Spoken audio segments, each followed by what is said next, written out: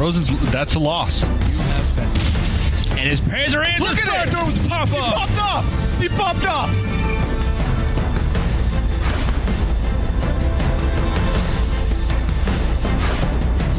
No, survival of the fittest looks like it's going to add up to simply lethal from where I'm sat looking at it. Zim going to take the series over Warmer 3-1.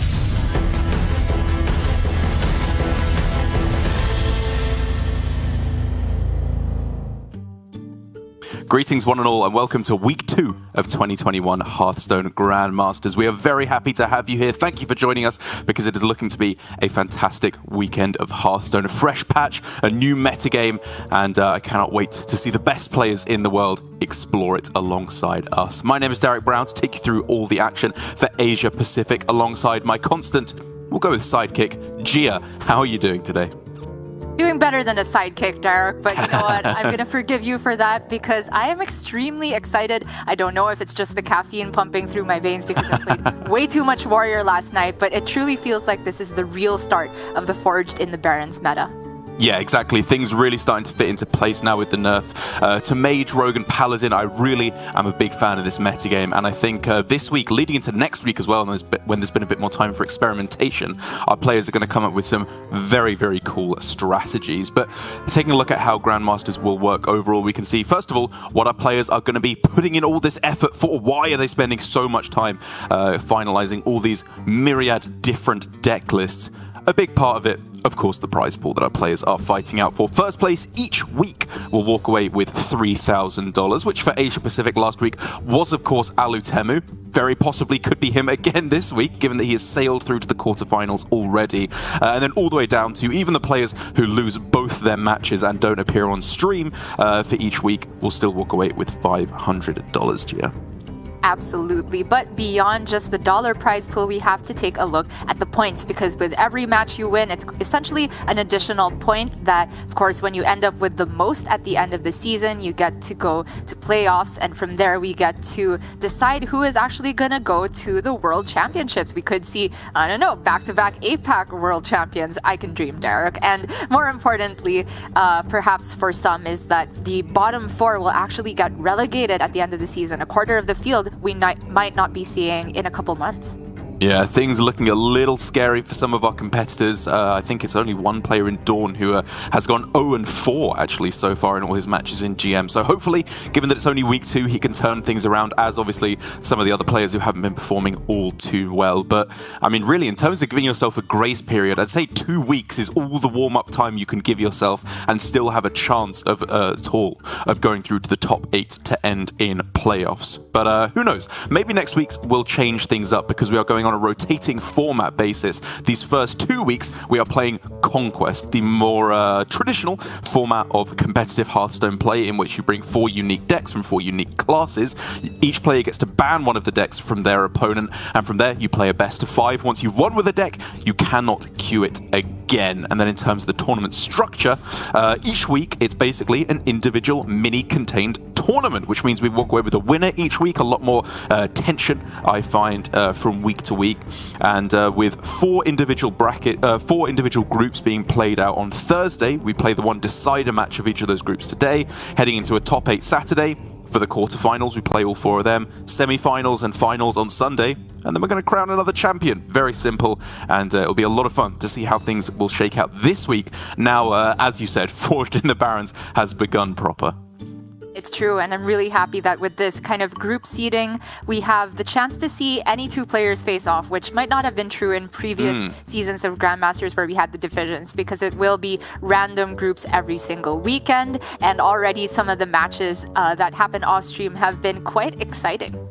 They really have. But let's take a look now at the standings to see how things went last week for all of our players. We can see up there at the top, no surprises whatsoever. Alutemu leading the pack, and already 2-0 this week. It could be potentially another 5 points for him if he keeps his play up to the incredibly high standard that we have seen thus far already. Glory in second place. Obviously, it is looking like it's no different this season, with the Japanese players doing very, very well once again. And even Possessi down at the bottom as the 3rd Japanese representative. He's gone 2-0 this week, so he's guaranteed himself at least some points coming into the quarterfinals.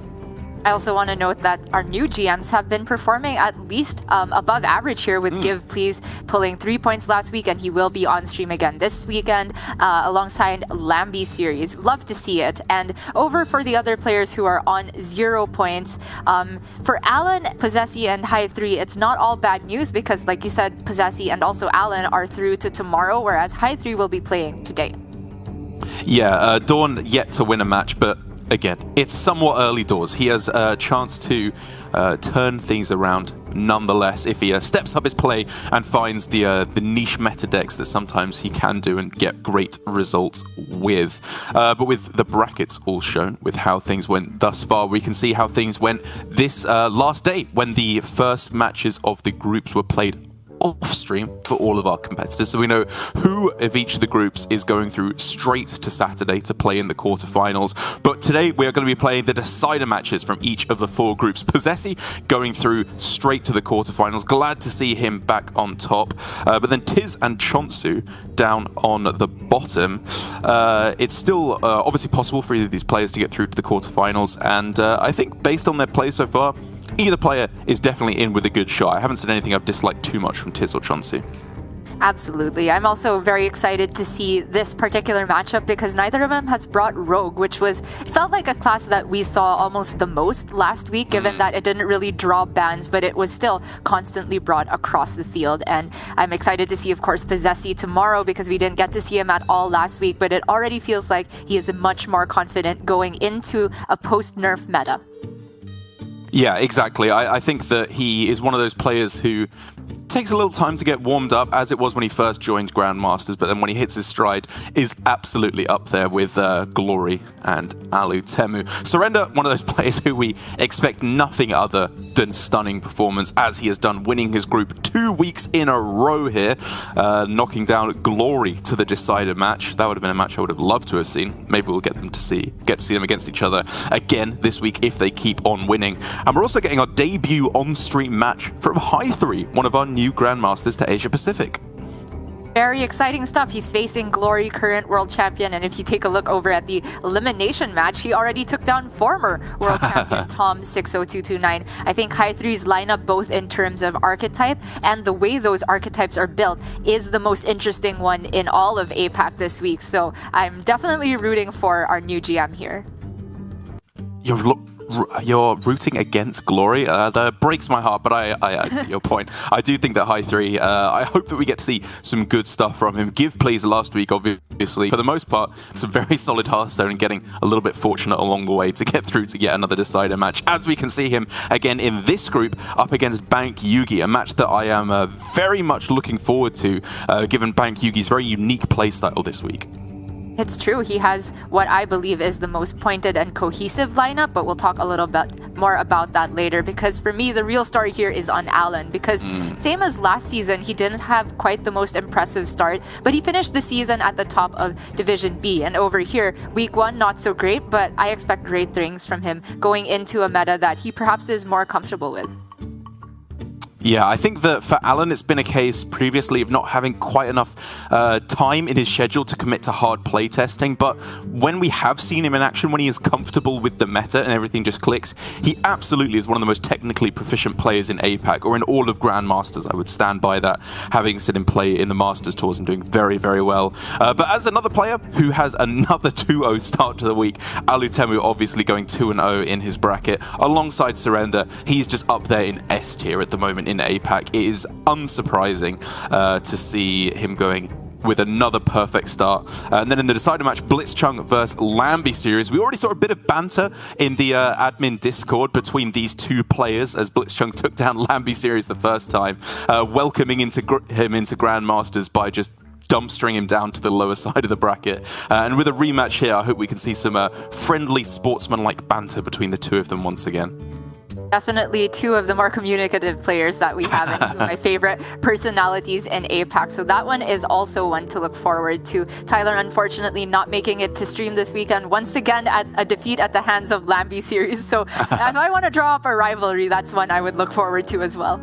Me too. And something else I'm looking forward to is the high amount of diversity in this week's metagame. We are far cry away from the 100% mage, 100% rogue of previous weeks. The highest bring rate individual archetype is only 56%, staggeringly low considering the way most metagames shake out. It's very, very volatile here in APAC. But what are just some of your thoughts about things that you're happy to see up, some things you think maybe are too high, and just overall perception of the metagame? Well, I'm just happy to see this beautiful distribution, many colors, nothing above the 56% line. To me, a big surprise is Token Druid still being so popular, given that it didn't quite perform so well last week, and Control Priest maybe not being more stocks up. But I think it also makes sense that people could have maybe been afraid to bring Control Priest when it seemed to have a very solid targetable deck with Weapon Rogue, say. Aggro Paladin being more popular makes sense because the loss of Penflinger being able to go face hurt Libram Paladin quite a bit, but I think the big news here is now we're seeing Demon Hunter 2 different types and also not on the graphic Tempo Warrior. Yeah, it's very, very interesting how things shake out. Demon Hunter and Mage, if we factor in all the archetypes of those classes, I believe are the two most represented classes. It is very surprising to see Demon Hunter so high up, given that I mean, really, it hasn't actually been given that many new tools in the expansion. The Death Rattle package, players are still not quite sure how to incorporate that effectively into a competitive archetype for Demon Hunter. So it's really just the Illidari Inquisitor at the top of the list that allows you to get a bit of extra punch in your late game that opens up some of the more tempo archetypes for our players. But with the metagame all wrapped up, the stage set, we can take a look at our first match of today. Of course, this is a straight up, if you win, you go through to the quarterfinals. If you lose, bad luck, you got to try again next week, but you are out of the runnings for this weekend. And speaking of Demon Hunter, Tiz here has quite an interesting build of, I believe, the OTK Demon Hunter in his lineup. That's right. When I hear the card Illidari Inquisitor, I automatically think they must be playing the new Tempo Demon Hunter that tries to take advantage of that. But in Tiz's case, he's actually just topped up the regular OTK Demon Hunter with that card, which is seen as, you know, additional burst damage. I find it difficult to maybe fit in with an Il'gynoth turn, but nobody said that the OTK has to happen 30-0. I guess it's not a true OTK if it doesn't happen that way, but a lot of times in Hearthstone, you can take a turn to set up maybe 8 damage and then deal the rest on the next turn. Yeah, I wonder, maybe a little bit of insurance against a priest if they Lucia away your combo. Who knows, maybe the Inquisitors are enough to get there in the late game, but we won't be seeing it quite yet, as Tiz is going to line up the Spell Mage first of all. And Gia, why are we seeing this deck when quite clearly Deck of Lunacy has been nerfed to Kingdom Come up to 4 mana? Well, turns out this deck is still just pretty good. There were quite a few games last weekend where players did not even draw the Lunacy and still managed to win the matchups. I would say that type of win condition is heavily dependent on getting the good removal tools, namely Devolving Missiles, Combustion, etc. But when you do get the Lunacy, then you also have the punch to beat control decks and also just blow some of the aggro decks that didn't quite get the lightning fast start out of the water. So I think it's still a very reasonable win for this week, but certainly has a bit of its weaknesses expanded now due to the late Deck of Lunacy. Yeah, it's a little awkward in how you have to sequence things out. Like, generally you want to go Deck of Lunacy and then Incanter's Flow to reduce your more powerful 10-cost spells like the Grand Slam and Survival of the Fittest to even cheaper, rather than reduce the cost of your spells and then turn them into Librams of Hope. But it's still insanely powerful, obviously. You're not going to be too upset with doing that in a game of Hearthstone. And as you said, you know, in testing, we saw a lot of the time the Devolving Missiles insanely powerful. Just the burst damage that you can put forward with this mage still is very often the primary game plan, let alone a backup game plan. And starting things off against the aggro Paladin for Chonsu, this is a matchup that I'm very glad we tested, because I went through a pretty steep learning curve after initially assuming that the Paladin would be a clear favorite in the matchup. It's true. I mean, I also thought that with this light of a minion curve that they should be able to really take advantage of the fact that Lunacy comes down late. But it's not so simple because of devolving missiles, because of even Brain Freeze combustion to a certain extent, and Mage still having cheap removal options. The Paladin has to be also, I think, heavily reliant on their Oh My Yogg coming off of Sword of the Fallen, which of course now is down to 2 durability, so it doesn't quite happen as consistently. I still think the Paladin is a slight favorite, especially since they get on board and often force the Mage in a spot where even if they do have the Lunacy, they probably have to clear the board and delay it yet another turn, and that kind of snowballs into more problems because they need to respect Conviction, which is one of the most powerful rank cards in this meta. Oh, absolutely brutal. If you get it up to just rank 2, the doubling effect of doing 1 mana, 6 damage a lot of the time is just too much for Mage to handle. So they need those very, very high tempo starting hands with like Font of Power, Devolving Missiles to just lock down the board, or very often the damage is just too high from the Paladin. And so now for Chonsu, we see the expected mulligan in first day of school, but also Kazakus. There's a lot of emphasis placed on this card, I feel like, by the aggro Paladin players, even to the point where they're including Talon in their lists. So I guess, in a way, it's not surprising to see it kept in the mulligan.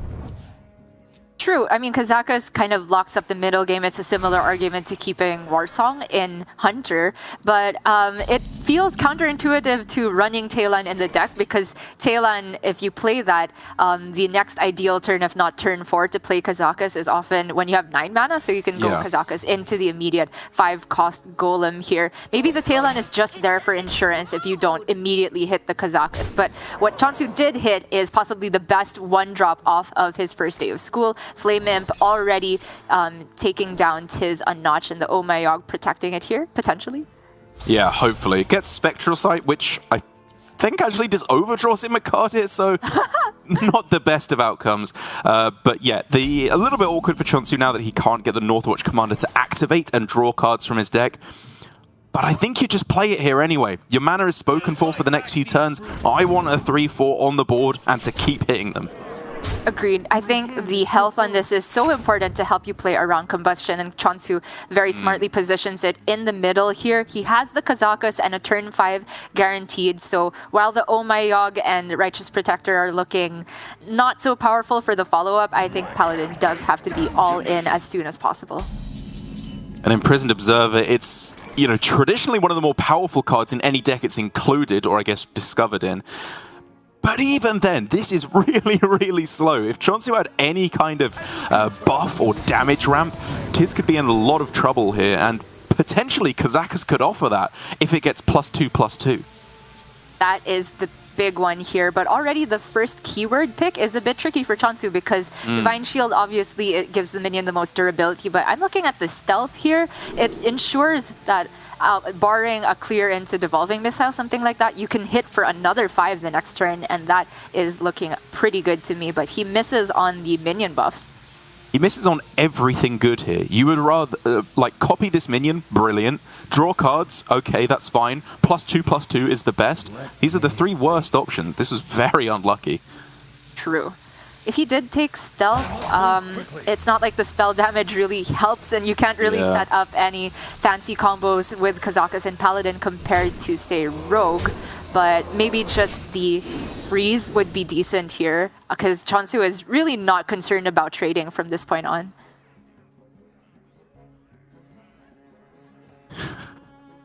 Refreshing Spring Water, for the first time in Hearthstone history, is not very good here, because it's just doesn't have enough cards in hand. It looks like maybe it's just burning the coin? You don't get that mana back. Correct. It only goes back up to 4. So it looks like he is just going for the Raz, which is a partial setup for the Imprisoned Observer. I think Tiz is very much just saying here, if you got the +2/+2, I lose anyway. And I think that's a reasonable way to go about it. Assuming he picked deal 3 damage twice, though, which he did, the Golem here is not bad. It can target the same minion 2 times, so it just deletes the Raz from the other side of the board. Very useful. 3 of his minions will get cleared up by the Observer once it reveals itself next turn, but the Greater Golem has Divine Shield to partially protect itself. So Chonsu can just put Tiz down to 10 here. Oh, does it Below not? 10. Oh, my mistake, sorry. I thought it could target the same minion 2 times. I'm losing my mind here. No worries. In any case, the problem still stands that if Tiz clears this board, Chonsu has a big problem pushing Burst here because the only actual non-minion based damage he runs in the deck is Hammer of the Naru, which is a 2-of to be fair, but currently not present, and his card draw is rather slow, needs to have a minion on board. And so now at this point, you can look obviously at the ring toss to try and find the ice barrier if you just need to gain a little bit of extra health. But in terms of stopping damage to the face, Vaporize no longer in standard, Flame Ward no longer able to clear off any of this damage. I think you just end up on Fireball in the end instead. I agree. I mean, that was a pretty unfortunate draw for Tiz here. I was fully expecting him to have hit at least Combustion or Devolving Missiles by this point, but all of the removal options have been expensive, which means Chonsu gets to land the Hand of a Doll. He can put Tiz at a range where 2 swings of the hammer get through. Or a single Conviction is just lethal. Sorry, 1 off. Very close. Very, very close. But how do you get over this last hurdle here? I'm looking at Yogg into Goody 2 Shields is tempting. The Righteous Protector as well, I suppose, is kind of interesting just to try and protect this commander. Yeah, I really like the look of the Righteous Protector here. He can even preemptively drop the Crab Rider. The shield and taunt on that is very annoying for Mage to deal with, and I think Chonsu last turn probably had a solid read on there being no missiles. Otherwise, Tiz would have gone for a more efficient clear than what he did last turn. But the real important thing here is Chonsu set up the Yogg, which makes Tiz's problems compound even more. I mean, that's a decent card to get, even if it's yogged away, just because now he gets to play some of the other cards in his hand. Chonsu looking very excited there. Okay. Well, he still has to think about, could this be Noble Sacrifice? That is in standard. Chonsu, of course, doesn't see what the Yogg secret turned into.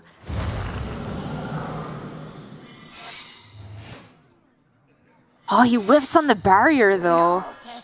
Which does mean this is just game, and you would have to imagine that Chonsu is going to test through all this correctly. You test for the Noble Sacrifice, and then you hit face for 5. Absolutely. This is not a deck that has any spells that you can afford to say, I don't need to hit you in the face. I'm just going to wait till I draw my Wicked Stab or something like that. Paladin absolutely needs to power their way through. And Chonsu's just like, it's lethal, right? He couldn't believe it when nothing happened. He was like, something's gone wrong, right? This is a visual bug. I can't just win the game. But yeah, with no other mage secrets that trigger when you attack face, if it's not barrier, you just win the game. And Tiz there just helping him along a little bit. It's like, you know what, let me get that one for you, buddy. I'll just concede for you to end that one a little bit quicker, as a big win is found. Getting the win with the Paladin, I think, is a really nice start to the matchup, because it is, in my opinion, a significantly weaker deck than the secret Libram Paladin we saw beforehand. And so just getting it over the finish line with that very cool mulligan of Kazakus into the 5-cost Golem, even though it didn't go the way he hoped it would, it was a clever mitigation of damage by Chonsu. Very true. You can see the power that the Oh My Yoggs also had in this situation. Sorry, only one ended up coming into play, but even if you negate 1 Devolving Missiles, that can be all it takes, because Paladin's damage snowballs so quickly. And like you said, compared to Libram Paladin, it doesn't quite have that strong card draw engine tool or consistency, so they really do need to go all in right from the get-go. Big win right out the gate for Chonsu, and with his Druid banned away, right, as we can see there. It was an interesting decision from Tiz to ban it at all, given that, again, in week 1, what was it even at? It was a pretty pathetic win rate, 36.8, I think it was, at the end of last week, across all the regions, which is obviously pitiful over a reasonable sample size. But Tiz clearly respects the power of it, as he's lining up here for himself and banning it away from his opponent. I wonder what it is in specific about the Druid that piques his interest. Well, personally, I'm still not a huge fan of this deck, but we have to respect it because half the field in APAC is bringing it, and also pretty much this exact list, at least everybody who's made it to stream today. And just thinking about it in terms of if they thought it was good enough last week, where there were 3 decks that got nerfed and even weaker going into this week, you can kind of theorize that maybe the Druid is just stocks up now, especially since Libram Paladin is largely been replaced by the new Aggro Paladin, and they have less consistent removal options in my opinion. I think Token Druid can capitalize on that matchup. I'm still iffy about Druid versus Rogue, but given that Tiz was not bringing Rogue in the first place, he maybe didn't expect it in the field, and I can certainly see the Druid getting things done against Mage too. Very true. This priest list, however, for Chonsu, I think, as we've seen traditionally, should have a pretty good time of things here. It's not the most traditional list that we've seen, a little bit heavier on the top end, with Yogg, Ysera, and a Light Shower Elemental, very interestingly, as a way to close things out, which does make sense in a metagame with a lot of aggro paladins, just as a big anti-aggro finisher. But at the same time, for the most part, the early game removal is all still there. Double Condemn, Samuro, Zyrella, even just these kind of early tempo plays like Sethic and Wanemaker are a big deal in shutting down the Token Druid.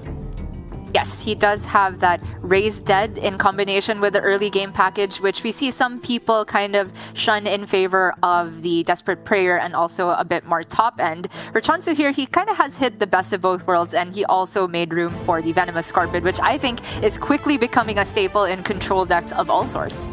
It's just a staple in any deck. It's just a really, really good card. Even in the Rogue that we were testing, that I think, what was it, Lambie series has it in his slightly weird version of Rogue. It just seemed pretty powerful. There's a lot of good spells that you can discover, and with 3 options, you're going to find at least one good outcome. Light Shower attack for Chonsu there, but look at this hand from Tiz. Ooh. That is the juice. Full keep, insta keep, and you absolutely do that with the Fungal Fortunes and the Glowfly. You're almost certain to be able to build, what, 3-4 boards, and you need far more than just one to stay in the game against Priest. And look at this, Innovate found, Lightning Bloom found to go alongside it. It's very possibly looking just like a turn 3 Glowfly that, yep, as it currently stands, just may not be answerable. Very true. I mean, I was looking at the solar eclipse for later on when the, say, Arbor Up becomes important, but I think Tiz is correctly spotting that if you just go in before the Condemn is rank 2, it's tough for Priest to actually deal with that many Glowflies. And had he had gone for a different card, he would have to expend both the coin and Innervate, and now he can just play one spell with the Lightning Bloom and get all the Glowflies. This is going to be a very interesting one. Chonsu has some of the very powerful removal spells, like Samuro is just a 1 damage AoE when it comes down, not bad. Condemn, 1 damage AoE, but I think it might just be 1 turn too late.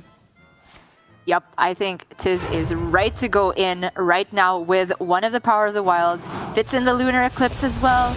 Only 1 minion left, and Chonsu has assumed a very pensive position. Yeah, pensive is one way of putting it. What are you even looking for here? Hysteria to clear off a couple of them? I guess a buff for Blademaster Samuro you can get not in a fire anymore? I honestly have no idea how you could even buff it for that cheap. Like, Power Word Feast would be your best for 2 turns time. I honestly don't know. I was looking at this play that Chonsu's going for. Samuro right now, you kind of say face up that you have Condemn, but Tiz only has 2 mana next turn, so technically the only other way he can buff their health is with the other Power of the Wild, but shock and horror, it's in hand. And this play for Chonsu is very face up. You're using one of your best removal spells to do not that much, and Tiz makes the perfect play around it, leaving one of them at 1 health, all the rest above 2 health, so that Condemn rank 2 is not even close. Yeah, this is just a blowout here. Chonsu can delay with Wave of Apathy, but even then, the problem remains for next turn. I think he needs Zyrella or Bust to get rid of this next turn, plus a way to activate the Zyrella. Yeah, the out there really was second Condemn. If he got that, true, he was in the game. It would have at least carried on there, but now you're absolutely correct. It needs something far more impactful. I do appreciate Chonsu's little expressions. I would have paid money to hear what he said on camera last game when no secrets went off after he attacked. He clearly mouthed something. Is here dropping the Gibberling, no big deal. He can just push the same problem that Chonsu had last turn. I think Tiz doesn't really even need to buff a minion here. I would just continue with the card draw, and he agrees. Yeah, absolutely. You just make sure 100% that if they do find a way to clear your board, you have the follow-up as well. It's the other Gibberling, so he absolutely does have board refill, and there is the Pride's Fury to make sure he has enough damage to close out the game next turn.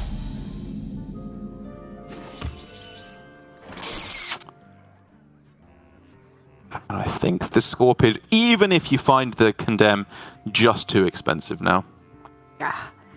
If it gets you another wave, maybe? Can you stay in it?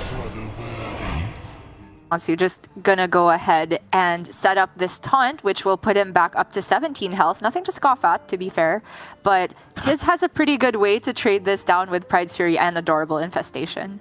When he just has lethal on board, right? Like, he attacks with both them hero power, and then he has 17 damage to close out. Right. Pride's Fury also will close out the game as Chonsu just gets an absolute turnaround smack in the face after that first game because Tiz had the juice. This is what you're supposed to do as Token Druid. Why doesn't everyone else just do it? It looks so easy.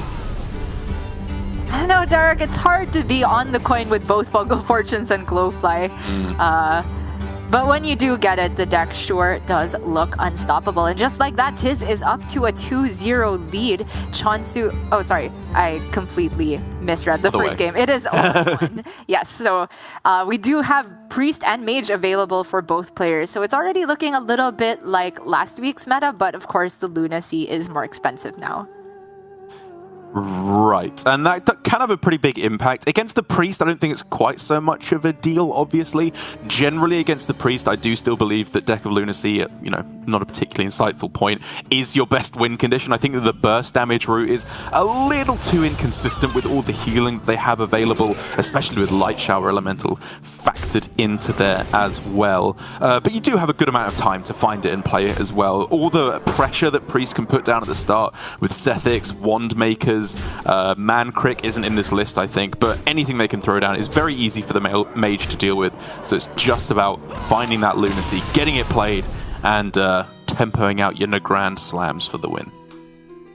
If you should be so lucky. It's also worth noting that I think it's not automatic to run 4 copies of 7 cost cards in Mage anymore, especially since Lunacy has become less of the only good game plan. Mage certainly, if you're still playing the deck post-nerf, you need to believe in the rest of the deck still being decent. Or in the case of Lambi series, you just don't play the Lunacy and play Cthulhu instead. I'm super excited to see if that will work out for him here. But looking at both the Mage lists, they look largely similar, except that Chonsu has some secrets in there with the Cone of Cold and Netherwind Portal. Yeah, I am I'm more of a fan of the tempo-based list now, I've got to say. Like, traditionally I was looking a little more heavily at the versions that were a bit more defensive last week because you wanted to have stronger game against the aggro decks. If they were leaving up Mage, they were probably playing an aggro lineup anyway. Now I think players are a lot more ready to leave up Mage no matter what their strategy is, and you do need a strong backup game plan if you don't hit the Lunacy, which is, namely, in my opinion, making sure that you hit any kind of minion development, and Netherwind Portal is a great way to get that through the use of spells. But even better than all of that is having Lunacy and Springwater in your starting hand, a dream way to get things going for Tiz. Yes, that is ideal. All he's missing is the flow. And for Tiz, if I recall last week, was he the one that left Mage up once? Maybe it was Give Please, my mistake. But I do recall there was at least a couple players in APAC that seemed to be of the opinion that Priest can get there against Mage, and that was pre-Lunacy nerf. So it's not as though all hope is lost for Chonsu here. He runs a ton of removal, and sometimes the Lunacy can give you just too much card draw and not enough minion generation. So there's worlds where Chonsu can grind out past the Lunacy, but Tiz has hit the trifecta of good early game Mage cards now. So does he just play it in the order that the mana allows? Is this just slamming Cantor's Flow in this turn? I don't think so. Well, the Rune Orb makes his decision a lot easier, but even if you didn't draw that, I think that you want to stay with the Lunacy before Encounter Slow first, because the 10 cost spells are so good against Priest. I think the chance at a Grand Slam versus like all guaranteed Libram of Hopes is a little too good to pass up. Elucia here is tempting to at least consider, right? Because you can just delete the coin from their hand and they can't play anything in response. Obviously, he can't play the Lunacy, which is the unfortunate thing here. But if he can just go coin-devolving missiles, then I think you would consider that probably about the best you're going to get from Elucia in the matchup. I mean, this would be, I think, a snap Elucia if he just had a turn 4 to play. The problem is, Elucia here, yes, it doesn't really give Tiz much to do, but then Chonsu's follow-up is not great. So all you did was delay Lunacy and literally just put a 1-3 on the board is the way I see it.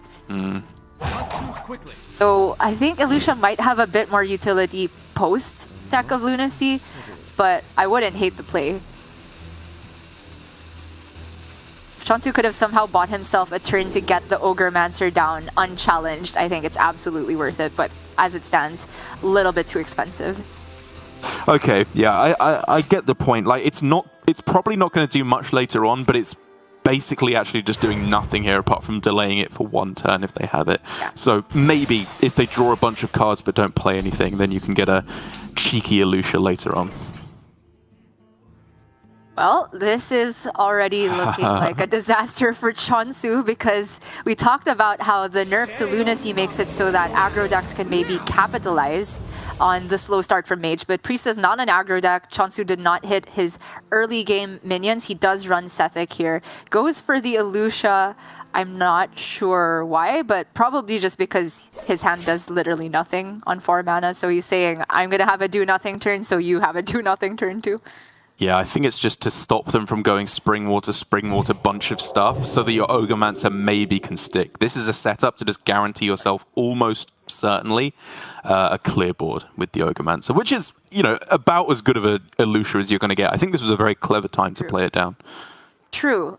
Now that you put it that way, it seems like this is the exact thing I was talking about, but I just failed to recognize it. 1 turn later, he still gets to put the Ogremancer down by virtue of not having drawn anything good when he gave his hand to Tiz. Probably just the Brain Freeze and use it here. Oh, interesting. So Tiz here is choosing to delete a good removal spell from Chonsu's hand at the expense of giving him a Discover, which is on average not too strong. I say that and then they get the Jandis, right? But yeah, I think that's fine. I think it's fine for Tiz too. Right, so the plan has quote-unquote paid off. He has the Ogremancer online. It did just top deck Skull though, which I think laughs in the face of these skeletons that are being summoned. Yes, and the fact that Tiz went for the Lunacy before the flow means that because he is running a deck that is a bit heavier on the 4-cost slot with 2 Ring Toss and 2 Fireball, there's a lot of these 7-cost spells in his deck. Celestial Alignment is not necessarily what you want to get off of them, but again, there's so much removal in the 7-cost Cycle of Hatred, always premium, for example. He has the Nourish though. This is like the dream opportunity to play Celestial Alignment. I will say at the moment, there's some pretty funky stuff going on with Celestial. Yeah. I'm not sure if it's a bug, but like if any cards have been reduced, you can end up with a hand that costs full of 0 cards instead of 1-cost cards. Actually, I mean, assuming there's no bugs, it does look like a good play here because he is good. Immediately Nourish and get the mana, and then next turn play.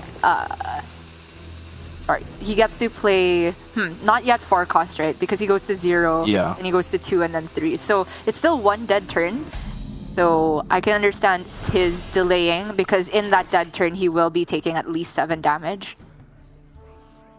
Oh, but he could have gone like Nourish to ramp up and then, Springwater to refill his mana because they would all cost 1 and gain him +3 mana every time it's played. Like, again, if you don't know exactly how it's going to work, I can see the problems, but it did look really, really strong there. It certainly was tempting, especially since Chonsu would also just have dead turns. Like, it's reasonable to say I can just take 7 for a turn, because after that, every turn from this point onward is just exponentially stronger than Chonsu's. Tiz going for a safer approach here, and he has hit some minion generation for sure.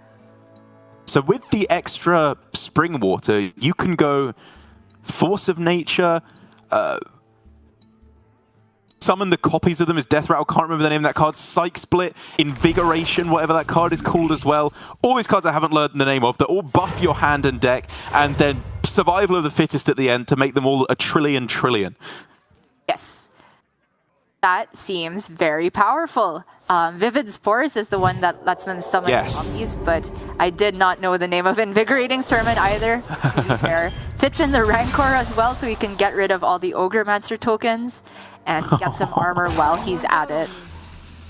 Yeah, I mean, he can't play the Survival anymore, but I guess that's fine.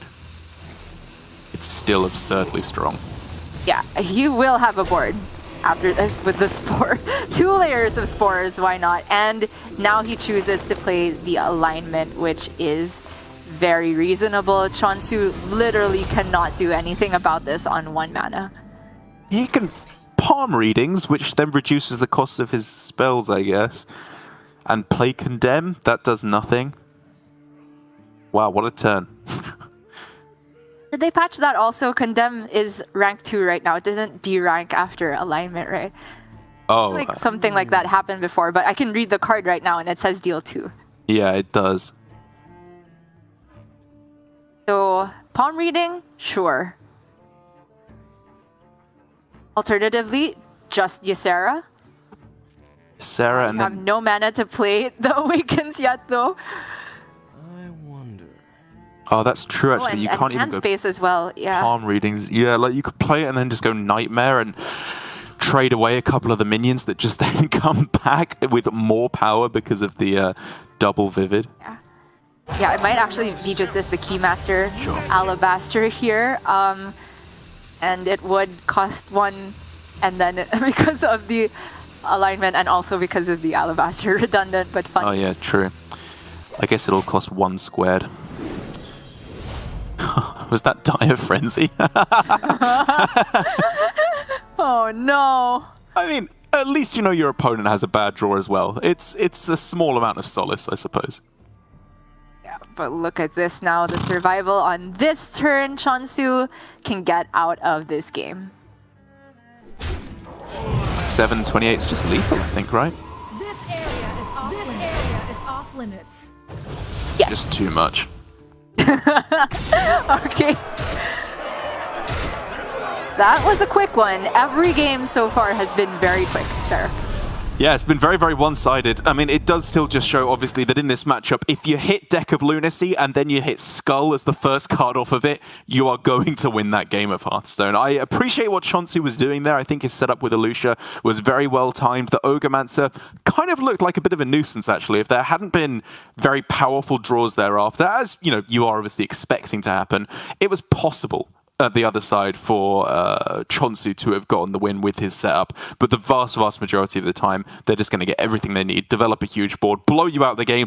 It's what Mage does. Who cares if they have to spend 4 mana to set it up instead of 2? They're still cheating about 1 billion over the course of the game.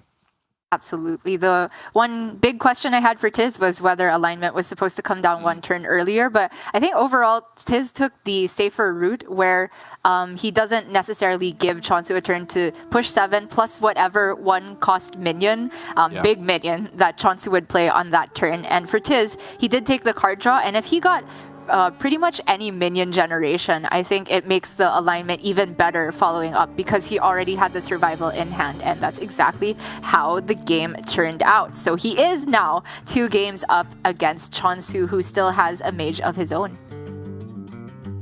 Which, taking a look at the list could turn things around fairly quickly. First of all, though, we are going to go to the Priest Mirror. Obviously, Control Priests have been one of the most infinite mirror matches over the entirety of Hearthstone. In the previous expansion, I think they sped up a lot. It became a lot more minion focused. You were really beating down your opponent. I don't think things have slowed down a bit again here. Obviously, it's very low curving, not particularly aggressive, but Tiz does have a couple things working in his favor. Man crit can be a very nice way to get that early pressure rolling. But outside of that, do you have much experience in the matchup? Are you expecting this to go super long, or do you think this will reach a decisive end in the mid game?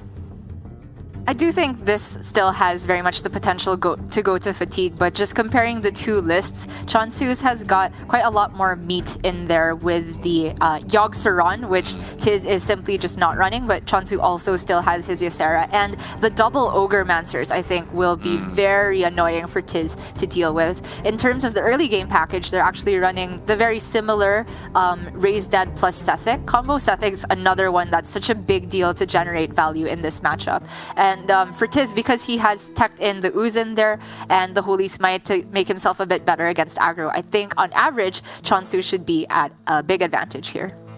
Does feel that way. Obviously, there's a lot of things that can turn this around. Again, as I said, Man Crick is nice just to throw down and get a 3-10 later on. And Sethics really are the big unknown in the matchup. That's the one main way of generating a lot of random spells that Priest really thrives on, because there's so many buff spells in Priest at the moment. Powered Fortitude, Powered Feast, Psych Split, Apotheosis. A lot of ways that you can ramp up that pressure, which is a very big deal, because again, like you said, it's likely to go to fatigue, or very well could at the very least.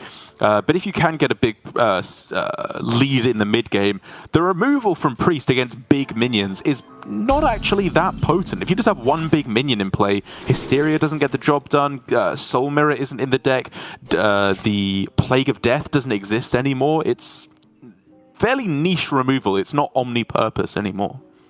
It's true. The single big minion is much better against Priest than it was previously. And if I used to think that Priest just had good removal all the way around, but when I started playing from the Priest perspective, I realized, oh, I was just playing really badly into Hysteria. So these two players certainly going to be more experienced here. Chonsu keeping the Scorpid, should not be surprised to see that Tiz is coining out his own one here.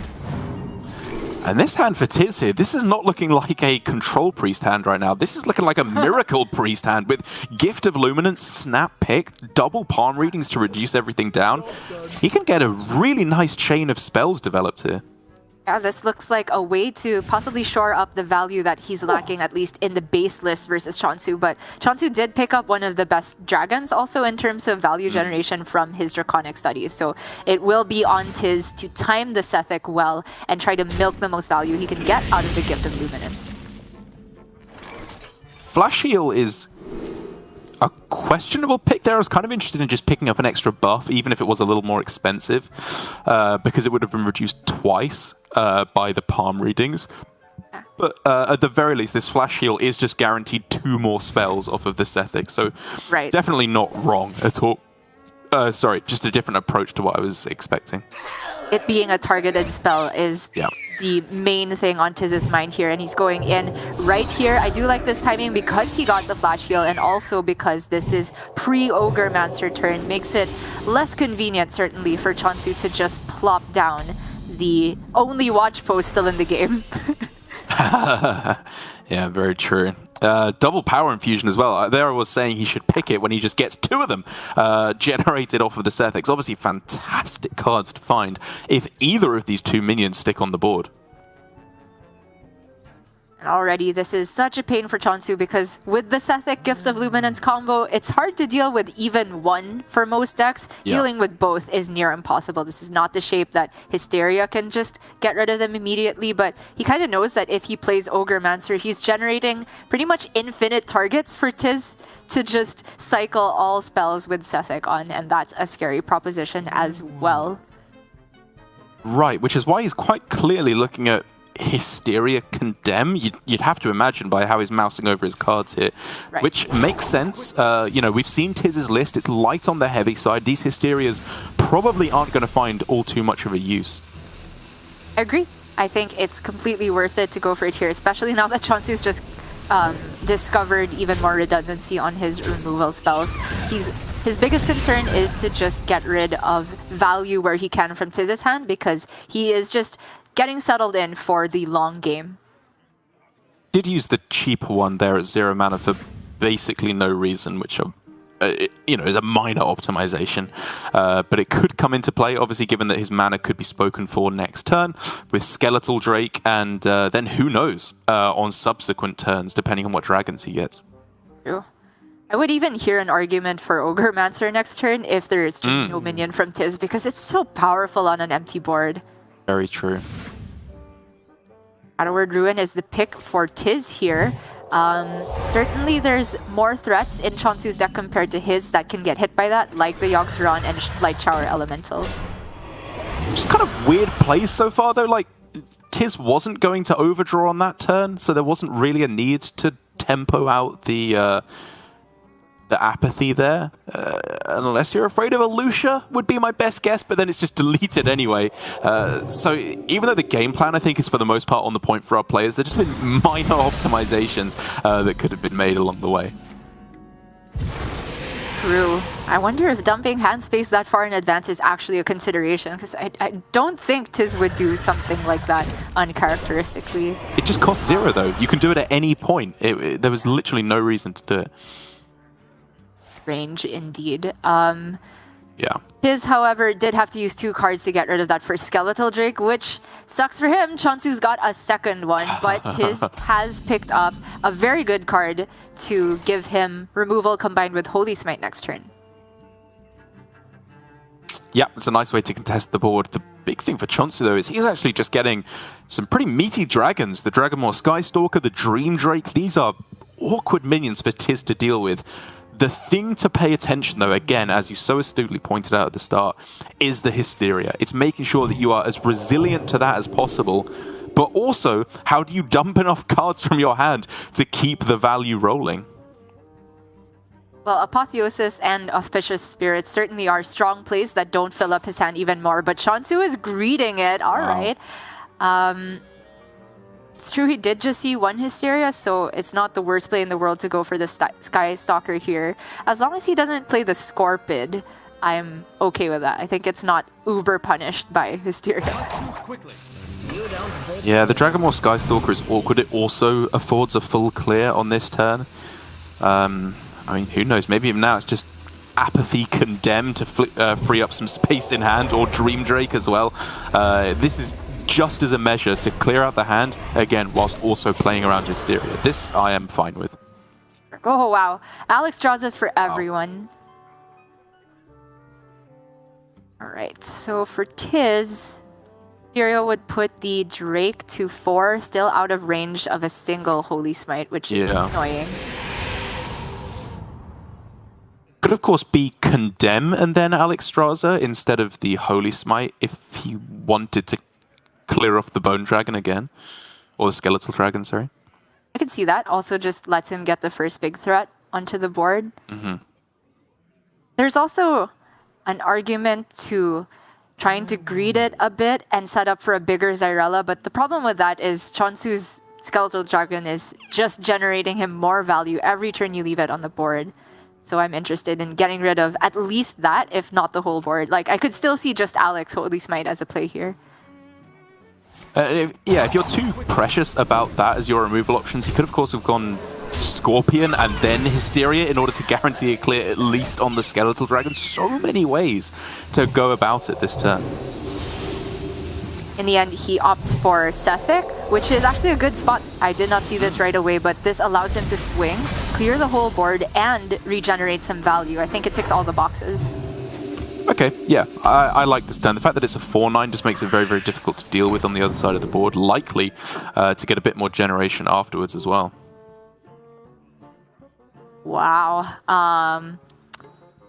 Obviously, Chonsu's first problem here is getting rid of the Sethic, and he can do that with the Hysteria here. Yep. I was honestly looking at Idol of Yasharaj just because value, but Soul Mirror is an ace in the hole that they will hardly ever play around because it's not naturally in the deck, and that can give him value as well. Yeah, agreed. I think the thing that is missing from his hand isn't value at the moment, it's good removal, which Soul Mirror absolutely fills that gap. And he did just get even more value off of that race head with the double Scorpid. Scorpid is just the best card in Hearthstone right now. It's pretty insane. Oh. Ooh. That's interesting. is not naturally in Tiz's deck, but it can get him to a point where if he wants, he can chain threats. But given that I did talk about this matchup likely going to fatigue, my first instinct would be Onyxia here. Yeah, I think I agree too. I mean, it's one of those things that's so difficult to correctly analyze in Hearthstone, because if we were to run this through a simulation a bunch of times with perfect play, we would figure out one player just kind of wins in fatigue the majority of the time. It's so difficult to know that with the slight variations in the list. So maybe for Tiz, if he knows he's going to lose in fatigue anyway, he should go for Malagos just to deliberately draw his deck, speed up his aggression so that he can try and win on tempo, as you said. But in the end, Onyxia now with its summoning 1/1s at the end of every turn does afford a little bit more of a consistent, aggressive game plan. So it's definitely a reasonable way to go that does still apply that value and pressure that we were looking for. I think because it gave him the option to have yet another heavy hitter dragon, it's a bit more realistic for Tiz to go for a fatigue game plan here. He does pick up a nice condemn into initiation turn, gets a Skystalker of his own, but Chonsu has that second Soul Mirror in his back pocket, so whatever Tiz generates, at the very least, Chonsu can replicate.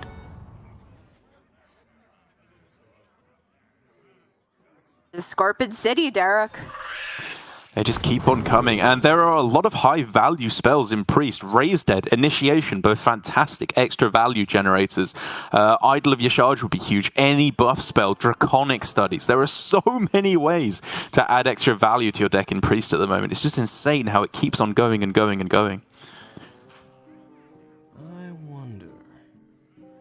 The focused will, if he wants it, is definitely going to make the Skystalker on the other side more appealing to deal with. Yeah. But I mean, Chonsu has just consistently gone for value. Every single decision I think that he could have made has been the greediest option. And that really goes to show you where his mindset is at in terms of how to play the matchup. He's certainly not starved for health. He can afford to take a couple damage here, and he does have Samuro here, but without Apotheosis, it starts to get a little bit scary. Yeah, I think it's just been a very smart approach from the matchup overall from Chonsu. It's been greedy, absolutely, but it's been smart in the way he approaches it. Like going for Soul Mirror over Idol of Yashaj, I think it shows good understanding of what you need. You need to be able to make sure that if they do make an aggressive push, you can clear it. But Soul Mirror does still afford some amount of value, as we can see here. It got him his own Skystalker, Man-Crick. It's a bit of pressure on the board. And thereon after, you know, as you said, another Raised Dead. That's probably 2 more Scorpids with the way this game has gone so far. And then he can get more Raised Deads, infinite replicating Scorpids to close out the game. Sounds like my nightmare. True, that does sound like nightmare fuel. I kind of thought that after Galakrond rotated, Priest would have less infinite value generation. Yeah. I was sorely mistaken, but for Tiz, this was quite clean Zyrella turn. He can take this value trade as well and heal back up, or he can go on the offensive. Yeah, I mean, it still gets in the full heal, right, with the feast effect, and just puts more stuff on the board. Yeah. Yeah, and I also like freeing up the hand space so he can just play Ysera, get all the stuff. Well, Soul Mirror worked a treat last turn. We could just try that again here for Chonsu to get his own buffed up Skystalker yet again.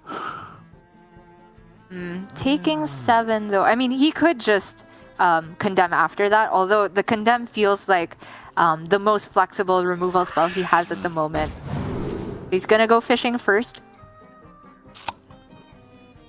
Oh, Gift of Luminance plus Hysteria is... Right. It's pretty good. Like, in a way, you don't want to up the chance that it will hit a Scorpion, because then it's less likely to clear the other minions first, if that's going to be your game plan of how to clear. But Gift of Luminance, I mean, even if it's not on the Scorpion, the Ogremancer, the Skeletal Dragon, the Light Shower Elemental, there's some good targets.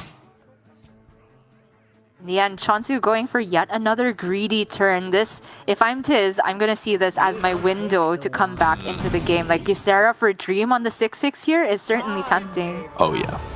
This is the aggressive push you need to make. This is what I was talking about. He didn't go it through the Malagos, obviously, but he knows that this is starting to look like a losing battle. Massively down on value.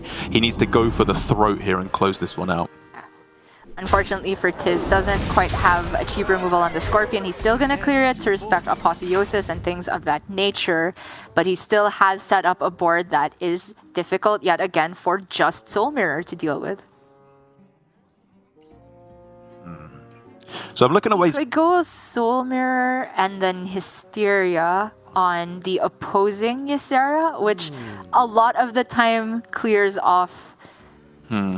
Well, no, it's going to be 2 Yseras on the board and 2 7/1s, right? Yeah. So maybe the other way around is just better. Yeah, I think just starting with Hysteria, it some of the time just clears off half the Ysera. This is like the bad outcome, I suppose. But it still massively lowers the amount of damage on the board. And then you could even just go for Skeletal Dragon here if you were so inclined.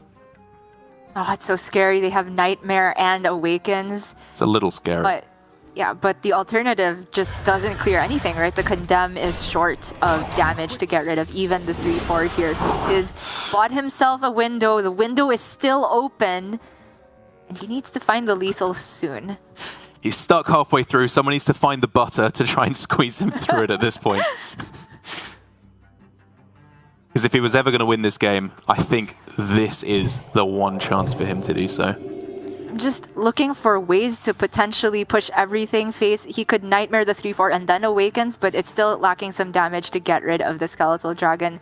He's going fishing, gets another Ysera. My goodness. Wow. I mean, that is huge. Being able to go for another Dream to sap away a big taunt. The Light Shower Elemental that he knows to still be in hand is a very big deal. Smite? It's so close with Smite. If it were 1 damage more, I think that was the pick with Ysera Awakens and just like push a bunch of damage to the face here. Not quite an option at the moment. If he played Scorpid, there might be some Hysteria play on his mind right now. It's just interesting. On both of those picks there, Tiz had more aggressive options. He picked the Draconic Studies over Apotheosis and then Auspicious Spirits over a Holy Smite. Like, there were 2 opportunities which could have buffed his board and pushed more damage, but instead he's playing a slightly longer value game plan instead of pressing his advantage right now. And I'm not sure that that's necessarily correct. I think maybe the best way to go about it was just to go as aggressive as humanly possible right out the gate. It certainly seemed like that was more in line with his previous game plan, but no matter which way I looked at it, getting rid of the Skeletal Drake was a big problem for him here. Just not the right shape. Oh! Wait, that would be game, but you can't target Laughing Sister with the Nightmares. That would be 8 extra damage to close out the game. Ysera Awakens no longer goes face, if you're thinking that. Correct. That is not a lethal out here. Oh. I must consider. But he can just Ysera again and dream the... Is it worth it to dream this? It takes Chonsu's entire turn basically to play it again, and yes, he can either heal so. or remove the Laughing Sister, but it's slow, right? I think it's worth it. Definitely looks that way. Alternatives. All he wants to do is ensure that he has a Nightmare target for next turn, and Chonsu has no Apotheosis target. Oh man, this is so close. Does this come down to Yogg at the end of it all for Chonsu? Right, it really might. The Soul Mirror is just not the right shape to deal with the Mankrik. Yeah. Or the Ysera, or the Laughing Sister. These all have so much health on them compared to their attack. He's not going to get the draw. And so is it all crumbling apart for Chonsu? He misses the Apple with the Samuro combo. That hurts so much. It might just be a Yogg. I mean, he could even have gone Samuro, Apo, and then Gift of Luminance as well for even more clear on that turn. Light Shower, Gift of Luminance is something to think about. True. It's a nice spot. Both dreams, yeah. And so, the Awakens immediately kills off Laughing Sister, and you cannot buff that, so you kind of accept that's going to die if he is going to Awakens in some capacity this turn. So you can go double, you can bump with the Laughing Sister into the Divine Shield, Awakens, heal your Mankrik, Awakens, they heal for 12 up to 17, you then have 8 plus your 7, so you can deal 15 damage, plus the Apotheosis is 1 mana over. I've spent 11 mana on this turn to find lethal. It's really close, though. It's really, really close. Oh, no, wait. You can miss the heal and Nightmare first. This is lethal. You trade, you go Trade? double Nightmare on your Man-Crick, Yes, and then you go for... double Ysera Awakens. The Nightmares give you +4 apiece. Isn't that a bit off then? Oh, it heals for 8. Sorry, I was accounting for yes. healing for 6. Yeah, yeah. Oh, I thought I had it there. Or very close. I mean, hardly anyone is playing this card right now, but Yeah. yes, Light Shower Elemental does restore 8 upon its death rattle, and that bought Chonsu just a little bit more time to come back into this here, but he can now Soul Mirror and immediately get the heal off of the Ysera. But is that good enough? With the Condemn, it certainly does look good. It's pretty disgusting. Doesn't give a full clear. Man-Crick will still be knocking about, and there is still double Nightmare, but it's so much heal for Chonsu. And it's so much board presence. He gets to stick Ysera, his own Man-Crick, his own Laughing Sister, his own Sethic Veil Weaver, and he's still hiding behind this one other Light Shower Elemental. And he has knowledge of all cards in Tiz's hand except 3, if he's been paying perfect attention. True. And I'll actually know that all but 1 are just generated cards at this point as well. Not even bothered about healing his own face here, and the Light Shower is pretty sick to even heal up the rest of his board. This card is true. insane. Yeah, that's pretty disgusting. He could even take the trade right now. I think that's fine. If he was afraid of silence in some capacity, but surely he knows the taunt was valuable last turn, so probably better to keep it on board, all things considered. Tiz needs this Awakens to even stay in the game at this point. That's so much healing. Oh my god. Oh my god. Yeah. What does he do here now? Tiz is not running Yogg in his list. I'm trying to look over this deck list so I can click something looking for, but nothing looks good enough. Yeah, I think it's all just falling apart. And again, looking back on these decisions, I was critical of Tiz for, like going for the Draconic Studies, going for not picking the Holy Smite. Everything he did actually allowed this aggressive route to push. He found the extra Ysera, which got him the extra Dream, the extra Nightmare. It got so close to pushing that lethal damage. Just wasn't quite there, and I don't know, I'm sure if we looked back deeply enough, we could find something extra, but all the decisions he made there, I think just were the ways to get the most amount of damage through. Up until that one point, and it really does just take a couple turns for Priest to turn the corner before they are back up to full here. And now Chonsu, again, he knows most of what's in Tiz's hand. In terms of scary generated dragons, I guess another Ysera would be top of the list. Alternatively, Deathwing to a certain extent. If he's not careful, he's actually out of single target removal. But there is a Shadow Word Death now. Yeah. This is going to sting for Tiz. A double Scorpid yet again. And, I mean, palm readings to reduce, literally nothing in hand, apart from the palm readings and the spell you generate. Sure, why not? So I was looking at the Shadow Word Death. I feel like Chonsu's real only fear at the moment is a generated Deathwing. At this point, he just needs to chill. I guess you're right, actually. Take all the trades. He should win in fatigue in almost every situation because his hand is too expensive for an Elucia to really blow out the value.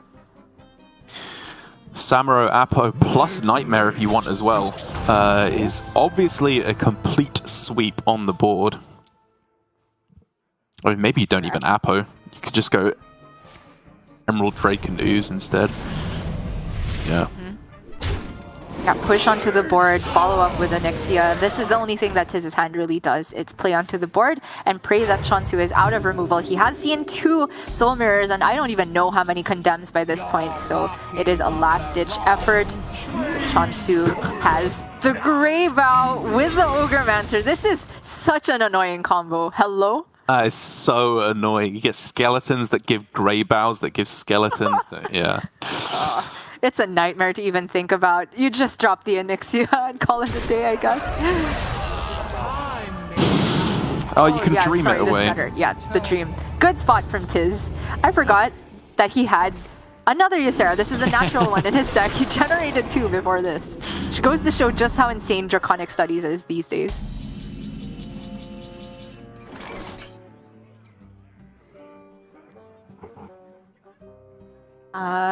Nothing much to fear here. I think Chonsu could comfortably just take the trade, play Alex Straza on, I guess, the Ysera on the other side, because he's kind of committed to just grinding out to fatigue at this point. Consider. Yeah, you're afraid of then Nightmare trade? I guess that would be fine though if that happened, to be honest. Palm reading is okay too. Like, he could make a similar play, but instead of the Alex, just set up the Ogremancer. Yeah. Oh my goodness. The Blackwing looks pretty good here. Yeah, I like the Blackwing. It's just a way to kind of close out the game without letting them get anything onto the board. One thing Chonsu lacks is spot removal here, and that lets him have continuous spot removal if he can just find the window to play it. And that could be this turn. Sounds good to me. I have no master. Has such a tall mountain to climb from here. I don't know how he gets there.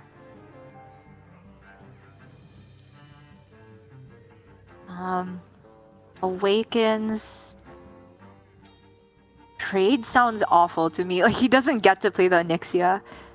I'm at a point where, if I'm Tiz, I might be desperate enough to just drop the Onyxia and say, if you have yet another board clear, good job. Yeah. That with Apotheosis and heal 5/9. Now, I don't even think you can get there. You're not damaged enough to allow the Zyrella to clear off the Blackwing here. Right.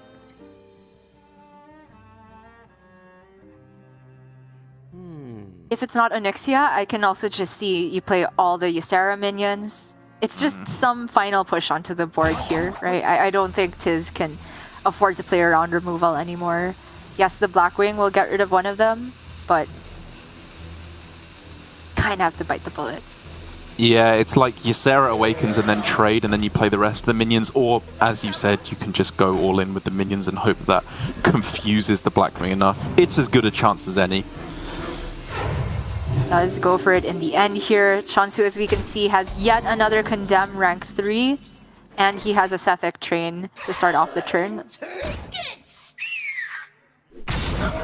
You always forget that the Blackwing itself can just attack to start off the turn, and then also deal the 9 damage. It's not Ragnaros. We have Green Rag and Demon Hunter. We have Neutral Rag and still basically Priest, though. Very true. Well, even if nothing else can be done, Wave of Apathy guarantees that Chonsu doesn't really need to be afraid of much of anything for the next turn, at least. True. He can just play a Mage Scribe as well and not trigger the spell burst because of overdraw problems. If we look at what's left in Chonsu's deck, he still has some very valuable cards. I can't believe that the Cyrella and Ilusha are in the bottom for... Ilusha in the bottom for both players. Raise Dead, I believe he's drawn both of those. That's a bugged card at the moment. So ignore that on the tracker. Sorry about that. Like an Awakens clear turn. And then you just drop Cyrella? Just to have something on the board, or Laughing Sister Tempo? Yeah, sure. Yeah. I wonder if you even heal at this point. Okay, just to give yourself more damage for Zyrella, but he doesn't actually have any burst healing options because he can't stick the Apotheosis on the Laughing Sister. And at this point, you don't even need to go Mind Render. He's just winning. Again, the other thing about Ilusha is your deck gets double dipped from, so you don't want to let yourself dip further into fatigue when he just has quite clearly the better hand by a vast margin. And it's so good that it's also just too expensive for Tiz to really delete that much value when his own Ilusha turn comes. And because of that, I don't think Chonsu is pressed to go for Ilusha whatsoever. Just take the removal, take the slow road. It's been slow route. It's been working for him so far. Now Tiz Looks like it's gonna be the Onyxia turn. It seems you need another lesson, mortals. Come forth, my And the Samuro can make quick work of this. Shadow Word Ruin gets rid of both minions, which is not ideal, but oh yeah, he could just take the value trade with Powered Feast. It's too good. Yeah, how do you even go about this? Like, you can go Samuro Feast, although I guess you just accept that you're not sending the 9 damage, the 8 damage phase on this turn, which is fine. It's really not important to Chonsu's overall game plan. Yeah. And the best part is, this way he's actually spending the cheap cards from his hand, which you want to do to make their Elutia worse. You just keep the Ysera, the Yogg in your hand, so they can't really do anything when they get your hand other than, what, Ogremaster? Maybe Shadow Word Ruin to clear just 1 minion? Not great. No, that's a very good point. It's really just whether he goes for the Samuro at this point, and I guess you don't even have to worry about that. You can just save it for when you get another buff spell at some point.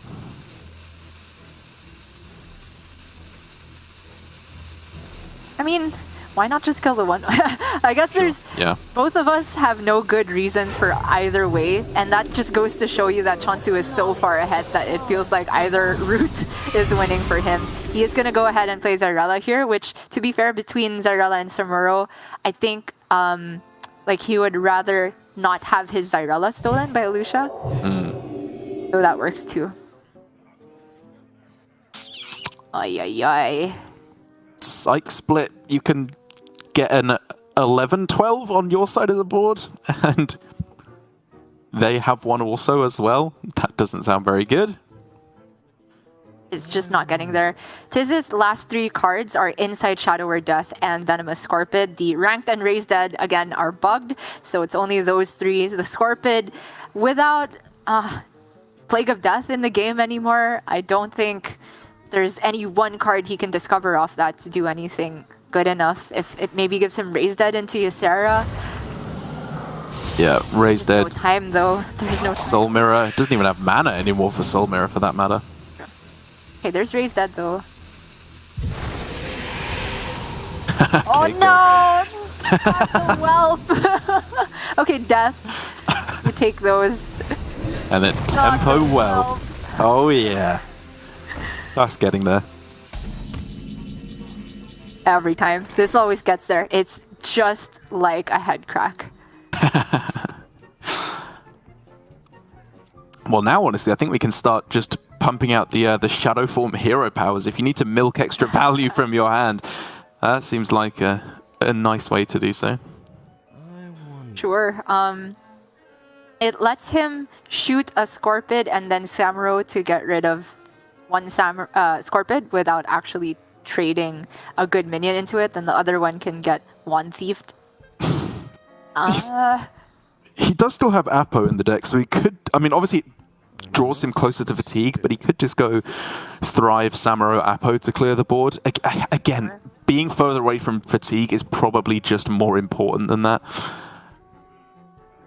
It's just a nightmare to keep track of what small outs your opponents possibly have from this point onward. But if Chonsu has been keeping perfect track, and players do have access to Deck Tracker, he should know that the generation from Tiz is well and truly gone at this point after having seen the last Scorpid.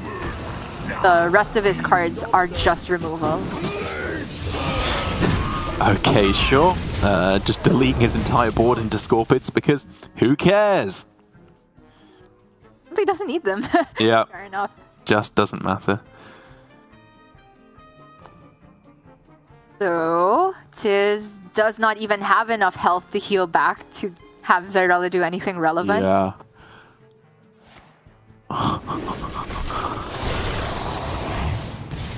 And then he can Nightmare Death. Oh man, and then they have a bunch of tutus. Sounds terrible. Nightmare Death. I hate it.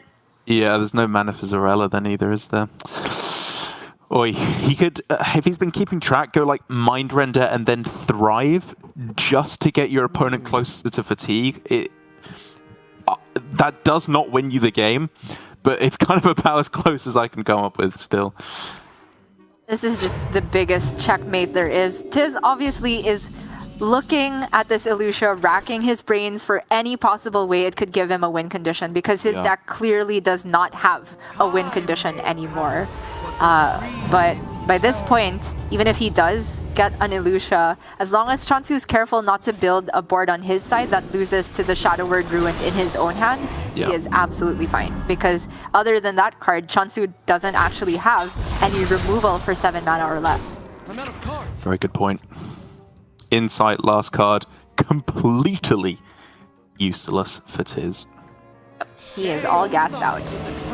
Going for the Hail Mary because there are some cards in Chonsu's hand that were generated, looking for something good. But again, Chonsu did not put anything to more than 4 attacks, so the Shadow Word Ruin is useless. Tiz could go for like Nightmare and Shadow Word Ruin.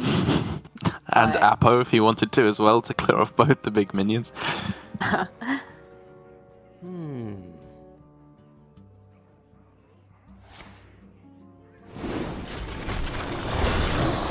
At the same time though, yeah, you want to play Auspicious Spirits because that's a big threat. I can't think of any 7 mana minions that can pull you back into this one, especially as the pool feels like it's gone a lot weaker actually since the core rotation. Yeah.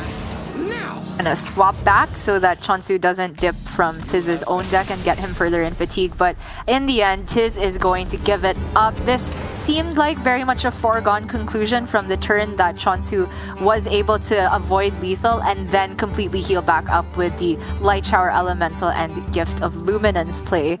But up until that point, it was a razor-thin margin for Tiz to get close to lethal.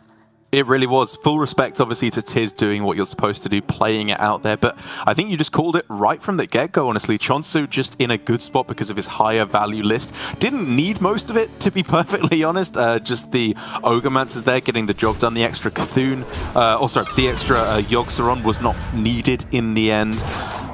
Just played the matchup very, very nicely. Even in that brief window in the middle where it looked like Tiz might be able to get there, an incorrect lethal was called, which always shows you how close it was.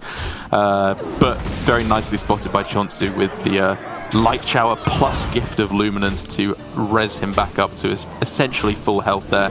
Just a clean game. I mean, Chonsu went through a lot of discoveries quickly that I don't really know if he had any opportunities to take maybe a bit more defensive cards, just 1 or 2 choices, right? Because there were periods when his hand was chock full of value and lacking removal, and that's when you saw him go for the taunt and pray they don't have silence type play, and that was the one scary thing for Chonsu. But I still have to say, very well spotted from him to go for that on the turn when he had seen both the dreams already played from Tiz. And also very good to never play the Yogg because that was actively Tiz's only win condition at the end. Yeah, that was the small chance of getting it back if, Rod of Roasting, if the small % chance that things go disastrously wrong. But well done there by Chonsu winning the Priest Mirror. Obviously a huge deal, given that it brings us all the way to Game 5. Either player still in with a perfectly reasonable chance here, I think, of going all the distance. As to close things out, it's a reverse of what we saw at the start of the day, with Chonsu now on the Spell Mage, turning things around. Last time we obviously saw a decisive victory for Tiz, and if APAC has been anything to go by so far, it's going to be a very quick Deck of Lunacy game and a win for Chonsu. It's true. Even this week, the Lunacy was just played as soon as it possibly could have been. Yeah. Of course, Chonsu did a little bit of delaying with the Illucia, etc., etc. But for Tiz, I think he should still be feeling a bit scared because I think overall Mage is still favored in this matchup. Maybe Chonsu's list is not quite the best for this matchup because he is running Cone of Cold, Netherwind Portal, where maybe you would rather have a heavier 4-cost slot in order to get the most 7 drops as opposed to 6-drop card draw. Off of Lunacy, I mean. Yeah, exactly. It's very awkward as to how you want to construct these lists nowadays, because I think the way I don't like it is like, Mask of Cthulhu is not an especially strong Hearthstone card. If you can make it all go face, it's, you know, it's a cheap Pyroblast. It's a lot of damage, and it's pretty core to the game plan if you're going down the burn route.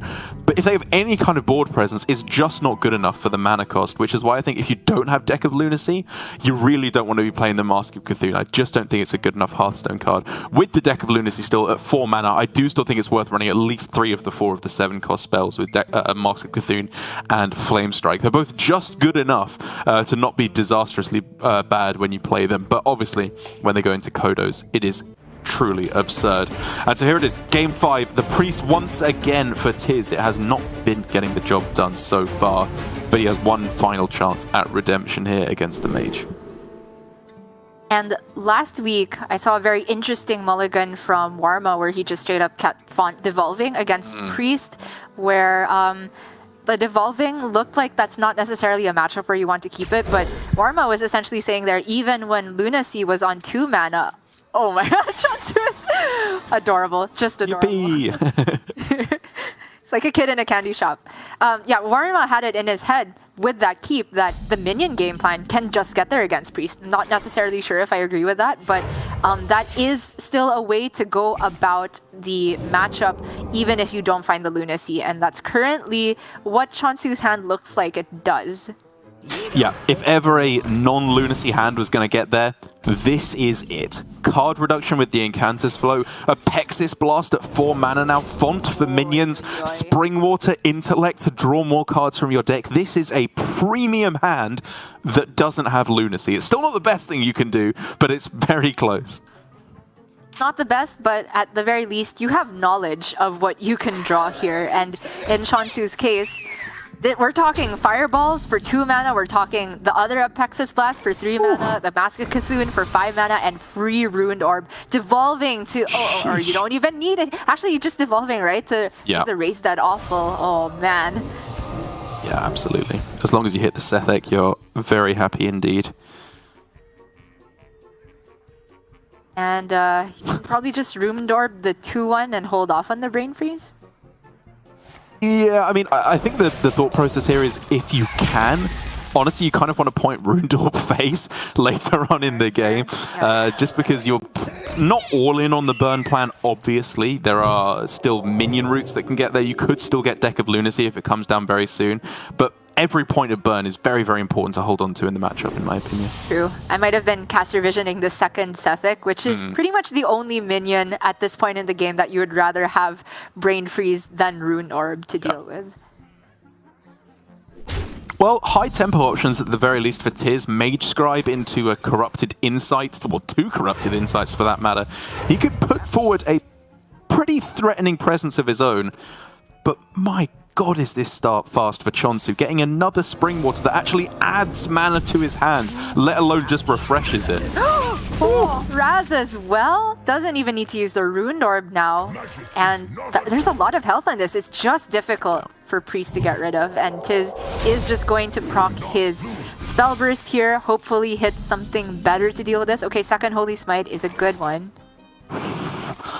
5 mana Mask. If any spell damage minion here, Cram Session and Raz become insane. Okay, not that spell damage minion. Not that one, that but could be so relevant later, right?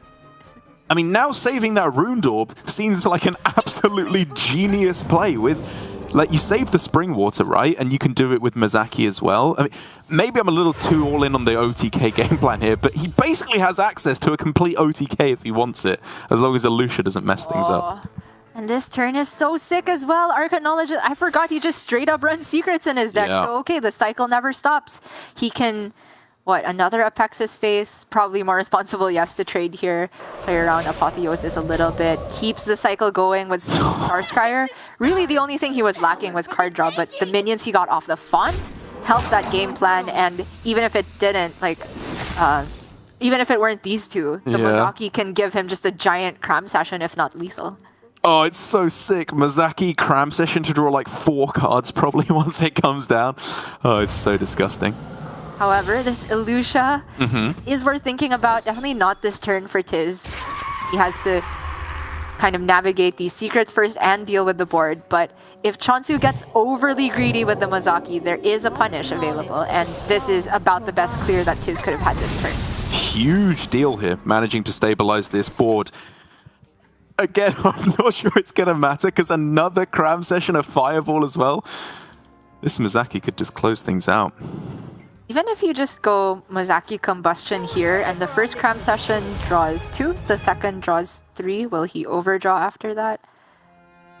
I don't think you can fit in the Rune Art until the end, because you would overdraw if you are going to play both of the cram session. I think I do like just cram.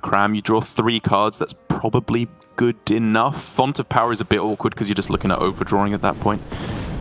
So he started not with Combustion, but with the first cram session, which means that he's probably looking to Rune Orb first now. Wait. I think he's looking to Rune Orb at the end, maybe to kill it off. It's just about making sure he has enough hand space. Sure. Yeah. So you can burn some Font minions to clear this off. Yeah, 100%. Yeah, you just start with Font. Yeah, I think that's totally worth it. Good spot. And you can also just cash in the other Rune Orb to face while you have the Mozaki guaranteed. He didn't even burn any minions. What am I talking about? He gets everything. Yeah, I'll burn one off the card top. In his deck.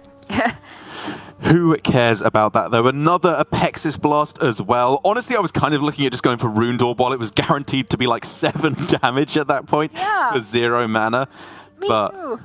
Oi. If this isn't cleared right now, the game just ends. Oh, does that mean it's Ilusha? I think so. You could start with Holy Smite if you wanted to do some of the damage. Oi. It's a big deal. He gets to play a 1-drop, the Ruined Orb, and Apexis Blast. And of course, Tiz is playing with Chonsu's deck, so the Apexis is active. It's actually still 1 damage short of killing the Mozaki, so is he forced into Fireball instead here? And missing Apexis, it hurts! Yeah. But he's starting with the draw, so that means he is gonna Fireball. He's just deliberately trying to overdraw Chonsu, get him closer to fatigue. Yeah, picking the worst card here. Oh yeah, Priest cards as well. Shadow Earth Death, I guess, does literally nothing. Sure. But it still means that Chonsu is left with a lot of burst in the hand when he gets it back. And also, it's not like Tiz gave him a terrible hand. This is pretty good.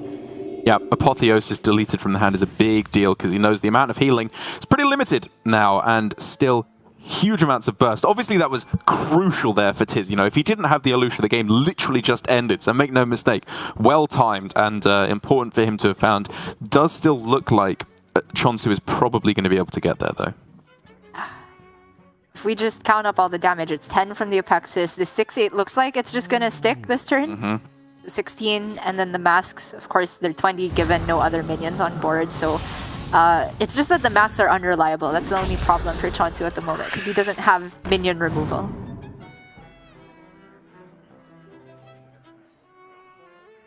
Is looking for a Miracle off the Scorpid. The chain can keep going. You're still looking for that Shadow Earth Ruin or Shadow Earth Death. Agreed. Quickly. Like, even if he sent all the other spells and the trades into this amalgam, I think it's just 7, so probably not worth it. Tiz going to go for Mankrik instead here, except that he is probably taking 6 to the face. And it is not ideal, but if he is going for a minion game plan, I think I would have liked to see the Ooze just come down as well. Sure. Yeah, just anything to stop damage going to face with the mask. Oh my goodness. Look at this hand. So much damage. Yeah, losing the Flame Strike was kind of weird because now these minions can potentially soak up a lot. True. I think at the very least, the Scorpid has to go. But you can't really point anything that you would not rather point face at it. So Chonsu gonna go see what's in the box first. Coerce with Mask. If you had more mana, that would be pretty cool. Oh, sorry. Yeah, it just works right now. Why did I think that was execute? Well, it is until it isn't, and then it's just kill a minion. Yeah, a very big deal. Again, the poisonous has got to go, and that's a way to do it without having to commit any burst damage. Still full suite available, and still needing to clear off this 6-8, or it's just going to keep swinging face again and again and again. Tiz trying again for the Shadow Word Death Soul Mirror. Oh, That's gotta be the pick. That's so huge. good here with the Holy Smite, and he gets to stick a lifesteal minion. This is game changing. is he clutching this? He might be able to. I've just counted. However, I mean, he still has Lunacy for 4 cards if he wants it. I haven't even been considering him in the game, to be perfectly honest, for like since the start. Like that Mozaki just looked like it was way too much, but I think he might actually be turning this one around against all the odds. And he actually saves the Holy Smite here just to have some more spot removal. I am not sure I agree with that because it feels like Mask of Cthulhu is very scary at the moment, so more minions equals less damage to face is what I think. Yeah.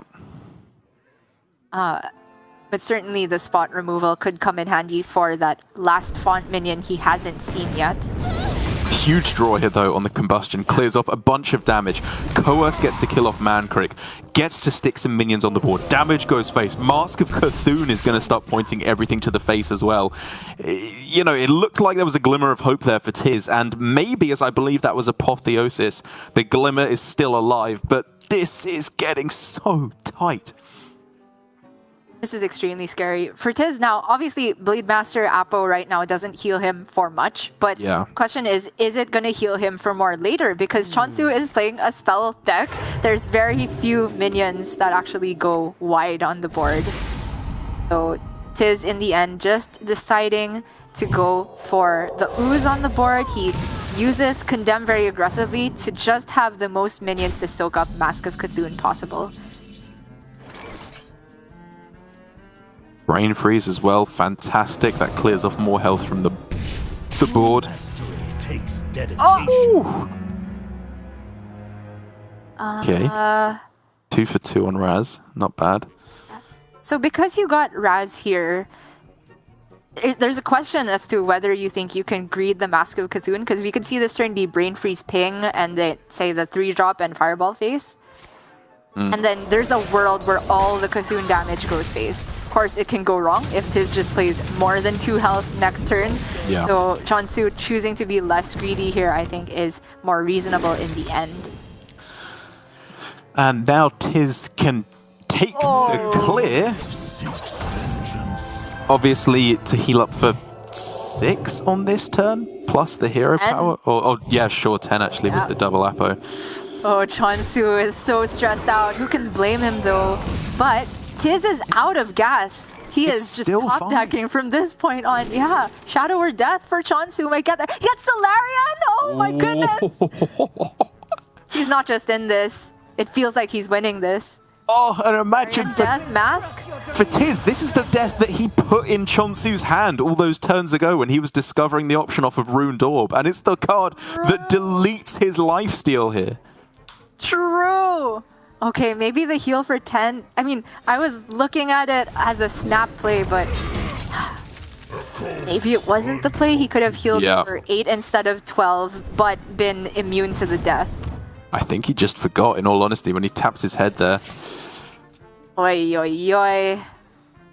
Time may pass, but the dream is eternal. Got a bunch of cards left in the deck. That's Ysera off the top. That's huge. Means he can delay the Prime coming down. And it's a lot more health on the board. Again, that is one of those crucial draws. Devolving Missiles can lower it drastically. And really, all he wants is minimum health on this. So maximum Cthulhu damage can go face, but that is so much health for a 6-drop. Yikes. How is this still a game? I don't know, Derek. It's still so close. It's so close. Like, you have to bump into this now. You can't give them 2 more spells. I agree. Chonsu's last 2 cards are Primordial Studies and Flame Strike. The Flame Strike probably earmarked to deal with the Ysera minions, and responsibly, he also has a third card, which is the Solarian Prime, and that looks like it's gonna have to be the one to carry the game home. Well, it only has one in deck, right? So one of those cards is incorrectly showing, I think, right? I think the Flame Strike was burned earlier, right? So I'm pretty sure it's just the Studies as the last remaining card, which is a good card to get. You know, another Solarian Prime is a huge deal because he needs these big effects. He is completely gassed out, except for what he can discover. Imagine Lunacy, your only card in hand and nothing in deck. What world do we live in, Derek? It's just so strange. It's true lunacy. So, Steward of Scrolls and Solarian are really what we're looking for here. Is pretty much the only outs. Like, there aren't any big spell damage minions anymore.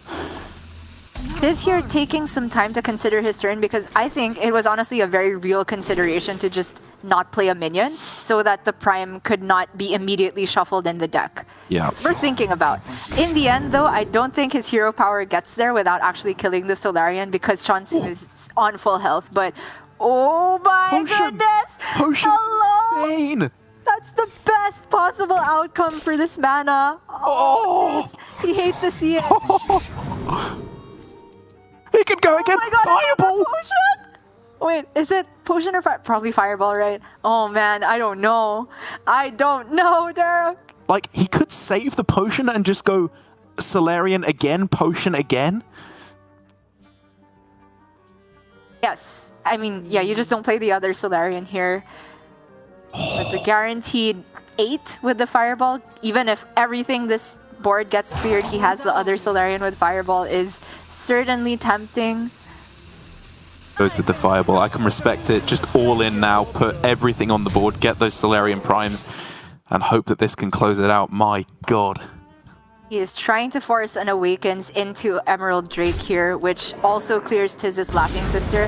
Chonsu forces it out. And we have time traveled back to 2020, Derek. Games are decided by Solarian Prime. I wouldn't have it any other way. The APAC special. You don't pick the one. I don't think I've ever been so happy to see it end this. I can't even look. All right. This is it, Chonsu. Your moment to shine. Slam it onto the board. Not even thinking. What's in the box? Fireball? That's way to start. Oh, that's bad. Nothing. That's bad. Nothing. Hello. That's bad. Fatigue. Fatigue is terrible. And that's decent. There. Ah. The other Prime has to get there. This is just not going to do it. Is testing for Entity. Ooh. Idol? No, he doesn't know if it's Counterspell, but he can test Counterspell. Right. He just slammed the Nightmare. Yeah, it's not really getting better at this point.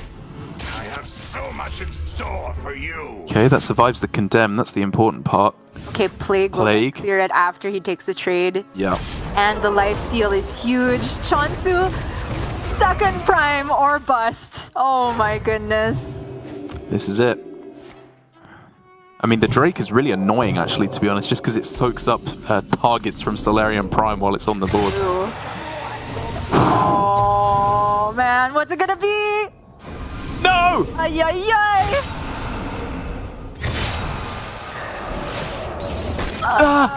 Not bad. good enough. Not good enough. Terrible!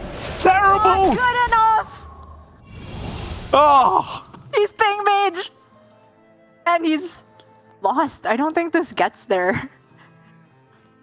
I think in the end, Tiz and what looks like an orca or a killer whale as his soft toy there, I think have just crept over the finish line. That was such a nail biter.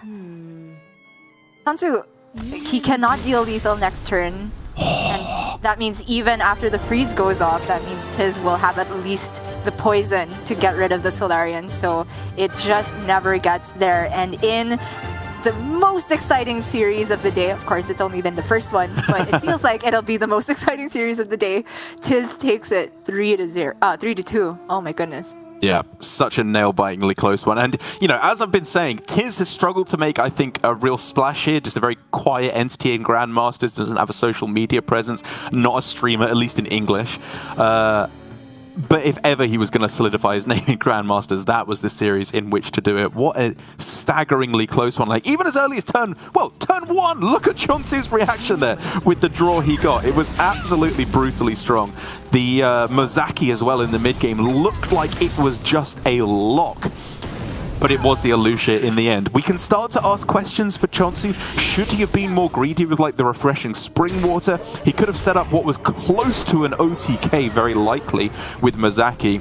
But I guess in the end, it was probably still vulnerable to the same thing, which was exactly Alusha. Yeah, that was the key turn in the middle, and let's not forget, second to the last turn at the end, he could have chosen to take yet another potion and guarantee a third prime in the deck. Certainly it was slower for that one turn, but we could see that the fireball did not end up doing anything this game. Oh man, so many different paths to have taken. I don't fault Chonsu whatsoever for the mulligan he took and for just not going lunacy. It came into the hand too late, but all eyes should be on Tiz right now because that was just such a tough game to stay in the right mental state for, and he held out to the very end, and he will be advancing to quarterfinals tomorrow. You will. A very, very well-played series overall. There were some quibbles I had with the players on either side, but I think the macro thinking was just so spot on for both of our players. Very, very creative lines had to be taken, as those are not situations that you are often going to be seeing in most of these matchups, but very, very well done. I think they can hold their heads high. Chonsu, again, comes close, but does not quite manage to get past the initial day, the group stages. So he's going to be walking away with just, what would that be, 1 point for coming not in the bottom 4, which is starting to look a little bit scary for him. Hopefully he can turn things around, but Tiz guaranteeing himself at least 2 going forward to the quarterfinals to be played out tomorrow. And I really hope he's able to get a good win on the board. It's just been too long for him, where I think he's been playing pretty good Hearthstone without these big results in GM. Yes, 'tis the season for Tiz to finally prove that he has what it takes to stand at the very top. But that is only the first match of today. We have 3 more to go, and that was already so exciting, and it's not even including the lineups that I feel are the most off the wall. So today is only going to get better, guys. Yeah, it's just going to go up and up and up. And so with that being said, we're going to go to a break, and when we come back, Glory up against High 3 will be our second match of the day. We'll be right back.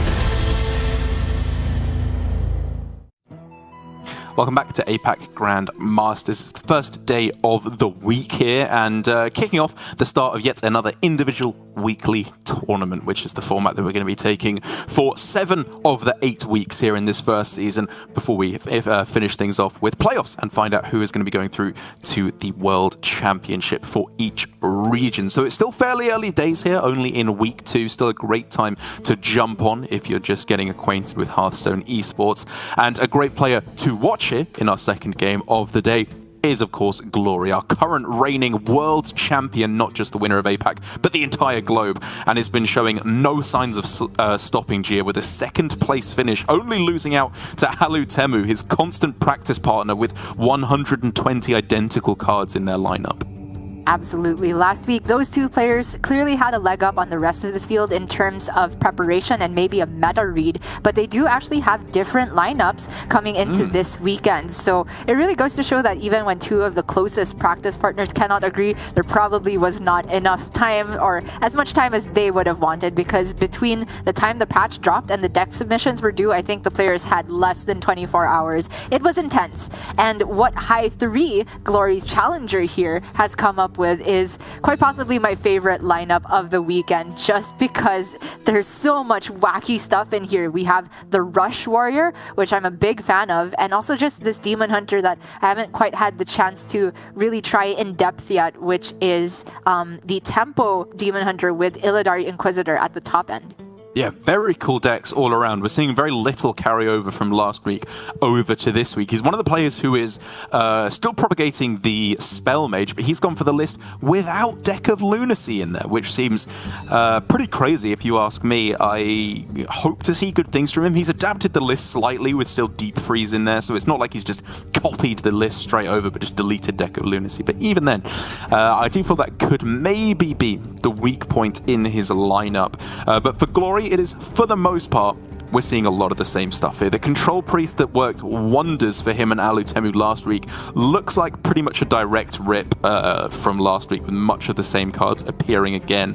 And then the rest of his lineup, he's got the Token Druid that we know very well. OTK Demon Hunter is a classic deck of old.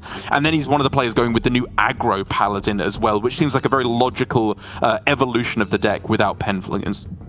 And the way Glory has built that Paladin is even more aggressive than what we were seeing last series. There's also double Argent Squire in there. The one difference I want to note is between Glory and Alu Temu's lineup, we always have to compare those two because they're such, they're thick as thieves, and they are always good. It feels like every week they put in an above average performance. Alu Temu's actually got a rogue instead of priest, so Glory goes to show that he really believes in the power of this deck. And the next test will be if it can get past the Spell Mage, which in the very last game we saw on the stream, the priest did actually get there against a mage that never played Lunacy, so I'm thinking this is a good omen for Glory.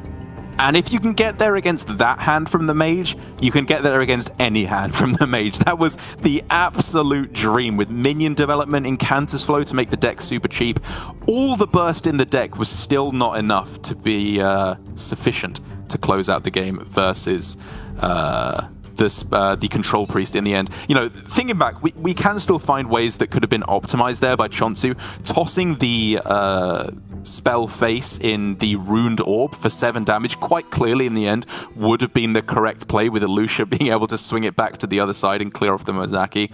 So who knows, maybe with slightly tighter play from High 3 he will be able to win the matchup. But I do just think that for Glory and Alu Temu, not only were their lists tight on the Control Priest, I think they just have such an in-depth understanding of the matchup. More so with Alu Temu, I will admit, who just felt absolutely infallible on the list. Whereas Glory, at least from his body language, was looking a little bit more unsure on the list. But in the end, his decisions to me did feel, for the most part, very much on the money.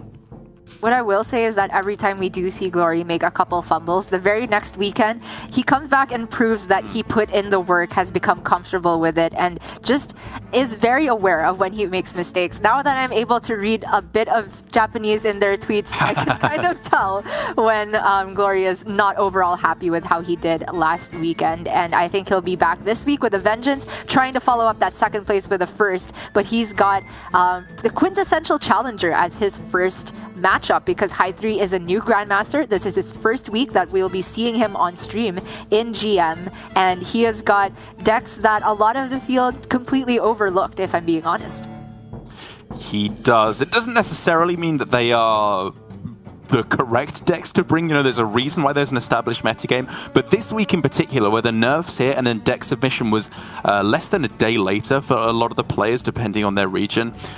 If any, just because a deck is not in the established meta does, of course, not necessarily mean that it wasn't the way to go. This Rush Warrior does do some very powerful things, although it appears at first glance kind of like an arena deck where you're just playing out decently statted minions and hoping for the best. There's a lot more to it than that, but we'll get into it when that comes along. High3 now is rocking the Mage out of the gate, and I'm not entirely sure if he can look for an especially different strategy. I think you are just going for basically the same thing as what Chonsu went for at the end of the last series, but just pray for slightly better results. Absolutely. Starting off with Font of Power is a great way to get that online. Not quite the early encounters flow that you want to see, but again, High3 does not even have access to Lunacy, so he is going to be satisfied with just a minion curve for now. Glory picks up Crimson Hothead. That's always good to give him a bit of defensive potential later on. I think these are pretty good starts for both players here, to be honest. Development from minions on both sides. 6 mana Jandice is not looking quite so tempting, but I think you're still happy to see it. That still drew an ooh from me. I think it's still a great pick, or sorry, a great thing to get off of the Font of Power. And on top of that, High3 gets a play for this turn, great, and Babbling Book, which is value generation. You're never too upset to see that, but this Crimson Hothead is probably eating the first Devolving Missiles here. You would think so. And then I guess you can adapt from there as to how you want to spend your mana. Rune Door would not be a terrible way to go about things. I don't think you want to use your hero power even with it being buffed up here if possible, because you just want to start spending some of these resources. You have Refreshing Spring Water as well, which means this is just a hand that wants to be spent. Right. And going over this matchup when you're not on the Lunacy game plan, I think the Mage wants to be as aggressive right out of the gate as possible. If you have a chance to seize board and actually deal damage with minions, that's a bonus. Your deck is not necessarily built to deal with that, but to me, there's no better use of Devolving Missiles than to just allow you to push more damage to the face. High3 gonna start off with the Rune Orb instead, though disagrees, and we'll see what he gets. Ooh. I'm liking the Fireball. You can get fancy with Potion of Illusion to try and copy Jandice, but feels far from guaranteed. Wow, this is a lot of respect to deal with the Hothead as well. He expends the coin, which is the one thing I didn't want to see because Jandice. It's like the first decision that High3 has made on stream, and I vehemently disagree with it. Like the coin there, it was good for Jandice, but even just for a Pexis Blast next turn, like if you really want to get damage on the board, this just makes this hand so slow. And I get that you want to save Devolving Missiles for an Apotheosis minion, a minion buffed up with some of the generated cards from Sethek, but what is this now? Like, your hand doesn't do anything on this turn. Well, it drew cards, and for High3's sake, he thankfully drew Incanter's Flow, something to spend his mana on. But yeah, falling behind here and having to use the Devolving on the Scorpion feels so counterintuitive to had he done it had done it the other way around. Like there could have been a 1-drop on the other side, and between having ping and a 3/2 on the board, he could have cleared it that way, and then he could have potentially stuck a minion and then just used Rune Orb for this Scorpion. It just feels bad.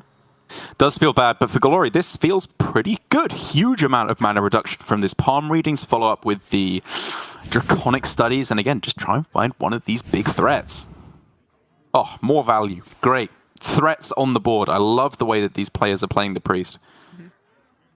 And Draconic Studies is pretty much guaranteed to give you threats these days. It's only Brightwing that's small. And yes, these are extremely expensive, but at some point, Onyxia can allow you to not just remove from the Mage, but actually push your own initiative. You build a board that is difficult for Mage to actually get rid of, especially since Frost Nova is not in Standard anymore. And then you can put the clock on the other side instead. That was a close one, wasn't it? I was kind of looking at Ysera just as like the best card of the bunch, but I guess against Mage, like, you don't often need to clear minions that heavily, and Onyxia is just more precious, so fine. Fully on board with this pick. Tempo Zarella, sure. I guess you get the clear. I mean, Mage just doesn't really put minions on board. I mean, he'll be upset to see the Jandice in response, but Glory had no way of knowing. Especially if you see the early coin used. I mean, with that pickup, it kind of like just combustion on the Zarella. At the end, sure, you can see what you get. Yeah, absolutely. This removes failure rate and also failure rate off of Jandice for that turn and is much less punished by Apotheosis. So with that draw, absolutely. And now palm reading, spirits, and maybe even Gift of Luminance to close things out again. It's just pressure, pressure, pressure. This is what the Priest wants to do, because if you have minions on board, Mask of Cthulhu can't go face, and spell damage or burst damage has to be cast on minions. Not the greatest minion to get, but I want to double back and really emphasize how good it was for Glory in theory, in a vacuum, to pick the Auspicious Spirits 2 turns ago, because he really didn't have minion generation aside from that. Like, if you get in the mindset that you're a control deck, it's very often that, oh, I'm just going to take every Apotheosis I can get, but a lot of the time you don't even stick a minion. So Glory finding the window to get a minion on board, definitely useful, and that's why I kind of expect to see, I was going to say at least Gift of Luminance, but Glory's taking it one step further with both the Apotheosis and the Gift of Luminance. I like this a lot. The ways that this can be dealt with is like specifically devolving missiles that you have already seen one of in the list. It's unlikely that they have the second. If they do, this is pretty bad. Admittedly, this was a risky turn from Glory. But even then, if these get devolved into 6 drops, that's still a lot of tempo that you're getting on the board there.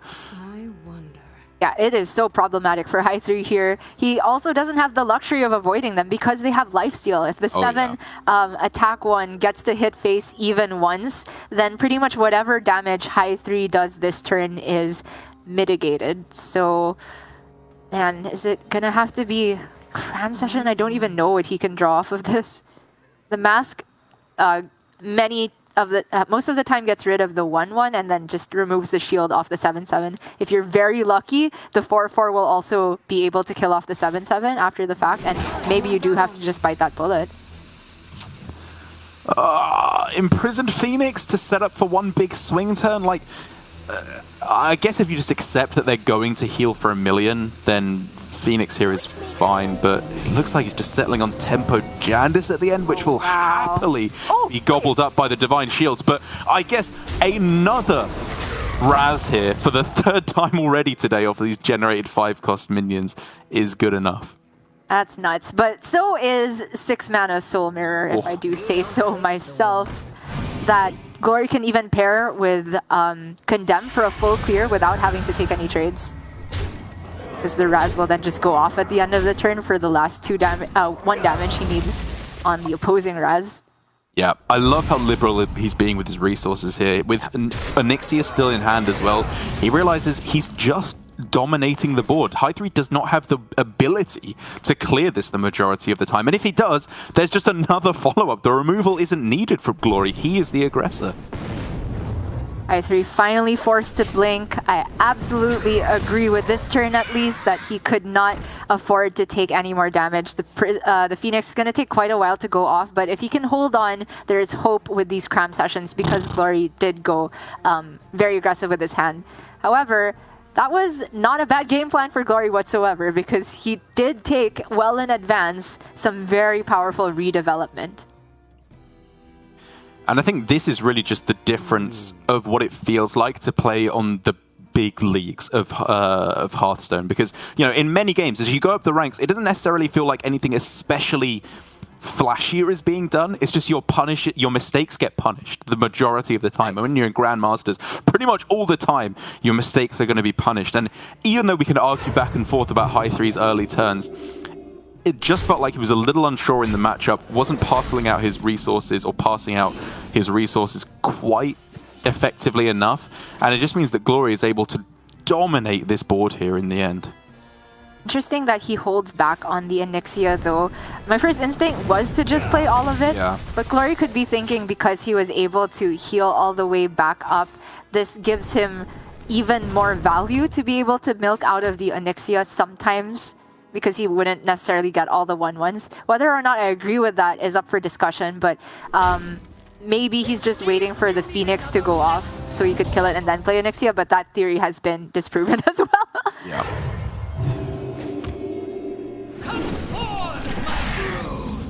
Yeah, I think he may be on just like Flame Strike being too strong at that point with the Raz in play as well. Yeah, either way, a very powerful turn coming in at this point for High 3. He gets to draw 6 cards should he want to, all of which are reduced. This is the opportunity for which he has been waiting to swing this one around. He's just dying. I don't think... He is just dying. He has to brain freeze. I mean, it feels... I was looking at brain freeze combustion here. Oh, okay. Now if you get... You mean the actual brain freeze? Yes, I was talking about. Sorry, but No I3's draws certainly changed the game plan around. Now he even gets the cheaper Mask of Cthulhu for a very nice clear, pushing as much face damage as possible. And Glory is out of good board development. Yeah. Again, it does raise the question as to why he didn't go for the Onyxia 1 turn early. I would be interested to hear his reasoning there, because that was like, it was going to be much easier to clear on the turn that goes into the Phoenix rising up rather than 1 turn prior, even if he gets less whelps because of the Raz in play. Interesting. It just felt like a turn where even if there was Flame Strike without the Phoenix, then Onyxia just regenerates the board. Yeah. I like. Totems I love. Getting closer now here, though. Yeah, High 3 with that tech of Deep Freeze in this deck means that he can get some more minion presence. It's not all reliant on Mask of Cthulhu and Fireball, but those are certainly the cards that he has earmarked to close out the game. Ring Toss plus Deep Freeze looks good to me. Super clean. Save the burn damage to follow up at the end, and then you're just picking the tempo ones, right? Like Rigged Fair Game, Oasis Ally. Yeah. All of these Looks seem like, good. yeah. It looked like he picked Netherwind off the first one. I was looking at even Rigged Fair Game off the first one, but since it was a choice for the second.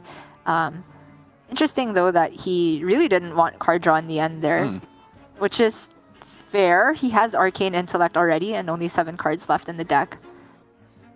Not going for minions here is surprising to me. It is presenting problems for Glory, sure. Maybe High 3 was trying to respect a Samuro play. And again, just an annoying old 4-drop for Glory to deal with. He needs that Apo to go with the Samuro.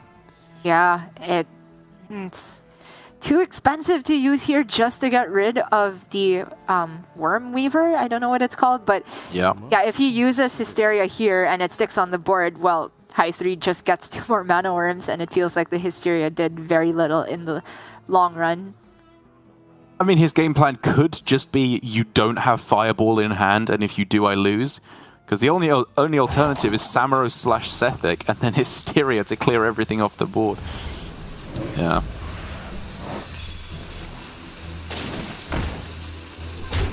Okay. Because there was Water Elemental, he didn't actually have to play Samuro this turn. He didn't, yeah.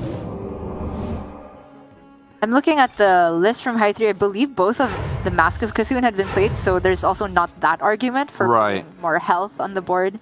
Yeah, I agree. So it looks a bit strange.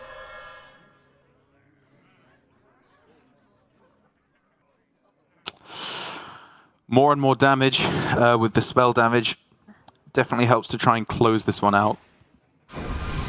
Wow, High 3 just trying to see the bottom of his deck. Those are the last 2 cards, Primordial Studies, Ruined Orb. All right.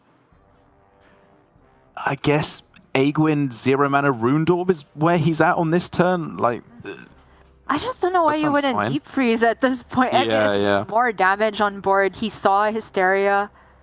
Like, I can get it before you've seen the Samuro, because then it's more healing with Samuro Apotheosis. But at this point, it's... you know, you can devolve it away, and then it's just more pressure on the board. Sure. If it was deep freeze, he would also have to like brain freeze first to expend the I guess spell burst on that. Yeah. I made that mistake yesterday. I will not be doing that again. And in the end, High 3 is just shipping as much damage face as possible right now. And even though we were nitpicky at the end, there are very few individual draws to get Glory out of this. And I don't think that is going to be it. Nope, not that. Still renew? Yeah. Yeah, silence away the spell damage. You're just looking for death anyway, right? One mana left. Slow. It's just not getting there. So even though it looked like Glory was in the driver's seat at the beginning there, High 3 aggressively drawing for removal and one big turn of combustion, brain freeze, getting rid of all of Glory's value essentially, because he did just put all of it onto the board, allowed High 3 to win almost from a control position. Yeah, and I mean, going back, there's a couple of things. I mean, talking about having your mistakes punished, I'm kind of looking at that the other way around for Glory, because there were a couple of key decision points. Firstly, picking the Onyxia, and secondly, when to play it. Like, he could have done it one turn earlier, obviously, to put a bit of extra pressure on the board, try and force that damage to close out the game. I do like the decision he went for with Sourfang and buffing it and putting the Divine Shield on. It was going to be very, very difficult for High 3 to deal with. And again, if he hadn't got the Raz, I think that was just looking like a pretty blowout win there for Glory. It was a couple of very fortunate things that had to happen for High 3, but he got them, he played to them, and then in the end, the burst damage was just the perfect amount to win the game. True. I mean, I am still doubting the use of coin from High 3, but because the result ended the way it did, of course, we do have to analyze what happened with Glory as well. And you did bring up the Onyxia. Picking it, I liked it, you didn't. Fair. But if you are going to pick it, it did feel strange to not play it the second it was immediately available, because it felt like Glory's game plan was very much in that line of just trying to beat down the priest. Yeah, I would fully agree with that. But the mage taking the win, I think, is a big deal. A potential weak point. You know, if you don't hit the early Incantus flows or the draws, with no Deck of Lunacy in there, it can be a bit of a rough spot. But just showing that even without that, Spell Mage is still a fearsome archetype for sure. And now the Aggro Paladin coming in for Glory. A list that we were a little confused by from him and Alutemu, to be perfectly honest. You know, Talon Fordring at the top there felt, at first glance, obviously very misplaced in the deck because it's a 5-mana 3/3 in an aggro deck. But when we played it a little bit more, there were actually, every time I top decked it, I was fairly happy. I wasn't happy to have it in my starting hand, obviously, because it was just very, very slow. But when you find it later on, it can start to justify the spot, or the slot, in my opinion. Sure. I mean, we did already go over the Kazakas, kind of what looks like the main purpose for playing Talon, which is to pull Kazakas, which then feels weird because you ideally want to play your 5-drop on 5, but then you're getting your 4+1 or 4+5 drop on turn 6, which never feels too clean. But I think it's just a symptom of this deck's extreme lack of card draw. You do run Knight of Anointment and Sword of the Fallen and Hand of Adal, all things that were in the old Libram Paladin, but the difference was Libram Paladin had better usage of their late turns because they had those heavy hitting cards. To me, it just feels like this is definitely not a refined list. This definitely looks like a list that was made with half a day to prepare the patch meta, and if it's still getting wins in there, I definitely have hopes for the Paladin to keep being refined. On the other hand, High 3's Rush Warrior, I just love this deck. I think it's so sweet. It might not be the best, and I'm seeing versions out there that are not running ETC. Instead, they have, I think, the Troublemaker at the top end, a bit more burst damage, and that might be the way to go. But it's just so satisfying to play Ringmaster Wadley. It's great. Yeah, it's such. Yeah, exactly. It's such a cool list to play these kind of buff-heavy warrior decks. I love hand buffing as a mechanic. I think it's really, really fun to get these huge swing turns. As especially, there's a lot of tricks you have to learn with the deck. When you have Parade Leader, Playmaker, Rakara, Runthak, all these weird legendaries and minions that, when synergized correctly, can lead to a very, very different game plan. But on the other hand, you can't just play all your cards on curve, and against an aggro deck, you're probably in a good spot because most of your cards have rush. You can gain board control very easily and then use these huge draw and buff effects at the end to close out the game. You put it perfectly. I think the warrior should be in a very good spot against this paladin. It also plays very few spells, so Oh My Yog is honestly not that scary for this warrior. It's the Avenge that's the big one, because warrior also doesn't often play 3 cards in a turn. I find like you're wanting to play your 1-drop on 1, maybe Crab Rider on 2, something to that extent, and then you do just curve up all the way to 5, and then you have, in High 3's case, Alexstrasza and Rattlegore for these lower matchups in the end. Yeah, I am a big fan of the Troublemakers, I will admit. I think that fitted very nicely in the deck, just as another minion that has to be removed. There's so many minions in this deck. Runthak, Rakara, Playmaker, ETC, Parade Leader, that if you don't kill them on the turn they're played, you kind of just lose. And so having another one of those questions that needs to be answered does slot well into the deck. But even just looking at this hand, like you can see the way this deck works. Bumper Car to try and plow through and stay on the board with Rakara for an extra instant buff. It's only the Hand of Adal on a Divine Shield minion that makes this awkward now. Yeah.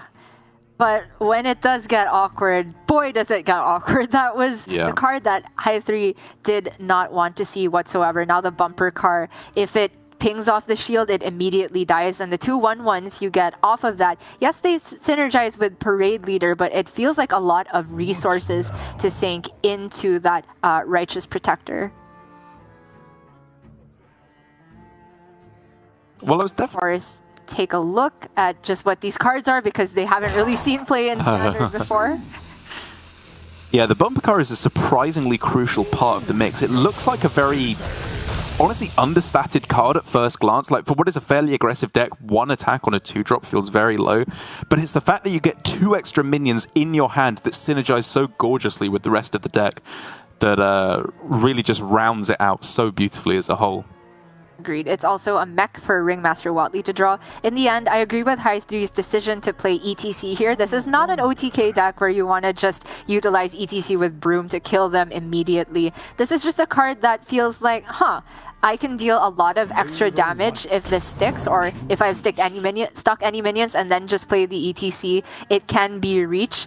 I'm not a big fan of it in refined lists, but the fact that it has 4 health here is a really big deal for Glory, because not only is it able to ping off the shield, it means that the Axe from the Gunarg next turn is much more powerful.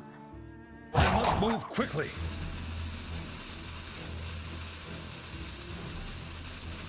Glory has these very emotive reactions to secrets. I don't really know what. Right. I mean, we can see on the track here that it was Avenge, I think, that was gained off of the sword there, which seems like a good one. In all honesty, it allows you to keep board control much more easily. Because you know that this swing is coming through 100%. Gonna go ahead and test. He'll get the news that this is now a 4-3, and he can coin Parade Leader Bumper Car, because there's no more secret in play. And he's just like that, so ahead on the board, even though Glory had what's pretty much the best possible start in Paladin. Good 1-drop into buff into sword. And this is such a sick start. Like, if either of these minions survive, +1/+1 straight away with Rakara on both of them next turn, because Rakara as a card buffs any minion that attacks. It doesn't have to be rush in its own right here, as we are highlighting cards back and forth here. The Parade Leader, a huge deal as well, as it synergizes so nicely with the Dark Moon Riders. Just this whole turn looking so gorgeous. I'll tell you what I don't synergize well with. It's your explanations. I'm sorry, I was supposed to highlight Rakara while you were talking about it, but I ended up going Parade Leader first. In any case, all the viewers need to know is that these cards are extremely powerful if only 1 minion sticks, and even if you just have the Dark Moon Riders in hand, the compounding effects are huge. And this is true mostly for decks that are required to get onto the board to have a win condition. All of these synergies are often moots against, say, Priest that doesn't necessarily want to play minions. They can just wait for you to dump your hand and then clear it off all at once. But against Paladin, all of the damage, except for Hammer of the Naru, requires their to be minions on the other side of the board. And Hearth 3, even if he just plays Warmaul Challenger here, is in a great spot. But now he has Conditioning for next turn, which is the ranked card from Warrior, which... What is this? It gives +2/+2 on the rank 2 to all of the minions in hand. So these little Dark Moon Riders can become 3/3s with Rush for 1 mana. Insane. Yeah, this turn was a little interesting for High 3, like buffing up specifically the Warmaul Challenger with Conditioning is very, very powerful for +2/+2. So I was kind of looking at Rikara there because it was unlikely to die on the other turn as well, given that it would be a 3/3 at that point. But, I mean, if you just have a minion on the board and playing Rikara at that point, it's still very, very powerful because it means that that is going to get buffed up immediately. Rikara gets buffed up immediately. Everything just slots in so nicely. However, High 3 does need to hold his horses a bit because there is likely going to be a horse on the other side and Oh My Yogg. Oh My Yogg being the big one. He doesn't need to play Conditioning to win this game, let's be honest. Even if you just play Rikara, take a trade, and then if there's Avenge, you can just use the Fiery War Axe to kill the other minion. He's still in a great spot. Doesn't need to play 3 cards.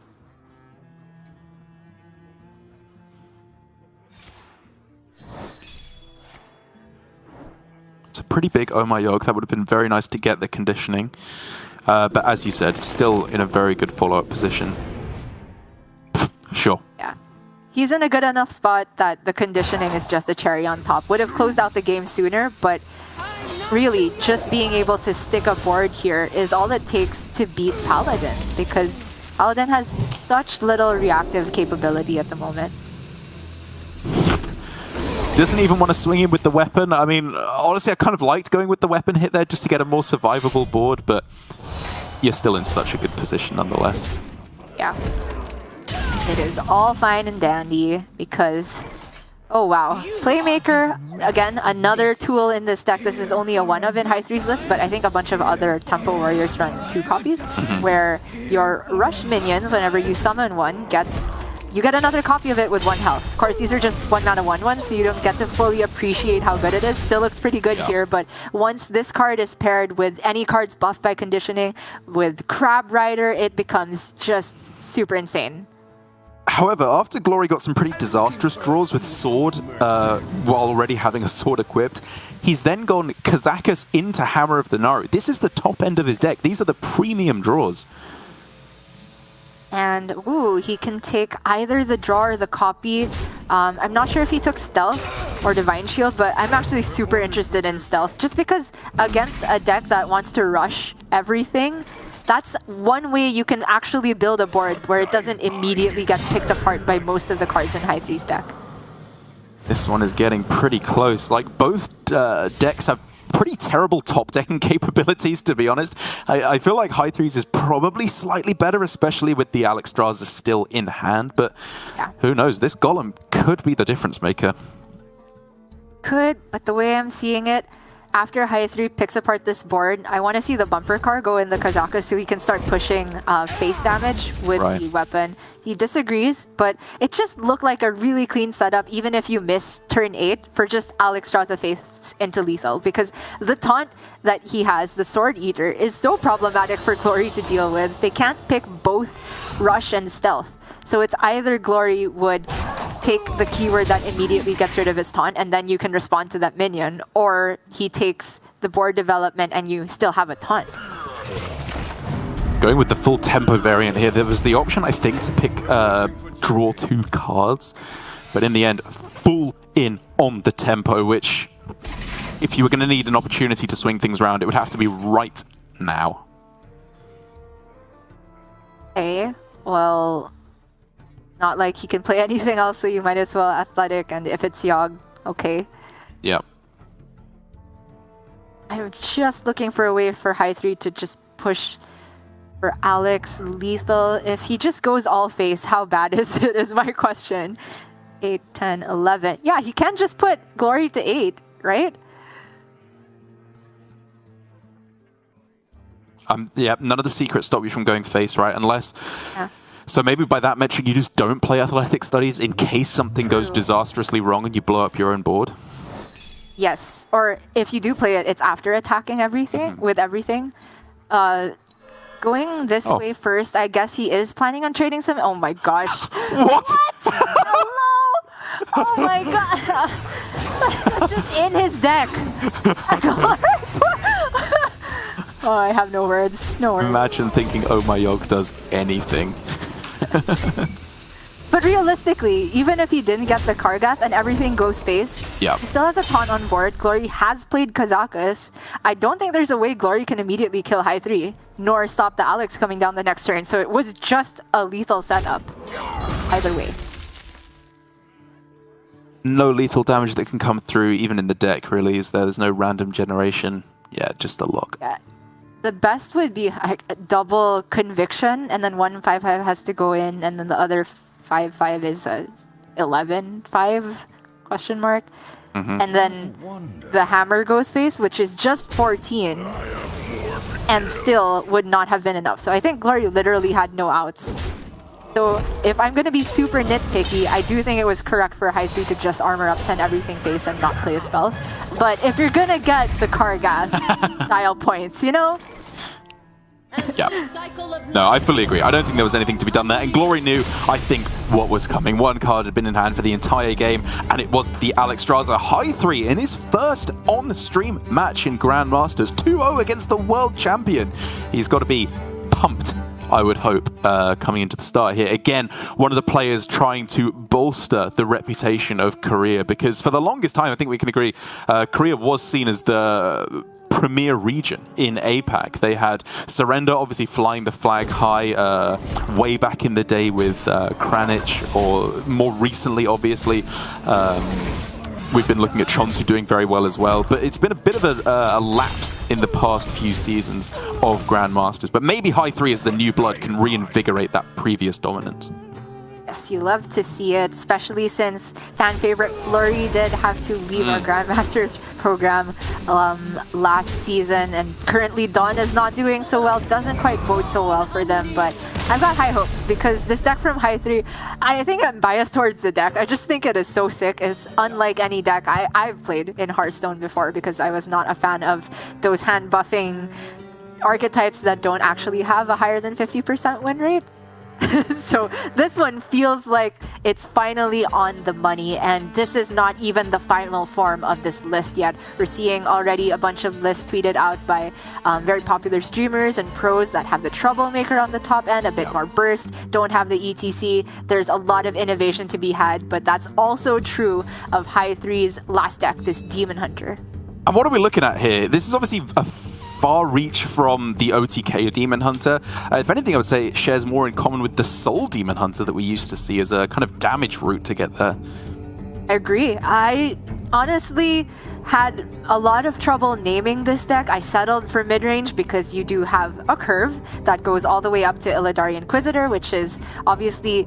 This card is the reason for experimenting with what is already established to be a strong archetype for Demon Hunter, which is OTK. You also have Il'gynoth in there because it's just straight up a good card, even if you're not running the spell damage plus Fellscream Blast.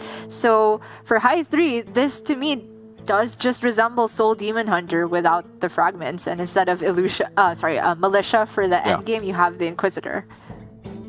It's a very interesting way to go about things. And to be fair, every time I've faced it on ladder, it's felt pretty good. There are obviously ways that it can go wrong. There's a lot of minions in the deck that don't go face. Like it's not as streamlined of a deck as OTK Demon Hunter, in which everything either draws, removes, or kills your opponent. But to be fair, for the most part here, you know, it's a lot of draw in the deck still with Mana Feeder, Chaos Strikes, the obvious Skull of Gul'dan in the late game as well. I'm curious to see how it does, and I think at the very least it's a cool iteration of Demon Hunter. One thing we did go over during testing is the inclusion of Warglaze of Azzinoth, which has not seen play for a very, very long time. Yeah. It feels awfully slow at the moment, and in the case of, say, this Paladin matchup, if you are going to use it to clear the board, you're often taking far too much damage. For High 3, it's all about finding his Battle Fiends, his, I guess, Cult Neophytes you'll settle for in the early game, because he can certainly expect to fall behind on board. Yeah, I think you just want as many ways as possible to activate the Bladed Ladies, because they get a little bit inconsistent without a Twin Slice available to the Demon Hunter anymore. And so just having the extra Warglaives to activate that, and again, obviously, against a wide board from Paladin, even if you're taking a lot of damage, it can be crucial to get the damage through nonetheless. He does have a very expensive hand, and the Bladed Lady coming out early is doubly important to also just free up his skull from the left side. Raging Fell Screamer, not the best for that. The Mana Feeder, if he wants to get the draw of that, he has to coin a hero power, which sounds awful. So he's just going to play it out here. Not coining Pursuit into the Murloc. That's a snap decision he made, which often feels bad, but I still think it's correct in the end. You need the flexibility. Yeah, weird turns already though from Glory. Like the Safety Inspector turn 1 to discard the coin, sure, fully on board with that. But then going for the Murloc on turn 2 instead of the Sword of the Fallen did, lock out, for the most part, Commander on turn 3, which felt like a nice development of stats. But I guess just having the Murloc on board for a potential conviction at any point is tempting, for sure. Feels like Glory's just never happy with it, whatever secret he got. Like, I think he got Avenged looking over at what's gone from the deck list, but yeah, I think Avenge is a pretty good one to get because it's likely that High3 would want to kill the Argent Squire, and if he does, you get a giant Crab Rider, and if he doesn't, then you are just pushing more damage, forcing High3 to respect it.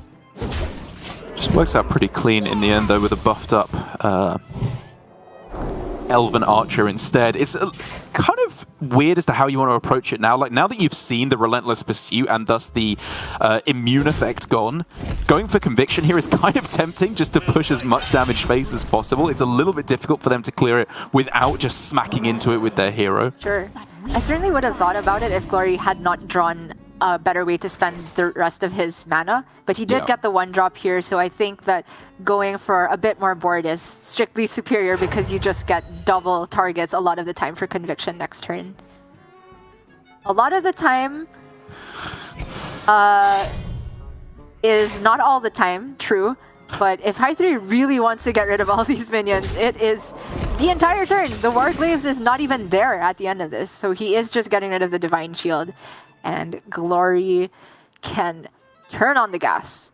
Yeah, he knew it was a 50-50 at that point for the second Avenge or the Galloping Savior, so just saying it's too much damage if I proc the Avenge, it makes sense, but the damage comes through nonetheless. This is an insane amount, and with the Relentless Pursuit gone, and having actually increased the amount of damage on the board when it did come down, things just feel awful here for High3. You do start to question his decision to throw it down so willingly at the start. There's no out here. Oh My Yogg can check the Fury, so can't get down the Bladed for cheap enough. Yeah, not this time. Too dominant of a start. Glory finally getting his foot in the door with the Paladin, and I mean, right out the gate, this Demon Hunter just fell flat on its face. It did nothing this game. To be fair, this is certainly not the matchup you're hoping to run into with it. I think that the Paladin having too many minions in the early game is exactly what Demon Hunter does not want to see. I can see this deck perhaps getting more done against, say, Priest. Just having constant weapon swings where not all the priests run ooze, and if they do, it's often one copy. And then the Bladed Ladies are of a shape where, as we established, Priest's single target removal for big minions is not as good as it once was. And then the Illidari Inquisitors to close it out. But it does go to show that Glory is very experienced with this Paladin. He also respects it a lot, having banned it away from High3. Yeah. And rightly so. I still think if piloted correctly, despite its pretty big hit in power level, Paladin is still undeniably right up at the top of the metagame right now. Obviously, it's going to be the Demon Hunter once again now for High3. It means it's going to be the Priest on the other side for Glory. A matchup that I would have to imagine does actually get quite a lot worse. Like, as you said, the Priest, they're going to really struggle to get any kind of dominant presence at the start of the game. Elusha can only do so much in this matchup because the really scary parts are those 8/8s at the end. The Illidari Inquisitor that just deal so much damage at the end of the game, and it's so difficult for Priest to fight back against that. I think it's going to be a tough one, and I like Glory's chances in his first on-stream match in GM. Yes, I'm excited to see this matchup play out because I think if there is a reason to bring this Demon Hunter, it should be because you are setting your sights on Priest. This list is running double Raging Fell Screamer as well to cheapen those Illidari Inquisitors, which are demons. So there is a lot of damage potential from this Demon Hunter. I don't want to call it a true OTK, but if Priest isn't staying above 20 at all times, it starts to get scary. You'd have to imagine this looks like a premium starting hand for the Demon Hunter, unless you're hard mulling for, Skull of Gul'dan or something like that in the late game. Just threats on board at the start, getting that chip damage rolling. This feels like Soul Demon Hunter again. This is what you did in the early game before you closed it out with your burst. And High 3 is going right out the gate with the most damage possible. Yeah, his curve does work this way. Ooze into One Maker into Hero Power plus Mana Feeder Panthera. Not to mention the Ooze is an answer for the Sethic, which I think he absolutely has to respect. Fury as well. Disgusting card to get off the One Maker here.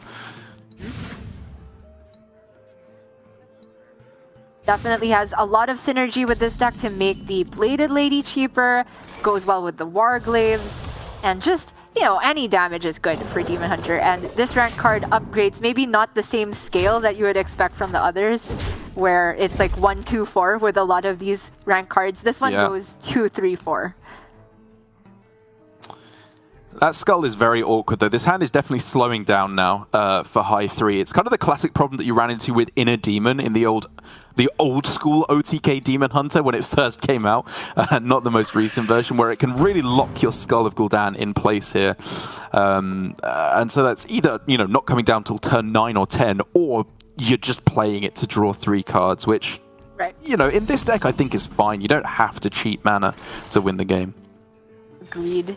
And for High 3, I was going to say, he still has a shot at sniping the skull off of the studies turn 7, but he is just going to start off with it here, look for some more powerful plays than just Chaos Strike, or maybe just a way to fill out his mana. But I do think can end up on Dreadlord's Bite here and then kill off the Scorpid that way.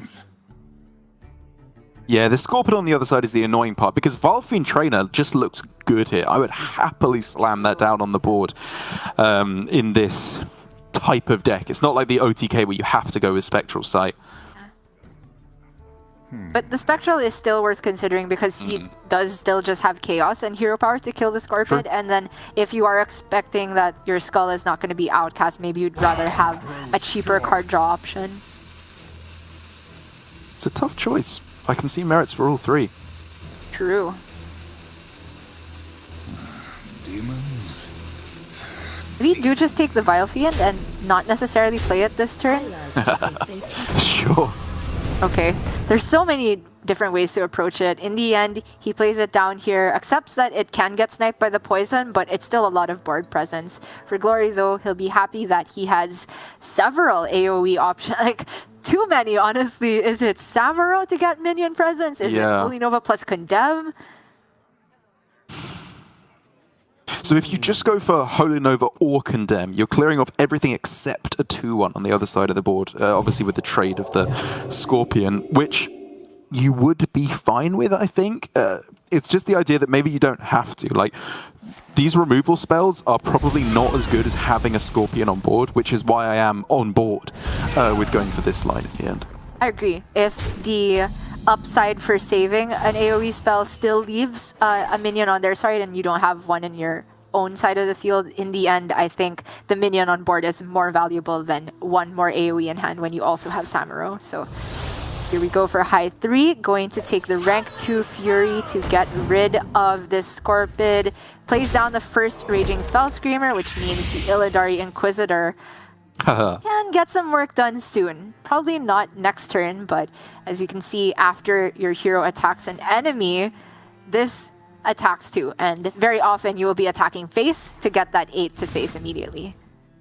I also just loved the art on Illidari Inquisitor. I think those floating eyeballs are so creepy and cool. True. Instead, gets him Scorpid? I mean, in all honesty, I'm looking at the buff spells. I was kind of wondering if you go Psych Split, because Samaro's Psych Split is a thing you can do. It would only cost 8 mana with the reduction from the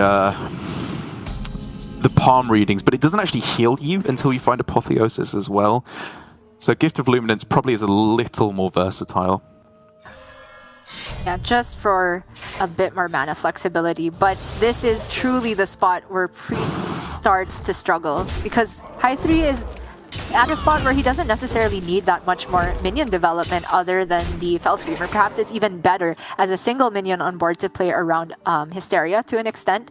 And Glory, he has a single Ooze in the deck, hasn't hit it, and doesn't have insight to fish, so High 3 can start just chaining damage after damage. However, this is many chances to find Apotheosis for Glory. Yeah, that was a fantastic pickup at this point in the game. He needs any chance he can get to find that healing. That, honestly, maybe you just point that at one of your minions instead of healing face. That's how badly you could need just finding some way to pull this back, because he is not winning this game right now. True. I think he might have overdrawn if he had gone for that, so I'm okay with hero power here, and it's very unlikely both the Sethics are dealt with by next turn. But oh, the respect? Really? Oh, I don't know, Derek. Clearly, he wanted to play it to free up the skull, but missing the 8 to face. I mean, he could hero power and attack face again, right? It still works. Oh, true. Yeah. But yeah, it looks like he might actually just be going for the. Okay, not going for the clear line. I respect it. As long as 8 damage goes face, I'm fine with this turn. Okay.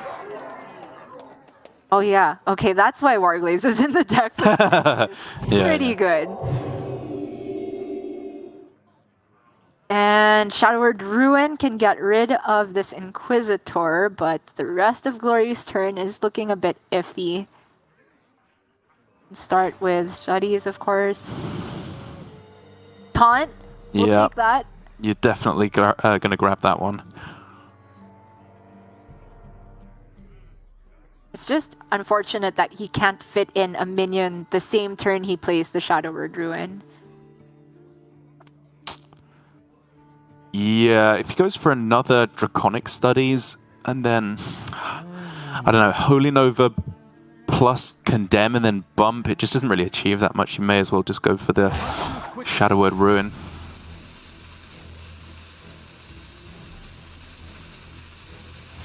This is one of those turns that feels bad for Priest, where you are answering, but you're not swinging tempo. And you understand that Demon Hunter, they always run Skull one way or another, and that means that High 3 can just refill, try to deal the lethal over a couple more turns.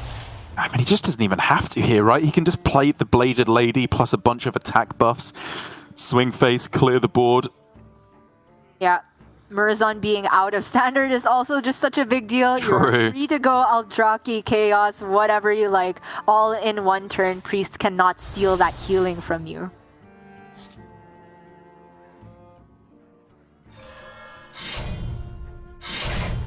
And the fact that that first Fury was discovered or got off the Wand Maker as well means there's just another like 12 damage in the deck to come later on. It's so much damage. I just don't think the Priest even stands a chance against all of this. It's an onslaught.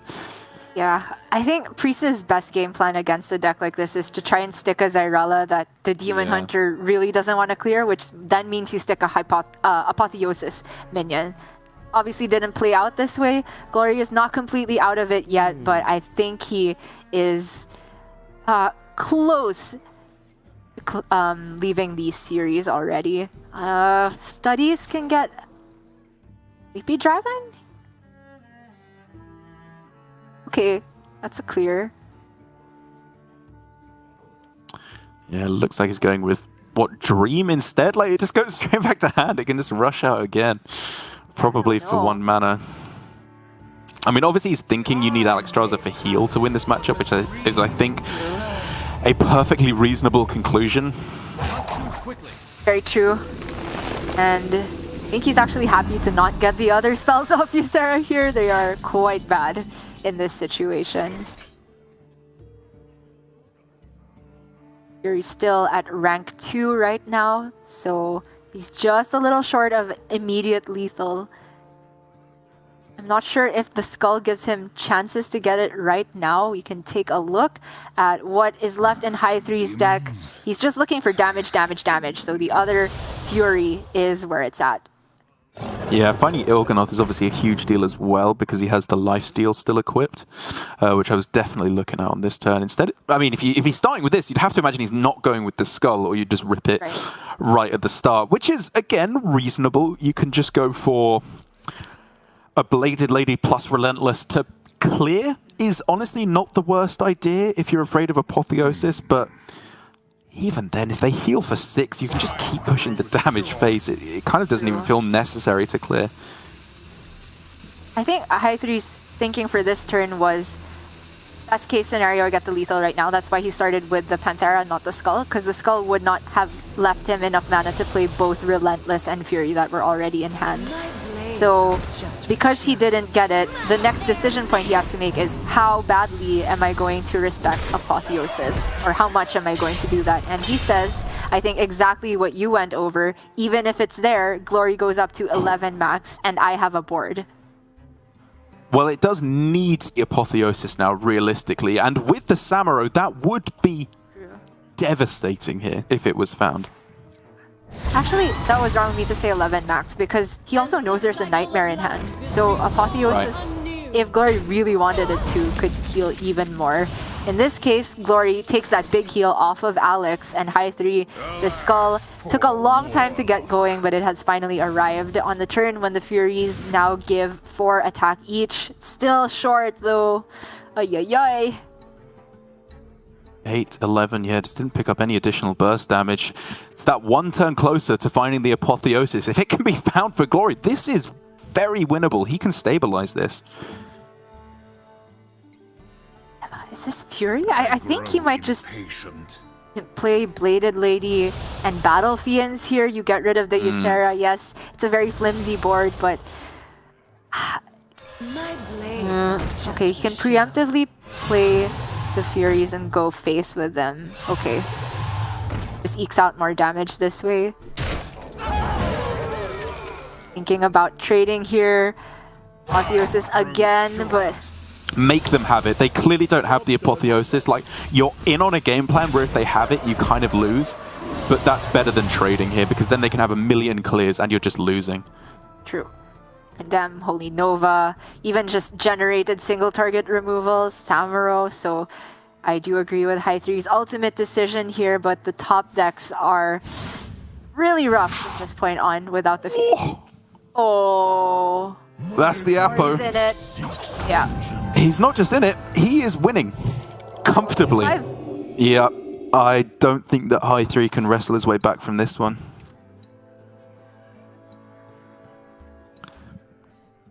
Pick your poison here. These all look great. Oh my goodness! Priest healing, when it comes together, it truly is a sight to behold. He even goes with the raised head. Oh man. Okay, Glory. Yeah, why not? Flex on him. Okay, that's the top deck. Yeah, we're not dealing 29 Jarok. It's just not happening. Yeah, we're not. You don't pick the ones. And the questions do start needing to be asked now for High 3, because the Skull was delayed on multiple opportunities. The first time made sense, got the Bladed Lady down, pushed a lot of damage. The second time I think it started to make a little less sense, because he left himself very open to any kind of heal effect at any point. Like, he had so much damage over the course of the game, but I don't think he tried to maximize his potential. Again, going for Il'gynoth while you have the lifesteal weapon equipped is a huge deal, because you can double the damage buff that you're giving yourself effectively. I think he just saw the finish line and just started sprinting for the end, not realizing that it was further than he thought, and then he's just out of breath and has no puff to keep going. What a beautiful metaphor, Derek. I mean, it's true. A lot of players get into that situation where sometimes you have, say, 3 to 4 immediate draws for lethal, But if you don't hit them, suddenly your game plan is a lot worse in the long run. And it's really, really tough to balance the actual value of, I'm just throwing the number 3 to 4 out there. I think it was Other Flurry, Il'gynoth, and that's it. For the immediate lethal when he went for the Mana Feeder Panthera turn. But certainly remains to be seen whether being that optimistic for the immediate lethal was the way to go there. It's just what happens at the end of every boss battle. You see the tiny sliver of health and you're like, right, let's just spam attack and hope that gets there, and you lose your rhythm and then they get you, and none more perfect of a final boss than our current world champion, Glory, who does look a little morose, I guess, for some kind of malevolent, evil final boss being. But in the end, going all the way to Game 5. Now, the Demon Hunter has been the only 2 losses for High 3. He made the Mage and the Warrior look super easy, and it's going to be the Demon Hunter Mirror to close things out here. Although I suppose Mirror may not necessarily be the most accurate of terms. Very true. Glory is running a different archetype altogether with the OTK Demon Hunter. You still have Il'gynoth and Skull and 1 Raging Fell Screamer, but instead of those Inquisitors and weapon buffs to close out the game, you are running instead the Moarg plus Talented Arcanist plus Fell Scream, Blast, or I-Beam. And I honestly have not tried out this matchup from either side, but just looking at the fact that there's Ooze on top of all this healing, I'm not liking High 3's chances, especially since it already felt like he should be favored against the Priest last game. I don't know. I think this one could actually be really close. The Demon Hunts that High 3 has rocking with Bladed Ladies, even just the Raging Fell Screamers plus the Illadaris, there's quite a few minions that are actually kind of difficult to clear. And again, for Glory, he has the ability to clear them, absolutely, if the cards come in the right order, especially with Talented Arcanist to bolster the amount of spell damage he's delivering. But I think there might just be a little bit too much stuff on the board for Glory to deal with, in addition to obviously the tremendous amount of from-hand damage that High 3 can deliver. It's not to say that Glory is behind, because again, if he just draws all the combo pieces, then blows his opponent up, he's going to win this game. But I think this could be a very, very close one. And if High 3 takes a deep breath, pilots it correctly, he could be in a perfectly good position to take the series. Certainly there is a chance, and I'm looking at High 3's list again, and now I'm seeing these cult neophytes. They didn't really do anything previously, but this is certainly a matchup where timing that right could be the difference between a win and a loss, because Glory, a lot of his removal is dependent on comboing several spells together, or say minion plus spell, and if you make the Fell Scream Blast too expensive, then that could be the 1 turn window High 3 needs to actually stick a board, and already his hand is looking pretty great. Yeah, I mean, that looked like a full keep, and if it was, I absolutely agree. You've got your 1 and your 2, a guaranteed Outcast Skull on turn 6 at the latest, maybe even earlier if you can find the Illidari Studies, and even Mana Feeder for turn 3. It's the perfect start. It is, but I saw Glory's mulligan. He actually kept 1 Philosophy and Moarg Artificer. Not very often you do that in, or as this deck, Demon Hunter OTK, but looking at High 3's list, there's actually no way to abuse the Moarg from Glory, because oftentimes, yeah, the Moarg has only its effect on targeted spells, of course, and a lot of the time you don't want to play it for tempo because your opponent can say, if the rogue backstab this for 4, if they're also OTK Demon Hunter, I beam this for 1,000,000. But this is not OTK Demon Hunter. All the damage comes from minion attacks and weapon attacks. That is so sick. I honestly hadn't even considered the possibility of keeping a 2-mana 3/5 here. Like, even when he kept it, I was thinking, oh, he's saving it for a big heal with Fell Scream, but he just slams it down on the board. And it's really, really annoying. It's really good here. If High 3 wants to clear it, he has to trade everything, so he's not going to do that. That was sick. Okay, I guess he is going to do that. But if he didn't, man, Fell Scream was also just a backbreaker there.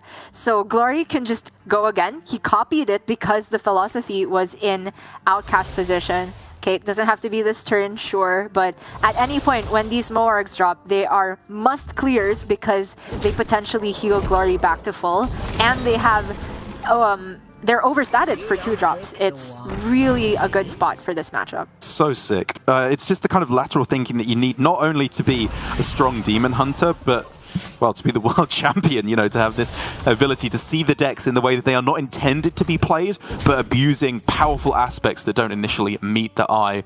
The downside, however, is coming into effect here. We can see he is completely starved of card draw because, you know, generally as Demon Hunter, you almost never keep cards that aren't ways to keep drawing cards through your deck unless you're against the hyper aggro decks. And now he's feeling that very, very heavily. Yes. And this is starting to get into the mana range where just dropping Moarg doesn't quite feel as powerful because that can still get run over by a Bladed Lady, for example. Glory here choosing to get 1 Eldrazi online. He does leave a minion on board, which equals more immediate damage, but he is really valuing the Immolation / Throwglaive here because he has such little card draw. And also, kind of baiting High3 into extending a bit more sometimes just gives him better Moarg possibilities. I kind of get the feeling that you're actually just supposed to, like, even if you have mana spare, you're not supposed to play the Illidari Studies here, right? Because you can Immolation Aura or Throwglaives, whatever, you know, find a way to clear the board. And then next turn, you can play it and play the Skull at the same time. Whereas if you play it now, you get another card in the way of the Skull. So I think, I agree. Again, even if you're just floating 2 mana, you don't play that on this turn. I could see, like, Throwglaive, and float. Impatient. Yeah. That's it, yeah. And I guess you could Hero Power and swing, but maybe just having the weapon equipped is more valuable at this point. Alternatively, there are lines where you just play a Moarg and Fell Scream Blast. You get to stick the minion. Yes, Bladed Lady is scary, but if they're going Bladed Lady this turn, they're unlikely to Skull, which is a big deal. So, in the end, Glory goes for the board presence. It's brave. Yeah. Both options available for High3. He doesn't take the bait. Yeah, the Moarg being on board this turn just doesn't really matter to him at all. I'm very fine with him leaving it up. Okay, well. Sigil Runner? Yeah, it has to be. Like, picking up another philosophy when you've tempoed out 2 Moargs is tempting, but he needs the card draw here, or he is losing this game. That's not there. 2 Spectral Sight, 2 Skull of Gul'dan, another Studies, and 2 Double Jump, and even Thalnos to an extent. Oh, and the Chaos Strikes. There's just so much card draw for Glory that he hasn't hit. It's looking very, very likely for him to do it, but he's going to have to find it soon because High3 is turning up the heat. Double Bladed Lady available on this turn. I guess if your opponent hasn't drawn any cards, it's a logical conclusion to come with the fact that they have to have some kind of card draw in hand as the other cards, so maybe you don't play both the Bladed Ladies on this turn. But at the very least, High3 has the option to just go all in here if he wants to. This is looking like it is the turn to push, and if you have the other Skull in hand, I can absolutely see that happening. Glory needs a Miracle top deck here, and honestly, I feel bad that it's turning out this way because I think his lines he was taking at the beginning were so cool. Same with the Priest game that didn't ultimately end up working, but overall thinking was there. Okay. Well, he has the clear. Moarg, yeah, Immolation Aura is overkill, probably. Can you get away with just Throwglaive and stuff? Well, you could just go Talented Arcanist and Immolation Aura, right? With True. Immolation Aura, yeah, it's just super clean. You don't even have to go with that, I suppose. Save the Arcanist overall. The I-Beam. Yeah, this was the cleanest way to go about it. It's the swing here. Ay-ay-ay. Combo pieces, but not the whole combo. Absolute garbage draws. And another skull for High3. It feels like he's just stolen the skulls from Glory's deck now.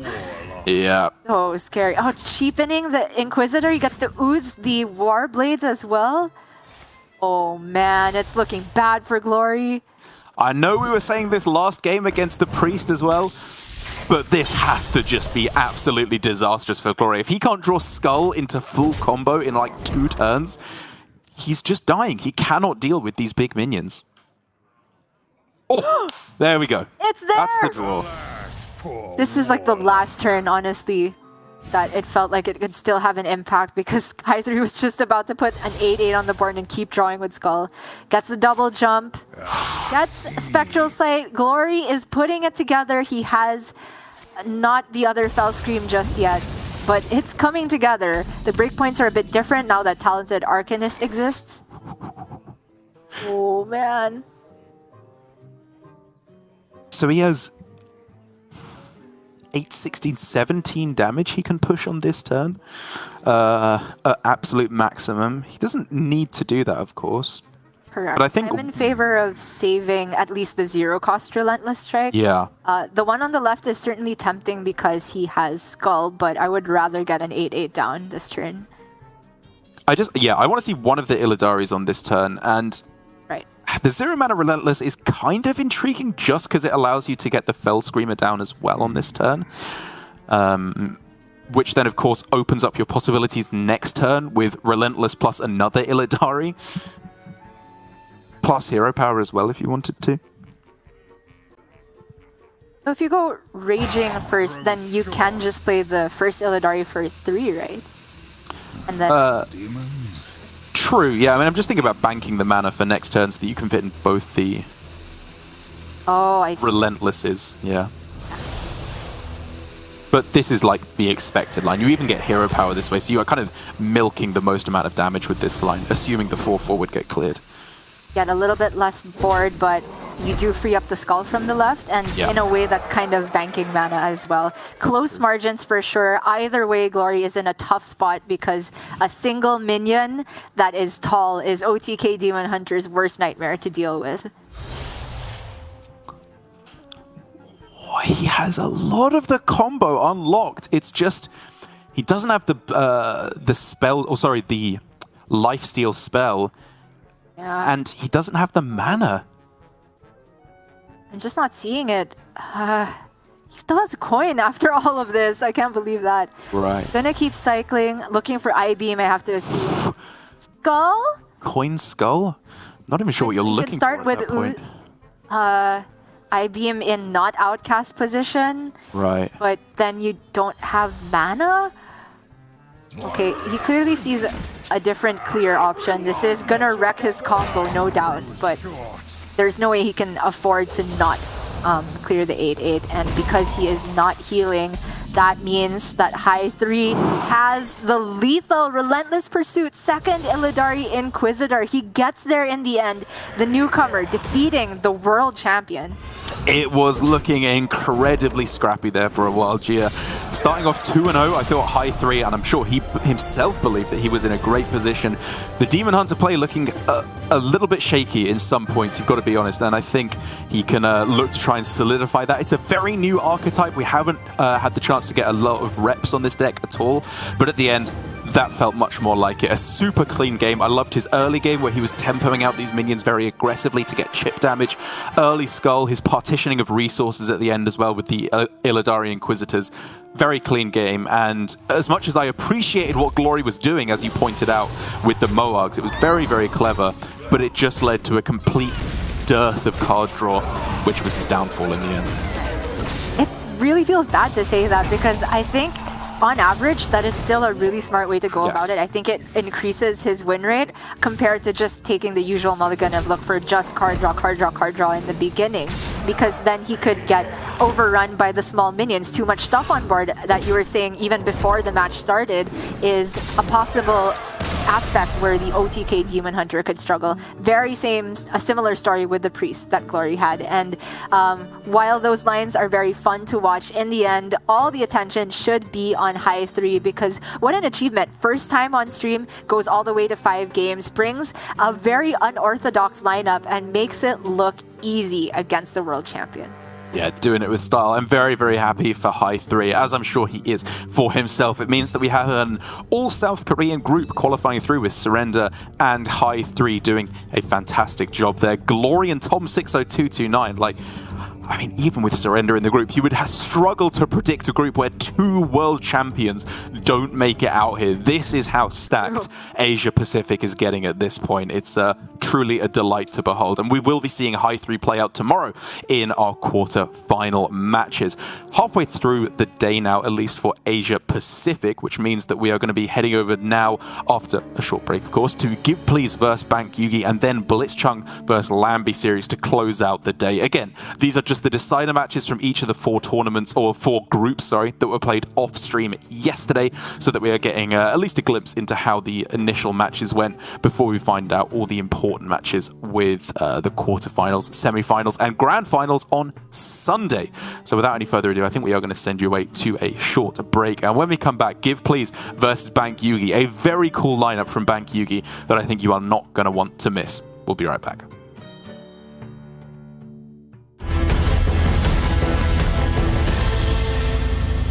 Hi everyone, it's Gia and welcome to a new season of Mull It Over, a show where we discuss mulligans and early game decisions from Hearthstone Grandmasters. Because the new patch just dropped and certain strategies may have changed, we won't be going over a specific deck this time. Instead, I want to discuss 3 interesting mulligan decisions from GM Week 1.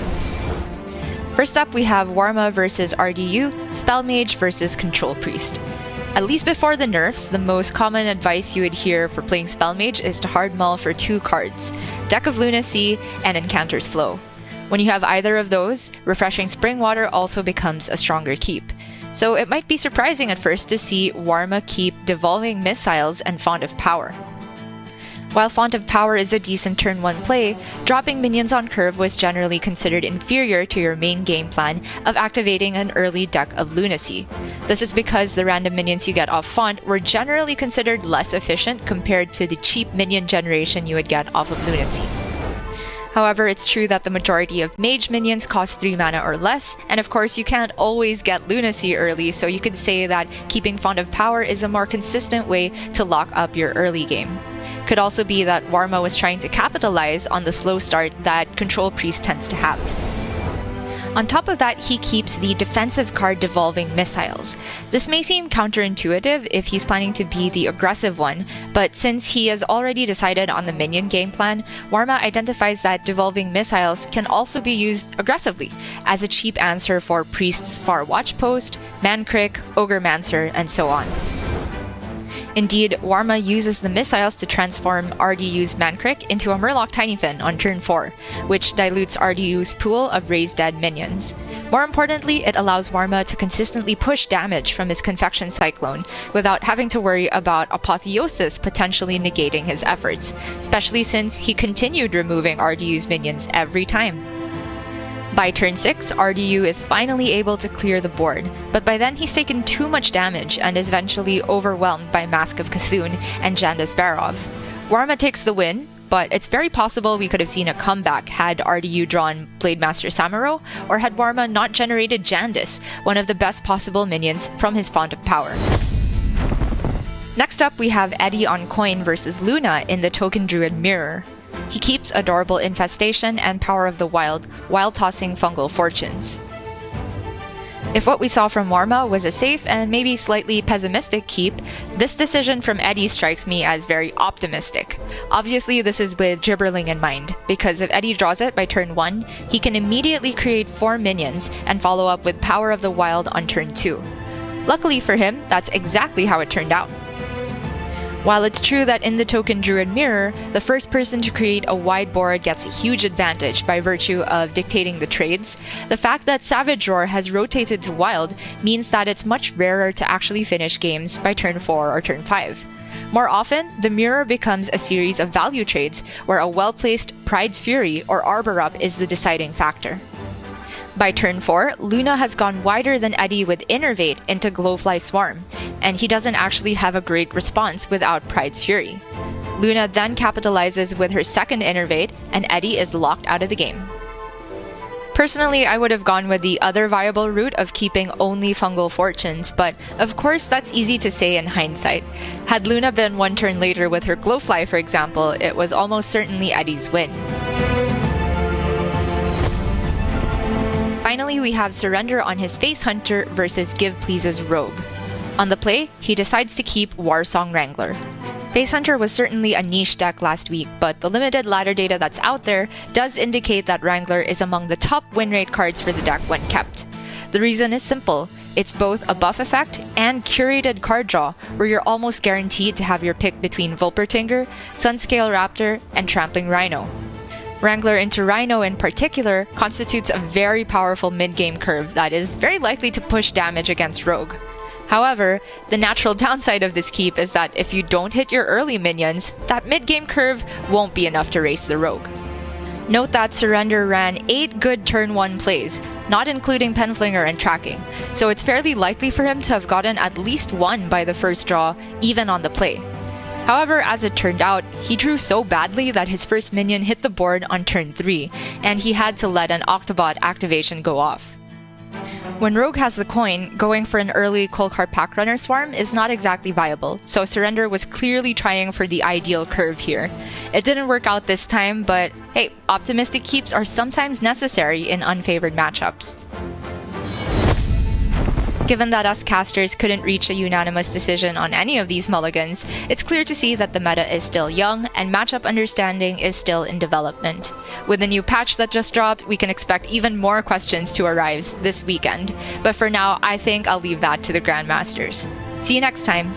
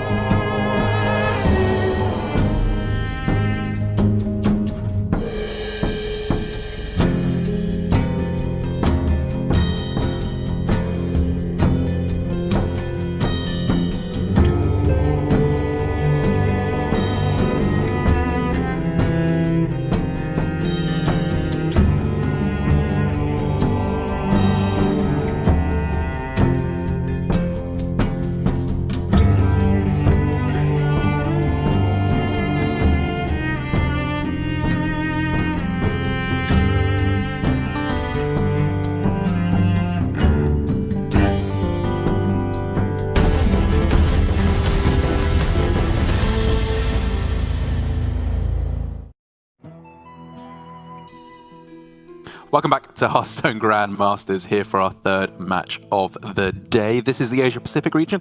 Once again, Europe and Americas will follow shortly if you want to track any of your favorite Grandmasters across their regions. But for now, we're going to be having a pretty exciting match. I think we can both agree, given that we have one of the weirdest lineups over the entire APAC region, I think, with Bank Yugi on his kind of control strategies going for the most part here. Anti-aggro, maybe anti-priest, up against Give Please, who seems for the most part once again to be going for one of the more just kind of good deck strategies with nothing too flashy from his side of the board.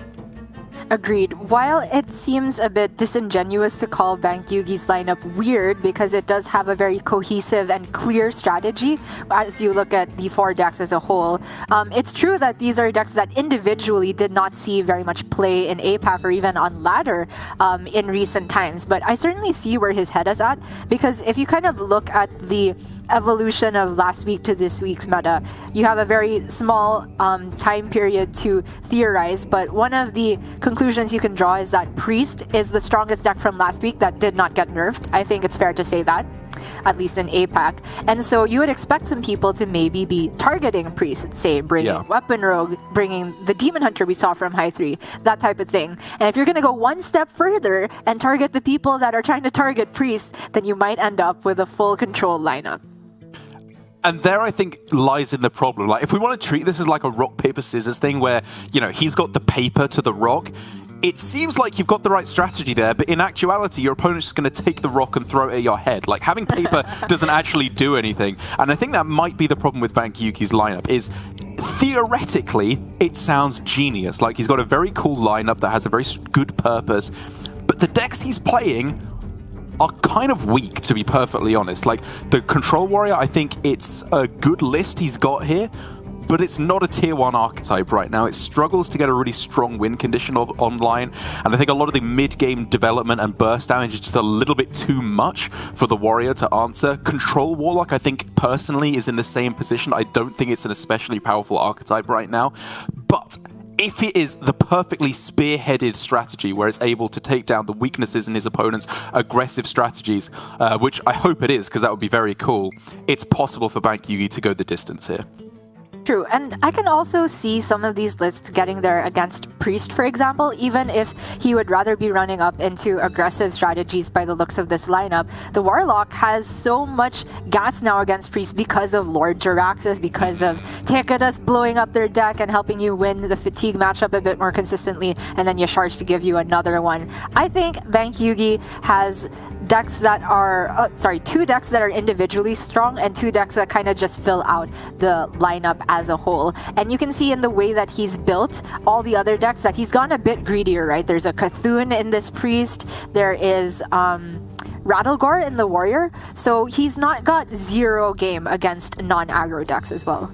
Yeah, exactly. It's kind of like, with all the oozes in there, it's anti-weapon rogue, it's kind of anti-paladin, anti-face hunter, you could argue as well, but also to an extent anti-priest. You know, his lineups, I think, are meant for the most part to beat the priest mirror, because he has, again, Cthulhu in this priest, Cthulhu in the warrior.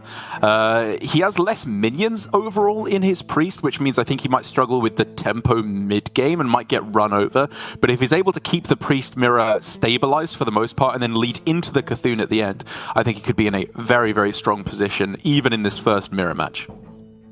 Gonna be a lot of fun, and everybody should buckle up for some long games, I get the feeling, at least for this very first one. But we are going to be seeing just a very different side to the Priest Mirror of old, because it's not all about who generates the most Soul Mirrors and Murazons and who gets the best Galakron minions nowadays. A lot of it goes into how you've built the deck in the first place, and Bank Yugi's Priest, while it does have a heavier late game with the Cthulhu and, say, Malagos, the late game for Give Please is still nothing to scoff at with Alexstrasza and Ysera. That's a bit of more reach with Alexstrasza and also the Nightmare from Ysera. And then if you look at the early game side of things, Bank Yugi has not found the room for the Raise Dead Sethek and Wandmaker package, which is what Give Please is running.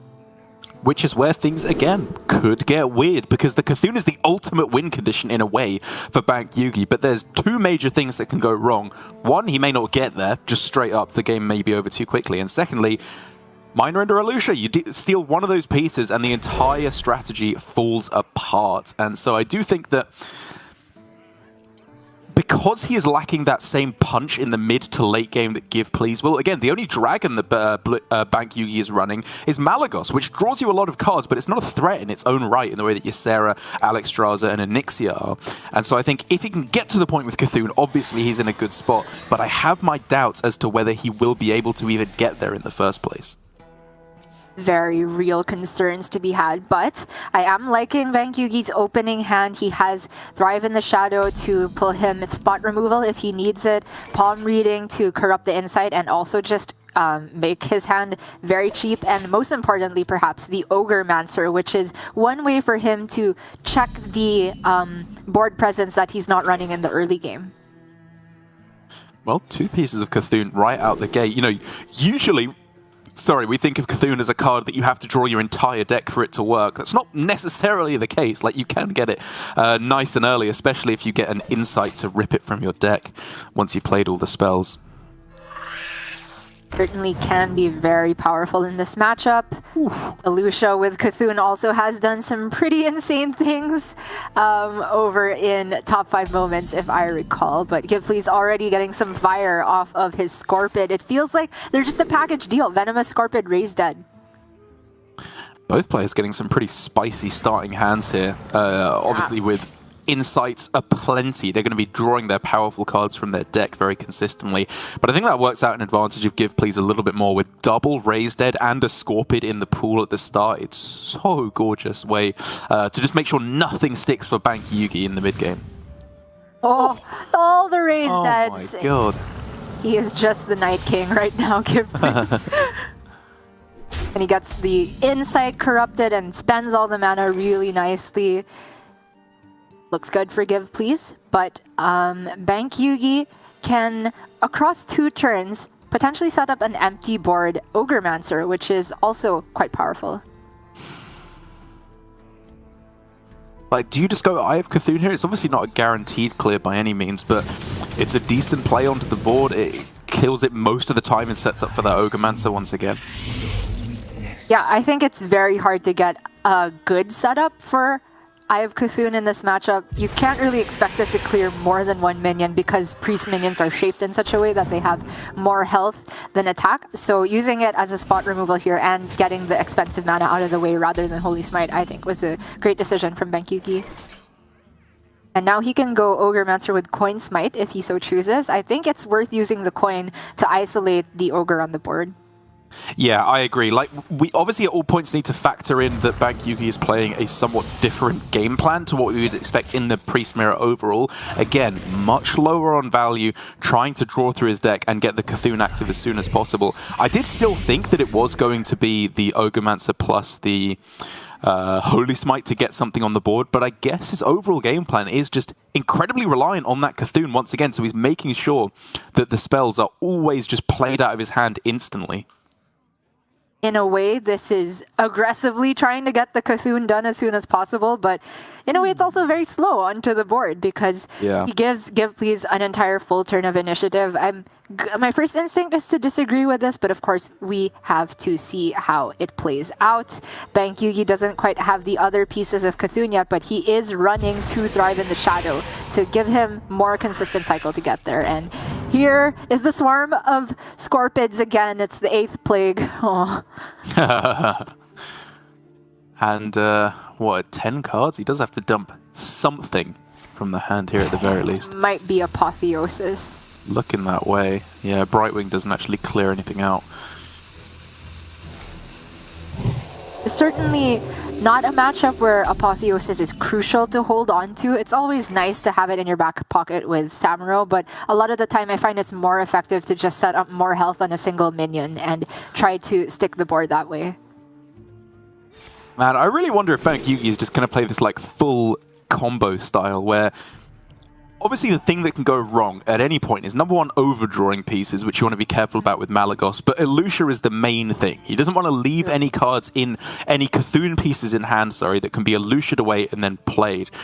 Because now with Malagos in hand, which he was reasonably likely to find, he's only running like 4 or 5 minions in the deck overall.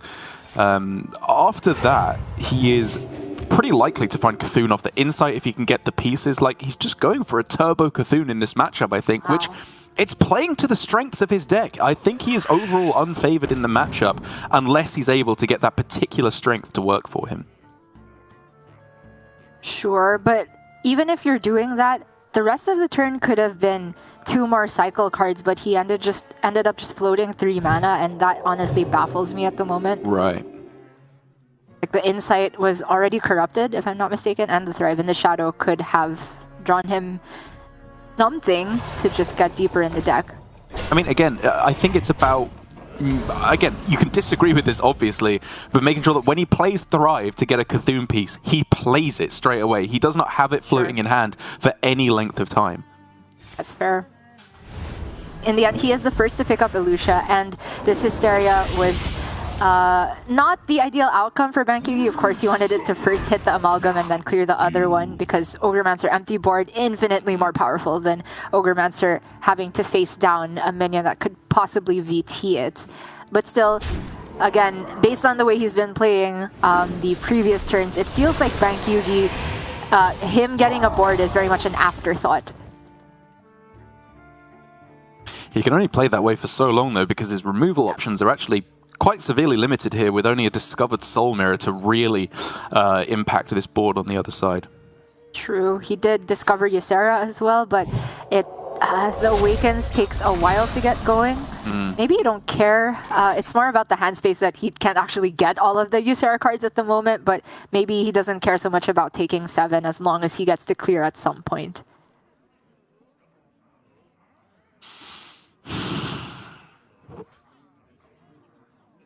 So you can definitely think about Ilusha at this point.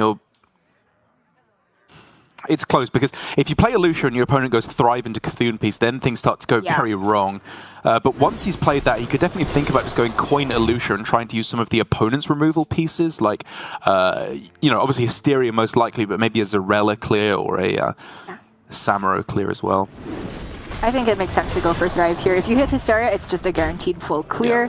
Very nice for BankYugi. And if he didn't, then Holy Nova at the end of that turn still would have cleared up most of it, just left the Ogremancer, and then he could try and follow up with Soul Mirror or Holy Smite the next turn. So if Give Please wants, it's even more Scorpions very likely. Sometimes you get better stuff like Ogremancer. A lot of the time you got 2/2s as well. Yeah, like, to me, he just wants to clear stuff out of his hand, though, right? Because Ysera offers the real impactful plays, like getting the Dreaming Drake down. Ysera itself is a very real threat. So he just wants to clear out cards as quick as he can from his hand, which, I mean, this kind of accomplished it. At least puts more threats on the board. Yeah, he got the Ogremancer. That is a good deal. I think whiffing on 1 and not hitting a Scorpion, at if that's the expense for guaranteed getting Ogremancer, I think that's perfectly worth it. It took quite a lot out of BankYugi to get rid of the Ogremancer over 2 turns. So now I think we can look a lot more heavily at Mindrender Ilusha on this turn. There is little, I would say, that can be done to really disrupt your hand. Like, they can obviously just play out all your cards, but they can't destroy your combo, I don't think, in the Cthulhu very easily at all. It's only if they top deck exactly one of the pieces on that one draw. That's true. That's true. I mean, maybe even that small failure rate is not worth it for BankYugi to risk it. Clearly, the way he's played this, where he feels okay floating 7 mana as long as his combo guarantee stays intact, means that he's all in on just winning with Cthulhu here. And it is already telling us a lot about how the matchup works, at least from Yugi's perspective. But Give Please is starting to turn on the gas here. If he gets anything that buffs attack, BankYugi will have to blink. Oh, Psyche Split? Oh. That is more like it. This. Now it has 4 heads, Derek. Yeah, just do this every game, 4 heads. It's easy. And now things start getting very, very tricky, of course, for BankYugi. We're looking at any kind of a board clear. Soul Mirror does some of that, but not quite enough. Shadow Word Ruin. Sorry, buddy, not quite. Nope. I mean, the big deal here is he gets the Sethek off the mirror, and then he can use these Smites and Renews for, I don't even know how much, or even the way to sequence it, because every spell will then just refill a bunch of these 2/2s on the other side. But surely he has to clear the Sethek, right? I mean, he can end with Coin Nova, so... Oh, true. Just works out pretty clean for him. It's a very nice turn, actually. Yeah, I didn't spot that. That's perfect. It only leaves 2-1 on the other side, the one that got Focus Willed. That is huge for Yugi. And that means that Give Please is likely... he doesn't even have enough damage to heal back up and get a Zarella off of it. So it's Hysteria, probably. Yeah, sorry, my Defiant is Mine too. Mine too. slowing I'm just down a little bit imagining there. what happened. But yeah, the Holy Nova to close things out. Very nice turn by Bank Yugi. That is the swing turn he was looking for, and my goodness, was that powerful. And this silence thing has maximum 5 health, if 5. I'm not mistaken. Right. So he can So- heal that for 4, his opponent for 3, or for 4 as well, I guess, with the hero power. And like, there is a Zyrella clear on this turn. What I'm looking for as well, but it maybe just uses too much resources, so in the end, Give Please is just going to Hysteria on the biggest ogre. This could go wrong in a lot of ways, like namely the Sethek not dying. But Oh. died. Okay. Okay, That's one decent. Ogremancer survives, but yeah. 2-head. You have to be happy with that overall. Forgive, please. So if Bank Yugi had one more card in hand here, I would also be heavily looking at just Ysera and Dream and try to overdraw them at a spot where it's also just good to clear the board. Of course, Bank point. Yugi has diligently stayed at 8 cards from this point, so I wonder if he's aware of that possible big punish if he does overdraw a Cthulhu piece. So now Bank Yugi has Samuro and Zyrella and Oozes in his list in terms of minions in his deck, because the thing that is really intriguing me is the 0 mana Insight in hand in order to try and draw the Cthulhu from his deck as soon as it is put in there. You can't go for a true OTK, obviously, because the parts all cost 5, but you can at least draw it from your deck so that your opponent can't, like, Elusha into draw it or any kind of nonsense like that. If he's starting with Prayer, it signals to me he's looking at an Elusha turn. I am looking at, like, say, Power Infusion Psyche splits, which obviously you can't clear the Alex right away, but it seemed like a good enough board presence to me. Oh, okay, so he started with the Prayer to make more room for Ysera instead. Okay, get behind that. The Alex, while it is a powerful battle cry, is very slow in this spot. Oh man, it is refreshing, because I feel like even the control decks nowadays, they don't have like a strong one-purpose game plan that they're working towards. Like Priest just kind of removes stuff, plays stuff, and eventually gets there. But it's nice to cast a matchup with like one overarching theme here from Bank Yugi, which is, you know, play for that combo. And again, Give Please has this window now to try and burn a piece if he really wants to. It is not overall likely 2 pieces out of 15 cards, but who knows the next time Bank Yugi will be on 9 cards, and the next time the board will be in this shape where Ysera Dream actually looks like a good tempo play as well. The alternative, I believe, would just be Alex again, because Zyrella, there's just not enough to heal for it to work here. Yeah, it does look like we're experiencing a slight spectator issue, or maybe just a disconnect from one of the players. Shouldn't be a problem. Again, it's usually very easy to reconnect and make sure that nothing is lost in the process due to the pause feature. But it was a critical moment, absolutely, there for Give Please. He was starting to struggle with clearing the board there, and even though he's not afraid of losing to board pressure from his opponent, every turn he's not ahead on board and hitting Bank Yugi in the face is another turn that he's closer to getting the Cthulhu and locking out the game that way. So it's a ticking time bomb here for Give Please before he's able to get on the board and start winning through tempo. True. And in terms of his best tempo options, the dragons are just it. So Alex Straza has to be on the mind. However, if you play it and leave minions up on the other side, a single Apotheosis could undo all of that work. So from my perspective, what Give Please has needed this entire late game is just a big, clean Zyrella swing, which you were talking about on the Ogremancer board turn was a possibility, but maybe was a bit too difficult to piece together with the time he had. What is a loon's will? You turn to Give Please, who appears to be starting off with Flash Heal. Sorry, my client just froze again. Yeah, indeed. It's like the real question for me here for Give Please is just, do you need to do anything at all at this instance? Because again, I said you want to get back on the board as soon as possible. But the problem really is that he could save up for a big Xyrella clear instead with the Flash Heal and the Renew. Instead, he's just going all in on trying to clear right now, clearing a bunch of room in hand, burning a card from Bank Yugi, which is Xyrella, not too impactful, as he is breathing a sigh of relief there. As you can see, that was a big deal. True. Forgive, please. Even though the turn looked like it was a lot of resources used, he actually accomplished both the things I was suggesting on the previous turn, which is swing board and end up with a minion where they have nothing. So then you can start actually threatening pressure and go for the possible overdraw.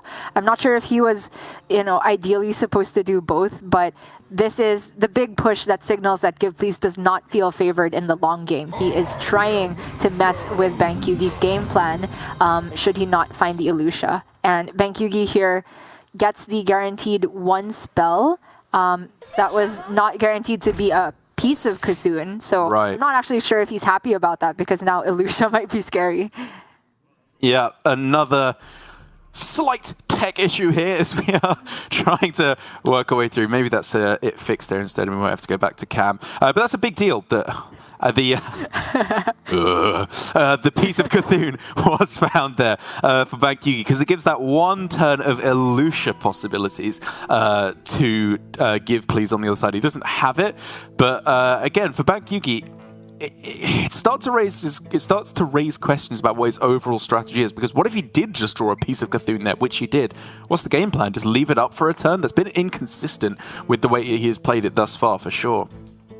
Certainly feels that way. It could be that he was also just playing the odds there, because Malagos, one spell drawn, it's almost certainly going to get you not a piece of Cthulhu. So that was his actual only card draw in hand that kept him cycling closer to his game plan, I believe, because all the other cards in hand seemed to be removal or just stuff that didn't really get him ahead on board. It's really tough viewing this priest deck like a combo deck because I'm just not used to seeing it played out that way, but Bank Yugi clearly has a strong opinion on that being the way that the matchup is supposed to be played. So it really now raises the question of how much Give Please is looking for his Elucia. Is he going to start taking every aggressive draw ability he can discover from this point on as well? Because that seems like it's where it's headed. You definitely imagine so. Jumping back in. I am now looking a little more closely at Apo plus Shadow Word Ruin on the Malagos here, just because he has something on board now. Like, the benefit of sticking a Ysera here is pretty big, I would argue. True. We could also see something like Apo Hysteria. I believe if you Apo your own, it had to happen before playing the Wand Thief, then it could have ended up as a full clear. However, that's a lot of it's your best Samuro activator used. Maybe he didn't quite want to go for that, but clearly now Bank Yugi's priority should be playing this piece of Cthulhu before it could possibly get Elucia'd. You definitely think so, and I do think he will in the end. Again, this is consistent with his game plan, all in on the Cthulhu. You definitely wanted to go with the Psych Split there and the Power Infusion potentially as well, just to go all in on the pressure and try and double down while your opponent can't necessarily clear it. But I guess you'll just accept in the end that this is good enough for the moment, and you're able to push a lot of damage and clear the entire board as well, actually. Yep.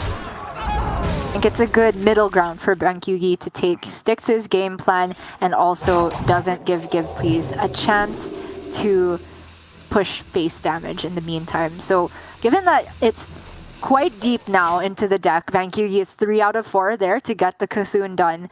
Give Please will certainly have a higher priority placed on finding Elucia. Problem is he doesn't really have card draw here. He has Renew to maybe hunt for something, but in the end goes for the removal, doesn't even have the mana to play Alex. That's really scary.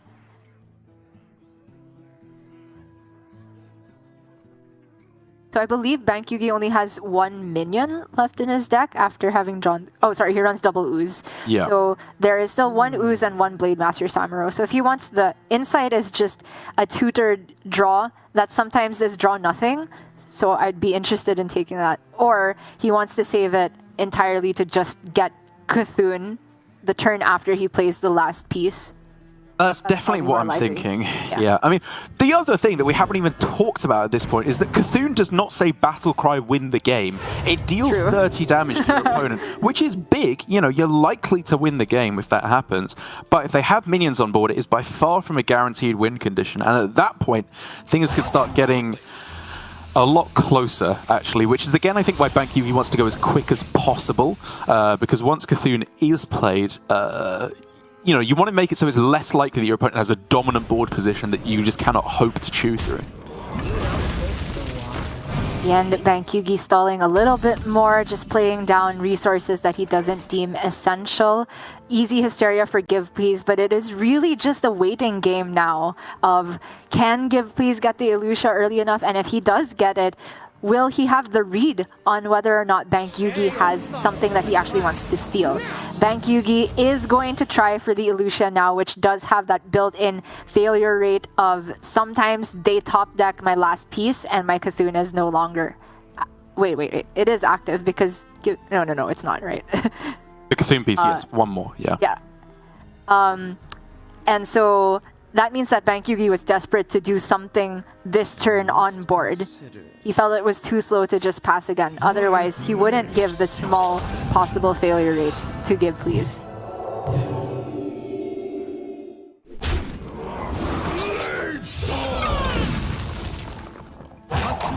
Well, it deletes a lot of the healing from the deck, and another big health minion. Like, this is a way that he could potentially have healed up after the Cthulhu, which is obviously a very big deal. Now you take the worst one, because it goes back to Give Please hand. Yeah, I mean, I thought death was probably the worst one there. Like, are you really hoping to go for the win that way? Either way. He did hand over the Insight, obviously, to the other side here with this game plan.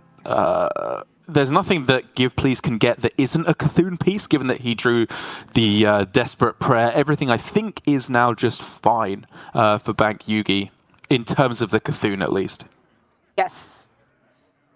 He did lose the Insight, which means that the immediate pull to get Cthulhu with the Insight costing 0, so like the immediate guarantee of playing your last piece and the very next turn playing Cthulhu is not available for Bank Yugi anymore. Not the end of the world, but in some cases it gives Give Please another a bit more time to find Elucia. Just play everything right? Do you care about playing the skeleton? I can't rather just go like Nightmare, Nova, Desperate Prayer.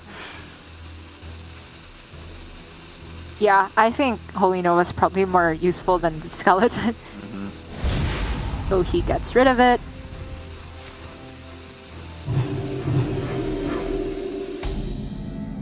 Doesn't play the Nightmare. I think that's fine. You kind of value your own minion. Sure. And you don't want to take 7 from theirs. Well, at the end of that Elucia ring from Bank Yugi's side, he is still safe. Malygos. It was an interesting one. Again, it allows you to draw through your deck, but he doesn't want to do that in one big chunk. If he drew every spell from his deck there, he would just be inviting, again, the Elucia insta-lose. It is an insta-lose, but he knew Give Please's hand before this turn. So if he didn't top deck Elucia that turn, that means Bank Yugi has the guaranteed last piece into Cthulhu. Maybe that was it. Maybe that was the window to take it. Like, because again, the crucial thing is Cthulhu does not just win you the game. You have to play it while there's an empty board or your opponent is heavily damaged. And the longer you wait, the bigger a board they're going to generate. You are going to fall behind in terms of value. Oh man, so many decision points to make here. Give Please is ahead on board, and it's getting more and more tense here. The idol could possibly just give him even more board presence, just the stats on that, BankYugi certainly can't ignore, but Give Please did see the Soul Mirror, so probably instead looking to build a board of this shape, too much health, not enough attack to immediately die to Soul Mirror.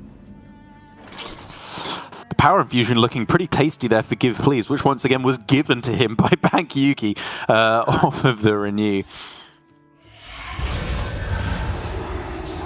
Soul Mirror, he gets the Apotheosis off of his Samuro, and it appears that this has been patched, where the rush minion you summon off of Soul Mirror cannot in fact attack again. Yeah, it definitely didn't used to be that way, but you know, at least it's consistent now with other effects as well, I think. True. Okay, well, Give Please knows that at best for him, this is just gonna get Soul Mirrored again. Or Alexed. Well, yeah, and there is the clear with Soul Mirror Condemn, which I don't know, you're probably looking at here for BankYugi. I don't think realistically you're expecting to see anything much more scary than this on the other side. So funny, this is just like the glaive-bound tennis. It's now just Alex tennis now. The stakes are higher. Big leagues. Back you go. And same thing, BankYugi is just a little bit less healthy, but honestly, the little difference in health is not a big deal. Oh my goodness, last 4 cards. The Cthulhu piece is in there. It's in there. Yeah, it's everything here listed except the Condemns, plus the last Cthulhu piece is what's left of BankYugi's deck.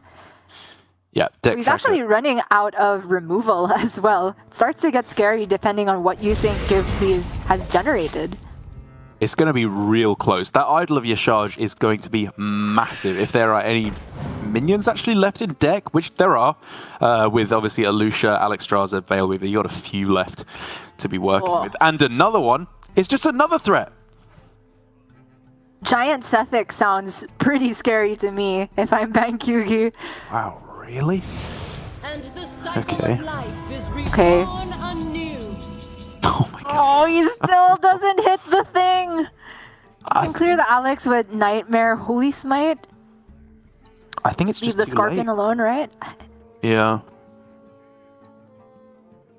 Oh yeah, the problem is if you leave the Scorpion alone, then you have no chance of sticking the Cthulhu ever, right? Oh wait, sorry. The Cthulhu will kill the Scorpion. Never mind. Well, it's the body, right? The body of Cthulhu is the annoying bit. You want to actually get that 6/6 on board if possible. Yeah. Give Please just has this Shadow Word Death in hand that can check the completed Cthulhu once it comes down, as long as he doesn't immediately die. And all he has to do to not immediately die is have a minion on board. And he heals it just to give Samuro at least a couple of turns of retirement here before it eventually just dies to the Nightmare. In the end. Man, Raise that is here for Give Please. One whiff, but the Scorpion, every Scorpion is huge. I will say, Idol of Yashaj would pretty much have just won the game for Give Please at this point if he'd picked it over Shadow of Death. I am still a little perplexed by that choice. True. Because the last piece is just build a 6/6. It does not destroy a minion. BankYugi just straight up has no more answers. And Give Please should know that, given that he had taken perfect notes here. And that means the last 2 cards in BankYugi's deck are Samuro and Body of Cthulhu. And again, I just don't think the Cthulhu is going to get there now. It might make it so that he wins in fatigue, right? Because he'll be able to deal so much damage that only a tiny bit of fatigue is needed for Give Please. But Give Please has a good deck left. He has Alexstrasza, right? He has Sethic. These are powerful cards. Yeah, if it was just what we saw on board, maybe BankYugi could get there, but it just doesn't work in practice. He's also just held on to Shadow Word Death, so he can immediately answer the Cthulhu that comes off as the completed 4 pieces. Oh, man. All you have to do is be at 30 and have a minion on board. Mm-hmm. That's literally it. And so Alexstrasza does that pretty well. Again, you know that the last 2 cards left in the deck, well, if it's Cthulhu, it's going to delete your board, but whatever, you can then just Shadow Word Death it and then heal up very happily. Yeah. And because he knows that, I think he's just saving the Alex for that very, very niche fatigue situation you were talking about. And in the end, it's still not good. Oh, it's the Condemner. Yeah, the Samurai was overdrawn, wasn't it? So the deck tracker doesn't like that either, which is, I mean, even worse realistically for Bank Yugi. Yeah. Like, he could blow it up here so that Cthulhu does a little bit more damage. It just doesn't matter. It's all or nothing at this point. Priest has no burst whatsoever outside of the Cthulhu. So if it's not an immediate lethal, Give Please simply removes the Cthulhu and Bank Yugi is completely out of gas. Yeah, just with checkmate. Yeah, I think you're right. Like, if he didn't have Apotheosis in hand, maybe with the fact that he's taken so much damage, even though he's ahead on fatigue, he might just creep over the line. But Alex Straza, Apotheosis, I don't see it happening. I think the Cthulhu was just that little bit too late. It was close. And I think Bank Yugi, for the most part, did a good job of trying to draw through to it. The only thing that I think we can really pinpoint this on, which you correctly pointed out, is just that second Malagos that he didn't pick. He could have ripped through his whole deck, gone for the Cthulhu a lot earlier, and if it wasn't exactly 1 in 10 Elucia, it would have worked. It really felt like the best moment to go for it when you had as good of knowledge of Give Please's hand as you were ever going to get. Bank Yugi didn't want to take the failure rate of 1 in 10, but it turns out there's also this failure rate of not drawing the pieces soon enough, which often feels unlikely. But if I look at the Priest list again, it's not built like a combo deck where it's either just removal cycle or your win condition. This is still a control Priest as a whole, and maybe trying to shoehorn it into a combo position is not the ideal way to approach every matchup, or at least you have to adjust depending on how the draws go in the mid-game. I mean, the other thing to bear in mind is that he could hit 29 50-50s in a row here. It's unlikely, but it's possible. Make that 30, why not? Wait, why would he give up his one out? Okay. Well. Oh, I missed. Damn it. Oh, he missed. Imagine missing here, Derek. Imagine. Yeah. And so now, because he's not going to take any fatigue damage yet, he can go Sethic Death. He could have gone Alex Straza, Apotheosis to finish things out. This gets just not Elucia. It's fine.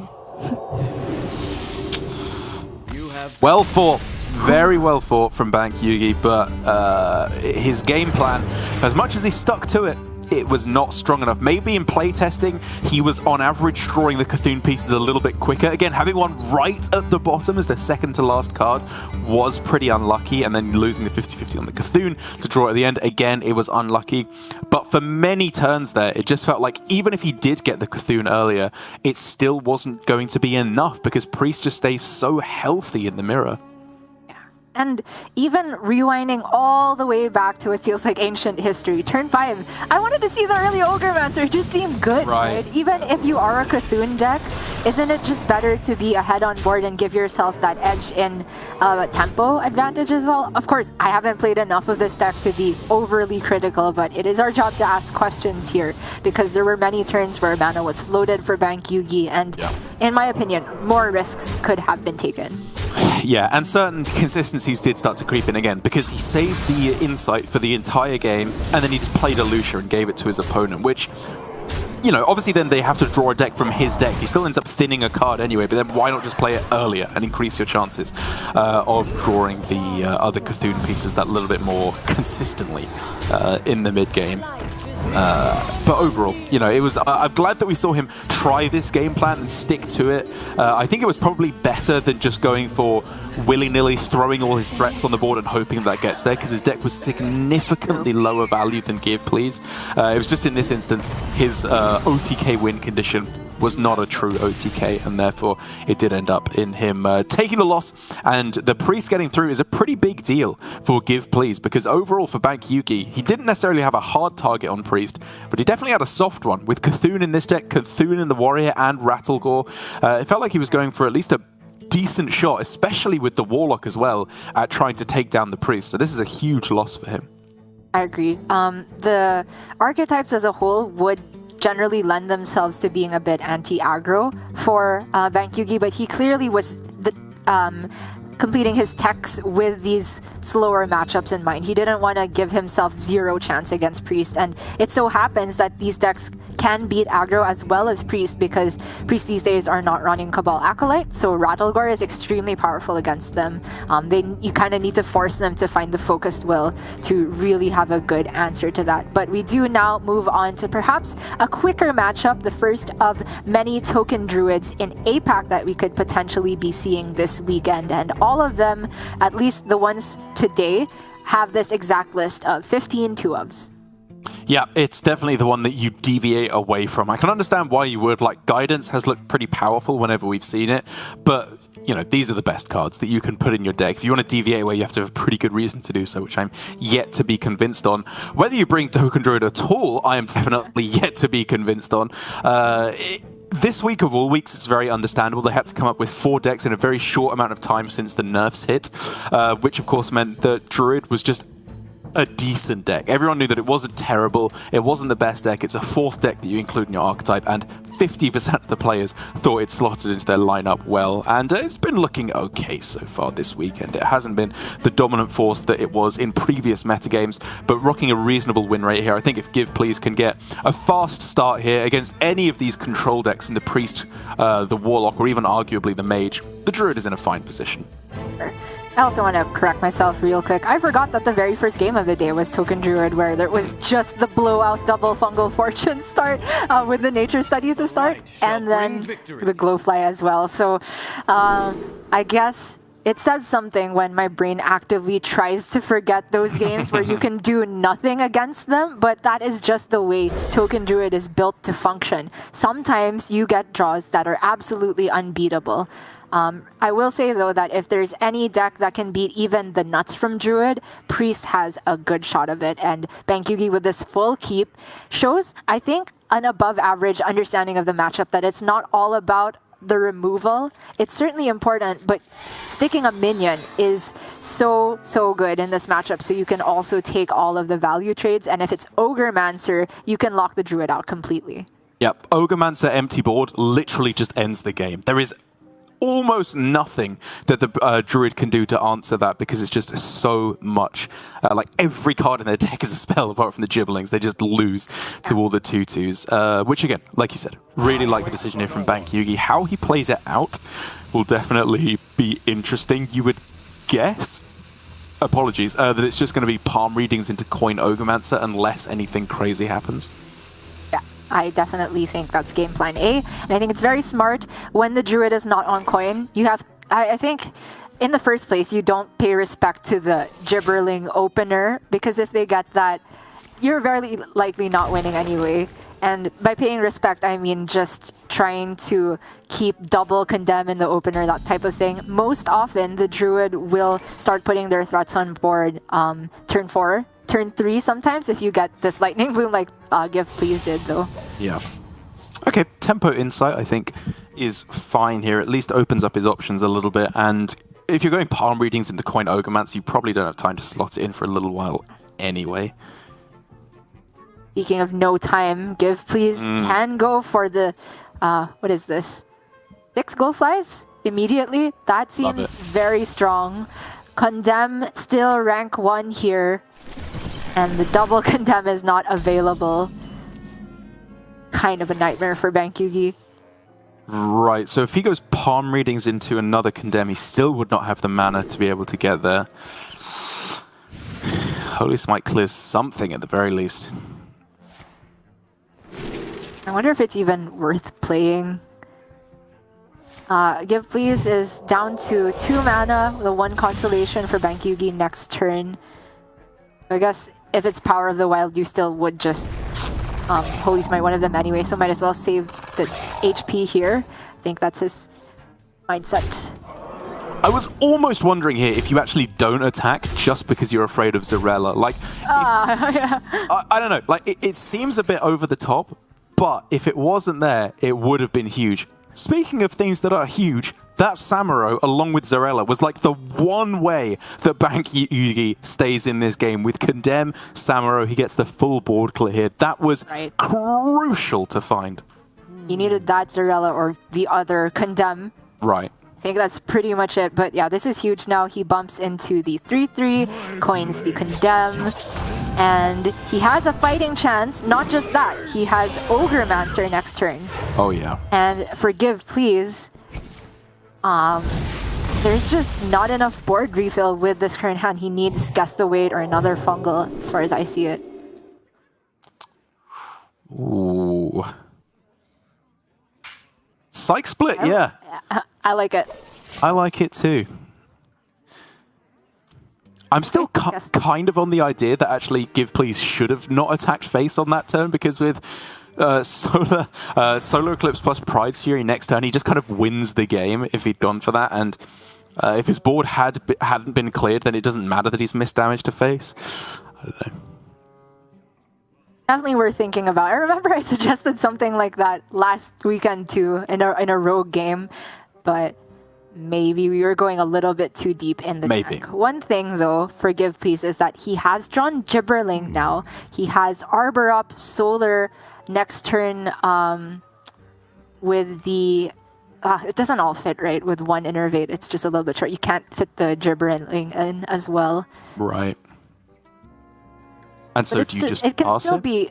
Yeah. I think it's between Pass or Thorn Growth.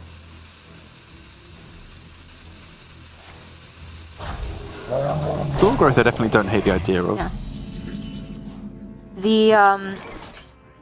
The thinking behind the Gibberling turn is, can I get 2 boards out of my current hand or just one? Because ideally you want to have insurance for if they do have the other Condemn or the Zyrella, I would have my next wave of threats. But no matter how I parse this hand from Give Please, I think it only creates one real board, and the other board is what, a couple 4/3s from Arbor up.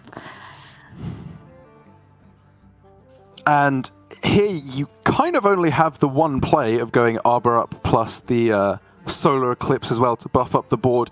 I think you just have to accept with another unfortunate momentary disconnect issue, which I'm sure is frustrating Give Please far more than it is us. If that's possible. Getting the big minions down on board, even with the skeletons in the way, it doesn't matter about face damage, it's just making a board that the priest can't answer, and that, to me, definitely felt like the best way to go about that. Oh, but at the same time, the Ogremaster is like, if he does create that huge board, he ends up with a bunch of 5 health minions? Or, no, 4 health? Mm-hmm. If you do play Solar Eclipse with the Gibberling, okay, then they have pretty much infinite health. So in that case, I guess you're right that you don't care about the 2/2s. So the turn would theoretically look like this is really hard without visuals. Gibberling, Innervate, Solar, and then Arbor Pride's up. Fury. Pride's Fury. And then you trade a bunch of 2/2s and call it a day. And if Bank Yugi doesn't hit Zyrella, then you're in a decent spot. So with my Mind Palace powers, if Sherlock has a Mind Palace, I have a Mind Shack. It's just terrible. Nothing is really going on here. I can't visualize it. Thank goodness we're back. And we get to see... For the love of God, stop talking about your Mind Shack, though, Gia. I cannot handle it. I'm already tilted enough with these disconnects. It's the opposite of a palace, Derek. I don't know. Yeah, I mean, Shack is accurate. It's just I don't know. Sounds wrong. Can't even say why. It just does. Okay. But yeah, here we go. We are in the situation where these minions cannot be dealt with, and this is getting to be a close one. This double Ogremaster is huge to prevent any kind of development from Give Please, but even then, he can kind of just chunk through without even needing to play spells here, right? At least some of the way. Yes. The big deal is that the Ogremasters have enough attack on them that the Treants cannot value trade unless a spell is played, which then creates 2 more taunts. And it's just this cascading disaster that's not even in Warlock. Why would you slam double prayer there? What if you draw Zyrella? That serves... Oh, well, I guess if you're afraid of dying, like on this turn, 14, 25...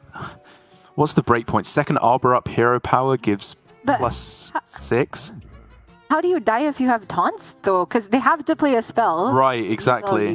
Yeah. I don't know about that. That seemed very weird to me. Like one, maybe I can understand, but yeah, again, even then, I would much rather, have saved them for a Zarella clear. What to do? Oh, this is hurting my brain. I'm not gonna say it. Just my mind. I kind of think you're supposed to leave the second one up and just go Solar Arbor, right? Like, you kind of just don't care if they have it. As long as your minions are so big that they can't deal with it. I guess you can double trade and then go with Solar Arbor. It looks like he's... Oh, if he was going to make this play, I thought it was going to be... Gibber. There was just not enough mana to get everything done. This is... Okay. Of course, certainly still a threatening board, but I see your point, where that last turn could have been this with more minions on board, but some of them have 2 damage because they ram into the 2/2s. Right, and obviously there would still be Ogre-Mancers on board, but again, your Treants would be so big that you can just kill them off next turn anyway, before playing any spells. Oh, but this is sick. This double Pride's Fury, this is that's insane. Yeah, that means the 6/4 becomes 8 attack and can value trade over the Amalgam. The rest can push face. Easy 2-turn lethal setup, and Bank Yugi has no good answer, especially since Give Please has just seen the Desperate Prayers. Even Zarella coming down is not going to do very much. He is debating whether he can make this a Gibber. Really? I thought it was not good enough. Like, the value trade looks so good. It looks really good, yeah. I mean, you can still do that, right? With Pride's Fury and Power of the Wild? Sure. Okay, so he would end with a full board still. And less health on his minions, but more minions. Also less immediate pushed face damage. I guess they're very similar in the long run. Like, the breakpoints are kind of a moot point because Zarella is just not a thing anymore. Yeah, and that's the real kicker, right? Like, if it's... Obviously, he would have to have got Zarella off the top here, but there was an out, potentially, if he had saved the copies of the Desperate Prayer just to be able to try and get things rolling with Zarella. But now, for Bank Yugi, again, this strategy that he's got, it makes sense when you hear about it. I had Prancing Pony, one of the players, been helping the APAC players kind of, corral their efforts into one cohesive force, talking about how he really likes Bank Yugi's strategy. And when I hear it explained out, I also like Bank Yugi's strategy. I think this is an underperformance, but you have to question by how much. These decks that he's playing are, for the most part, worse versions of the expected archetypes that serve one very specific purpose that has not been realized so far in this series. And he's already lost the 2 matchups that he quite wants to face, in my opinion. What's left now for Give Please is the OTK Demon Hunter, which does have the teeth to just beat control decks without even having to worry about getting on board necessarily. Give Please's list is very standard as far as I can see. He doesn't have those Inquisitors that we were seeing from other versions of this deck. Yeah. He has Thalnos in there to help the cycle along as well. Yeah, just super standard lists. And I think, obviously the OTK Demon Hunter against Priest, disastrous matchup. As we all know, nothing really changed there, especially, I think, against Bank Yugi's version that runs very few minions, so you're much more likely to find Elusha off of the Insight, or even just Acidic Swamp Oozes to destroy some of the weapons. Could be a nice bolster to the matchup for the Priest. It's the other ones where I think things start to get a lot shakier for Bank Yugi, because the Mage, I think you're definitely going to be looking to struggle there if you can't get enough development off at the start, or enough burst damage to win that one. And the Warlock feels disastrous, in my opinion, against the Demon Hunter. I think unless you hit the perfect Ticketus, obviously, to destroy the Il'gynoth from their deck, outside of that, it's just terrible. You will die eventually. It's grim, especially since Demon Hunter can get going even faster than before, it feels like. With Talented Arcanist, they can play around with different breakpoints that were not available when it was just Ethereal Aug Merchant before. And of course, this version from Give Please is still running that one Raging Fell Screamer, so you can, if you get the perfect discount, also just land the early Moarg and have the rug completely pulled out from under you if you are a control deck. So from this point, I do think it's going to have to take a miracle from Bank Yugi.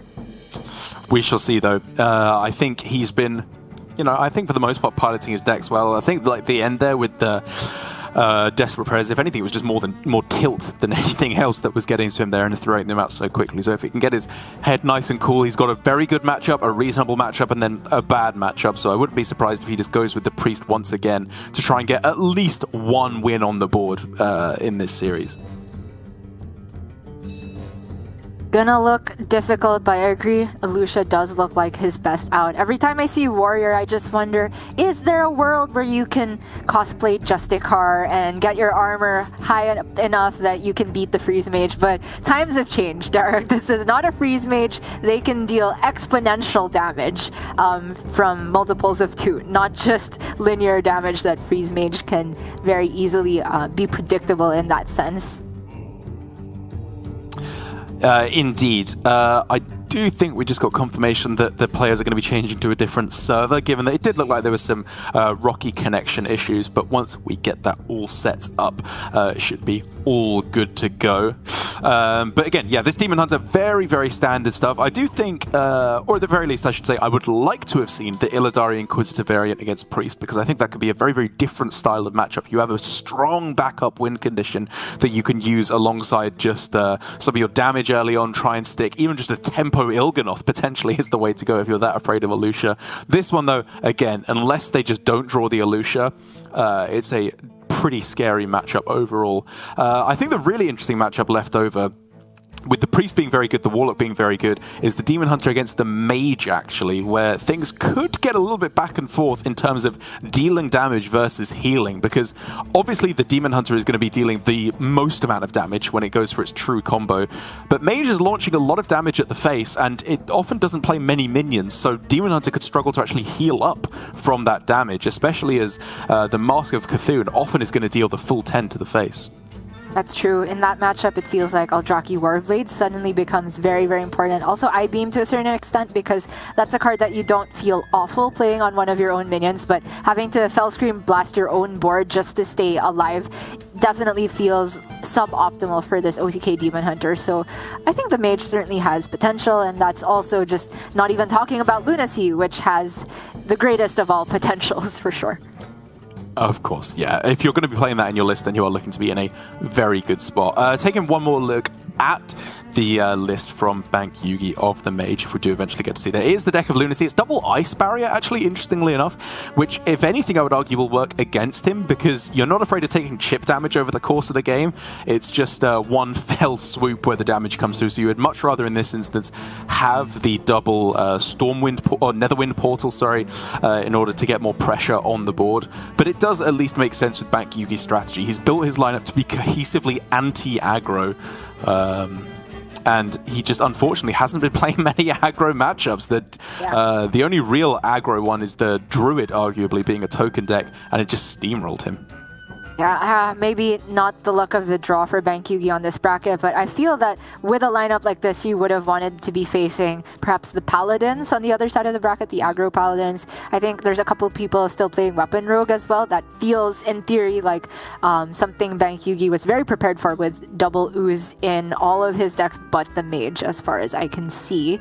Bank Yugi also not having Ring Toss in his Mage, I would say, is a big deal, because sometimes Counterspell can mess heavily with Demon Hunter's game plan. If you can put them on having to dump either a combo piece or a card draw piece, that can sometimes give the Mage enough time to burst them out. So definitely feels like it's an uphill battle here. I agree with you that Bank Yugi's best chance for a single win against Demon Hunter is just Priest, and hard mull for Alusha, take all the card draw that you possibly can.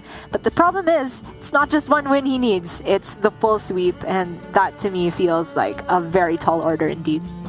Definitely does. But I think if nothing else here for Bank Yugi, even if this strategy doesn't work out, it speaks of a great turnaround in his overall prospects in Grandmasters, because obviously he had a very good start to the season, to his position in Grandmasters, qualifying through to the World Championships.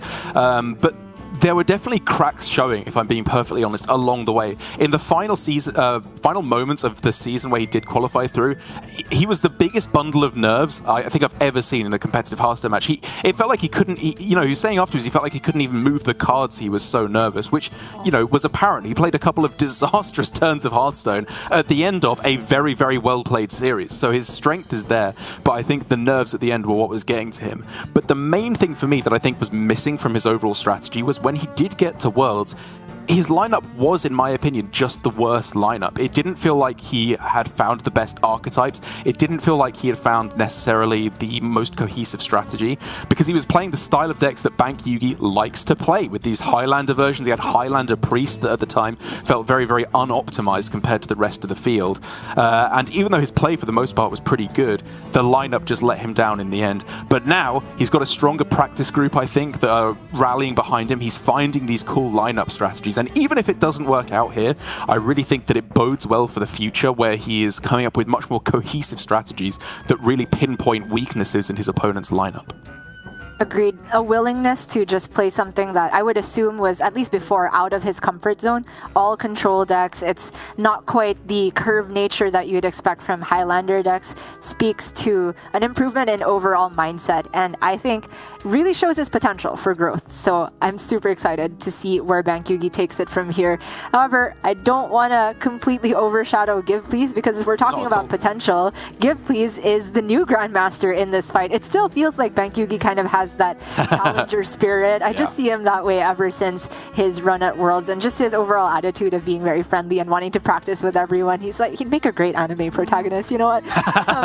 Forgive Please though, he has definitely been around the block when it comes to tournament experience. He has played so many Masters Tours by this point, even all the way back to 2018 when he had his edgy username. I remember Give Please all too well. And he has also shown a willingness to play very, very different decks. Week 1, I feel, even though we talked about how it felt like a fluke for Surrender, to be fair to Give Please, he didn't also get to show us his full potential, because his deck kind of just gave him the best draws in that situation. I want to see Give Please really impress us with a come from behind or a tough situation where he finds the line, because that is the mark of a really good Hearthstone player. Indeed. And here we are, ready to jump in. This could be a second 3-0 sweep as the first match on stream in a row here for Bank Yugi, at least to the first game he plays of the week. But it's going to have to be overcoming a bit of a tough one to get out of the gate. Obviously, we're seeing here Bank Yugi full mold for Alusha, or maybe Insight. He finds the Insight, which again, he is hoping to just find Alusha from, whereas on the other side for Give Please, Illidari, Double Jump, and Spectral Sight, all perfectly good cards. It's just how he partitions this out when factoring outcast positioning that things get a little bit interesting. It's the throw glaive that really makes things a bit awkward here, but with Illidari Studies and Double Jump both, you kind of have to think about when the ideal timing to play those is, because in the best case scenario, you would love to play either of them when you have the mana to immediately skull afterward, because if you don't play it that turn, it often gets stuck in the middle and can't be outcasted. But I think Give Please's hand is slow enough that it's fine for him to go for this type of draw. Crimson Sigil Runner looks pretty good here. I'm trying to get tricky already. Glide doesn't really do anything, right? Even if your opponent draws a whole bunch of cards, like, I'm just trying to think of any way that you can stop your opponent from playing Alusha, and Glide potentially has some disruption properties. Probably not good enough, because you're going to discard a whole bunch of your own cards, most likely. Maneuvering Glide to actually get you net positive in terms of cards in hand is really tough as Demon Hunter, because you have to play out a bunch of stuff. But oh my goodness, Give Please is a gamer. I'm already so curious about where this is going to take him, but I'm happy this is happening right after I said I wanted to see something unusual from Give Please, something different from the straightforward game plan of last weekend. Well, Zyrella is a minion from the deck, which is good, because now Insight, again, more likely to find that Elucia later on. Played Proto Drake over the Hothead. I was kind of just looking at Hothead because it's cheap and you can throw it down at the start alongside the Mage Scribe. But at the end of the day, it's a very sticky minion if it does get to turn 8. Sure thing. Mage Scribe itself, very healthy. Bankyugi is just going to proc the Spell Burst immediately here. While it is low odds that the Mage Scribe dies, I don't mind this because Zyrella has very few targets in this deck. Like, if Demon Hunter is playing minions on board, it's because they're fine throwing them away. So there is a target for you to throw your Throwglaives on at least, which opens up the Spectral Sight. But you have to wonder again now, at this point in the game, how is the Glide factoring in? Like, obviously you can just say at this point, I don't really like that pick. Maybe I had something in mind, but it hasn't worked out, and just ignore it. But obviously, if you want it to be good, you kind of want to get rid of cards in hand, not get more of them. So in the end, the Throwglaive is just thrown out of the hand to keep cycling with the Spectral Sight. And I think that is the way to go. The Skull comes one turn too early. Very awkward now for Give Please to get that in an outcast position. Yikes. Yeah, I mean, it's basically just impossible, right? With Glide in the way, you're going to have to play that first, which obviously resets everything anyway. And Ogre Mancer off the top. Perfect card for Bankyugi to find. Imagine saying he'd need a Lucia. This is just Tempo Priest. And he doesn't even run any minions. True. Oh, man. Ooh, to be fair. One thing Give Please has going for him, I would say, is time. Priest, while Bankyugi has gotten on board, it takes a long time for him to actually put together lethal. So Give Please's natural card draw is also not something to be underestimated, because with the Il'gynoth, Moarg, and Ethereal in hand, he's technically Fell Scream Blast and mana away from an OTK. Very optimistic thinking, though. He has to deal with the Ogre Mancer eventually, and it does appear that this is the turn.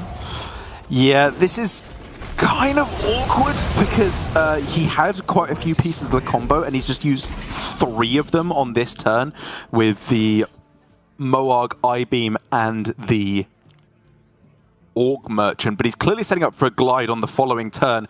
And things now got really interesting because Bankyugi just got a Lucia, to which he is thinking, right, I've won the game. And usually, absolutely, you're correct. But I think it's just going to end up back in the deck next turn. Oh, this is so funny. And when I have ever considered Glide in this deck, I usually only pick it when I can maneuver it to actually draw me more cards. So you'd have to start with less than 4.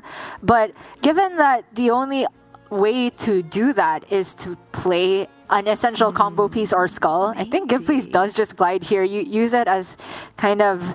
what's the name of that card in Warlock? Plot Twist? That's basically all it is here. Yeah. Sure thing. Yeah, and that's... the illusion's He could just draw it again straight away. He gets the same amount of cards. But, oh no, wait, he gets 4 left, sorry, as well. So it's pretty disastrous to lower his hand size. But he got the Insight back, the corrupted one at the very least, so he could just rip it straight out the deck. This is so weird. I've just never taken Glide and used it like that, where I had a Skull in hand. But Give Please, he just knew. He knew it was in hand. That was some spidey senses right there. He just knew 100%. You can say what you like that he got lucky. Give Please knows. He just knows. Oh, and he gets a double jump with 6 mana. He interrupts the Skull. Give Please is a genius. That Glide was insane. I don't want to say it won him the game because he obviously hasn't hit the full combo yet, and Bankyugi still has time to find a Lucia. But if he does win the game, it was off the back of that Glide. 100%. I'm saying it. That was a just absolute insta win. That was so sick. It was an insta lose if it wasn't Glide. But it doesn't mean that it's an instant win for Give Please just because it was Glide.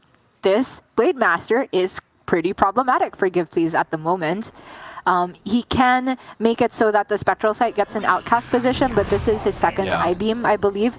And that means that the Fell Scream Blast is going to have to be the way to deal the combo.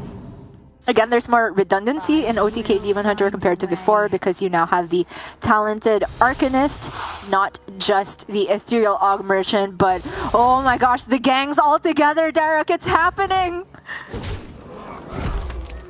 So with +3 spell damage with the talented Arcanist, you can then start to piece together actually quite a lot, even with just one Moog. Yes, so that would be 6 on each minion you hit, so 18. Oh, sorry, it's no, 7? it'd be... no, wait, 8. God. So you're dealing 4 with each Il'gynoth, which means it's 12 to 24, I think, that you are dealing with the full combo. Right. 8, yeah, 8 on each minion, my bad. Yeah. Arcanist gives you +2 on the first spell that you play that turn. However, he only needs one spell. That is the Fell Scream Blast that's currently in hand. And then, even though this is a Battle Cry effect, the Aug Merchant is an aura effect, and it will essentially just stack as +3 spell damage, considering it's only one spell to be played. So if we're not wrong, this is just... That's it. And he also just hit the other Mohawk, so it's Giga Lethal. Oh my god. Glide! That was unbelievable. He has mana, right? That all works out. Yeah. He has more than enough. He has like 1 trillion damage here. He does. Bank Yugi knows what's up. Oh, he throws it down. That was insane. I mean, well played, Give Please. I think in the end I would have looked at Glide, I would have been tempted by it, and I would have picked anything else at the end there because I wouldn't have thought that it actually ever gets played. He maneuvered his hand to the point where it got there. He obviously won't know until he watches the VOD back that he discarded exactly Elusha the turn it was drawn from Bank Yugi. But after what was one of the coolest strategies that we saw this weekend, Bank Yugi with the Control Warrior, the Control Warlock, the Cthulhu Priest, the Spell Mage as well, full anti-aggro, kind of going anti-priest as well, just got absolutely taken apart. It was a good idea, but in practice, just didn't even look close. Fell short in practice, maybe reached a little bit too far with the deck list. I don't really know what it is because it felt like he is still running 2 of all the important cards. Maybe decision making, and the Priest Mirror was one. And even though this is definitely a very flashy way to go out, it feels bad for Bank Yugi to lose the Elusha to an impossibly well-timed Glide. I still don't know how Give Please can be such a mad genius, but in the end, to be fair, it looked like the Demon Hunter was going to get there one way or another, even if it wasn't against this priest. So Give Please is just determined to give us only 3 O's when he's on stream. And just to top it all off, we have Sottle in our Discord being a grumpy sod saying, "We're just going to pretend that was good, are we?" Yes, Sottle. That was the doesn't matter if it was good or not. It was really cool there, and I applaud Give Please for it because again, you know, you lose that matchup most of the time. You need to do something creative as Demon Hunter, and I think he found that there. So he is going to be moving on to the quarterfinals to be played out on Saturday. We do have to say goodbye to Bank Yugi once again. He will only be walking away with the 1 point here, given that he was able to win at least 1 game to this weekend, even if he wasn't able to get through to the quarterfinals. But Alan and Give Please, a great addition to the top 8. I'm really glad that we're going to get to see Alan play at long last. It's been too long since I've seen his handsome face playing some Hearthstone once again. And Give Please, I'm just loving what I see from him the more he goes on in this Hearthstone bracket, you know, in Grandmasters overall. He obviously got some pretty fortunate draws against Surrender, but some very cool plays here. If nothing else, he gives us a good show. Absolutely. To be completely honest, last week when we had, you know, the very start of the season, we had these new GMs, I was having trouble thinking of the way to introduce Give Please to our audience who maybe weren't watching the Masters Tours, where Give Please mostly was able to shine. But now that Give Please has done a play like that, so easy. He's just Spider-Man. You called it, Derek. He has a brand now, and I will absolutely remember that Glide for at least the rest of the season. It also means that Group C has 2 players from Chinese Taipei, I believe, moving on. So a nice parallel to the Korean dominance that we saw from Surrender and High 3 in Group B.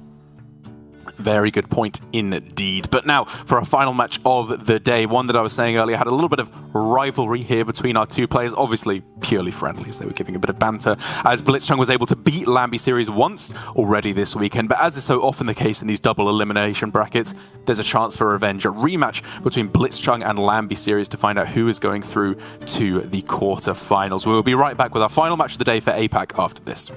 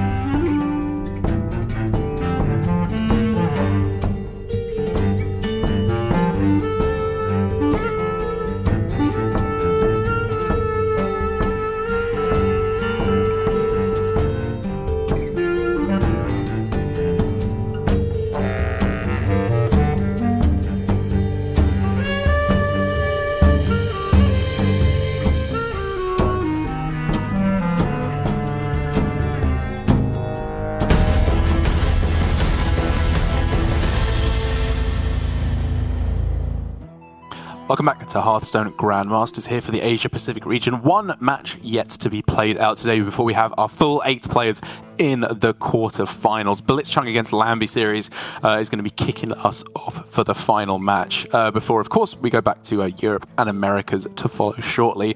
And in terms of the lineups that we have here this weekend, Gia, usually I really like what Lambi has going on in his lineups. I think he just picks the best decks and manages to deviate ever so slightly to come up with a nice, just basic but well-suited to the metagame lineup. Here I have a couple of questions about his overall strategy in terms of what it's actually like attempting to do with the decks he's chosen. Indeed. I did get the chance to indirectly ask Lambi through Pony what the strategy for this lineup was. And according to Lambi, he does have at least a soft target on Priest, it feels like, which I can definitely see that happening when you have Soul Demon Hunter, for example. I think the matchup is a lot stronger after Murazon has moved out of Standard. Spell Mage can also see that as a target on Priest, although I would play Illucia in that list if I were to do so. And the Warlock, of course, is a pain for Priest to deal with because of Ticketus and Jiraxis. To me, the big question is on the Rogue, but then I realized that I am definitely below average GM play for this Rogue deck. Rogue is currently the lowest win rate class on HS Replay, but despite that, we're seeing a lot of Rogue representation in Hearthstone Grandmasters, and to me that says only one thing: the deck is hard to pilot. So if Lambie says that it's got at least a slight favor against Priest, then I believe him. Can definitely see that. Mage starting things off though here for Blitzchung. This is one of the decks that I suppose could be a bit of a weakness for Lambie series, but at the same time it just feels like a much weaker deck overall, this Spell Mage. I mean, it's looked very good from what we've seen so far already on stream today. Like when it draws Deck of Lunacy, it goes insane, and even when it doesn't, it just has a lot of ability in the late game to draw through its whole deck, deal a bunch of burst damage. But Lambie series overall with his lineup against this Mage and just against the whole field from Blitzchung, maybe I'm not giving him enough credit. Like, even if I can't directly see what the strategy is, number one, there was very little time to test indeed, and maybe Lambie, you know, in this instance, if you have little time to prepare, you kind of make the snap call. Is it good enough to run the Deck of Lunacy, or is it not? You choose to put it in or take it out. He made the decision to take it out. My instincts say that that is not the correct thing to do, but that does not mean that it is correct. After we've had the benefit of hindsight and much testing, maybe it turns out that a version of Spell Mage without Deck of Lunacy is the way to go. It's early days, so I'm not going to be too much of a critique of Lambie series lineup until we see it, because who knows, it may just work out very nicely. But he does face up against a very tough opponent in Blitzchung. Even if we didn't know the results from yesterday, I think Blitzchung has gone for what you were describing as Lambie's usual strategy of just play the good decks. These are all heavily represented archetypes this weekend for Blitzchung, and the lists look largely just the standard. I don't see anything here that is out of the ordinary, and leave it to Blitzchung to really just get that extra percentage out of his play quality instead of, say, some very edgy techs. Indeed. To get us started, though, in our first game of the series, we can see it is going to be, again, the Mage versus Mage. And this is a matchup that I've seen talk about on Twitter in terms of how you're supposed to approach the matchup, because with one including Deck of Lunacy, one not including Deck of Lunacy, I do think Blitzchung will still be searching for it, and he will keep it in the mulligan if he gets it. But because of the volatility of these decks, the high amount of burst and the complete lack of healing, I do think that the non-Deck of Lunacy game plan, especially with it costing 4 mana, holds a lot of merit actually in the Spell Mage mirror. I agree. Especially if that player that does not play Lunacy gets the early Font of Power. If they're able to get on board, then the player who does keep Lunacy kind of has that compounding problem of, yes, my win condition is here, but if I have to take yet another dead turn and I'm not clearing their board, then I could just die before I even get card draw off of the Lunacy. So we could see that interplay come into fruition here, especially since Lambie is on the play, but it's Blitzchung who has the Font of Power. And not a bad starting hand altogether. You know, missing out on the Incanter's Flow hurts, of course, just to be able to cheapen your deck and really start the damage rolling. But Missiles, Font of Power, Runed Orb, these are all decent tempo spells to start the game. Indeed. Blitzchung with a cheeky little greeting as well. I do enjoy the kind of banter between these two players. I think they've known each other for many years now, given that the Hearthstone scene in APAC, a lot of these players were playing since, what, 2015, 2016? Yeah. Even earlier for some of them, and these are two of the old guard for sure.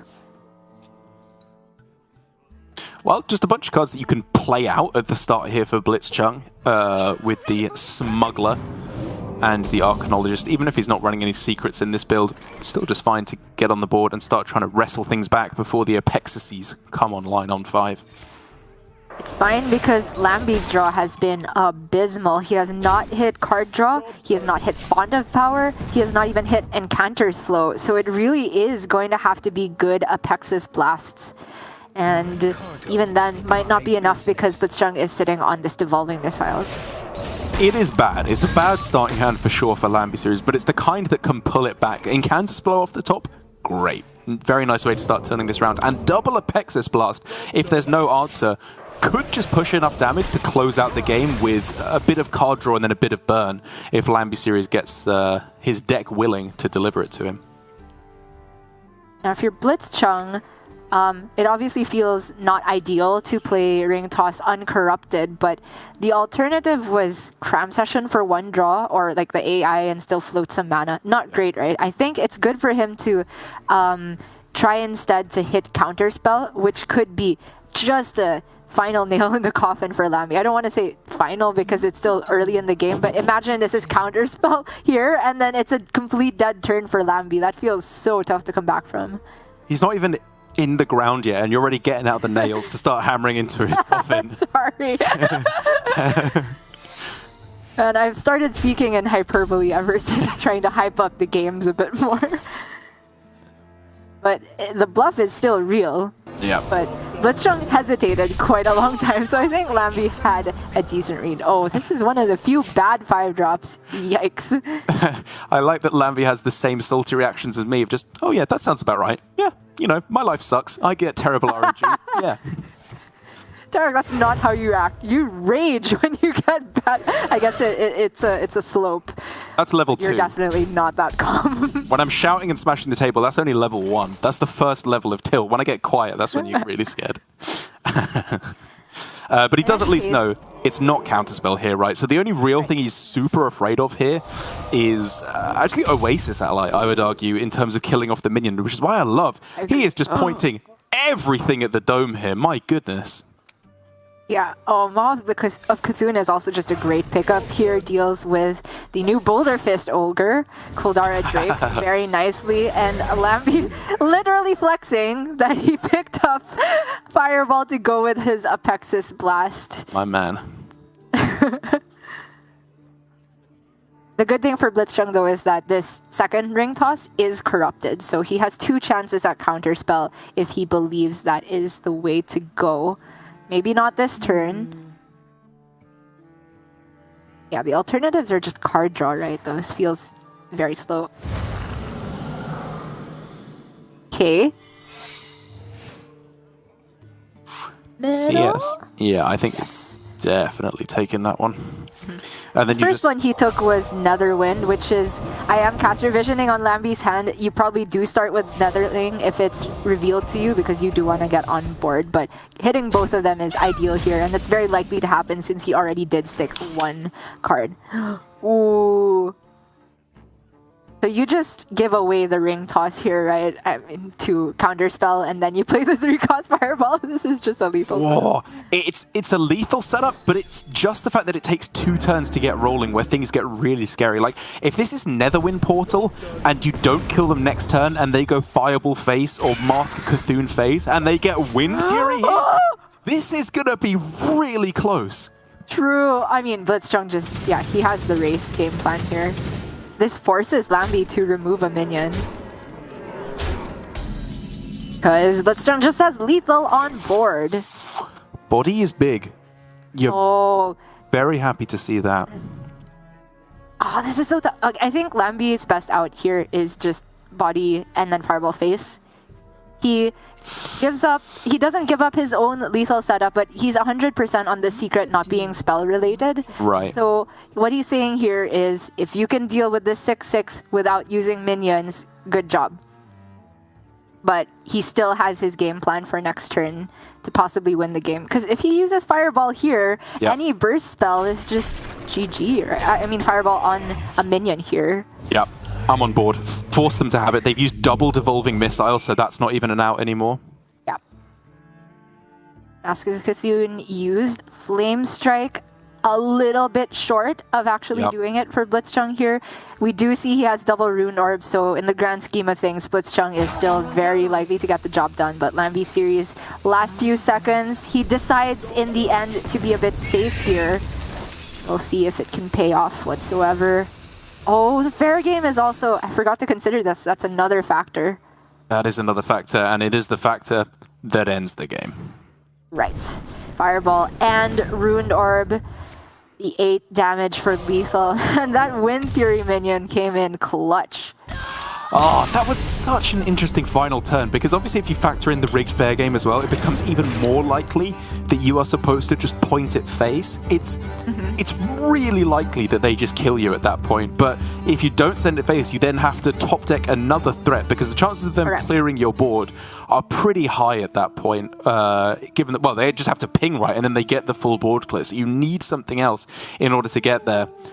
I fully understand that Lambie thought like just getting an extra draw off the top with the Runed Orb was the way to go, but again, my gut is telling me, it's so difficult to predict it exactly, but my gut is saying it was probably slightly better to just point it to the face and hope. Yeah, those are the type of turns where even though there are two clear options, it's almost impossible to accurately assign a value, a statistical value to which one is better because of all the different variables that you have to consider there. It's those situations where you just have to rely mostly on your instincts in Hearthstone as a whole, and also just having played the matchup X amount of times. And who has played this matchup post-Lunacy nerf that many times? They just did not have a lot of room to go for that, and in the end Blitzchung will take the first game in the Mage Mirror, and Lambie again has to play this Mage with no Lunacy at some point. It's going to be a tough one. I am, again, not a fan of this deck, because if we think back to the first iterations of Spell Mage, right back at the start, before people discovered, a few hours in, that Lunacy was insane in the deck, people were running Cthulhu, they were running the ping version, I suppose you could call it, with just double Wildfire. Some of them put the extra minions like Mordresh in there as well. But it felt just kind of weak. I think the Cthulhu in that list, even if you didn't have Deck of Lunacy, wasn't the way to go. And then obviously people discovered 5-cost spells into 8-cost spells is just bad, and then Cthulhu left the archetype entirely. But I don't know, even then, I have my doubts about the Mage in particular from Lambie, so it's going to have to be a good game from him indeed to turn this around. But first of all, he's going to be up against the Priest with his Demon Hunter, I believe, on the other side. Very exciting, especially if our previous Priest versus Demon Hunter game is something to go off of. However, Lambie's Demon Hunter is, again, the Soul variant. This is neither the mid-range kind of tempo and weapon-heavy list we saw from High 3, nor is it the OTK Demon Hunter that we were just seeing last series as well. It is good old Soul Demon Hunter. It is not even running Il'gynoth that Soul Demon Hunter used to run, just because it's a good card, not because it particularly has any good synergies. But Illidari Inquisitor is filling out the end of this list now, and that's the real difference. I think, especially with Murazon being gone from Priest, the Demon Hunter has some real punch to it. Yeah, I think I like this build of the deck. You've got a bunch of 1-drops, obviously, with the Jailer, the Battle Fiends, Wand Maker to kind of close out the early game as well. The downside is still very much there in that Skull of Gul'dan becomes much, much less reliable when you have all the Soul Fragments in your deck, which can negate the reduction of cost when it's in the outcast position. But you have some very, very real benefits. Soul Shard Lapidary remains one of the most brutally powerful cards in the game when it comes down activated on curve. And even ignoring the damage route, without Soul Mirror in the deck, Sociologist Militia can just be a win condition against Priest. That's true, especially if it comes down before 10 mana and the Condemn is not all the way up to rank 3. And the differences in this deck compared to the previous meta, I think, have all turned out positive for Soul Demon Hunter. They're not running Soul Shard anymore, but it's not a card that Demon Hunter even particularly like to run. They want stuff that either gets on board or deals damage to face. The Soul Shear before was there just to give you a bit more consistent Soul Fragment generation. Its place has been taken by Lucky Soul Hoarder now. Mankrik, in my mind, kind of replaces Kayn. Yeah, just in that it generates something that can go face. Of course, it doesn't quite happen that soon, but it also goes through taunt. Yeah, it gets the job done, if nothing else. And I do still think going into this, it's going to be a very favorable matchup. I'm trying to think of any big differences that could occur with the Soul version versus the Tempo version against Priest, and I do think it is going to function in very much the same way for the most part. The only real downside, I suppose, of the list is that it's a little bit lighter on actual ability to clear boards a lot of the time without the Aldraki Warglaves in there as well, or Warglaves of Azeroth, sorry, in order to get multiple hits again and again. Some of these big minions for Priest could be a big problem, or at the very least require face damage to go into them. But obviously, Militia Bladed Ladies, if you're lucky, will be able to get in the way of that anyway. So I think Lambie is in a good spot to equalize this one. Absolutely, and I'm glad you brought up the big minions, because since time immemorial, that has been the interaction we have to look out for in this matchup. If Priest can stick a big minion, Demon Hunter has to ask themselves, how much am I respecting Apotheosis this turn? And that's been the entire story of this matchup since it was introduced to Grandmasters. It's changed in a bit that Priest is no longer running Wild Pyro with Apotheosis, so it's even more reliant on them sticking a minion with a sizable attack on it, because we saw from, say, just High 3 on his different version of Tempo Demon Hunter that he could have potentially left up a minion, and even if it did get Apotheosed, if it did not have additional buff on it, 6 healing is not enough to, say, outpace what becomes, 12 bursts Demon Hunter the next turn. Yeah, that's the thing. It requires a little bit more than just an Apotheosis to stick. You need it on the Samuro, on Alex Straza later on in the game if you generate that, or the Ysera, something like that, just to get the actual impact of healing that you need to close things out. But it does look like we're ready to jump into the game. The Priest, a pretty important win here for Lambie series, I would say. If he's losing this one as well, with only one deck left for Blitzchung, it's going to be very difficult for him to turn this one around. So a big deal indeed. Starting off with a full mull, I agree. You definitely want to look for your 1-drops here. I guess another notable cut from this list is the Mana Feeder Panthera, which I quite liked in previous Soul Demon Hunter lists, just to keep your card draw even more consistent. But you could make the argument that Lucky Soul Hoarder is also card draw. Decent curve for both players actually here. Because of the Raise Dead in Blitzchung's hand, I definitely wouldn't be opposed to just tempo in terms of the ooze into the Hothead and then get them back should they die. It's just good. You play a 3-2 into their 1-3. How quaint.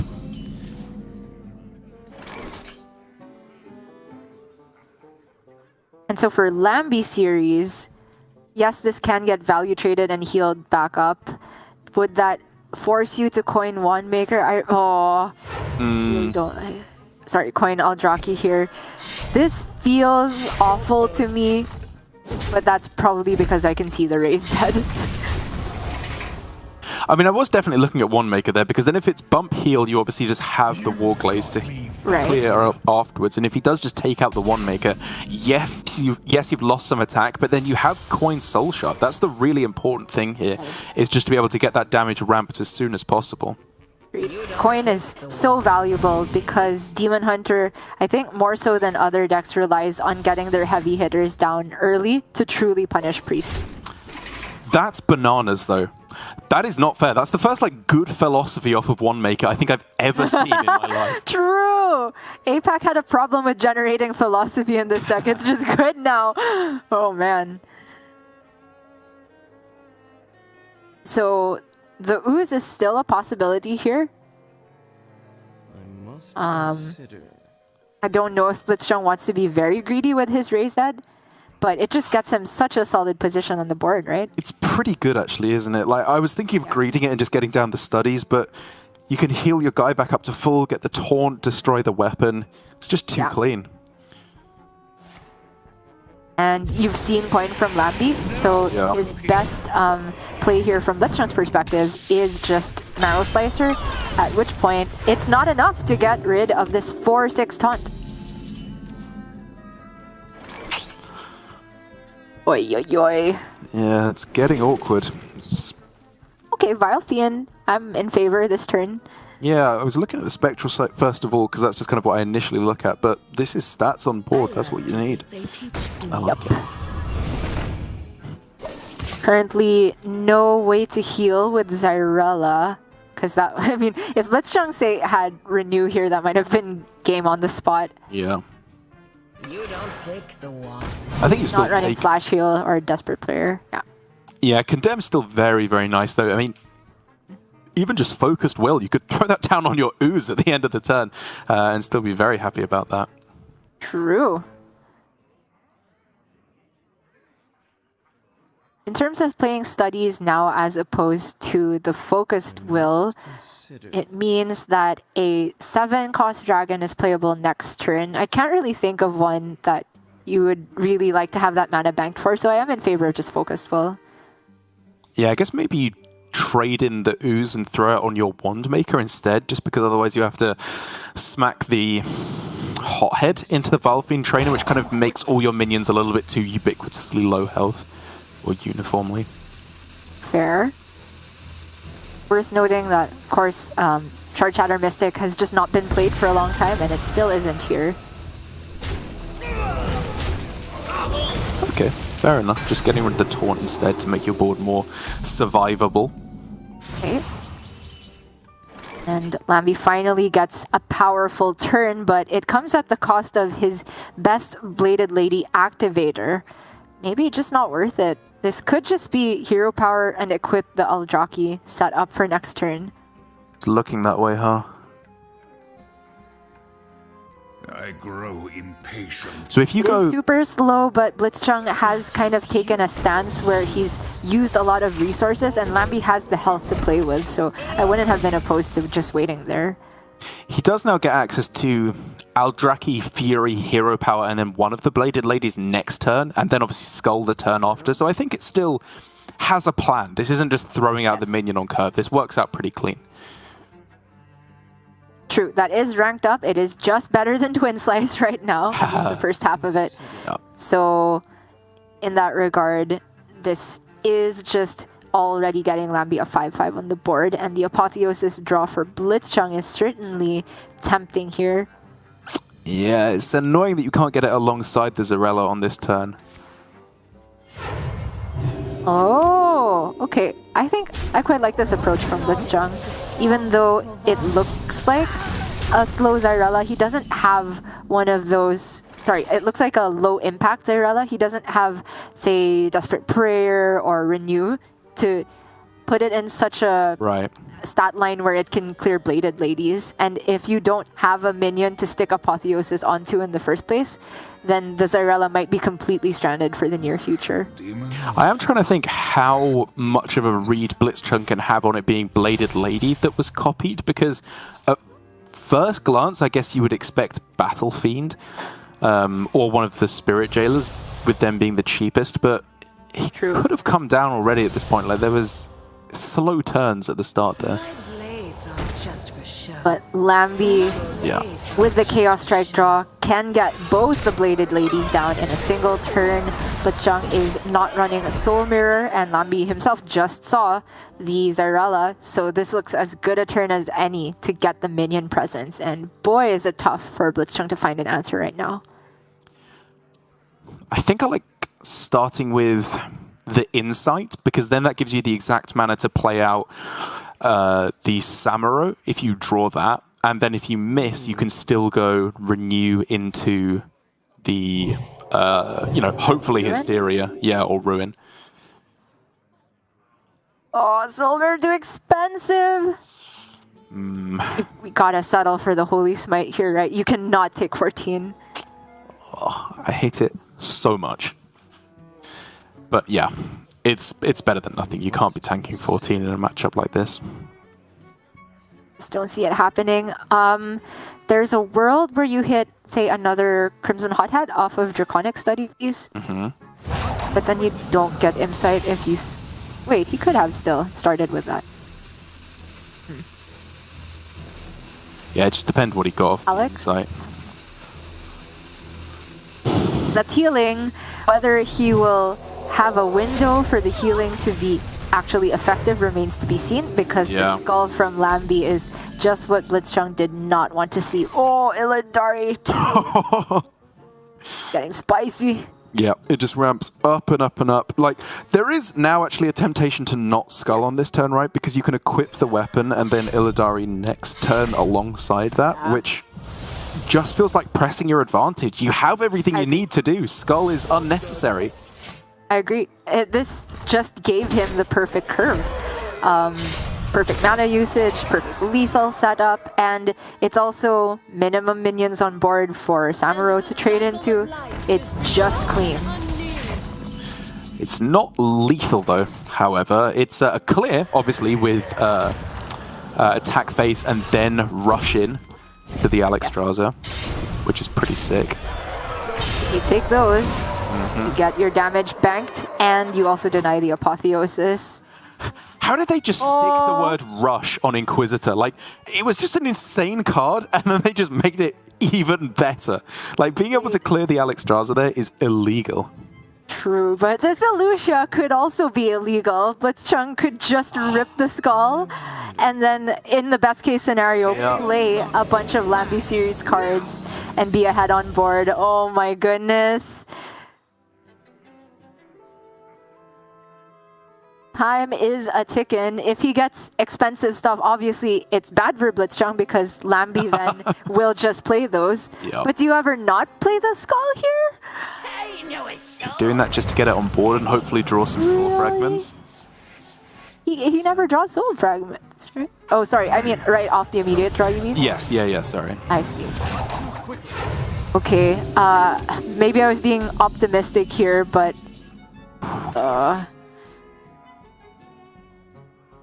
The ordering here is very awkward, actually, for Lambie series, because he doesn't want to start off a Sethic chain, but he wants to buff the Sethic on his side of the board. More importantly, he wants to just remove the Apotheosis from Blitzchung's hand. Absolutely. And the only way you can do that without putting it on their minion is to put it on Sethic or Saburo! Okay, all problems solved. Lambie went for the insight. He got the best possible outcome by a wide margin. Yeah. And Sure did. Blitzchung has a clear because it goes to rank 3 now. Wait, why does it say rank 2? Am I blind? Is it because Lambie is still at 9? Oh, is that how it works? I think that's a bug. Right, oh, because Blitzchung went to 10 mana, then the hand stopped, so Condemn probably checks at the start of the turn, right? I will say it shouldn't work like that, but I would guess that's how it would. And it does just mean that Blitzchung loses as a result of that. Yeah, I mean, because he can't clear the Samuro. Yeah. Nothing can be done. I mean, it certainly does feel like a bug. But I also feel like I vaguely recall somebody complaining about this on Twitter. So the information was possibly out there. I don't blame anyone for not knowing about it, but this is huge. Yeah. He can just go to 6 and pray that Lambie has no damage, but he knows about the skull. It's pretty much impossible. Condemn is stuck at rank 2. That's the game. Yeah, I mean, he's not dead, necessarily. Like, come on, Derek. I'm just saying, he's not dead. Okay. Okay, not dead. Not dead. Wait! Oh, okay, he's dead. And there we go. Lambie series equalizes it as we were expecting. You know, I mean, Blitzchung could be salty about that unfortunate way that Condemn interacts with Elucia. He was losing that game anyway, basically, let's be honest. At that point, he had one final hurrah with the Elucia to try and wrestle things back, but in the end, it was just too much. And, you know, we can clearly see, with the skull, had he gone for that, he draws his opponent a bunch of cards, and unless they're exactly very, very cheap cards, he doesn't get to play them anyway. So I can very much respect him just going for the Lucky Dude soul thingamajig instead of going for the skull. But yeah, in the end, obviously just too much damage. It's looking like a very, very strong matchup for the Demon Hunter against the Priest. True. I was definitely in a mindset when I was suggesting Skull for Blitzchung where he needed the absolute nuts to stay in the game, but to be fair, he did build a board with the Mankrik 2 3/4s and a 1/3, such that if Lambie didn't actually get a clear, which Blitzchung saw from his previous hand, there wasn't a wide board clear because the Condemn was just rank 3. It didn't have the potential to get rid of the 2 3/4s. Then Blitzchung could have had a possible Apotheosis way back into the game, but that insight from Lambie sniping the Samuro and the final nail in the coffin on, I put it on the wrong coffin at the start, being the unrank-upable. Yes. I don't know how that works. Spell from the other side. That was insane. Yeah. But now we're getting a very different kind of Demon Hunter here for Blitzchung. In the OTK Demon Hunter, pretty classic build. None of the Illidari Inquisitor that we saw from Tiz, I believe, with that kind of hybrid variant. Just very standard stuff. All in on the card draw, the combo pieces, and the removal. The 3 ingredients to any good OTK Demon Hunter. And you'd have to imagine that for Lambi series, it's not looking like good matchups overall lining up into this Demon Hunter. The Warlock, obviously... the Warlock was banned away. That would have been a disastrous matchup, but Blitzchung just getting rid of that. But even then, the Mage, the Rogue, the Demon Hunter... I struggle to see how Rogue can get there quickly enough to kill off the Demon Hunter. You have to get some very, very high tempo starts, especially given that now that Penflinger does not go face and is therefore not included in most archetypes. The amount of damage you can deal is drastically limited. Agreed. And this rogue does have to play minions on the board to beat the Demon Hunter. It's not like Spell Mage, where you can maybe maneuver them into a position where if they want to heal, they have to play the Fellscream Blast or I-Beam on their own minions. I think the rogue is the shape of minion that Demon Hunter is very comfortable dealing with. So for Lambi series, I think when he's on that matchup, at least it would have to depend on Kazakus and Jandis, things like that. But he will start off with the Mage. Flow to get you going, not a bad start at all. The double jump in Illidari Studies is an interesting one though there for Blitzchung, because they're 1-mana cards that you can just throw out at the start of the game, but they can obviously just lead to some clunky hands, because very often you're going to be playing the Illidari Studies to get yourself Skull on turn 5. So instead he's just looking for the more guaranteed card draw, especially as double jump can just lock cards in a non-outcast position a lot of the time. True. He does end up with Chaos Strike here, but the rest of the hand is looking very sad for Blitzchung. On the other hand, Lambi has Font into Flow into Arcane Intellect. Sounds pretty good. Or he could just start with the Flow here, get the discount on even more cards in his deck at the relatively low cost of maybe missing a turn 2 play, and Font isn't guaranteed to give you one of those anyway.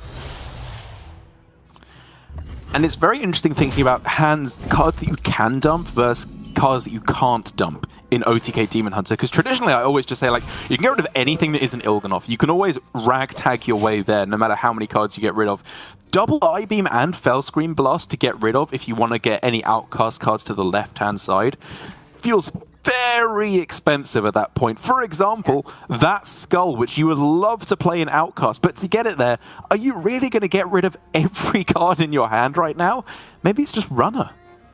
I think it's Runner 100% here. You put it perfectly. It's just too expensive to play all those other cards, especially when you know you're going to have to heal against this deck from Lambi series, which is running so much burst damage. He is not playing Deck of Lunacy, so the Apexis Blasts stay Apexis Blasts. Mask of Cthulhu, Fireball, same story. He's also not playing Secret, so the Arcanologist is not really going to help him cycle all that much, but the Jandis looks pretty good, even on turn 6. Yep, the Occult Conjurer is a 4/4 as well. Sure, it's just something to throw onto the board at these early turns. The big deal here, I think, was Devolving Missiles use. Very good identification from Lambi that there's not much that he would rather devolve, because when Blitzchung is playing minions on board, it's either because he is okay with dumping them or because Lambi's just dead, so might as well delete one card draw from their hand. Positives and negatives, again, for Blitzchung here. The Skull being drawn is good so that you can draw your cards. Bad that it's unlikely to be outcastable. But I think given that he's already dealt a bit of chip damage to the Mage here, he probably doesn't actually have to reduce any combo pieces. He can just rely on the Fell Screamer to reduce one of the Moarg Artificers, and then just play the Skull to draw 3 cards. And at the moment, it looks like he might just get there for like 24 damage as a common breakpoint. Yeah, certainly not the end of the world here. I also like getting rid of this minion here, so it kind of says to Lambi, if you don't have a Apexis or the Cthulhu piece that destroys a minion, he gets to push another 4 damage. In the end, it's a 2 combo removal. Ooh, never mind, not an entire removal. I thought in most cases, Lambi might have gone Eye of Cthulhu instead there. I kind of like the minion on board. If you're going into turn 6, it's a little difficult for them to kill it. Yeah. I just mean if that were not a dormant minion. Right, yeah, sure. Warlock. Oh, the Arcanist enters the fray as well. This is already so much damage. It's getting very interesting. Oh, yikes. Ay, ay, ay, ay, ay. They're just buddies, you know? So this is already, I believe, 18 burst damage. Not quite there, but it is so close for this early in the game. Yeah, it's actually insane how close it is already. I mean, as long as you're not dying, you can just start equipping these Warblades, hero powering, swinging face. Like, it just gets there over the next couple of turns. True. Especially with the second swing doubling up, thanks to Il'gynoth on board as well. True. I'm somewhat interested also in Immolation Aura because that actually frees up the I-Beam to a 1-cost position where next turn all the left-hand cards in your hand can be played. Okay. But that would also kind of require Lambi to have at least 1 minion to give you... But he kind of will, right? If you just Immolation here and Eldraki face, I think that's a near guaranteed setup. Yeah, he's thinking through things, because I was definitely looking at Immolation Aura, Eldraki, hero power, swing face, and then just, you know, like you said, get the damage there to close things out. He's doing a very similar thing, I think just slotting in a Philosophy instead of a hero power, if I had to guess on this turn. Right. Yeah, that's probably even better now. Or just foregoing the Immolation Aura entirely on this turn. That's true. I mean, if you have double Morg, then it always gets there anyway, even if Lambi doesn't have any minions. Blitzchung's only fear now is Counterspell, I believe. And in that case, you would rather have a cheap spell to test it for without using the Fell Scream.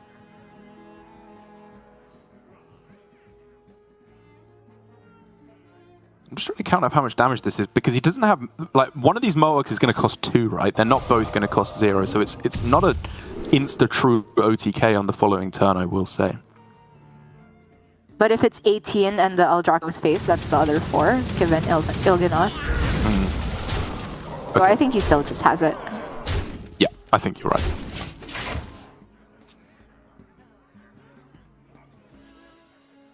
Oh, and with second I-Beam, or the second Fell Screen Blast, I think that will do it, for sure. True. Lambi already knows what's going on. He gives yet another one of those faces. Like you say is how you react. I don't think you react that way, but it certainly suits Lambi, who is cool as a cucumber, no matter what is going on in the game. Yeah, he may be taking the L here, but looking good while doing it, at the very least. 2-1 to Blitzchung here, which means he, with the Demon Hunter out of the way, his one remaining archetype will be, what Mage Demon Hunter, the Priest left over, which he took the L with in the previous matchup. And again, I'm just a big... Okay, I was going to say I'm a big Priest fan at the moment. I think it's a good deck, even if I'm not necessarily such a fan of it overall. I think very, very powerful, and against the Mage, a decent matchup, maybe slightly unfavored if you can get any kind of a decent tempo start and reduce the cost of your spells with the Incanter's Flow. And then as the last remaining deck against the Rogue, I think it's a great matchup for the Priest. So I really do like Blitzchung's position here up against what Lambi has left. Even though it might be the Mage queued up first, I'm glad we have the potential to see this Priest versus Rogue, because based on our testing, it definitely felt like against Lambi's list in particular, Priest was a heavy favorite. But again, Lambi did say that he built this lineup to at least soft target Priest, and he feels that his Rogue is slightly favored against Priest. I want to see his prioritization of the game plan, because this Rogue is the one that is running Alex at the top end, and you also have Tenmu, so there is partial combo potential. It's not a true OTK unless you can get the absolute nuts reductions, but once you do that, the Priest also kind of gets the trigger to play Elucia maybe a turn earlier than they were originally planning, and they can mess with that as well. So I do think that for Rogue versus Priest, they still have to rely somewhat on getting the board, which often feels like a tall order given that Priest's removal is so efficient these days.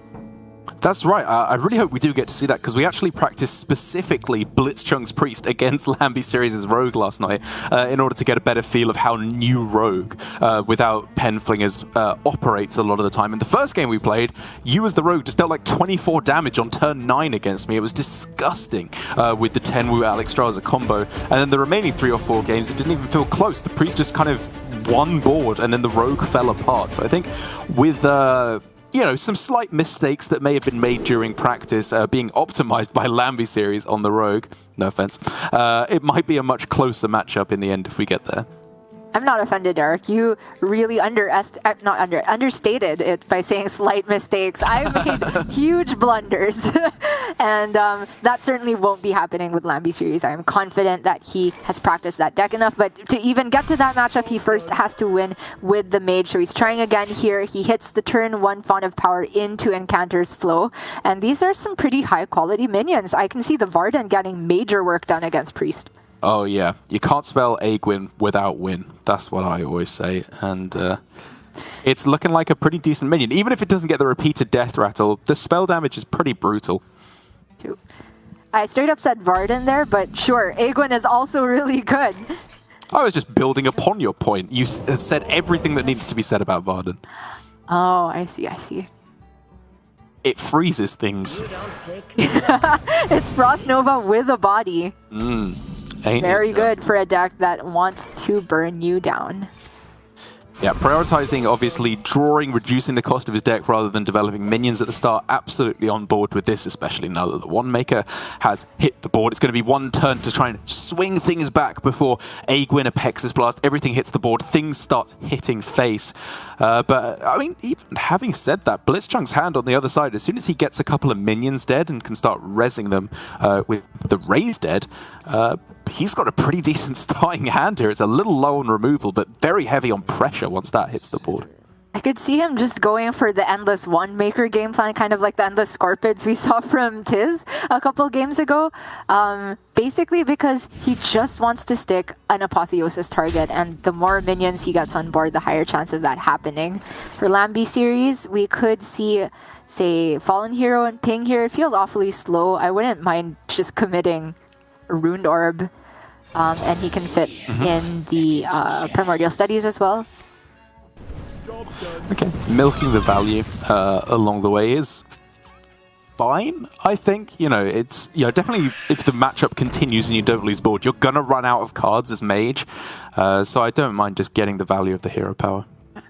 I don't know, fitting in the study seemed very valuable to me to put Aegwin down to 4 mana, and then you could play the other Rune Orb alongside her. It so happens that Blitzchung played the perfect minion for that theoretical situation. So for Lambi now, it's a little bit back to the drawing board. Ooh. Okay, I like What about 2 wins? Nah. It's too much. You lose then. Oh, he takes option number 3, which does give him the cleanest Cram Session and Rune Orb. Sure. Ooh, Devolving is interesting. Now, how much do you care about there being a Scorpion coming back time and again? I think the answer is, yeah, it's pretty annoying, actually. Yeah, and you can be annoying the other way by just putting a Tiny Fin on Blitzchung's Raised Dead pool, and the upside is you save the Rune Orbs. Every piece of burst that can go face is relevant in this matchup. Indeed. Although the Devolving Missiles has been used now, which is annoying because you have to commit some burn to get rid of this, it's a very clean clear now that the spell damage is there as well. Runed Orb, Apexis Blast, delete the minion, get some face damage, get something on the board, and the weakness of Blitzchung's hand will likely come into play because finally we're seeing it is just very light on removal. Must consider. Yeah, he was kind of all in on having the Wand Makers shore up his lack of spot removal at the moment, and because there's a Tiny Fin now in the pool, he is not guaranteed to only get Wand Makers for the rest of the game. I must consider. Currently thinking about playing a Raised Dead right now, I would have to assume, to take your one Wand Maker while you can get it. To me, that feels too pessimistic. Because you just saw a devolving missile, so if Lambie kills this, then you're at least 2 out of 3 to get a good minion, and then 1 out of 3 to get the Tiny Fin.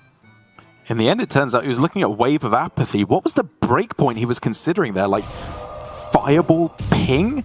Oh no. Would there be able to clear it? Like, I'm sure you could come up with a million ways that it does matter whether you go for it or not there, but it did not work out here, I'll tell you that. Yeah. Lambie series is not a good Jandice gamer. I just consider this Jandice too. Every time you generate a random 5-cost minion, that's Jandice gaming, and he's just been getting 3/3s the whole time. Where are the 4/6s with Rush and Frenzy and Death Rattle? What's going on? Very poor Jandice gaming. Got me fired up. And now, yeah, absolutely. We're taking that Raised Dead. Hope to get yourself another Dragon. Oh. It's the Tiny Fin, unfortunately. But he does position well, in theory, for combustion. So Aegwin, Brain Freeze, Combustion looks very strong here to me. Yeah, I'm just wondering if you start with the Primordial Studies if you're going down that line, in order to potentially find something better. Although, having said that, Aegwin is just good here, right? And you can save the studies for when you know exactly what you want later on. Sounds good. I suppose you could try and look at something fancy with Varden. Use them to Brain Freeze and then deal damage to it whilst freezing the rest. It's fancy, but it's not really worth it in the end. Sure. With the spell damage on the Kobold, there wasn't a necessary Brain Freeze there. I was just looking at it to have the most minion presence on board, but it's certainly worth thinking about holding on to this too, because Freeze is very valuable against Priest, means that you won't have to care about Apotheosis on a minion. This is the hand that, as a Miracle Priest player, I lie in bed at night dreaming about. Like, all these one-cost spells, you can point at stuff. If you just had one Sethek or one Nazmani, this hand would go insane, but in the end, you're just going to have to settle with kind of frittering it away. Sure. But on the flip side, he can't even corrupt Insight. Everything is too cheap. How fun is that? All right. That's a good draw. That's a very good draw. This hand can start doing some stuff now. Yeah. Cheap Shadow Word Death is also very important here for Lambie. For Blitzchung to prevent any more face damage coming through. Lambie now, I think, really wants to hit Rigged Fair Game off of these ring tosses. He just needs card draw.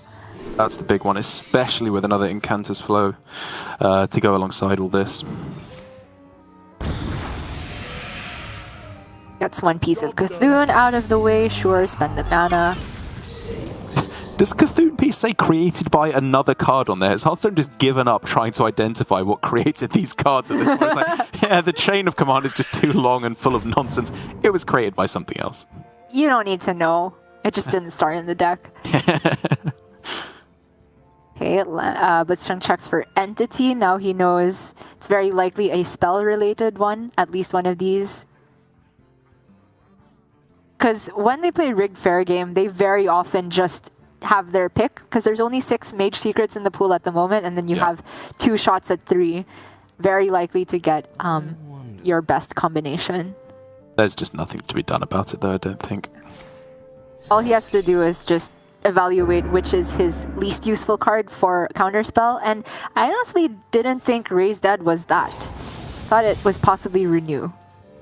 I mean, I was thinking just Wave, actually, at that point to get rid of it. Fair. I was kind of planning on being ahead on board here. I know that's like, you can plan for whatever you like, but yeah.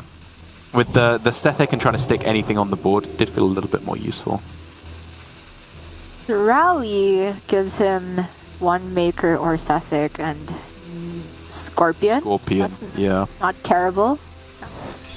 And probably 1/1 rushes. I'm assuming that's what, or 1/1 taunts. I assume that's what the tokens are off of. True. The side. That card. Yeah. You knew the name. I'm so proud of you. I guessed completely. It sounded vaguely circus-ish. Sideshow Bob. We'll go with that. And now things start really kicking into gear for Lambie series. He hit the card draw off the Rigged Fair Game. refreshing spring water to more than refresh his mana, actually give him more than he started with here. The damage is going to start coming. The minions are going to start coming. Astromancer Solarian, brilliant. Sign me up for an extra prime as well. Yeah, I mean, the Phoenix is also super tempting here because you can sort of curate when that goes off. It's just a spell damage that you can bank the mana, and Priest can't do anything about Dorman minions. I like the usage of Brain Freeze here to maximize the mask damage going face as well. Not sure if he picked counter or rigged on the very first one, but both of them certainly quite good here. Rigged and Netherwind. Thankfully, the main bit of the tracker, the main benefit is when we're not looking. We get to find out what we're going to do. That is a very interesting top deck, though, now for Blitzchung. It was quite obviously just going to be a Sethic chain turn up until that point, but now you can give your opponent, you know, this hand where they can play Sethic, but then they're starting to develop some cards of their own. You're very likely to be able to dump a lot of cards here. Yeah. If you are going to do that, I like starting with Renew Face, and then you take something not targetable so that they can't use it with your Sethic. This is going to be so sick. Fireball, Rune Orb, Phoenix. This is devastating for for Lambie series. Yeah, but he did give Lambie Sethic with Power Word and the Apotheosis. I don't know if that was supposed to be the spell picked off Renew. I didn't quite get to see the other choices fast enough, but certainly Blitzchung now needs to just dump as many cards as possible and not play the AI, I assume. Play the Ruined Orb, take the worst option for Lambie. Oh, he can't, sorry, not enough mana. Yeah, just go with everything else. And then draw more cards for himself with the rigged fair game. Such a cool trick. I love when you get to see that come up. Okay, that's pretty good though. Lambie's own minion pool is not very good, so Rally is eliminated here. You definitely want to play Samuro Apo, just delete that from Blitzchung's hand. 100%. And then the rest of the turn is Sethic? You can Power Word and then Sethic. Yeah, okay. Or maybe even like Sethic and then just Condemn at the end if that's good against you. Although I guess Power Word Feast does just give you a lot of Oh wait, this has the Aegwin effect because that was the next minion that Lambie drew from the deck. I didn't even think about that. I didn't know that works that way when it's not even your own deck anymore, huh? I knew it, but I kind of forgot that I knew it. I was explaining it yesterday. Okay. So many new interactions to keep track of. Yeah.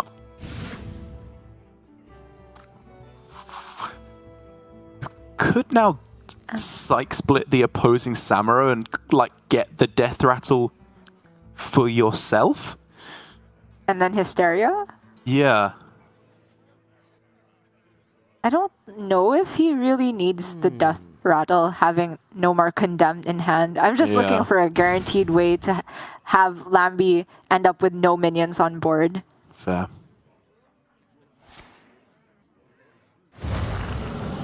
And I believe you can do that if you powered Feast the Sethic and then Hysteria.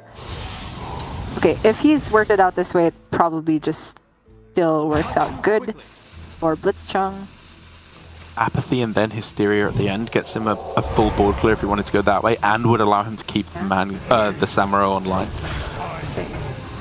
This is pretty good too. I mean, he doesn't Hysteria and it's not a full clear, but the wave makes it such that the opposing Samuro hardly does anything. But the spell damage is what's scary here. Oh, that's so sick. This is amazing. Every card in hand is just insane now because of this I know. Oh my god. Brain Freeze the Samuro. Well, the Keyword and Ivory could come in handy later as well. These are very high value generated cards. Yeah, you could Brain Freeze it and then go Varden just to like cash in on dealing a little bit of extra damage and then Mask or Eye. I like that. I want to go Mask and Ruined Orb after the Varden. Okay, it looks like Lambie is trying to just push, or trying to get a little bit more value off the Varden. I think it's just about trying to use up all the damage as soon as possible. Like, it's not... It's kind of just saying Varden will never be good, rather than trying to get value out of them now.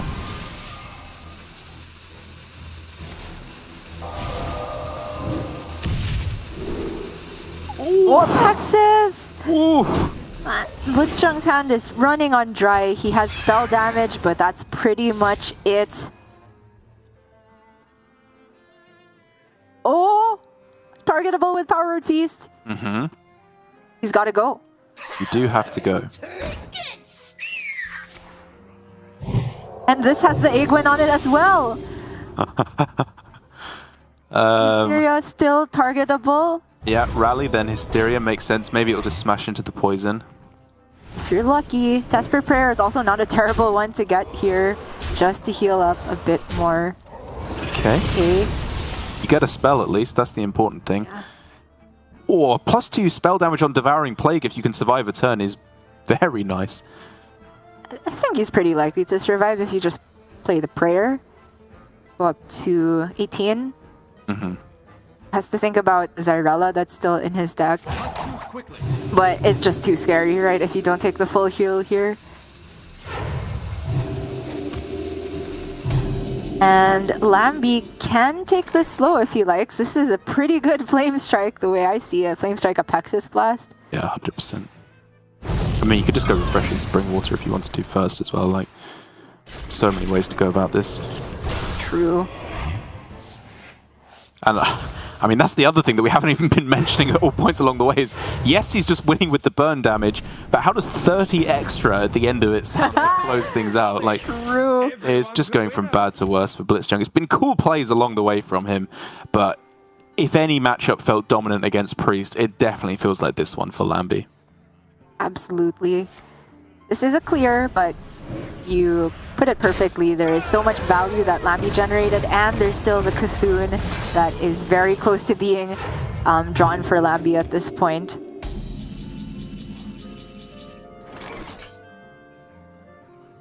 Obviously, Apex is inactive now that Cthulhu is in the deck.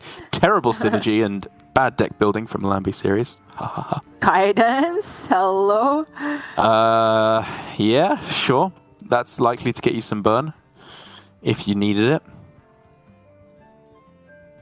Lambie needs literally nothing more than what he has in hand right now, but sure. Well, those are trash. You have Varden synergy?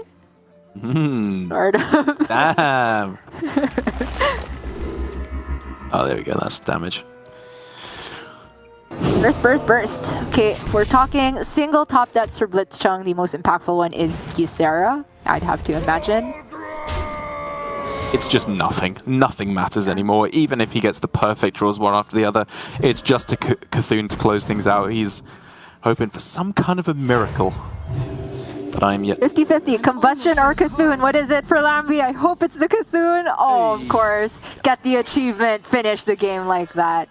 And we are going to Game 5. That was intense. Aegwin, you truly cannot spell it without win. Yeah, very, very nicely done there by Lambie series, taking us all the way to day 5. What a long day we are having today compared to our usual pace here in APAC. But you know what? I'm not upset. These have been some sick games with exploring, again, a lot more of the intricacies of Forged in the Barrens here. We're seeing Mage become, I think, a lot more interesting of a deck. It's not just mull for Lunacy and then win, although a lot of the time that is going to win you the game. You have to, partition out your burn damage, how you're going to be going for removal versus pressure versus, again, that burn damage. It's an interesting deck, and I think against Priest in particular, Lambie has built such a well-tuned version to take this Priest down. I mean, I did knock on the no lunacy list there, but if we could see from Bank Yugi that he was all in on the Cthulhu game plan in the Priest Mirror, certainly for Lambie series, to still have your game plan A of Burst and then just have the Cthulhu on top of all of that in case Priest hits the removal in the middle, certainly seems like doubling down on the game plan of this mage deck when you don't have lunacy. It's a more consistent way to approach it, and I think Lambie played this one very clean. And what a poetic way to end the day that we are on the matchup that you completely demolished me at last night, Derek. Yeah, it felt real good for the Priest against the Rogue. You know, I will say again, this version with Tenwu and Alex Straza, you can do up to like 24 damage is the most I've seen. I'm sure there's ways with like discoveries from the Scorpid that you can up that even further, but for all intents and purposes, it's a 24 damage burst at the end if you can get everything to work with, again, Alex Straza bounce back to hand with Tenwu. But most of the time, I felt like with the Priest, you just had too much pressure on the board. Any development from the Rogue is honestly, it almost feels like a joke for the Priest to get rid of. It's so easy to clear all these boards. And then once you do get ahead, you just kill them, I think, or at least threaten them so heavily before they're able to even get down the true combo with Alex Straza. I agree. The minion presence from the Rogue feels flimsy at best, even when you do get Kazakus. If it's not the Divine Shield or Stealth on the 5 drop, it often feels like too easy for the Priest to get through. Jandice going to 6, you can really feel the nerf in this deck, in my opinion, especially when back in the day, you would just tempo out the Octobots, try to get Jandice down for like 4 mana, 3 mana even sometimes. And these days, you do have a lot more branching decisions with how to use the Octobot because, like you said, the OTK is somewhat dependent on discounts on Alex Straza and Tenwu. And if you're going for the full 30 damage, you also have to get double Octobot discounts on the Wicked Stabs, which is a really tall order. Priest will make you use some of those tools in the mid game. So I believe Rogue still has to develop minion presence at some point, which for this list I feel is a bit more difficult compared to some of the Rogue lists out there that have Ogremancer and Cult Neophyte being really good against Priest. Yeah, this is where some of the inclusions, I think, I still question. Like, the Scorpid in this Rogue, it looked very good, right? When you discovered Shadow Step, Wicked Stabs, any way to deal extra damage or clear off these big Priest minions, it looked very strong. But it is, at the end of the day, a 3-mana 1/3, which is very low pressure for a deck that is trying to deal a whole bunch of damage and then close out with Burst. And so I think it's a cool idea in the Rogue, and it can obviously, in the right instances, be absolutely insane. But I'm still far from convinced that it is necessarily, it has enough punch to go with that discovery to actually deserve a spot in the Rogue. And already this turn 1 from Lambie is showing me that I was probably doing something very wrong with the Rogue. I didn't think Guardian Og Merchant would be played this turn. I thought it would be saved for field contact or even Octobot later on, but Lambie was clearly respecting the possibility of Sethic, which if that came down turn 2, he was already so far behind having to respond with Wandmaker and then the Sethic and value trade target itself and create this unstoppable train of value that Rogue struggles to come back from because Prize Plunder is really their only removal spell that they actually want to, that minion effect, it's not a spell, that they want to use because the Wicked Stabs are somewhat earmarked for endgame closing potential. That's exactly right. And I mean, in addition to that, you were talking about that unstoppable train of value. It's pulling into the station for Blitzchung. He's already got the Scorpid, plenty of ways to get multiple outcomes from the Spell Weaver, the Veil Weaver, sorry, on the other side as well. It's a lot of pressure right out the gate. One thing Blitzchung is missing is Raise Dead, but as soon as he gets that, there is no shortage of things he will have to do this game. And Lambie is not putting on pressure whatsoever. This is just a 2/2 Wandmaker. I like holding off on the palm readings on this turn. I think you want to get the spell from Wandmaker and then reduce the rest. That's so sick though. 2 mana Zyrella. And a lot of the time as Rogue, even if you heal for 2 in a turn and play Zyrella, that is enough. Rogue minions, at least in Lambie's list, are very, very fragile. We have Field Contact, this Wand Maker. We have Wand Thief, that type of thing. And so now the question really becomes for Lambie, how much are we playing to this combo in the late game? Because if you don't use Coin on this turn, it's a very awkward turn because you can't go like Hero Power along with the Rogue Hero Power again in order to deal the extra damage. You can't get Swindle down if you wanted to as well. So how important is the Coin to save for the late game versus just tempoing out to increase your card draw in the mid game? Certainly feels like it's more important to save it, not necessarily for late game, but just to maximize the value off of field contact. A lot of the time, getting one more card in that train could be the difference between clearing their minion with Prize Plunderer or completely falling flat on your turn. So I like that Lambie holds onto it here. He recognizes that a 2-2 sticking on board is just not that valuable to him. What he needs is the really quick card draw. But one thing we can already see from Blitzchung's hand is the Elucia ready and waiting. That if Lambie kind of plays face up that he's going for the combo game plan, say he draws a bunch of cards and ends with Octobot, then that's all the trigger Blitzchung will need to steal those cards.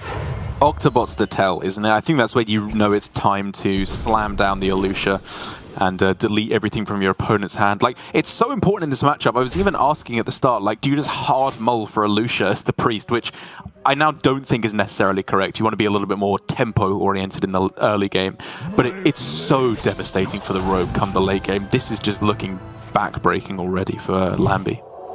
Yeah, the Samuro having health on it, let alone dealing with the board, is just so impossible for Lambie to actually answer unless he hits Prize Plunder. And even then, you have to ask yourself, how many cards am I actually willing to throw into my Prize Plunderer buff pool that might get more value later on? Oh, Devolving's huge here, though. That's the card. That is exactly what you needed as Lambie to be able to pull this one back, because board control, I think, is going to be necessary for him to get the win in this game.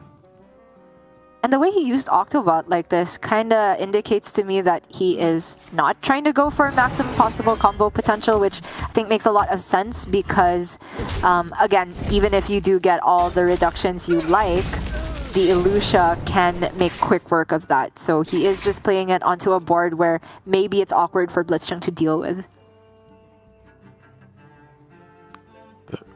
I mean, realistically, Blitzchung doesn't have to do anything here. I would not be upset at just a full pass, honestly, on this turn. You can think of going for the Sethek, but why would you? This board just does nothing on the other side. And this, to me, from Lambie, looks like as good as any for a Secret Passage turn. He'll have enough mana to play Jandis if he gets off of it. The downside is you don't have the Mankrik before Passage, which is also something we're thinking about. I do really like that he went with the Yoink first there, though. One of the things I realized while playtesting this yesterday was that Mage Ping is insane in this, just to ping your own Octobot and get your hand played very quickly. He missed it, obviously, which is, I think, what he was looking for most heavily. But having the Octobot just left intact for the hand that you have afterwards is also fine. Oh, another Devolving. I think that's so important in this matchup to discover any other piece of removal, because Brain Freeze doesn't always get there against Priest. Prize Plunder is difficult to set up if you don't have a handful of cards you actually want to play. And then the Wicked Stabs, you definitely want to save them for the face. So I think this is looking pretty okay for Lambie, at least.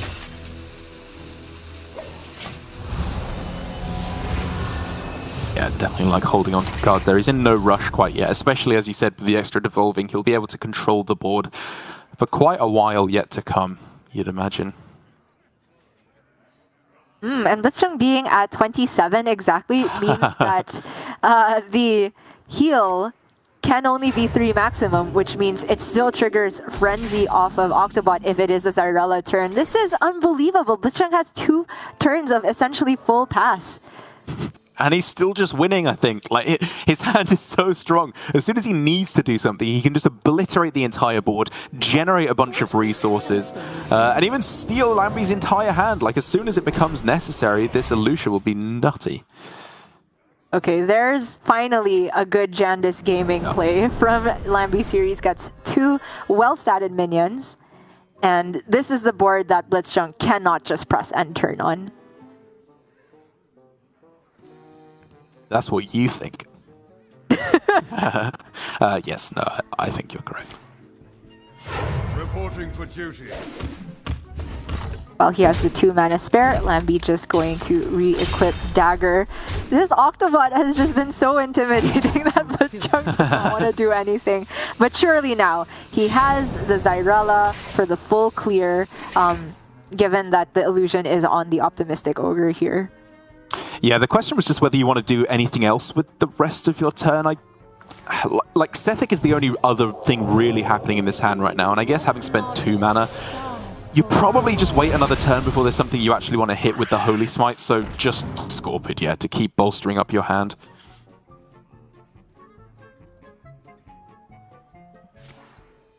Small thing, but from Lambie series, it feels like every time he's had a Jandice, he's always picked the bigger minion to be the illusion here. Yeah. The grand scheme of things probably doesn't matter much if it's all getting Zarelad here, but in this one instance, could have been pretty awkward for Blitzchung because he only had 6 damage on his hero, so could have only... Yeah.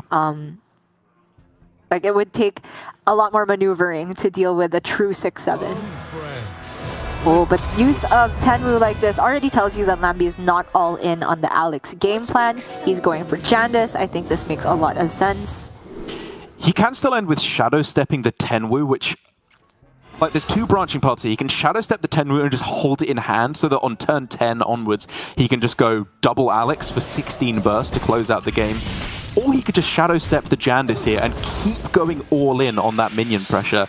I do prefer the route where he Shadow Steps the Tenwu. I think this shows good understanding of the midway point between burst damage and board control. And I think he's struck a very nice middle ground. Yeah. It's a great spot, especially since the mana reduction on the Tenwu is way more relevant than the mana reduction on Jandice at this point in the game. Because if you get full cost Alex Tenwu, you can still play the other one immediately the same turn. Miracle Priest is the game plan for Blitzchung right now. Yeah, you can go Palm Readings, then Shadow Word Death, then Power Word Fortitude.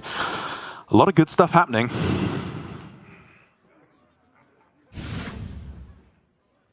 Yeah, the problem is the 4-6 sticking around. It's not the end of the world. Blitzchung still has plenty of health, but he will be aware of the Alex possibility, especially now he's seen the Tenwu come back to hand for free. That is a spicy top deck. I was thinking of just ending with Hysteria on the 4-6, which is still a possibility, but Condemn, oh. It's too good. Very clean, yeah. Too powerful. I mean, you could even just end after all that with the Wave of Apathy if you wanted to, just to stop any damage coming through at all. Sure, 2 more spells. Yep. Very clean from Blitzchung. He ends without overdrawing, and Lambie needs a Miracle Kazakus here. Granted, the second devolving is insane here. Yeah. And he can also go for 5-drop stealth. Stealth and copy would be the absolute nuts from his perspective. We can see this Soul Mirror in Blitzchung's hand. Yeah, I was almost wondering if it would be like stealth and spell damage just to try and bolster up these Wicked Stabs. Honestly, I was thinking if you go 10 mana and try and then reduce it with the Efficient Octobot to go like +4 spell damage with the Wicked Stabs, it doesn't quite work out, so this is probably just a little better. It's as solid as any a game plan for Lambie. Yep. He definitely needed missiles. I think at both points it was played to stay in the game, but speaking of lucky generation, Blitzchung's Soul Mirror will pretty much crush Lambie from this point onward. He has 2 Soul Mirrors. You're not wrong.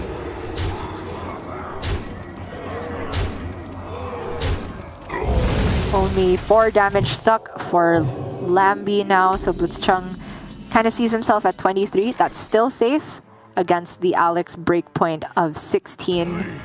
Was Power Infusion actually better than Power Word Feast there? You could have played that and it would have healed up for more than the 6 health I think would have given you at that point, but whatever, it's a minor thing. I guess you can VT and then Power Word Feast afterwards.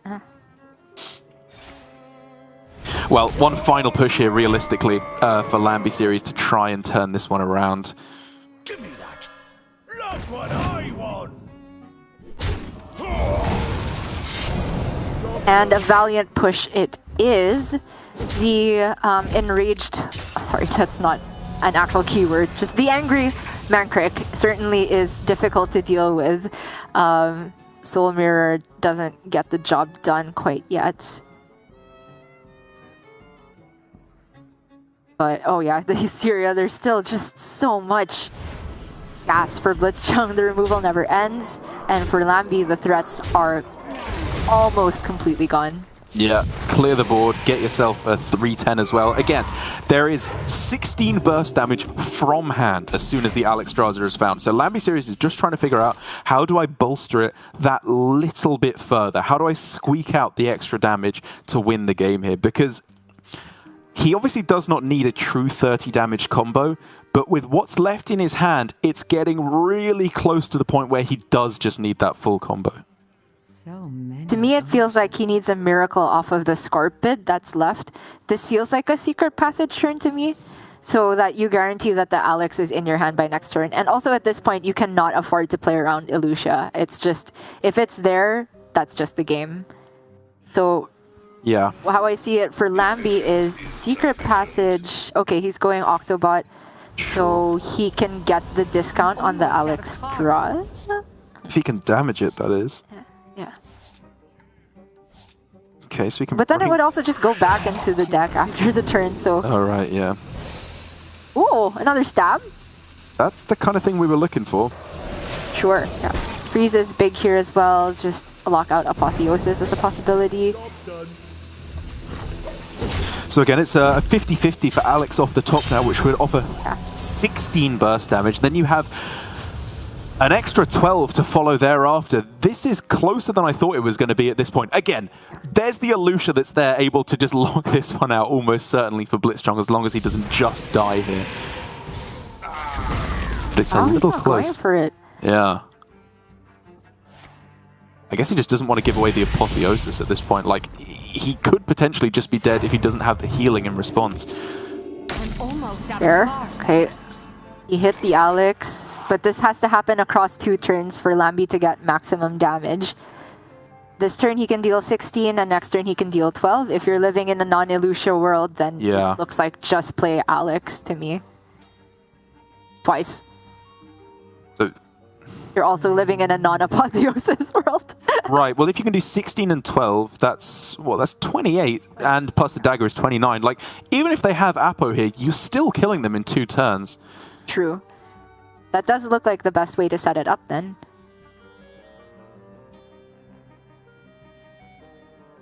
He just cannot be bothered about the Octobot or the Mancrik here, because if he wastes any damage on these and Blitzchung has a removal spell, then Lambi just doesn't get there.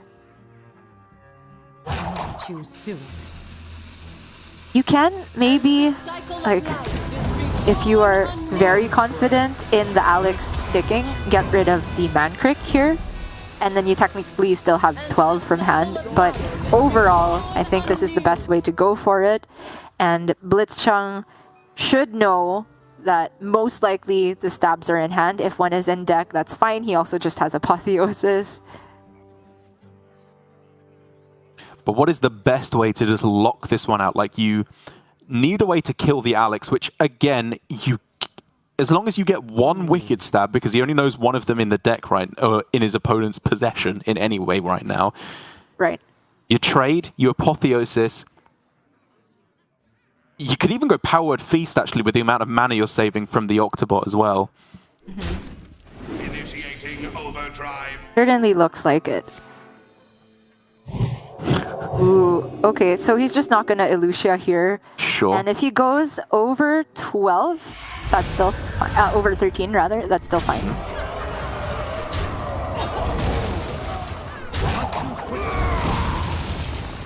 Yeah, sticks a good board, goes up to 16 with the hero power. And he creates a lifesteal minion. This was a good spot from Blitzchung. That turn was a lot harder than it looked. Yeah. Certainly. There are many ways to approach dealing with the Alex, but this one covers all the bases, right? He heals up, he gets rid of Lambi's board, and he creates the catch-22 of, if you send the damage phase, then I heal back up with Apotheosis. If you clear my minion, then you don't have the reach to end the game. So he didn't actually need the Illucia in the grand scheme of things. It was a very nice just way to lock this one out here for Blitzchung. Again, I think the Illucia line probably would have won in the game, but there is the question mark of what was generated by the Scorpid. And in the end, Lambi Series lets Blitzchung know you know what, I gave it a good shot, but there's just not enough stuff in the Rogue to kill the Priest. It feels like there's too much healing, removal, board development. In the end, I think Lambi Series had a very good go of it. I loved his halfway point between playing multiple copies of the Jandis and also saving the Tenwu to go with the Alexstrasza. I think he understood the matchup well of when to go for pressure and when to go for burst, but it was just not enough in the end. Lambi Series just clinically taking it apart. Yeah, Blitzchung, I mean, to see the matchup end that way where we saw Blitzchung straight up pass 2 turns with no development, and Lambi as well generated 2 very clutch devolving missiles. It really makes me feel that the Rogue has to get the perfect draw to be able to close out the game, because Priest removal feels endless. Is that a yawn or I don't even know what that reaction from Blitzchung was, but he had full control of the game towards the end there, finding that final nice spot to go for Apotheosis into Soul Mirror. Absolutely locked it out, and well played to both of them. It will be, however, Blitzchung making it to the quarterfinals tomorrow. And I think this is really just the one point where things fall apart for Lambi Series, because if we want to talk about him having a strategy in his lineup, you were saying he thought it was a soft target on the Priest. The Demon Hunter felt like a strong target. The Mage felt like a very strong target on the Priest. It's only the Rogue where I think fell apart, or where things did fall apart, because even the Warlock that was banned away, again, has a very good matchup against the Priest overall. So maybe if he'd come away, had a little bit more time to test, tweaked the lineup specifically with the Rogue a little bit more. Honestly, I think he was, hours away even in terms of more testing time from coming up with a very strong, cohesive anti-Priest lineup. And that could have been the winning strategy. So many shoulda, woulda, couldas. There's tons of priests still in the field, but the way the cookie crumbles, this is our top 8 for tomorrow. We get to see 4 of these players who already won 2-0 yesterday get on stream tomorrow. That's Possessi, Alan, Surrender, and Alutamu, absolutely stacked, joined by our 4 winners from today. We're seeing Tiz and Give Please make it to top 8 yet again. Very impressive from them. But to me, of course, the big news is, again, Alutamu. Can he go back-to-back? Can he get the full 10 points? Can he be the winningest of the winningest players? I believe in looters. As always, I do as well. My heart goes out to Glory. You know, he almost got there again. It would have been cool to see them both going through to the finals again this week, but it's not going to be the case. So it is anybody's game. You know, the real top dogs, I think Surrender, Alutemu, looking like they're in a good spot, but I do like a lot of the other player I'm seeing. You know, I think that Blitzchung was playing some very, very clean Hearthstone there. Even High 3, aside from a couple of things I didn't necessarily like with the Demon Hunter. For his first game on stream, he can hold his head high after a very solid result, as that does wrap us up for the first day of action here in Asia Pacific. We're done with all of our initial group matches. Just the quarterfinals yet to come tomorrow. We'll play out all of that bracket that you saw, and then the semi-finals and the finals to come on Sunday before we crown yet another champion here in our second week of play here in Grandmasters. But while we are done here in Asia Pacific, there's plenty more action yet to come from Europe and the Americas region as well. Lots of drama happening over there. You know, we obviously had a very fan favorite week last week with Tice taking the crown, and it could, I believe, still be a repeat this week if things go his way. But from us here in Asia Pacific, we're going to say thank you so much for watching. We will be back at the same time tomorrow to bring you the quarterfinals. But for now, Raven and Sottle are going to take it away with Europe. We'll see you then.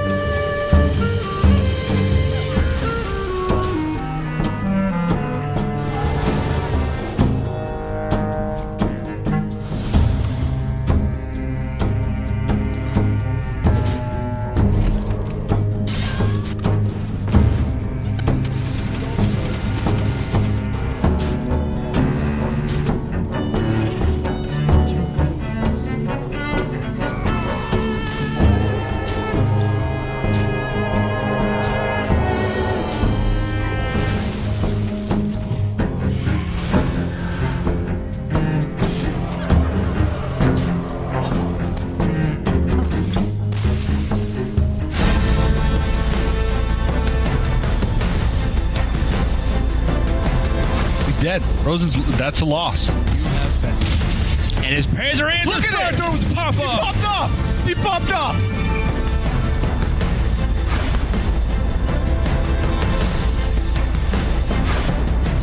No, survival of the fittest looks like it's going to add up to simply lethal from where I'm sat looking at it. Zim going to take the series over Llama 3-1.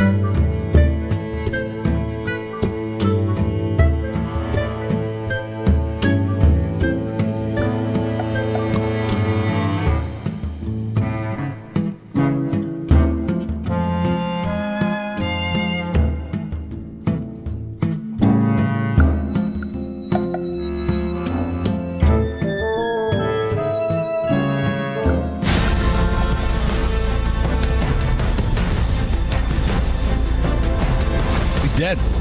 That's a loss. And his pairs are in. Look at it! He popped off! He popped off!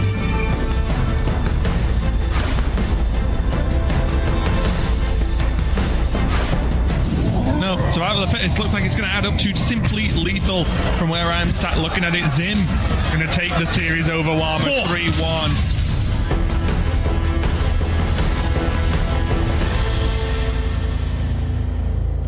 Hello everyone and welcome to week number 2 of the European Hearthstone Grandmasters. We have already had 1 week in, we've already had our balance patch which we'll touch on later, so we are ready to play some Hearthstone. I'm Raven and joining me is Sottle. How's it going, mate? Are you ready for some post-patch Hearthstone this weekend?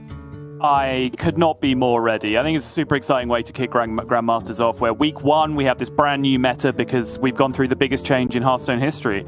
And then week 2 comes along and we still have a brand new meta, and a particularly turbulent one. I think it'll be interesting just looking at the way the lineups play out, particularly in this region this week, because I think Europe did kind of get the short end of the stick a little bit when it came to lineup submissions, timing with the patch. Right. So I think maybe this has the potential to see some of the worst decks coming out from the European region that we've seen for a while, but I'm not going to judge them too harshly because it was a very, very last-minute thing that these players had to look together and throw together. And honestly, if anything, it just makes it all the more exciting because anything is possible in European GM this week. It really is, and there's a lot on the line for these players as well. So as we go into our week 2, let's just give you guys a reminder of what the players are actually competing for. It is that prize pool as goal number 1, I guess, or maybe number 2, depending on how you look at it, with the first place prize of $3,000 each week. For that person who takes it all the way to the final match on Sunday and takes the win, and it will go down from there. But as you can see, and the thing that really does stick out to me is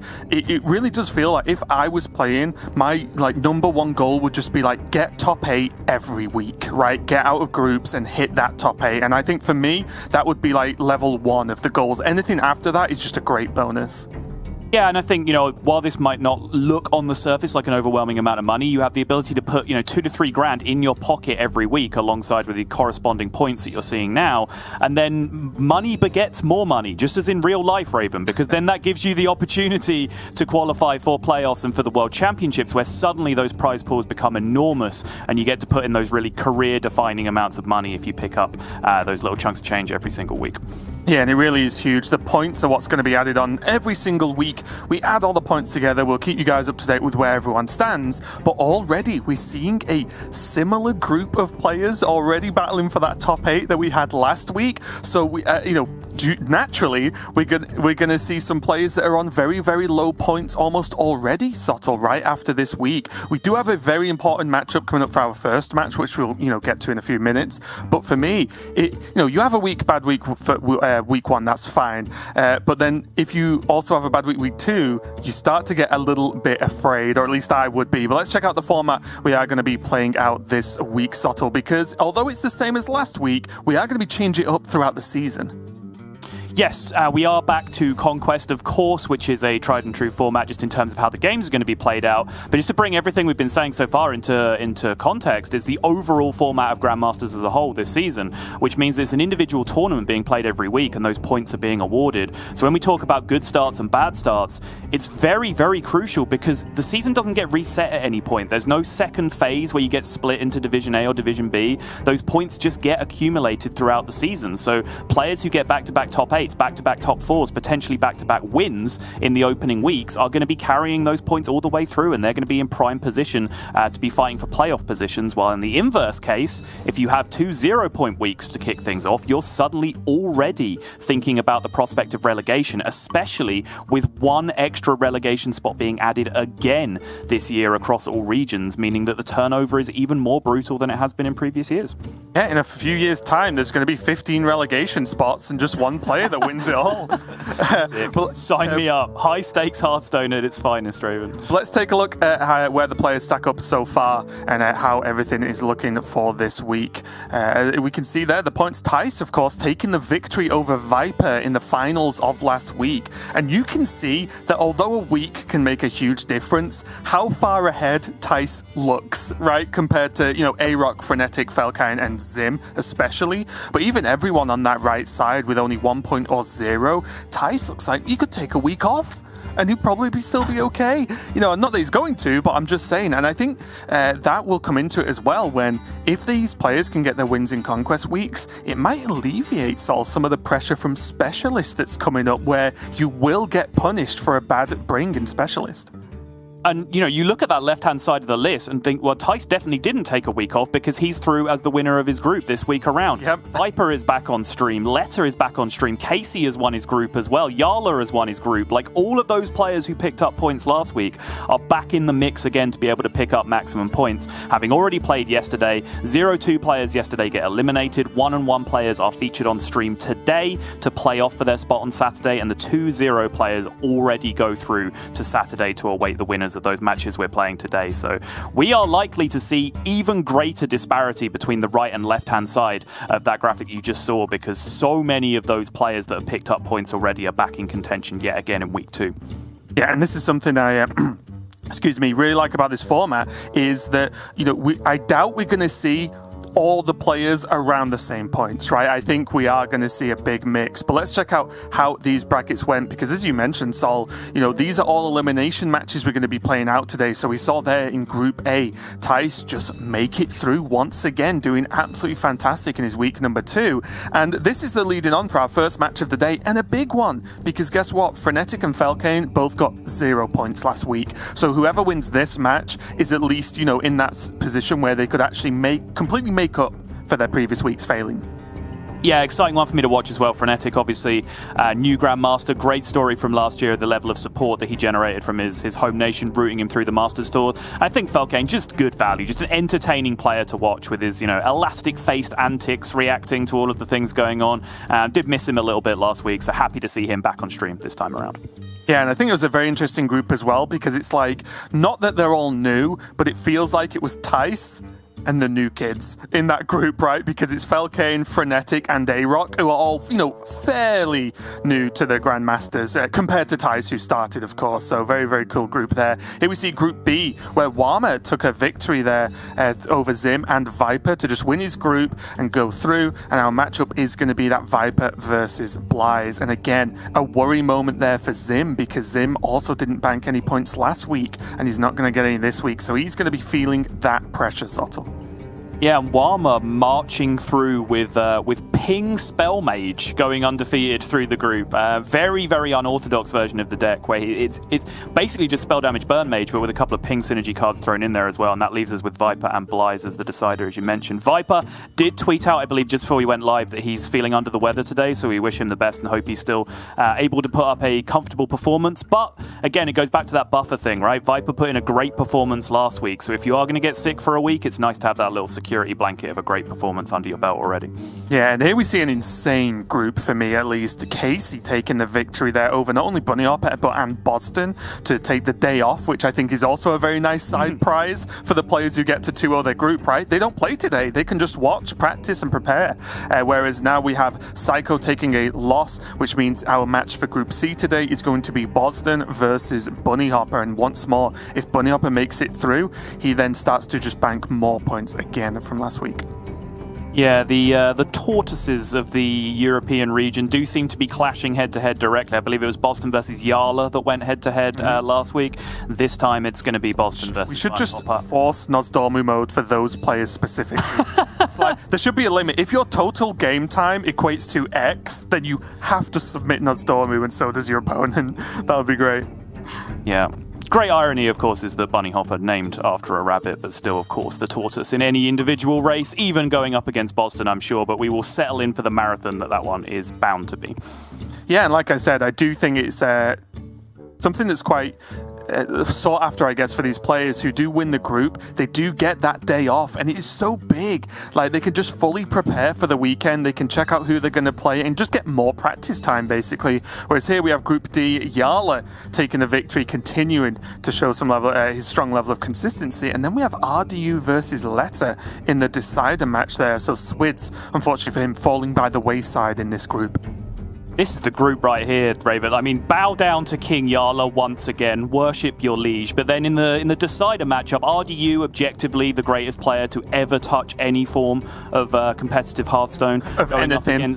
Of anything. Battlegrounds, constructed, anything. Greatest player that ever lived, going up against Letta, who I mentioned last week very heavily, that I'm really looking forward to seeing if he can make a big splash, because I think he is perhaps, the most skilled, the most respected, the most well-known player to really come through the promotion system into Grandmasters, and I think he really has the opportunity to be a standard bearer for that potential, right? To actually come through and come into Grandmasters and just show that you belong immediately, and that you're not caught short. Especially because I believe he is bringing Miracle Priest again this week, so I can't wait.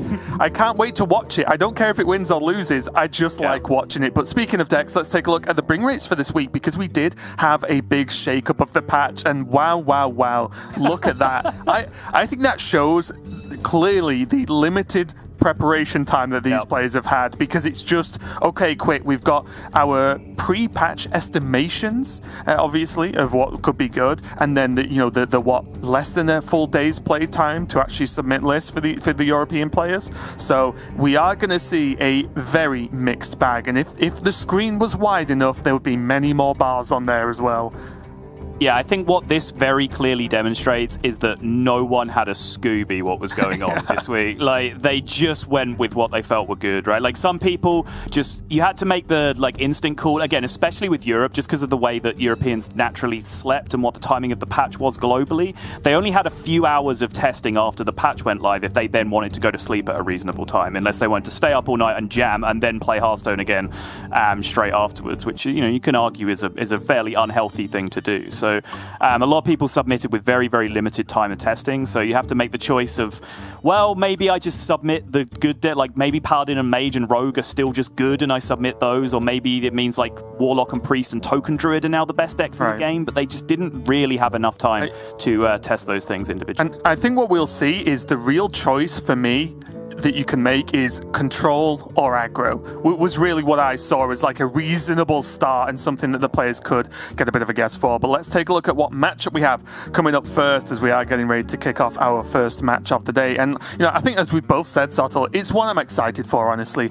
Frenetic, I'm looking forward to seeing what he's got, and especially with this Paladin he's actually put forward. And it's one I tested on stream, and he actually came into the chat and was like, oh yeah, the deck's really good, isn't it? I was like, Frenetic, you're the only person who's played this, but I guess so, because I was winning. So I can't really argue with the results. And Falcane, of course, we've seen him last year in Grandmasters. Very, very entertaining, and I think, he's more of just waiting for that moment where he can really pop off and get some really strong results in GM.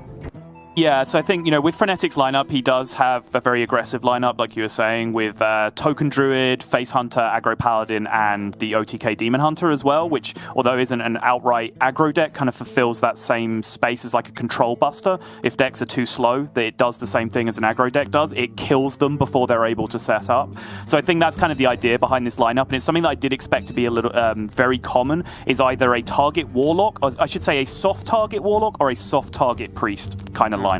And the soft target Warlock lineup, I think, looks a little bit more like this, where it's just super aggressive, just try and hit them hard and fast. And the target Priest lineup is a little bit different, something more like we've been seeing a little bit in APAC, where there's just Cthulhu in your decks and you're playing the mid-range Demon Hunter instead, that kind of thing. So I really want to be on the lookout for those two particular types of lineups, because it's part of what I expect to be doing well this week. Yeah, and this deck here from Frenetic, Aggro Paladin, it still has Secret Package, even post-nerf, of course, but the main card that sticks out for me is Conviction. It is most of the time 1 mana plus 6 damage, which is pretty incredible, and if those minions stick, then that just starts stacking to ridiculous levels. I will say that, yesterday, I guess, maybe the day before, after submission, I do feel like the list that Jackie Chan has created and sort of piloted to very high legend in a very short amount of time is a bit of a better go at Aggro Paladin, if you want to still call it that, without the Secret Package. It's more just board focus minions, bigger buffs, which I think is very important, because at the moment in the game, no one can really deal with big minions except for maybe Warlock. So I do like that, but I think Frenetic had a good idea, right? He saw Aggro Paladin as early as you could possibly see it without the post-patch, basically. I hate when you do these key cards, Raven, because you're a sociopath. You don't do them in ascending order. It drives me insane. Do them in importance order. Yeah, okay. But we are looking at Spell Mage here, and this has been a big talking point going into this as well. Whether Deck of Lunacy at 4 mana is still something that you want to play in your deck. Some people are saying yes, some people are saying no.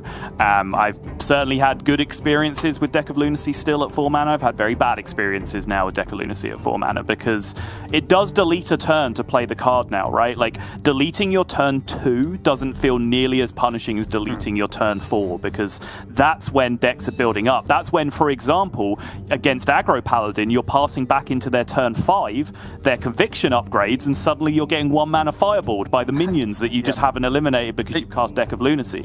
So it does feel a lot more punishing just to find the time to play that card now, but it's certainly still the incredibly powerful monster that it always was once it comes down. Yeah, I honestly think my approach, especially after, we played some games with it as well, is that it's less about whether you put it in your deck, it's more about when you choose to play it and what you prioritize, because as we have seen from players not including it, the deck functions without it. It's still a decent deck, right? It's still good enough to win games, so you don't have to play it on 4, and especially against anything even mildly aggressive, you can take a slower route and be absolutely fine, probably better, right, than, as you said, passing your turn 4. So I think that's something to keep an eye out in these games and from these players. But let's just dive right in. So Frenetic on the top on that Paladin and at Felkine on this Mage.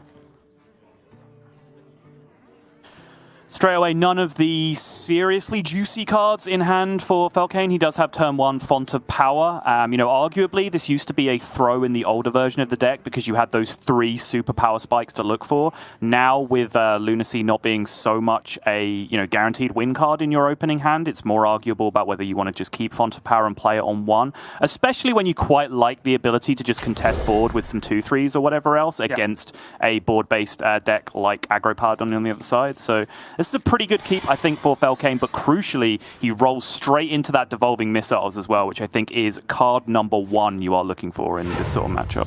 Yeah, when I was doing the key card Sol, I nearly just put Devolving Missiles 3 times because it feels that good in this meta. Not even in just this matchup, not even just versus Paladin, but just in general. The card feels insane. Yeah, no, Frenetic got a pretty good outcome here with this Spy Mistress. Very aggressive, obviously susceptible to a ping. But you could couple it with some backup afterwards with the Crab Rider, but yeah, he's going to go for it here. I think he was just thinking about a 1/3, but that doesn't have more attack. Oh, great observation. Can't argue with that logic. I mean, that's the way you've got to play this Paladin, in my opinion. I think it is just maximum damage every turn.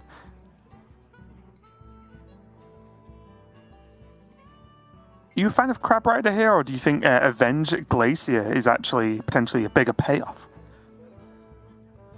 It's awkward, right? Like, I think the real good upside of the Avenge play is that you really want to attack with your 3/1 because, like you said, you want to start dealing damage, but obviously you expose that to just ping from Mage, nothing else. So I think by playing a minion with pretty healthy stats, like 3 health for the Avenge to be dropped on, you kind of disincentivize just pinging the 3/1 here, right? So essentially, by playing the Secret, Frenetic has been able to cash out his 3/1 for damage twice, which is kind of insane in this spot. And also the fact that the Secret, right, is like, well, the Secret might not be Avenge, it could be Yogg. And then it messes with the potential removal too. It's very, very, very good. Frenetic looks like he's just going to go the Crab Rider. And this is where these aggro styles get really tough, because a part of me wondered, like, do you just lock in this Conviction, like, first, and then go for it? Wow. Yeah, I was extremely tempted to, like, Conviction first there and then drop the Crab Rider and take the value trade with the Crab Rider, because, again, even if it lands on the 3/1 and it's just an easy ping target or whatever else, you still have that Avenge popping, right? I think the worry there a little bit is, like, ping into proc Avenge into Devolving Missiles, which then eats so much value if you've used your Conviction as well.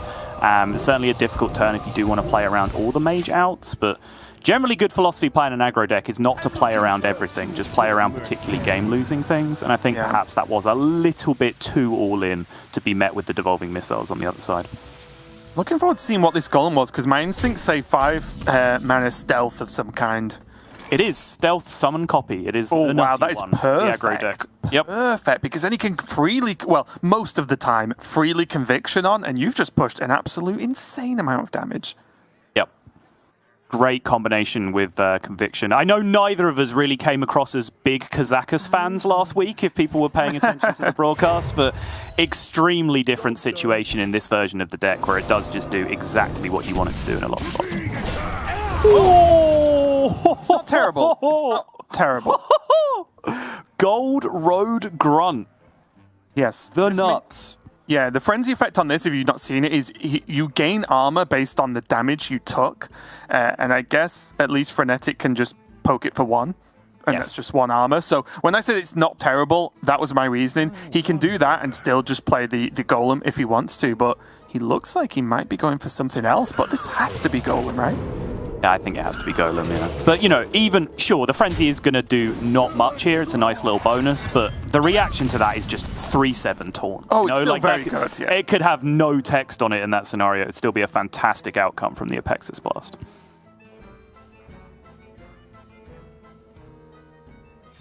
We have been talking a lot about Frenetic's turns, of course, because they're, I guess, the most active. But Velkane is getting into a position with that taunt that he can start, like, maybe even making a push for the board. I'd really like to see if he can get this the Occult on board soon. Because once you start to outnumber the minions on the board against this Paladin, you probably just win.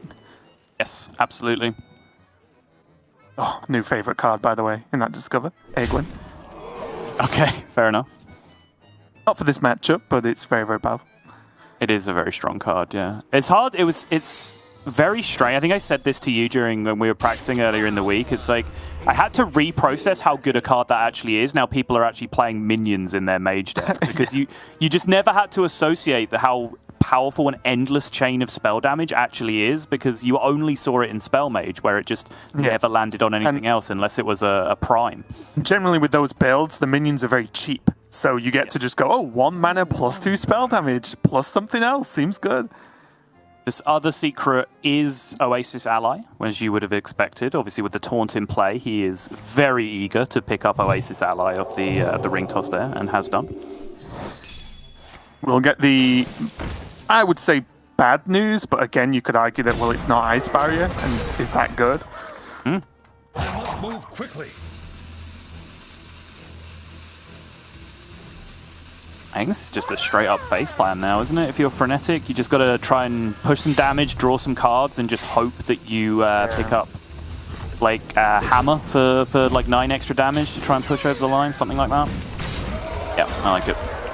Yeah, that's it. The Hammer of the Arrow is actually really important because it's the 9 damage plus just a 6/6 on the board. Again, like I said earlier, at the moment it feels like most classes don't really deal with big minions so well, and the fact that you get to swing to either gain more tempo and remove an enemy minion or just push it to face means that there's just kind of it's like a double whammy of a problem, right, for the opponent. Yep.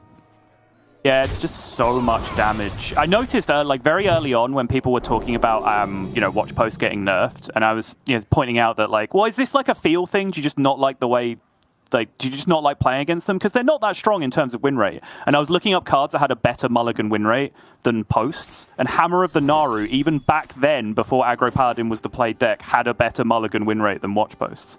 It's like, is that not the most bizarre thing you've ever heard? It is strange, yeah. It's not something I would have ever guessed, if I'm being completely honest. Like, just to show what an obnoxiously powerful card it is. It's just so much stuff in one card. Second Brain Freeze, big deal there, and this is where Velkane can turn the corner.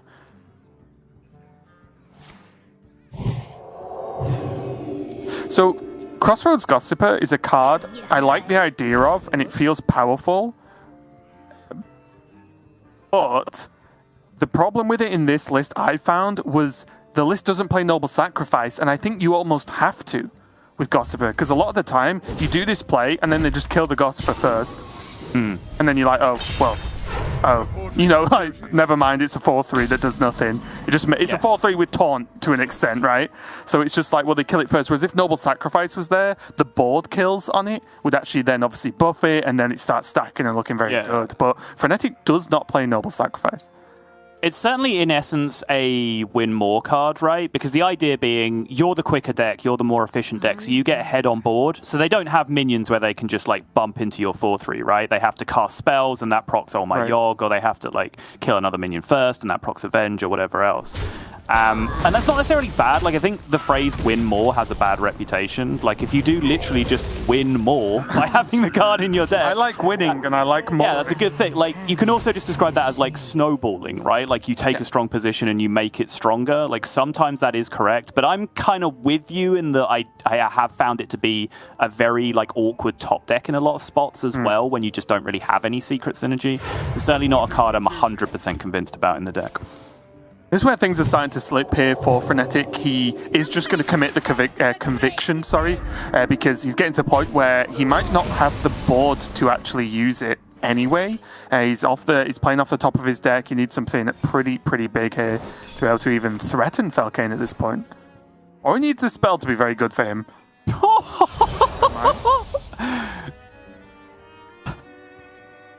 Fnatic's still here. He's decided he still quite likes playing Hearthstone. Thank you very much. Fair enough.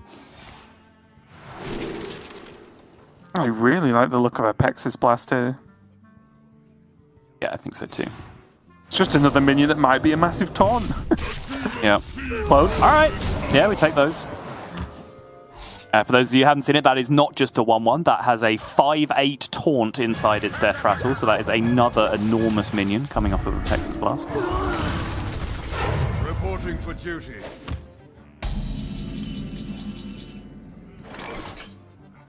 All right, is it counter lethal time? Should we just giddy up? Fireball face. It could be. He could just trade this away, and it's almost a win anyway. Though you just remove the board if you really want to here. Oh yeah! Move the board now. Oh, imagine pointing spells at minions. Come on, what is this? Look, if you've got to bump the 1/1, then you may as well kill all the minions, okay? It's not about just winning the game, it's about mentally destroying your opponent for the rest of the series. About winning more. Exactly, yeah. And this is the problem the Paladin will fall into here. Without, what, exactly second Hammer at the Naru now, there's just nothing on its own that actually competes with anything that Falcane can do.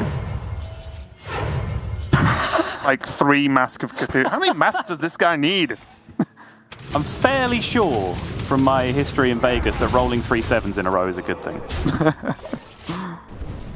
I'm just trying to work out what these different masks are. How many balls does this guy go to? Fnatic going to take the loss there. Falcane taking it, and already, you know, I think you can see it. Just like Falcane almost feeling the pressure right now, and it's true of both of these players. Like they need to win. They need to get out of this group and make it to at least top 8 to be able to try and bank a good amount of points. Because, like, if not, even though there's going to be 7 weeks of competition, if you're 0 points after 2 of those weeks, you almost have to like flawless victory the rest and keep hitting those top 8. So it's really tough for both these players here, but good win there for Falcane, just about holding out and putting stop to some of the pressure that Fnatic was putting on. Yeah, and it didn't look that winnable for Fnatic. I think if there was any window, it was perhaps going a little bit more aggressive early with the conviction, like we talked about early on, but that would have ended up getting punished by the devolving missiles anyway. Then this was the other turn that I was curious about, because him taking down the 3-2 there with the Crab Rider and the sword, he had the opportunity to use Hand of Adal and like push even more face damage straight away, and then potentially set up like a hammer out by dealing extra face damage straight up. I think he ended up using that Hammer of Adal on a frozen minion and not even getting any damage out of it, which could have cost him, but I think with the way his deck panned out, he never drew that big payoff Ender card anyway, so I don't think it would have mattered too much, but I think there were maybe a window or two in there for him to just flip the switch and be a little bit more aggressive, but tough to say overall. But first game of the day goes to Falcane, and as Raven keeps mentioning, really crucial series for both of these players, because this will really set the tone for the rest of the season, I imagine. Yeah, and here's Falcane's next deck. He's going to be that Token Druid here. Not my favourite archetype I've ever played, I'll throw it out there and be pretty honest, but one that even more players have jumped on this week, as well as, you know, not really in, we didn't really see it in Europe much last week, but in the other regions there was a lot of Token Druid. What do you think has made that change? What's caused that shift? I think So there's a lot of factors. One, it's a deck that didn't get touched in the patch, which some people thought was playable before, right? So again, when you're in the European region, you're scrambling for decks to submit. A deck that was tier 2, tier 3 to begin with and didn't get touched by the nerfs is going to seem pretty reasonable thing to submit. Secondly, when it comes down to like maybe setting up some kind of target control lineup, I think Token Druid does great work against Warlock, for example, just because you can throw down huge boards over and over again. And actually, their mass AoE is quite limited. It does seem like they have mass removal for everything, but it's really just a couple of School Spirits. And then even like double corrupted Cascading Disaster doesn't really mess with most of Token Druid's boards. And it's not till they get to Twisting Nether that they really have another full board sweep come into play. And by the time they get to Twisting Nether, you've got Soul of the Forest on your minions, almost certainly. So that usually lines up pretty well. Or the game has ended and you've won, yeah. So I think the Druid does line up pretty well in this matchup, but I am with you, Raven, and unlike you, I'm not going to hedge the statement in any way. I despise this deck and it's probably my least favorite archetype to ever play in Hearthstone history. I do think it wins enough to be a justifiable bring. I just personally do not enjoy the deck whatsoever. I think one of the stronger points, as well as obviously what you pointed out, is in the aggro matchups, you can dominate those as well, with the correct hand, of course. Yeah. But a lot of aggro decks can't beat wide boards, right? We kind of just saw that if you lose your board, you lose the game. We are going to see how it goes up against this Paladin, and I think unless Frenetic really goes nuts here in this first couple of turns, he will just fall behind, because Felkane, as long as he lives long enough to get a wide board once, he can just probably efficiently just take apart Frenetic's board and then never get it back again. Also, final note for now on things that tilt me about Token Druid, and I do very much mean for now. It's definitely going to come up later again. But Felkane also... be having to talk again. Felkane also demonstrating that he's a sociopath, because there is a way to build Token Druid, which is just 15 2-ofs, and it all fits on the left-hand side of a graphic, and Felkane chose not to do that for some reason. I don't understand why. Resizing Pouch, I think, is the card that is the most in and out of lists that I've seen, at least. Yeah. Which is very interesting choice. Yeah, Felkane is playing one Guess the Weight, one Innovate, which is what's breaking up the 15 2-ofs kind of thing. But yeah, each of those one copies have then become 2 resizing pouches, which is a very interesting build of the deck. Yeah, though, Frenetic is getting off to a decent start. He's not had the complete whiffs you can get with this deck sometimes, so the open is not bad at all. He does get an extra secret with the generated minion there from first day. Ooh. That's cute. And you know what I mean? Look at this already. Already I'm starting to think, Frenetic might be in trouble here. He does have the Crab Rider, which is probably his saving grace right now.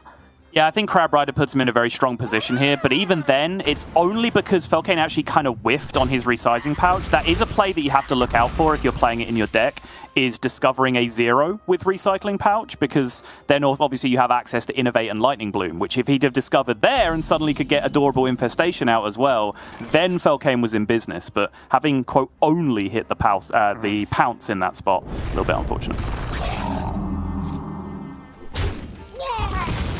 And this is kind of what I meant, right? Even here, the Crab Rider made Frenetic not lose, but he's definitely not winning right now either, so...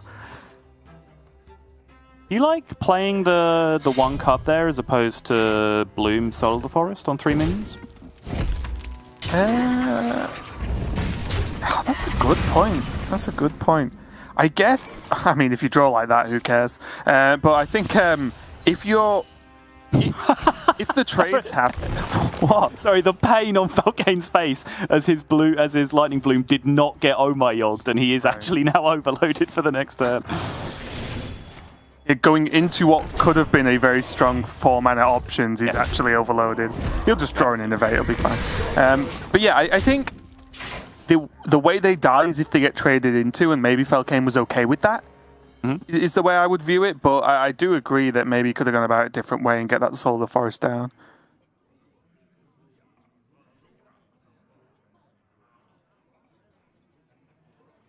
What's Frenetic going to look for here? Is it still going to be 5/5 rush with something?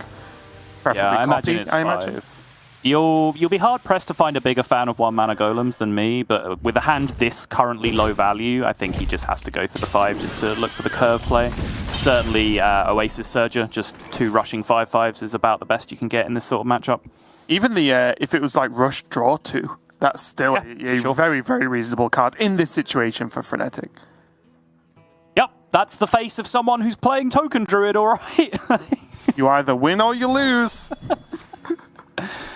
Oh no, I drew all these really bad cards I put in my deck on purpose. Oh no. Where's the feast going? Okay. That's something.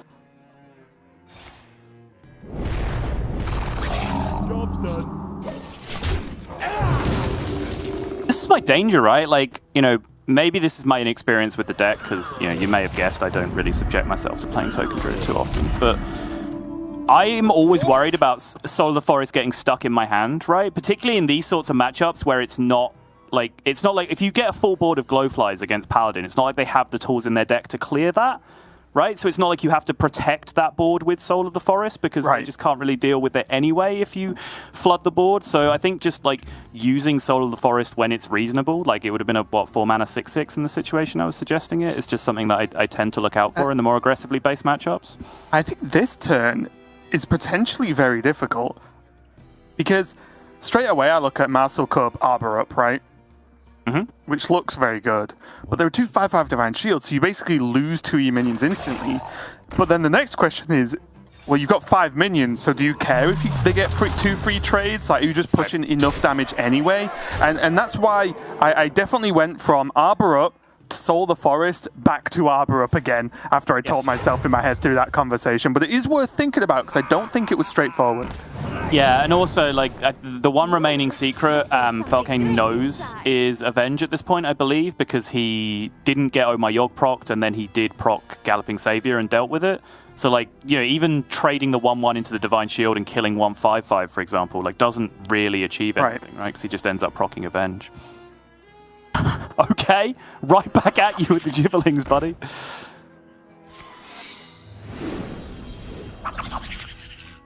And Reckoning might just help a little bit if he can survive. It's a really sick secret, honestly. Like, the fact it works on any form of, like, any minion that deals 3 to anything is pretty powerful. Because even a trade, right, it actually will go off. Right.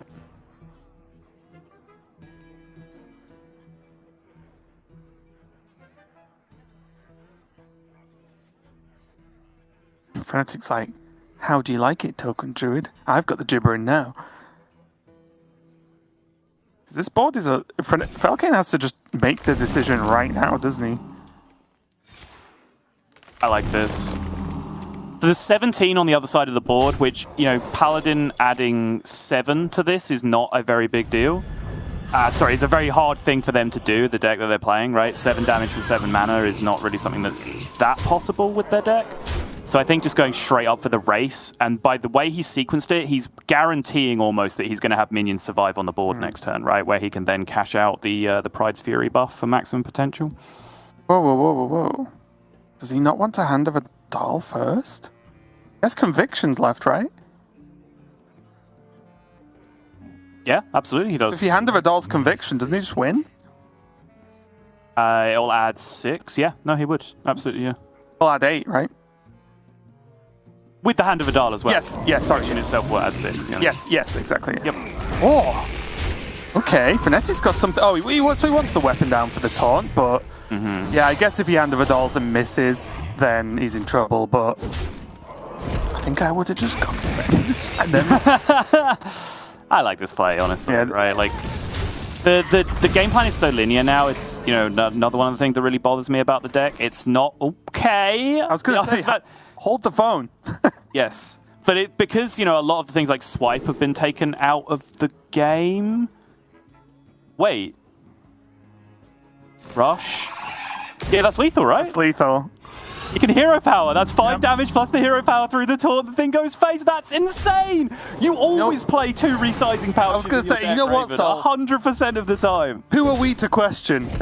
Yeah. Resizing Pouch. How dare we, when it's basically the card that got the victory there for Falcane. There was, and I guess that is one of the arguments for it, is that, as you mentioned, the deck is very linear. You always know what Druid or this version of Druid is capable of, and Frenetic knew he plays a taunt with like one card or so. It's very unlikely that he can actually punch through the taunt and deal 4 damage. But as we saw that, there was a way, and it was Resizing Pouch plus X. I was just gonna be very interested. I'm sure people will tell me whether what were the better mana options to achieve that? Like, was just playing it first and getting the 7 cost the best? Or should, maybe there's a hero power Resizing Pouch option? Because he made that turn very quickly, and I think I would have tried to think about what cards are available at what costs. So yeah, maybe Falcane just knows.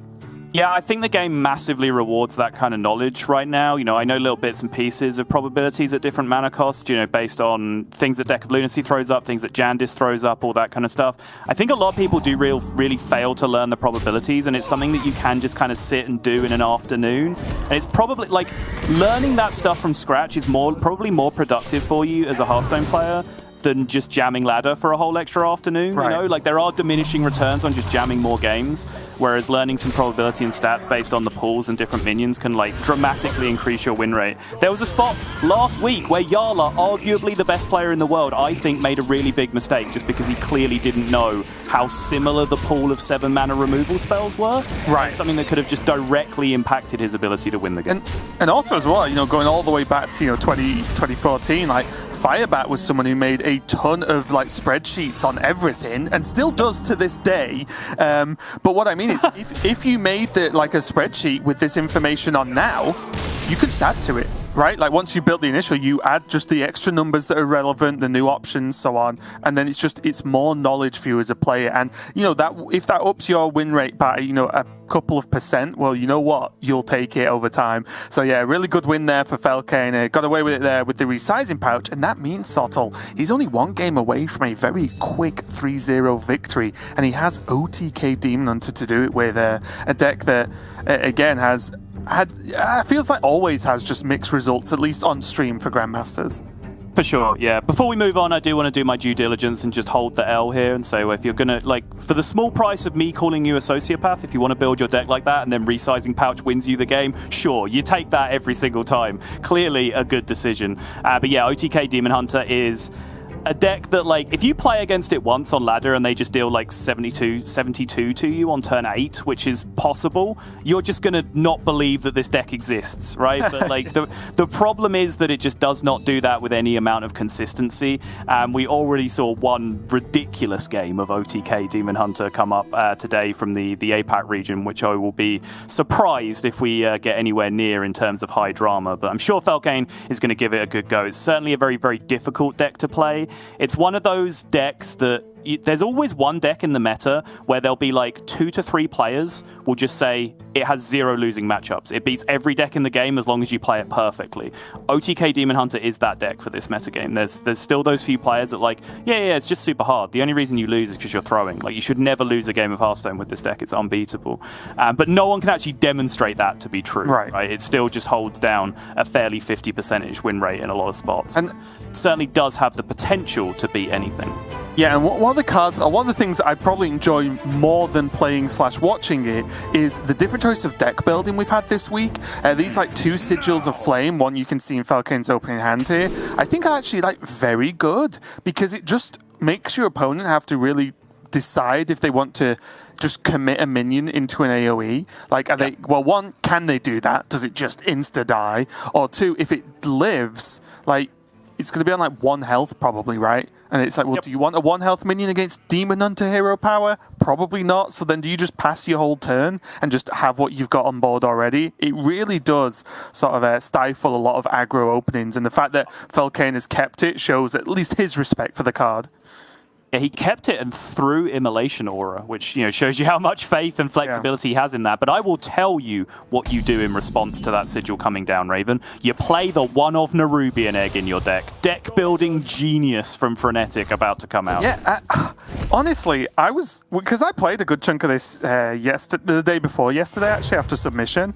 I was surprised that I actually liked the Nerubian Egg because it's another target you can happily use Conviction on super early. Because it's like a 3 attack minion and then a 4 attack minion if someone kills it. Like, that's just what you kind of want in the deck, right? Something sticky that you can just gain damage from. So although it looks weird as like just one random Nerubian Egg, I actually really did like it a lot. Really good target for the secrets too. Yeah, we see other players going very heavy on Divine Shields with like Argent Squires and Righteous Protectors and so on, and playing Death Rattle minions is kind of similar to philosophy in reverse, right? Instead of making my minions difficult to remove, I'll just make them leave something behind when they die, and you can't just leave a Nerubian Egg hanging around on the board because it's a Conviction target, it's an Avenge target, and you know that it will just gain some attack and start hitting you very soon.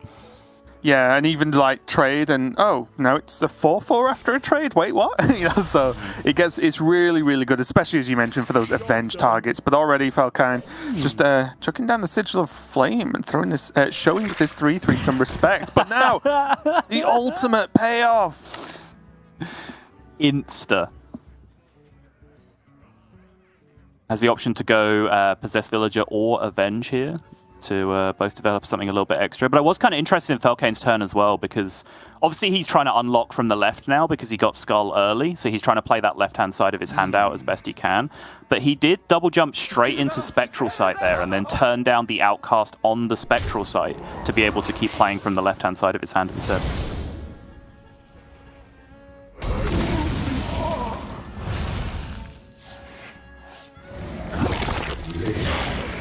It did also just allow him to at least kind of answer this board and slow it down. Obviously, it did not pay off because of the egg, but still, if there wasn't exactly egg there, then this board looks like he can just pass this turn and do what he wants and chuck more cards. So I do actually like the idea, but you are right. It is an odd sight, isn't it, to draw a Spectral Sight and then just not play it when you can.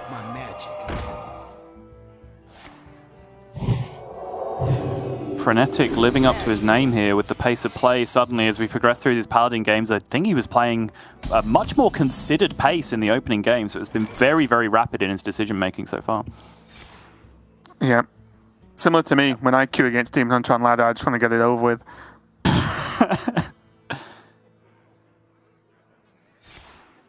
This I-beam with the spell damage, Skull up next, it's looking very, very good for Felkan right now.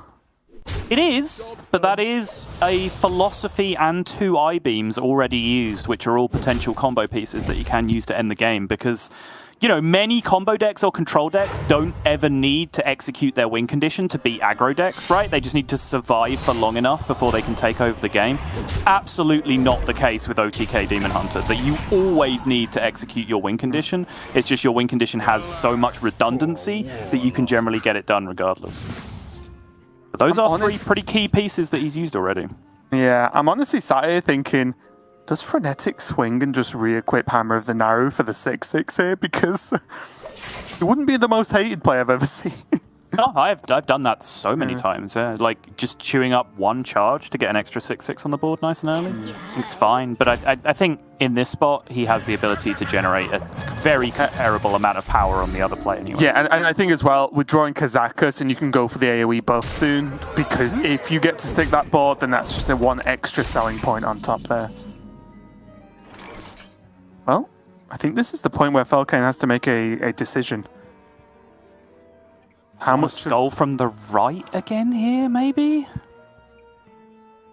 Well, this is another weird thing about his build, right? I mean, correct me if I'm wrong, because I'm not an OTK Demon Hunter specialist, but from what I've seen, most of the ones don't run the double spell damage effect, whereas Felkane could throw away this Og Merchant and still have the Talented in hand.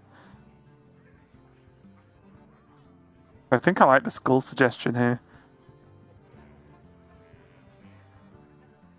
I grow impatient. Shooting on the left to give himself the out of Immolation Aura off the Skull. That would then kill the McGurgle and the card whose name I've forgotten. Gosper, right? Crossroads Gosper.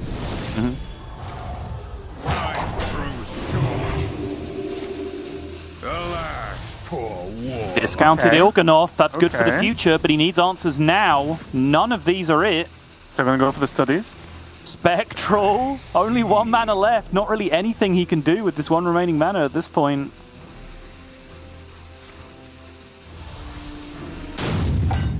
He just has to hope he survives. Isn't he just...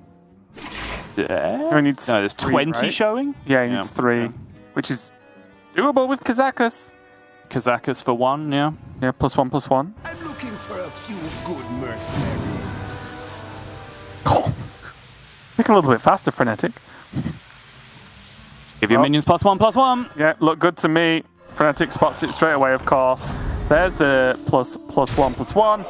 And that's going to be game. Frenetic is not going to get swept here, and he does bag this win with the Paladin. And, you know, it looked pretty good there, I will say. I think, like, Felkane... I'm not saying Felkane did anything wrong, but you are right in that he had to use a lot of resource in healing. And then the turn that he had to, like, go for all the card draw to get the combo ready was the turn that Frenetic, was actually putting on the most pressure, right? It was kind of just a terrible timing.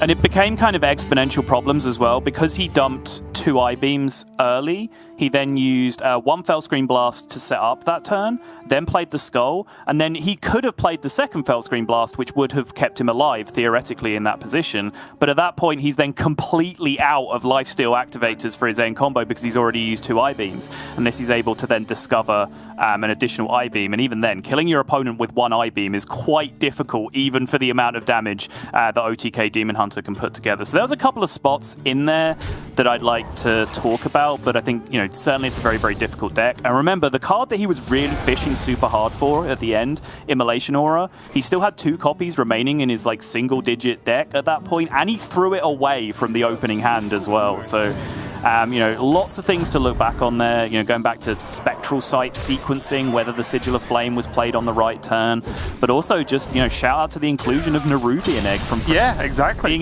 Being able to cash out so much additional damage against that Sigil turn that really very few other decks or tech cards in the game would have allowed him to do. And ended up eating one of those I-beams, right? Like, that's what one of the I-beams was for with the Thalnos. So, again, as you said, it all helped Frenetic put Felkane in that awkward spot. But, of course, Felkane is still winning the series 2-1 so far, and Frenetic is going to be getting ready to lock in his next deck, which I believe is going to be his Demon Hunter.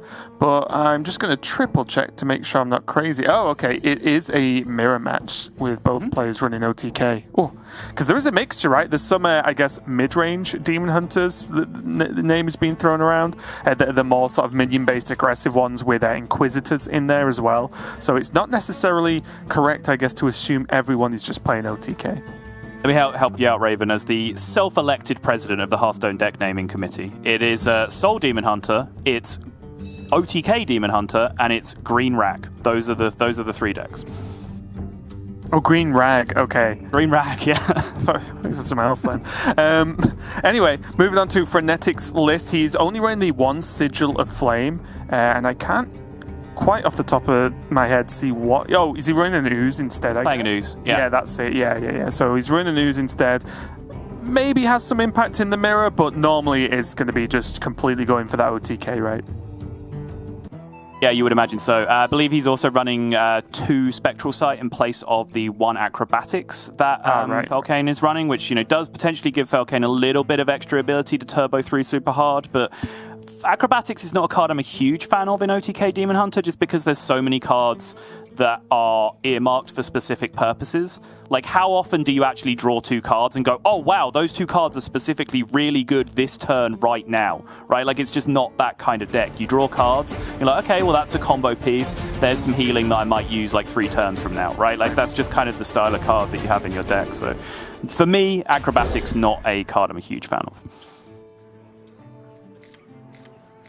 Well, let's dive into it. Pretty lackluster opening hand from Felkane there, especially because this Spectral Sight is going to just insta get put in an awkward spot, right?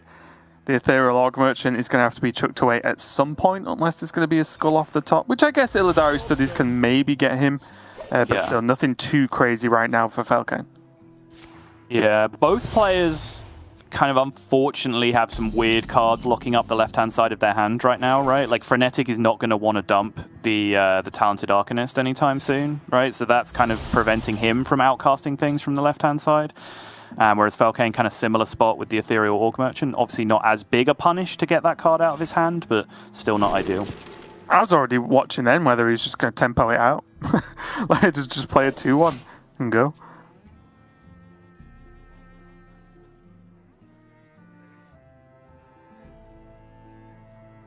Wow. What a terrible turn. Got dumped the Immolation or you... Yep. Yeah.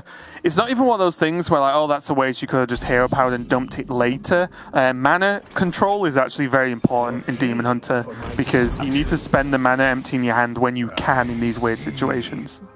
Yeah, this is a race, and it's not a race in terms of like Face Hunter versus Face Hunter, where it's a race of just dealing as much damage as you can every turn. It's a race to get through your deck and execute your combo. And so even minor actions like that, which is getting a card out of your hand first and foremost, so you free up space in your hand to draw more cards, which you will probably see being a factor in this matchup at some point, but also just throwing away cards from the left-hand side of your hand to be able to unlock Outcast later on in the game. All of those things achieve something. If you don't spend your mana on doing that, you fall behind in the race. You have to spend all of your mana every single turn on achieving your end goal of drawing through your deck.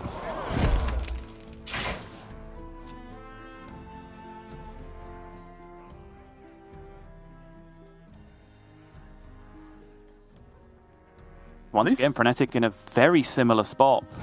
Yeah, at least, like, you can argue Sigil is very dumpable, right? Like, it's not really going to do much, so at least it's just a card that can be thrown away. Unfortunately, of course, that Il'gynoth on 4 mana is a little bit frustrating, try to get it this early. Yeah, and now having... Off to the races. And now having got to... Falcane rubs his hands together, having hit the Il'gynoth off the Skull of Gul'dan, which is, of course, the dream in this scenario. We've seen Falcane for the last couple of turns holding on to that Skull discount, just so he was able to do it nice and early there. And that leads on to the point I was going to make about Frenetic's hand, is that now he's hit 5 mana, he actually doesn't have to dump from the left anymore, right? Because any Outcast card he draws, up to and including Skull, he can just play straight from the right-hand side now. So he's now feeling more comfortable just holding this Talented Arcanist on the left-hand side of his hand instead.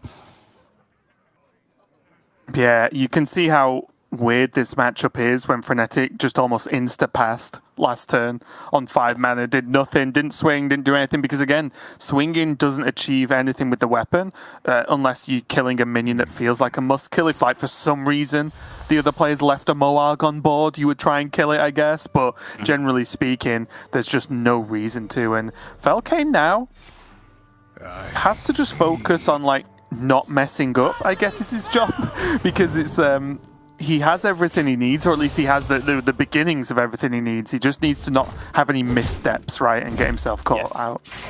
He's basically just going to need to get this weapon down and then find himself a spell damage minion, and that'll be enough for lethal quite comfortably.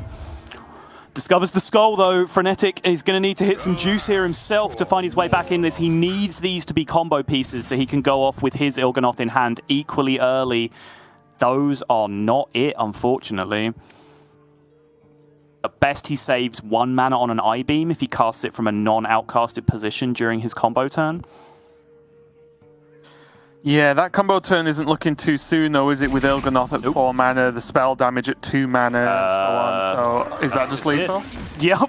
Oh, and that's just what happens. Falcane got the Skull first, hit the right cards, and this is why. And although this has happened in a mirror match, you can see already why the deck doesn't just auto-win, right? Because you can have very tricky card draws that make it a little bit worse for you. But thumbs up there from Frenetic. He knows the game's over. Congratulations to Falcane. He's going to take our first match of the day, and he will progress into tomorrow, as these are all elimination matches on stream.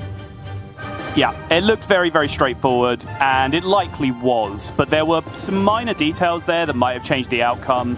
If, for example, Frenetic's Skull that he just cast that turn was better, there were things Falcane did that maybe sped him up a turn, like holding on to his Outcast discount all the way up until his skull turn, for example. Obviously, he then got lucky with what he hit with the discounts, but in different worlds, in different games, that might have changed the outcome, where instead, Frenetic hit a better outcome with his skull, and then because Felkane had played badly, he was one turn slower and he lost the game. So, Felkane, even though he did kind of have that one handed to him, he still executed everything very nicely, as you see him rubbing his. And that's the thing there.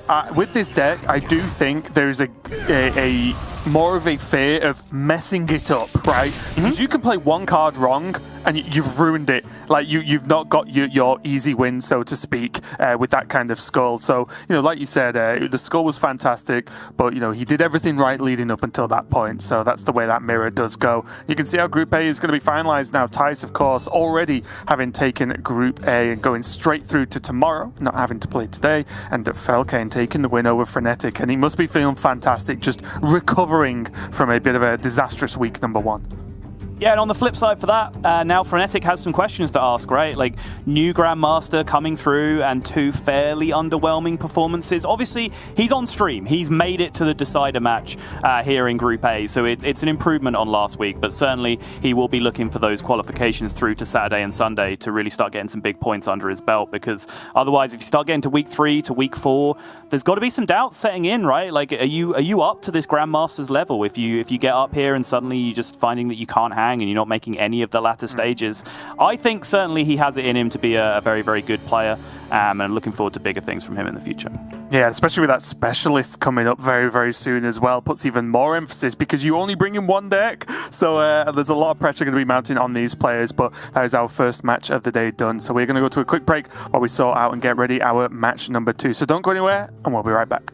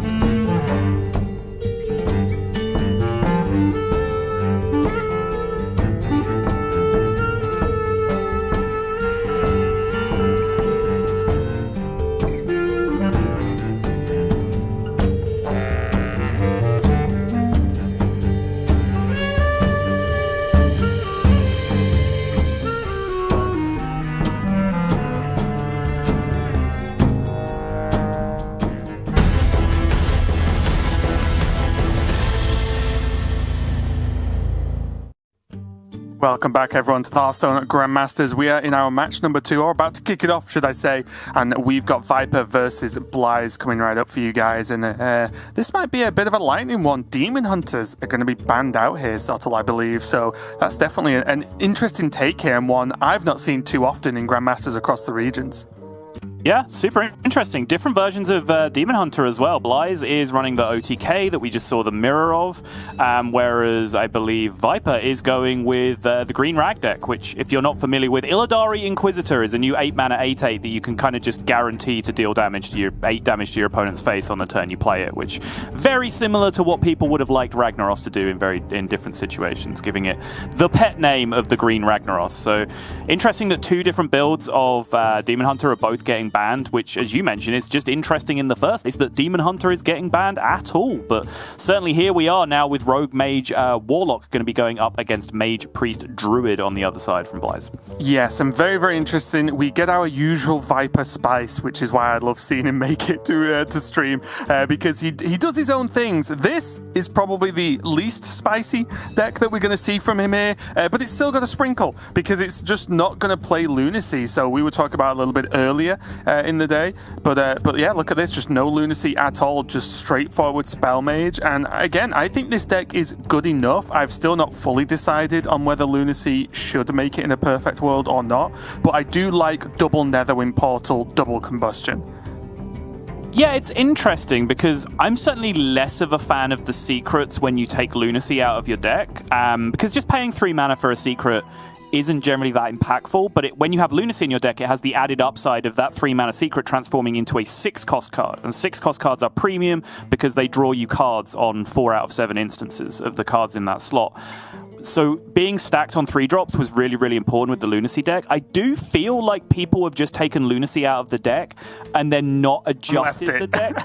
Yeah, not adjusted the deck to the fact that Lunacy isn't in there anymore. Like, are the 3 7-drop spells really optimal at this point? Like, maybe you need a Deep Freeze in there now as well, just to potentially give yourself some late game that isn't there instead. Maybe you want to mess around with, trimming out some of those 3-drop spells and making the deck a little bit quicker with spells that can end up free off Incanter's Flow, for example, so you can really power through the deck super quick. I think there's a few directions to take it, but once again, trying very hard not to be too critical of deck lists and lineups this week because European players really did not have any time at all to be able to get this done. And here's Blyze's Control Priest, and I hate myself a little bit that I'm saying this, but Control Priest right now, outside of Elutia, of course, is actually very interesting to me because I just want to know why, what, and how people are choosing their endgame. There's lists with just Ysera at the bottom. There's lists with like Ysera, Alex, Cthulhu in there. This list that Blyze has brought only has Yogg-Saron as its big sort of endgame minion. That there are so many options, and it looks like no one can decide on what it should be. The first 25, 27 cards of the deck look very, very similar, but those last few I think are actually very interesting. How do you end a game as Priest? Obviously, depending on what you're planning on facing and banning out, has its impact, but the just Yogg-Saron, I kind of love it that it's Blyze that's doing this, because I just feel like if anyone's going to, it's him. But I'm just honestly very interested to see how it actually plays out, because that is a bit of a risk. At least you know what you're getting with, Ysera, Cthulhu, and so on. First off, Raven, never say you hate yourself. You're important and you have value. Okay? But this Priest! Yeah, I do think this build of Priest is kind of like full anti-aggro, right? Like if you're going to play a 10-drop or a 9-drop, out of those options, I think Yogg-Saron is the most anti-aggro option you can have because it can actually immediately swing games against aggro decks, which the other options don't really do. And then the fact that the rest of the deck just curves out at 4 should just kind of tell you everything you need to know about what he's trying to do with this version of the deck. But certainly, I think if Blyze was to come up against Priest Mirrors, for example, he will be very drastically overmatched by some of the late game packages that the other decks play. Yeah, Vipers, we get into game number 1 looking sharp once again, just like last week. And it paid off for him last week, so let's see if he can do it again here. Getting off to a not the best start, I would say, although I do think, obviously, Viper's going to be playing a burn plan because he doesn't play Lunacy in this list. Yes. I think he doesn't quite want double Fireball yet, but there is that refreshing Spring Water to help him out, at least through the earlier turns. Yeah, Viper a little bit short of the ZZ Top beard, which would lead me to various sharp dressed man puns, but you know, not far off. A good, what, 8 out of 10, would you say? On a scale of ZZ Top, no, that is not an 8 out of 10 on a scale of ZZ Top. I mean, effort then. Oh, for sure, yeah. He's a very, very handsome and dapper-looking young man, especially if, as I believe I read on Twitter, he's feeling under the weather today. Yeah, and you see, maybe this is going to sound weird, but another nod to the anti-aggro stuff, to an extent, is that a lot of players are like taking out Sethic as well from Priest. They've been like looking at that, and although you could argue Sethic is like more of a late game control card, it is still a 2/3 you can play on 2, which must be killed. So for me, it's still just as much like an anti-aggro tool as well, because it has to be killed, because if Apotheosis comes down against an aggro deck, you might just lose. So yeah, some of these extra tools very interesting. Gonna just be palm reading here for Blyes. Viper saying none of that, by the way, instantly snaps the Devolving Missile on the Sethic. It was the only way he had in hand to kill it, but I think either way, Devolving Missiles on a Sethic is generally a very powerful thing to do just because it gets it out of the Raise Dead pool and is generally a pretty strong minion to deny from your opponent. As any Miracle Priest player will tell you, they hate to see those Devolving Missiles come down. Yeah, that was really funny. Blyes just answered a question that I was going to ask about the Psych Split over, say, Rally, for example. But he picked Psych Split and then hovered that and then Onyx Mage Scribe straight away and was like, oh yeah, okay, he wants to do that. That makes sense. Well, Viper decided he does want to play Lucy this game, which will give him some more options going forward, actually, now. Magic is not a toy.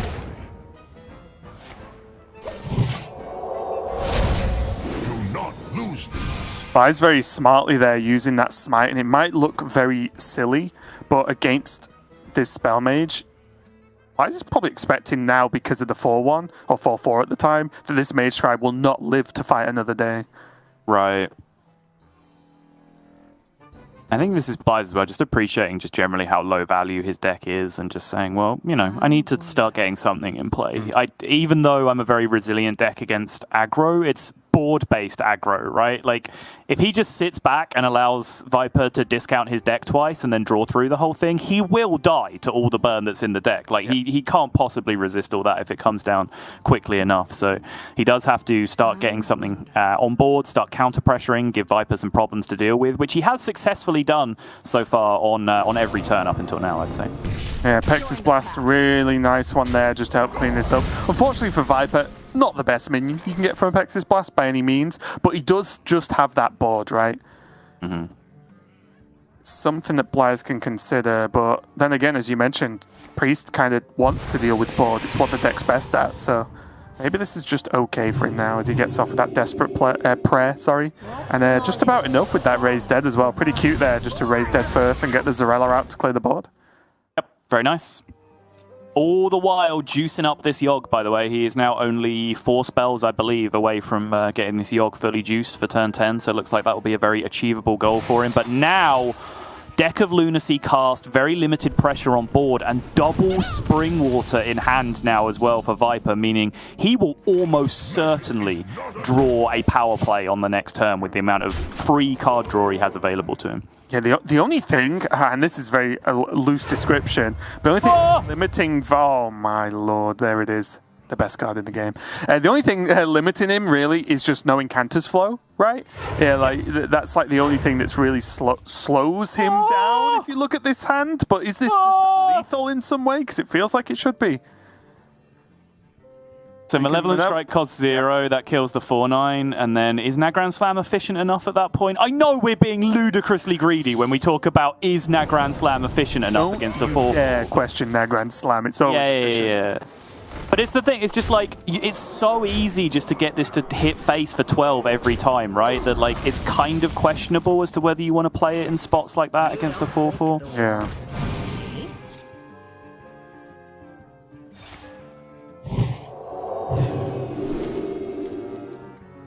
All right, the game plan has changed.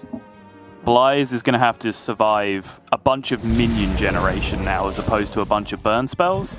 So I do like picking up things like Soul Mirror. I do like holding on to this Blademaster Apotheosis combo, especially when he has the potential for Psych Split down the line as well. If he can perhaps get another palm reading discount on all of that. It's just triple fireball next. Just go, Viper. Get him. Get him in the face. That is insane. Like, triple fireball on turn 9 is available now for Viper. Yep. 8-8. Overload, though. 6 more. Oh, he did overload, yeah. I mean, it might not matter. He can still double fireball, right? Woo! Maybe he just thinks that's enough. My goodness, that's actually just the draw, isn't it? 3 mana Psych Split, 2 mana Apo alongside the Blademaster means that it's now all castable in a single turn somewhere down the line if he can get to that point. He has Yogg to back all this up as well. And as you mentioned, Viper is overloaded out of that triple Fireball Buster coming out on the next turn. Top decks the survival of the fittest just as his board gets swept. That's why, of course, now Grand Slam is generally considered the better of the 2 outcomes for your 7 mana spells. Viper going for Font of Power initially, just to see what's in the box. Does still have enough card draw, right? He's got Nourish for 3 mana, he's got Arcane Intellect for 3 mana, so he can still draw plenty. No, okay. Always fun to see if Arcanologist actually draws you a secret or not after you've played Deck of Loons. Now, does Blythe have to Psych Split this Blademaster? I think more importantly, he has to clear up a lot of this board, yes. right? Yeah, I think that's more... He would certainly like to, but I think in this position, more important just to get the board clear. I'm even thinking, like, is he just planning on using Psych Split, like, in a post-Yogg Saron world, right, at this point? Because, like, is that one Blademaster realistically... Or if he has 2 of these, would it even realistically win him the game? Or would it just make the game continue? Sure. That's fair. Viper's like, so I've got Hex, but do I have Lethal? Just to triple check over the cards. Mm-hmm. It certainly feels close. 3 fireballs. Primordial Studies for 0 cost spell damage. And then it's 21. Can do it twice. Yep.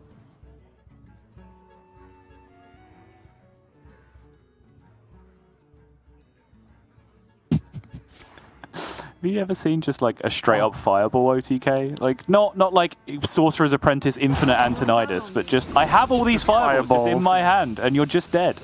I did like the it's less of an OTK, but you know when you do old style Antonidas of not all in the same turn, but you just have like 8 fireballs in hand and you just go fireball, fireball, ping, pass, fireball, fireball, ping, pass, fireball. Right. just every single turn.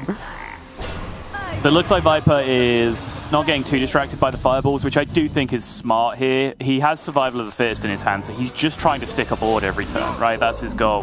He's just generating max minions, but it's time to spin the wheel, Raven. Okay. Okay. Yoink. That's a prime as well now in Blythe's deck at some point. And that is Viper completely starved of ways to generate minions in his hand currently. He's going to have to draw with this Nourish to find some way to generate board presence. He does have Chaos Nova, so he can pretty much delete all of this.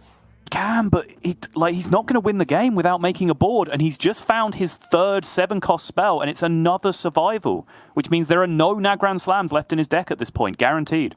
He can make a board, though. He has one with spell. Barricade? Yeah, that generates some minions. So he can Chaos Nova ping. Like, at that point, is it ever worth a fireball? Or do you think it's too much? Runs out on me. Does he? Can he make space to draw more cards? If he can, yeah, he's got space, right? I'd rather see him just draw more cards this turn than start launching burn, I think.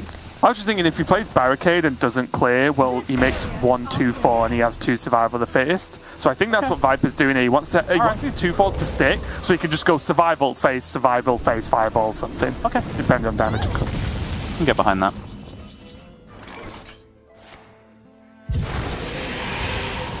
Wise.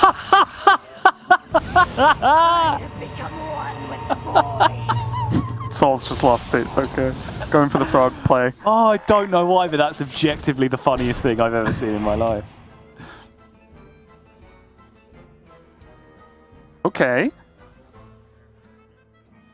Force of nature, survival.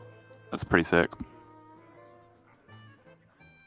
Yeah, it's just got 2 11-12s with plus spell damage against him, though. But with these taunts, he can arguably ignore them as well. I think that's the plan with double fireball in hand. Yeah, it means he doesn't get to ping as well, which obviously pushes a significant amount less damage. But in terms of just stacking the board, he's got to do it. Oh, Soul Mirror! Soul Mirror again? No, doesn't find it. He can't renew for either because he won't have the mana. Can renew for Shadow Word Ruin? Yeah. Does, of course. Also, kind of. How much will Condemn do? 5? Okay. Not quite enough. He kills 2. I'm guessing he has to double trade, right? Yeah, absolutely. Yeah. It feels bad, right? Your opponent's on 26, you've got 22, and you trade like with these minions. But yeah, it's definitely the right play here. High class, 3 card draw cards in hand, only 7 cards left in his deck. Sprint! Oh no! Too much card draw! Viper, there was a reason you didn't put Lunacy in your deck. That's Tidal Surge, that's the small lifesteal spell, just 4 damage to 1 minion.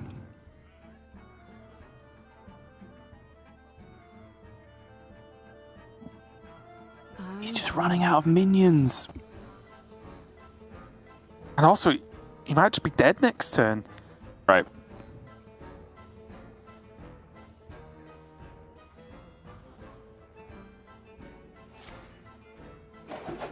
Draws again. Ring Toss, Runic Carvings, okay. That's some board clear and a corruptible card that can actually achieve anything, but none of it is really generating minions. I mean, he could get Water Elemental. He could, but honestly, it feels like the runic carvings needs to be saved to like generate him a board, right? He can't use it to rush in and clear. Oh, with second survival, in the same spot. Yeah. Oh no. Oh, got the Holy Smite to test for a counter spell. Or not. Just didn't want to proc Netherwind, I imagine, here, and just says, you know what, this is fine. Almost out of cards. Yep, seems good. That Brawl? That is Brawl.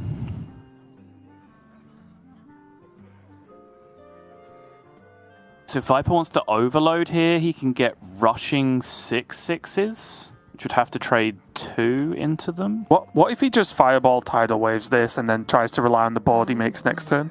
That's not a bad idea either, yeah. Kind of into that. Because he heals as well to help with the fatigue, but... Obviously, Bly's play had upside here, but by not stacking the extra damage with the Apotheosis, he's actually now not threatening lethal next turn. Yes. Viper, like, completely different outs if he wants them. Which kind of is giving him the freedom to do this, right? Which was to say to us, well, none of the above. I'm just going to slam my minions because I'm not facing down lethal. If he wants to trade, sweet. And also, because there's not lethal there, and it's unlikely Bly's has lethal from hand now, is it just going to be like, okay, well, you either trade or you do things and proc my secrets? And then I might have more board presence or more issues. So I actually, although I think in that situation, I would have Fireball Tidal Waves and just put everything on the minions next turn. I actually do really like Viper's play there. I think that might give him the best chance of actually winning the game. Yeah, I like the play, and I think it's a play that comes about from Bly's decision on the previous turn, which I'm fundamentally not sure about, because obviously his play stops him from having to deal with Netherwind Portal, as you described. I believe the 2 secrets in play are actually Counterspell and Netherwind Portal, right. Which means that he would have lost his Holy Smite to the Counterspell, and then he would have played Apotheosis, and then any given 4-drop could come out, and then maybe he needs to trade in that scenario anyway. Maybe he feels like he needs to trade in that scenario anyway, but it would give him the potential to just set up lethal and just cause Viper to have to react on the following turn as well. Yeah, I guess the way you could have thought about that was, let's pretend you just guessed it was those outcomes, right? The Netherwing procs, there's 2 minions on board. He did have the Scorpid, so if the Netherwing minion was the problem, that would be pre-trade, so he could just scorpion the worst or the scariest minion, and then go face with the Apotheosis on the Prime, potentially. Okay. That's very it's just possible. Something, like I said, I don't know what's right or what's wrong in this instance because it's such a weird play, but it's just something that could be done because he had effectively an insta-kill on almost any minion that would have been summoned from Netherwind. But unfortunately, if you hadn't noticed, we did have a disconnect in the most crucial of positions. I think this is a game-defining turn right here for Blyes. He is currently on a 1 minute 45 second timer on this disconnect. The game will hold for as long as he possibly can to be able to get himself back. But if he doesn't find his way back in soon, we're going to be in some trouble because boy, oh boy, did that happen at the worst possible point. Because I genuinely think that Blyes this turn is making a decision as to whether he wins or loses the game. Yeah, just to give you an update on what's happened. I think the power just went out for him, so he is coming back. It's just that the power cut, so he should be on the way back. Grab your phone, Blyes. Jam some games on your phone. You'll be fine. Up. And it's like, I've not updated the app, which is what I do every time. Anytime I'm playing a game, I need to I've got to run and do something. I'll just take my phone, I click it, I go, oh, okay, it's not updated. But yeah, that was even up until that point, a very tricky game. And again, you wonder if it would have been any easier, at least in that matchup, if Blyes had more than just Yogg-Saron, right? So we're starting to see, yes, it's probably a lot better versus conventional aggro or more aggressive decks, but this spell mage just continues to just be a problem and maybe will continue to be a deck that's involved in the meta even after we've had this lunacy nerf. Yeah, so just to break down the spot we're in, I guess, Viper currently has 24 damage in play and Blyes is at 24. He does have the ability to play Apotheosis on his minion, but he does have to deal with the 2 spell secrets that I believe are still in play, Counterspell and Netherwind Portal. And I believe his draw on that turn was Raise Dead, which he may even choose to activate it if he doesn't want to go with the Holy Smite instead, because there's a good chance, right, if he leads with Raise Dead and it's Counterspell, that he's then able to Apotheosis and then Holy Smite the minion that comes out of the Netherwind Portal, if it has 4 health or less, because he has the spell damage. So it's going to be a really tough spot for him to be in, because remember as well, Viper has the damage to back this up with that extra Fireball in hand as well. So if Blyes leaves him in a counter-lethal position, it's going to be very, very difficult. But it looks like he is back. You can see that situation have broken down. But now this is a really difficult spot to be in as Blyes, right? Because he has to reprocess the entire board state from scratch again and try and remember the spot he was in, where his thought process was at. So he's going to test with Holy Smite first, get the information that Counterspell is going to be that secret, and go from there. Raise Dead doing that cheeky 4 damage instead of 3. Collective.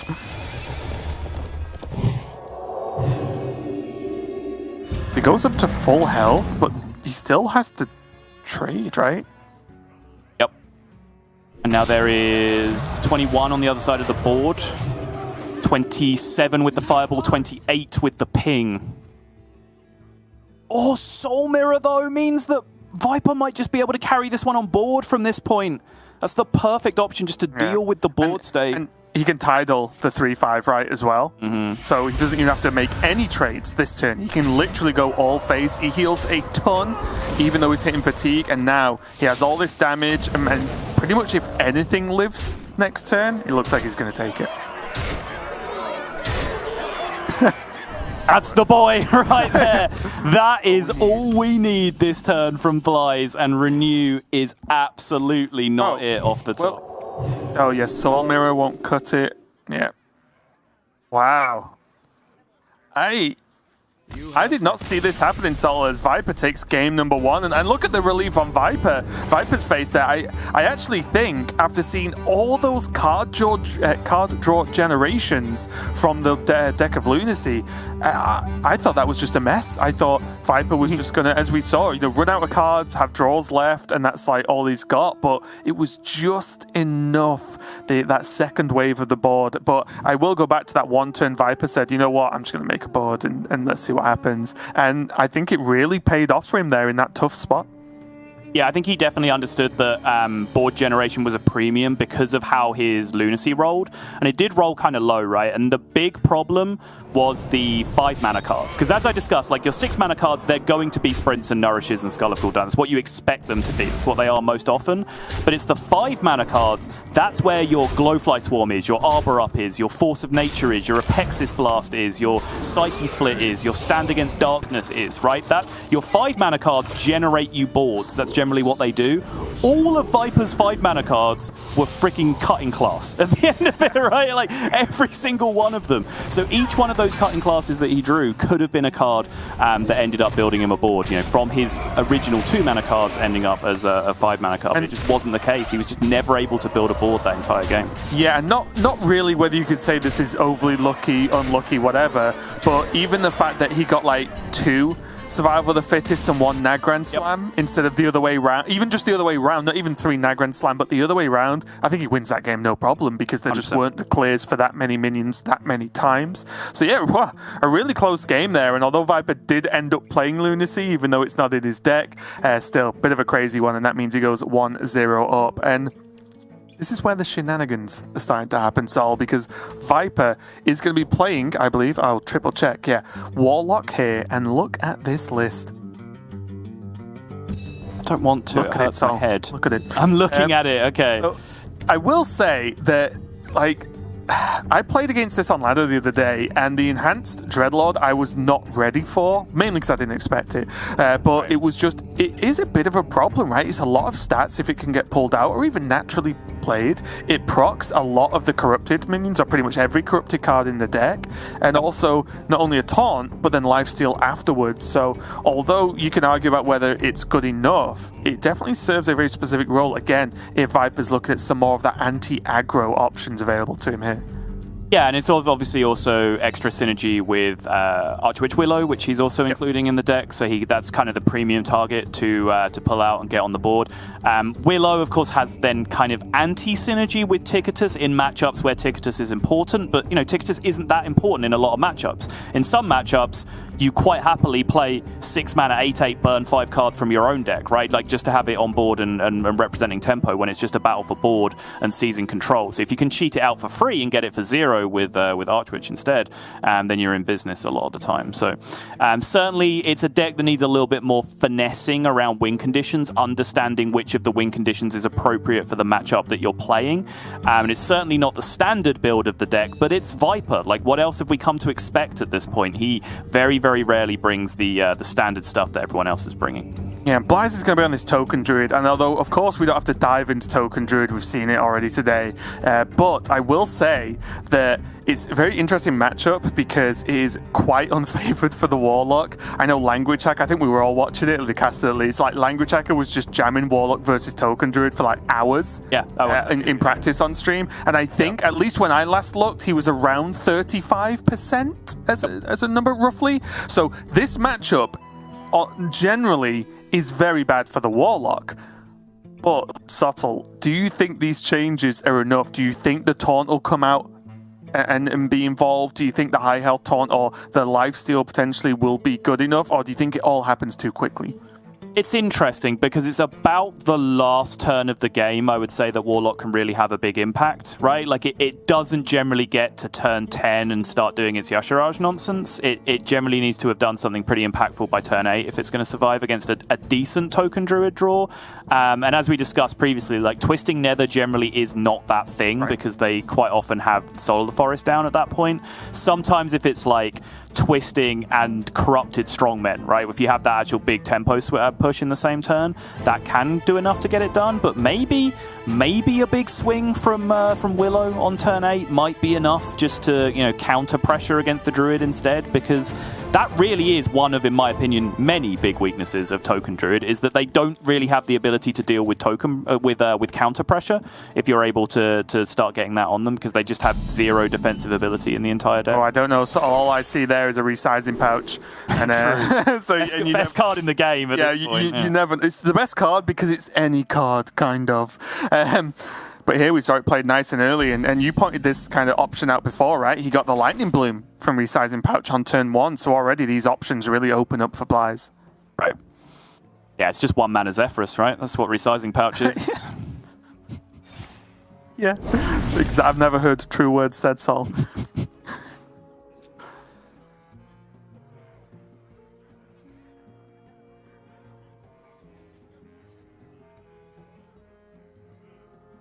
Viper already having a Dreadlord in his hand is not really what he'll be after here.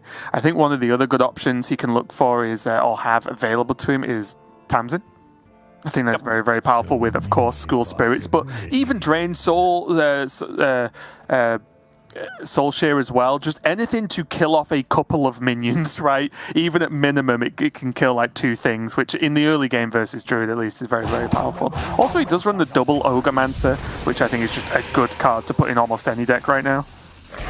Yeah, I know you've been kind of saying all week that you feel like players that have like 6 to 8 Ogre-Mancers in their deck are going to be doing generally pretty well this week.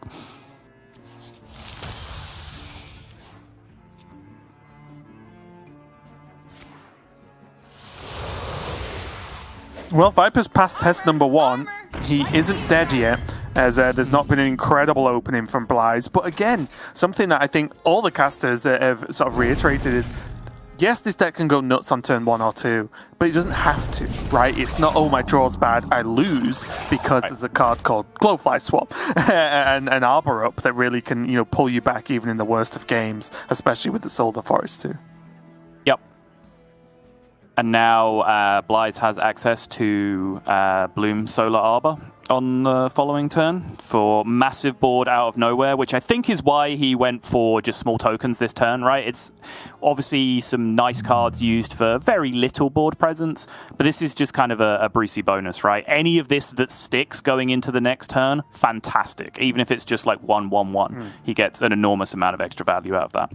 I'm very interested to hear, though, what Viper does, because Coin Ogremancer feels like a naturally good play, but he really needs the coin for something else later. Like, does he want to try and land a Dreadlord a bit earlier, or is that way too adventurous? Does he think that he doesn't need the Ogremancer? Because I've also played Ogremancer in this matchup against Druid with a board similar-ish to this, and they just kill everything anyway, because they make massive buffs, kill the taunts, and then your Ogremancer's dead, and you're like, oh, never mind. So this decision is very hard, I think, with the coin. I would really also trade School. I would really like to see Coin Ogremancer here, because so my philosophy here is that if you don't get the Ogremancer down now, well, okay, so this was no play at all from Viper in the end, and I think you saw that from his reaction. Again, he has mentioned that he's feeling under the weather today, so I don't want to give him too much stick for it, but I think he wanted to make a turn where he held on to the School Spirits, but actually did something impactful. Because my criticism was going to be, if you don't play Ogremancer now, and instead you just use like School Spirits to clear up that board, your opponent plays Glowfly Swarm, right? Or just anything that generates a board, and then what do you do in response to that? Answered nothing, and then you're never playing the Ogremancer again for the rest of the game. If Viper had managed to do something else that turn, like he was looking for Hysteria clear or something else instead, then if that Glowfly Swarm came down from Blythe, he could just School Spirits it away, and then maybe still have a chance of playing Ogremancer in the future. Sorry. Is there like some kind of insane double trade School Spirits Hysteria here? So many possibilities. Double trade School Spirits Hysteria. You're so left the Panther, with a like one shot, 6/7. 3 things. You're left with a 6/7 against 2 4 3/5s. Yeah, I was gonna say, isn't it just better to do it first? I think it is, right? It means you can like double trade into the same one. Does this work out? Maybe this works out better and I'm being very dumb. Right, I think it is very similar. I'm not sure if obviously here, he could have just hit a 3/1 twice, right? Yes, yeah. I mean, this worked out pretty well anyway, so let's not dwell on it. Yeah, this turn was very good for Viper, actually. This kind of recovered the hesitation and indecision from last turn. And now back to the drawing board here for Blythe. Out for 0 again. Is he interested? He is. There's a vape. The day I see Desk Imp, Sol, is the day I'm going to... Just take it and slam it. Yeah. It's an extra minion. What are you talking about? Absolutely is. Not Yeah, certainly Viper's greed, if you want to look at it that way, with the Ogremancer has definitely paid off here. Again, like, the play he actually made on the turn we were debating was nonsense, but, you know, the big theory there was, like, do I play Ogremancer here or not? And I think his decision not to play Ogremancer in general has shown to be fine. Yeah. It's just what he did with the rest of his mana that turn that's kind of questionable. Even more so, to me, the Ogremancer was important, but it was whether he wanted to use the coin with this hand or not. Yes, right? yeah, sure. Because like last turn, he could have coined out Militia or something, right? Like he had more options with the coin going forward. It was very, very tough. That's fair. I mean, double Drain Soul's available now, though, and this is where things start to look a little bit nicer for Viper. Well, there's still like an option of just playing Militia anyway, just to buff the Cascading as well for next turn. It's only 2, though, is the problem. It really doesn't achieve that much on the board. Deals with the 2/4/3s, I suppose, which is not the end of the world. Oh, yeah, and of course, 0 Soul Fragments, I think, in the... Oh, 2. No, sorry, 2. It's only 2, yeah. 2, sorry. It's like you don't listen to me at all, Raven. Well, you've kind of trained me not to with all the abuse I get, honestly. So the real trick is now listening. Oh, it's repression. I understand. I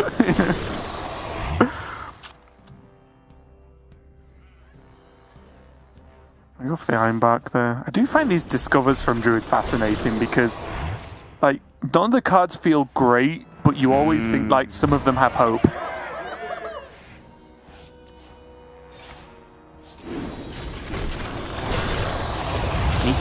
Look at Ogremancer go. Soul, though? I'm curious about him, like, going in with his last board generation when he has Soul in hand already. Not sure if he thought he could Soul with the mana. He doesn't look upset with the turn, so I'm guessing this is what he intended to do.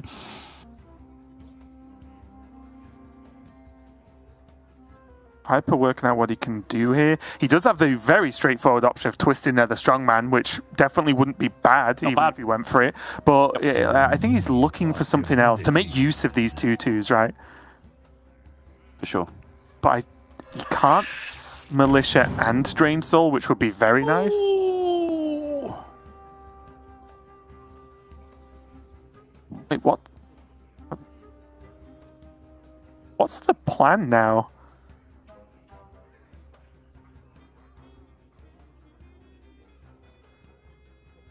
So many possibilities. Double Drain Soul the 2/4/3s? Seems fine. Yeah, I more meant once he played the Scorpid. Yeah. What was the expected plan? Because he can't really do much else. He did go for Cascading. Okay. Like, I thought this was potentially, you know, Militia, Dreadlord even, or Twisting Nether. Because there's a lot of damage on board. Viper thinks he can take it. Alright, it's not a bad draw, for sure. And this is just going to be everything that Blythe has right now is going to be on this board.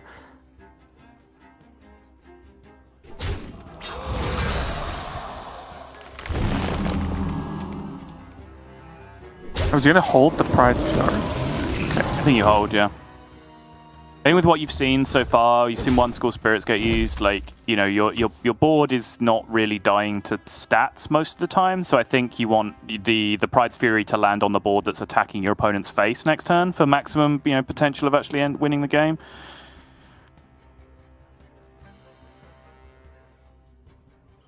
So what about Twisting Nether now? Of course, there's the Death Rattles, but it gets the Strongman down and also opens up potential Yashiraj into Strongman again next turn.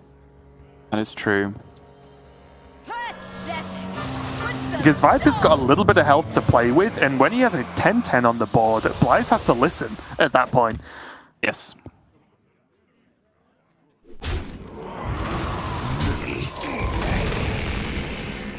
That is not the draw here. Yeah, bang. Blythe knows it. Yet another victim. Wow.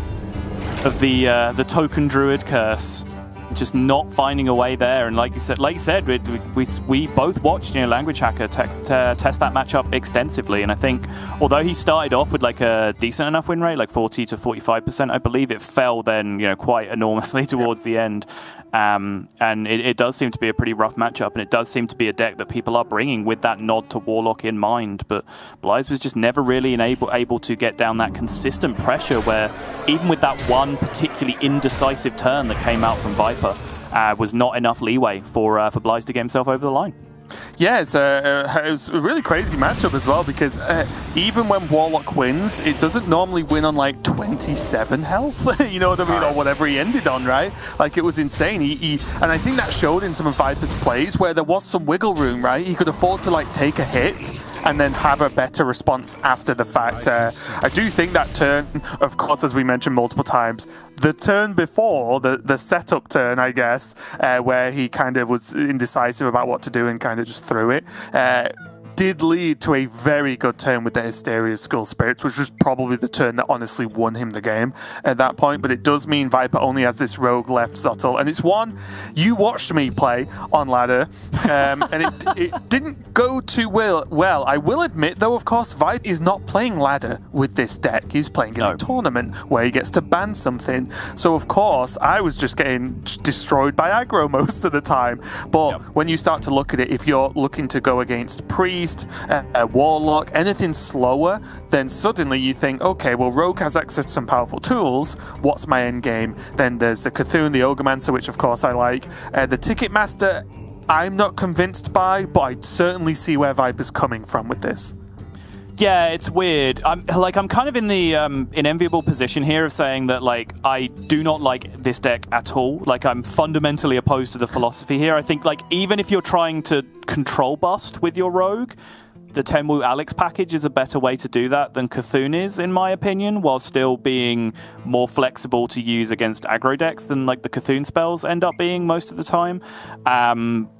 But in this series, because it's now lined up where it's the only deck that Viper still has to win with, and because Blythe has his no-win condition Priest on his other side, it's probably going to win Viper the series, right? Like, he's in a very favorable position where even if he can't scrape together a win with just the other good rogue cards in his deck against either of the other decks, you have to imagine that Priest is going to be hard-pressed to generate a win condition quick enough to shut down how quickly Viper can draw through his deck and execute the Cthulhu plan. Yeah, it's very interesting as well, because Elucia, you know, of course, is a problem against Cthulhu decks because they can get it, but also it's a bit more tenuous when you play the other list because they're so cheap to actually play out with Elucia that you can actually hit that Tenwu and play it no matter what, whereas sometimes you might have to play a card Elucia and then not have as much space to be able to play, say, a Cthulhu card. Raven, I'm not sure whether that was a pun or just you doing an impression of how Lorinda pronounces words. You know what, Sol? Why can't it be both? Fair. That does make it much funnier, actually. Right.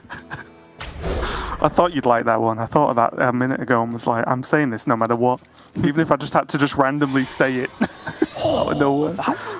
That's the hand on Viper's side as well. When I talk about just drawing the good rogue cards and getting out of a matchup, that is absolutely the one up top. Octobot into Jandis. Insane. Yep, looks like one player has some issues, but I don't think it's power now because Blythe is still on camera, so it doesn't matter. But yeah, one card I kind of struggled with as well in this list from Viper was actually the, let me find it because crazy enough I forgot the name, even though it's an old card, the Swashbuckler. You know, add a random card from another class to your hand is what it does. And it's like, okay, it's got the Brakan there for Viper, but it's just like, again, I feel like this deck, although I understand what it's trying to do, I definitely agree with you to an extent where there's better rogue cards that you could have put in. Yeah. All right, so there is the potential win condition. Raven alluded to the Elucia earlier. You like it? Two can play this game, Raven. But it's really the only chance that he's going to have against the Cthulhu deck. And it can still be played around, right? Like, it's difficult for Rogue because they draw so many cards so quickly, but you can still leave yourself in positions where if you're going to draw a card, you leave yourself 5 mana available, so you can just always play that Cthulhu spell immediately. And you also only have to get to 3, right? Because they can't Elucia and play your 4th Cthulhu spell, because then that just shuffles your Cthulhu into your deck, right? Yeah, I think you'll definitely see it in this matchup specifically, just if they can, people just playing Cthulhu cards on literally anything, right? Just to get them active, as long as, of course, they're not falling too far behind.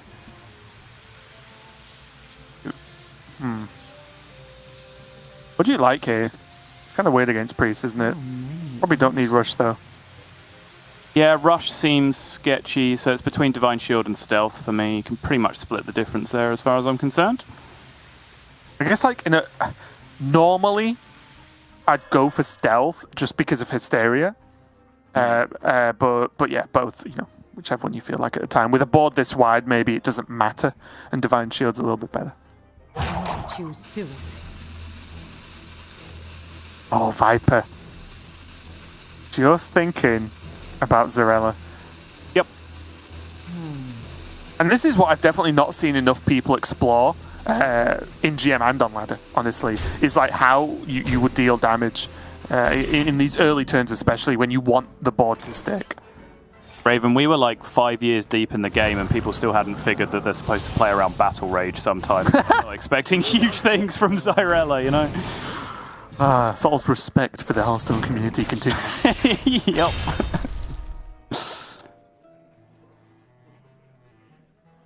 Viper now has the choice to bump with his Octo and play a Jandis. Definitely doesn't seem terrible.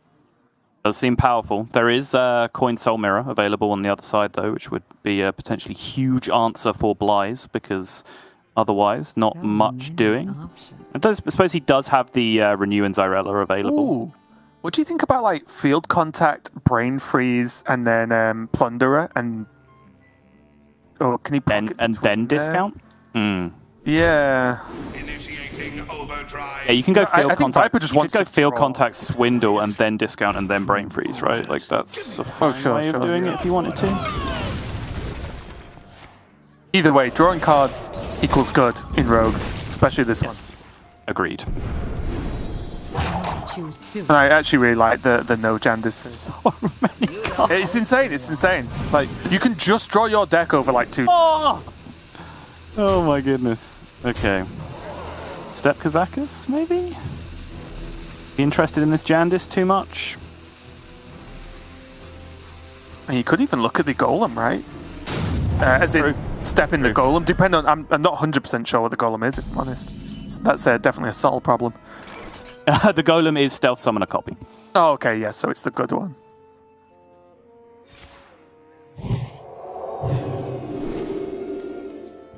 Oh, Devouring is pretty nice, but he gets to clean up here with the Zyrella. Board deleted, we reset and we move on. Ooh. That is a Cthulhu piece in hand, and it's the most naturally playable one as well, so I'm a big fan of just naturally playing it as quickly as possible. I like it as well because maybe it just throws Blythe like, oh, he drew a Cthulhu card and played it instantly. He's not got another one. You know, not that he can play it quite yet anyway, but I do like Viper just getting rid of these while he can. Because 2, as you mentioned, once you get to 3, you're great. So having 2 out of the 3 gone before you can normally be Eluciad, and it's a problem, is pretty powerful. He does have the opportunity to just stack up enough value here. Just straight up with these Golems and Kazakus and Jandis to just potentially overwhelm the Priest before it even gets to that position. Yeah, this is by no means like a one-way street deck, right? He doesn't have to Cthulhu to win the game by anyway. Right.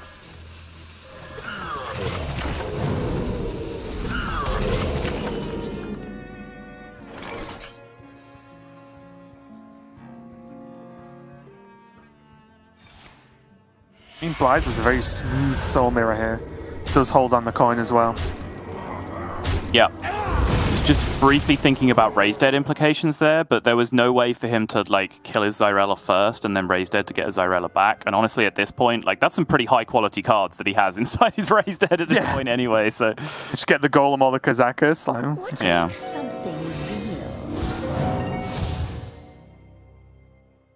Especially because Blythe doesn't have any more forecasts left in his deck, it would be active, right? Is he actually drawing them all? Yeah, you're right. It's just Blade Master Zyrella, isn't it? And Blade Master and Zyrella, yeah, you're absolutely right.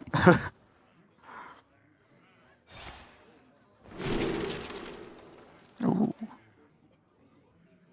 I'm actually a fan of the Alex Straza in this instance, honestly. Although I guess the Ysera Awakens is just very good versus Rogue, because you pretty much clear any board they make. Okay, so from this turn onwards, Blythe now has the ability. I mean, I guess with the coin already, he could have technically done it that turn, but spend 3 on a Mind Render, and then spend 5 on a Cthulhu piece, which I think is signaling for Viper to start getting them out of his hand. If he wanted to get all of them out of his hand before this point, he would have had to have played one on a previous turn, which is kind of what I was alluding to before. But we will see whether Blythe is going to pull the trigger on this anytime soon. I think for now, he's just happy to go with Ysera Dream and just take hold of some tempo here. Yeah, and it's also something that Derek was talking about earlier in the Asia-Pacific region, is that Cthulhu doesn't just insta-win you the game, right? The card does not work like that. It does 30, and with a 4-12 on board, well, that helps. So you can see where, although Blythe isn't going hard for the anti-Cthulhu plan right now, he is still defending against it by trying to build a big board.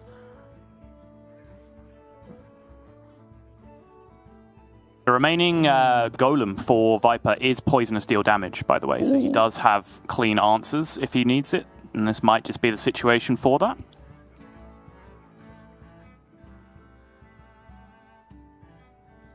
What if he just waits, though? Like, the 4-12 isn't really a threat because Blythe is on 28. If he apotheoses this, who cares? Mm-hmm. It also hits 2 minions, right? That's the 5 cost? Yeah, yep. So, he's losing value. I actually like him playing his Cthulhu card this turn. Interesting. I have Cthulhu's a nature spell, right? Deck of Lunacy, let's go! Alright, yeah, that's probably more reasonable. Okay, now we should have Cthulhu, surely. Ropes here, Viper. Hope you had a plan. Not you. Buffed Cairn Bloodhoof. Yeah. Buffed Bane Bloodhoof. Or Buff Hoof. That's nothing. Not as good as Tenwurst. No, that's. I agree. Tenwurst was probably some of my best work.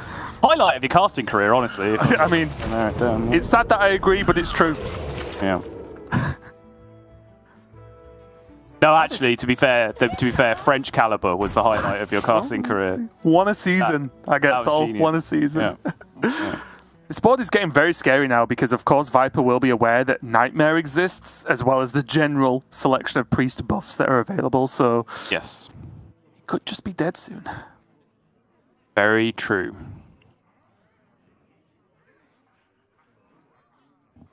So many options. Viper still able to clear up a good chunk of this, though, with the Greater Golem.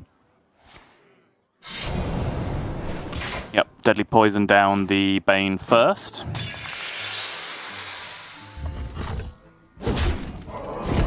Is he fishing for Shadow Step specifically here? I mean, he's got 3, I don't mind it. Yeah, that's fair. I was about to make the 3, comment of whether or not these should have play. been used at some point. Ooh. Oh, there is the step. Choose soon. Crazy suggestion. Yes. Would you ever brain freeze your 5/5 then step it?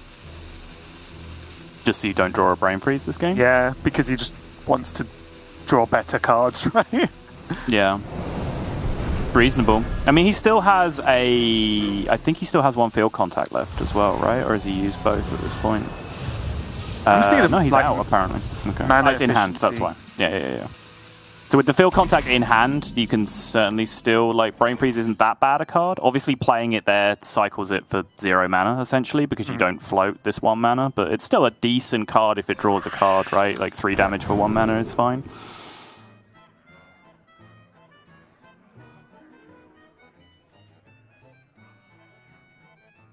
Yeah, imagine Power Infusion. I think, although it's not like Cthulhu is getting here super soon, I think anything to buff the board against Rogue, because Rogue actually, weirdly enough, struggles to deal with big minions. They can do great things against small minions, but the big ones, it's very, very difficult for them to take down. So anything that buffs health and keeps these minions on board for Blythe is going to be his goal right now.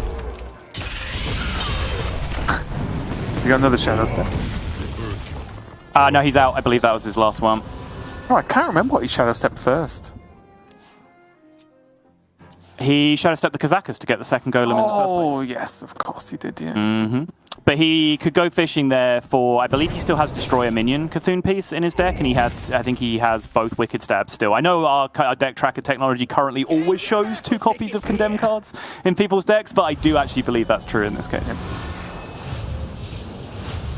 And the turn fit really well, right? He did, again, kind of float a mana, but it's fine. He's built the board back up again, dealt with the minion.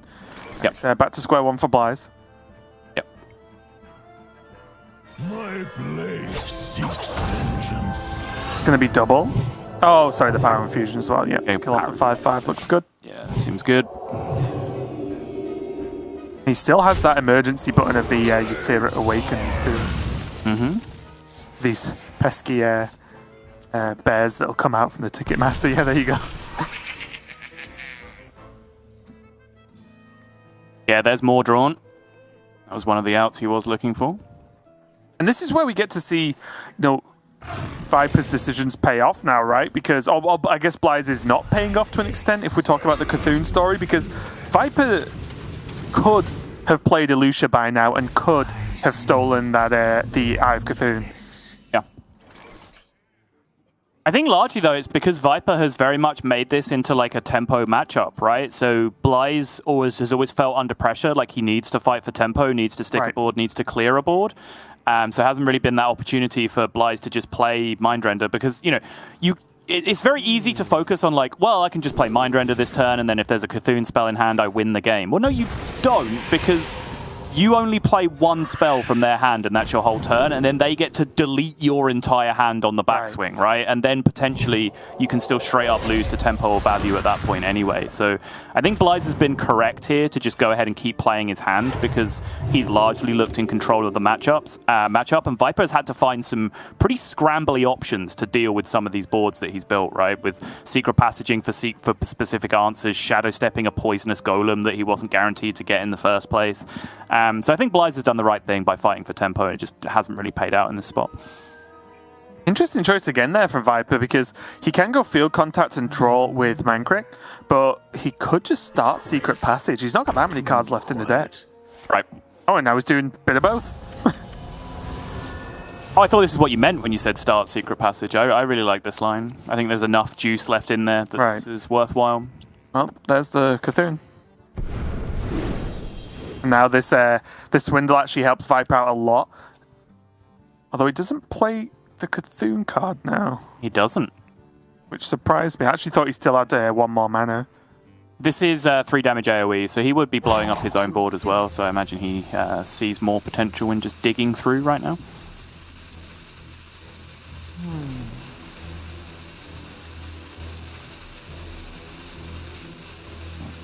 Viper.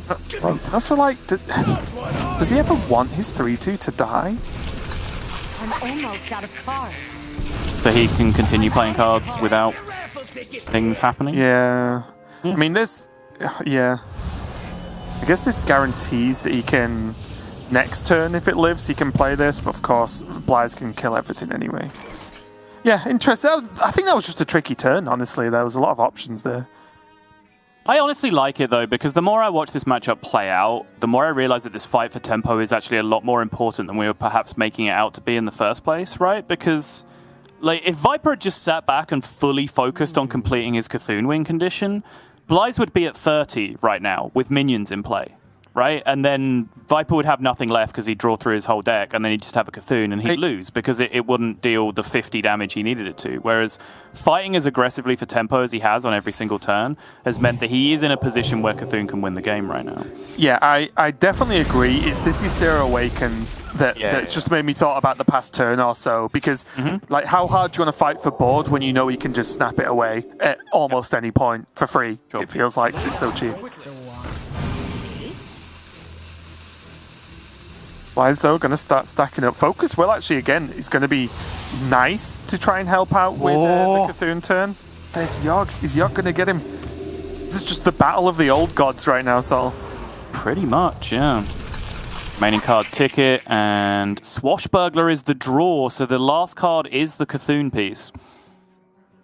He could go Wand Maker. Yep. And to try and get some card draw. Doesn't necessarily matter if he draws it now or next turn, right? Especially now that he can't play it if he draws it, he absolutely does not want to draw it this turn, right? I was thinking about like the benefits of potentially getting the wife, or well, procking the wife. Yes, for sure. Swashbuckler going to make this game silly? Let's find out. There's still a wide variety of things that could make this game silly. Alucia could do it, Yogg could do it, Swashbuckler could do it. Just Hearthstone in general can always make it happen, Raven. So many options. I must choose soon.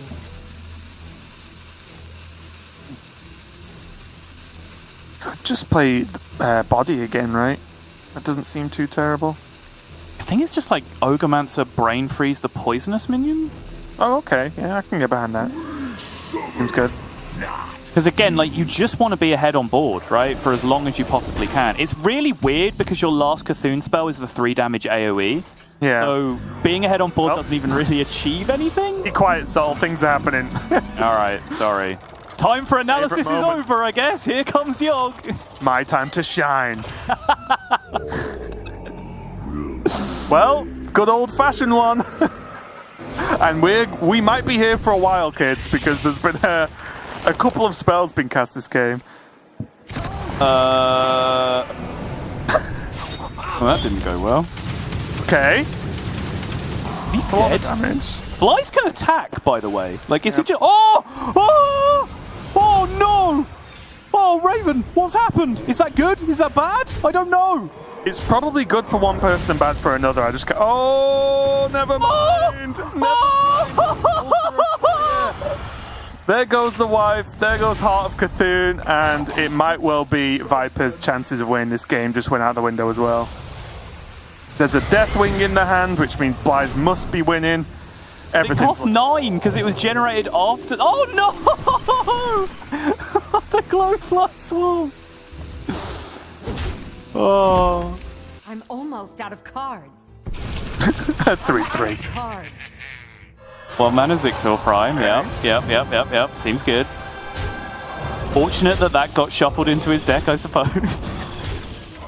Just can't kill them all though, right? It's going to be the game. Nightmare, finish it, and Blythe. Viper worked so hard and so long in that game to pull off the big Cthulhu and keep on the pressure. And Blythe went, you know what? Yogg attack. Raven. Can you break down that last turn for the viewers there, Sol? I can. Here's my breakdown. Hearthstone is nonsense. No one should play this game. That is my breakdown of those last few turns. Just see Sol's camera go black now, and it's like Raven will be continuing on his own for the rest of the broadcast. Yeah, the hook comes on, and I just go flying out of camera this side. So. Yeah, I mean, it obviously that was incredibly entertaining to see the game end that way, but, you know, there's one person that clearly will not be very entertained, and that's Viper, who was scrapping super hard with a deck that he clearly engineered for almost exactly this specific purpose, to try and find a way to get himself over the line, and then Yogg made it all completely irrelevant at the end of the day. Yeah, it's pretty crazy, isn't it? Where, like, if there was anything... even that replay, I kind of wish it was just the Yogg turn in slow-mo. That's all we really want here. In slow-mo, just piece by piece, turn by turn, and then zoom in on the exact moment that you see Viper's heart breaking. Yeah, it was pretty rough. And it was... The only thing that's tough, obviously Yogg's in the deck, it can do these things, of course, so we come to expect it. But I actually think both players played that matchup really well. I think they were both doing the right things, and it might have looked like Viper was going to end up getting ahead because he should have been able to acquire his Cthulhu, but of course Yogg popped off, Altar of Fire finishing it, burning 3 cards from each player's deck, and even like Olgra got burnt, so you know, Mankrik actually never found her in that universe and that timeline. Yeah, again, I get very lost in the lore of like what all these weird scenarios where the card gets burned, like what that actually means as to the fate of Mankrik's Lost wife. forever. I want to know. I need answers. Celestalon, please tell me. I need answers to these big questions. One of the biggest things about that quest was that it was, because it was in classic WoW, like original vanilla, it was no one had add-ons for maps that told you where to go for each quest, because now there are add-ons that just take you to the quest. Exactly where to go, what to click on, what to kill, and so on. And because there wasn't, the actual quest was very difficult to do, because people always came up with weird explanations as to where you need to go. And because it was all just someone's description, it got very, very difficult and silly. So that definitely added to it. Raven, I apologize. I'm aware I gave the impression there that I cared about World of Warcraft, but I just want to be explicitly clear that I don't. I apologize for the misunderstanding. Well, I don't care that you don't care, so... Okay, that's fair. How about that, that's very fair. I do, however, care deeply about Hearthstone. So let's get on with this series one more time, see if Viper can go over the line. But this is tough now, because I broke it down at the start, right, and said that I'm not a fan of this deck that Viper has built, but because of the position that he's in against the series, against the Priest, I feel like maybe he's in a good spot. Having now watched that matchup go down, I'm not sure that analysis even holds up. I think, just watching that one iteration of the matchup, I've kind of learned a lot of things about it that weren't really apparent to begin with. And it's a lot more tempo heavy than it appears to be, and that, Priest can really compete quite heavily on board, and they don't just concede to Cthulhu in that position. But that certainly felt like the best chance for Viper to get over the line. So now I think this deck might just have a little bit of a struggle, because it's got to face down some of those aggro decks you were saying that you were losing to on ladder, Raven.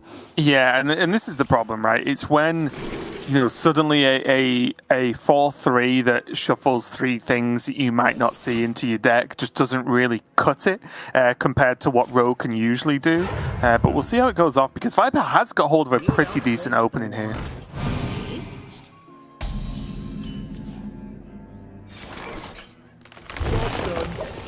Both players will be relatively happy with the position that they're in, especially now that this double Fungal Fortunes opener has ended up with a Glowfly Swarm in hand right now. This is potentially the dream for Blyze, because how does Rogue deal with Glowfly Swarm? It just doesn't. I actually don't think there's anything not many things in the game right now that deals with Glowfly Swarm that well anyway. Yeah. Aside from Priest. The one potential saving grace is that there's an Octobot on board. That's the one thing that will make Blyze feel not entirely secure, because that does mean that on this Glowfly turn, potentially your opponent can then go like Field Contact, Brain Freeze, Prize Plunderer, Shadow Step, Prize Plunder, right? Just like drawing their deck sequence after sequence. But that is obviously a very, very specific out and sequence of cards that are needed here. Yep, and it is a breakneck speed here for us, because Blyze is doing Blyze things and just playing at a lightning pace, and Viper seems to be playing in what I would say seems to be a fairly confident pace anyway as well. He gets a big rush minion in the form of that 10 Trasher, but there is a Plunderer, which can help a lot. Already has a Pirate in play, so this isn't going to make the 10 Trasher any cheaper. 10 Trasher gets cheaper for every unique minion type that you have in play. What? This is the turn, isn't it? This is exactly what I was just talking about. I was just going to say, and there's your turn, Sol. You got it. Happy birthday. Not my birthday. Oh, it's back! Oh, the second Shadow Step off the top. Oh, Blyze, having worked so hard to channel his inner Yogg in the previous game, has suddenly had it all snatched away from him by the absolute nut draw for the Rogue here. And you know what I do love about this turn? It was a long turn. These turns, you often hit the rope if you're going to try and play out as much as possible. And Viper just did it. There was like very little messing about. He knew what he wanted to achieve, and he just went. And obviously he got the good draws, which helped. But his decision making was so fast, but good. It was very, very impressive overall. But Blyze now gonna have to dig himself out of this somehow. Oh, of course, the pouch is gonna help. That's the bad one. It does at least allow him to kill the field contact here, I suppose. Yep, and Viper plays the second one. And then things continue. I guess this might just be a very clean Ogremancer go turn. Yeah. 28 spells and 2 minions in your opponent's deck. It feels like a pretty strong card. We summon, not you. I think this is what I was talking about earlier as well, when we talk about this build overall from Viper with the Cthulhu, when I was just playing it, I was like, well, look what you just did that turn, and then you want me to play like 5 mana, make a 6. Yes. You know, that's how weird the inclusion feels, but of course, just a reminder, Viper is doing this on purpose to try and beat some of the slower control decks. I'll have more percentage versus them.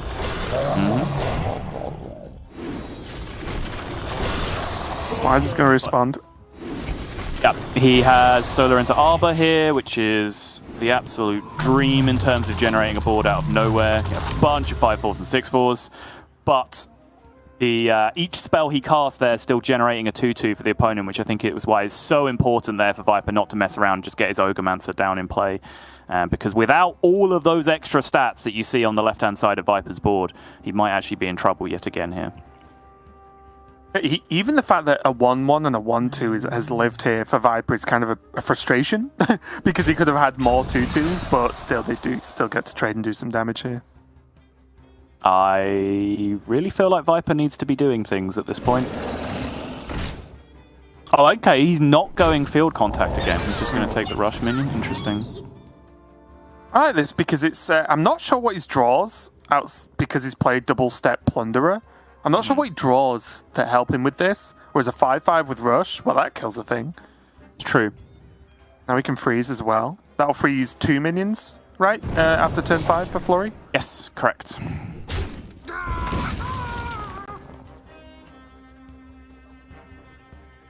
Give me that. Not what I want.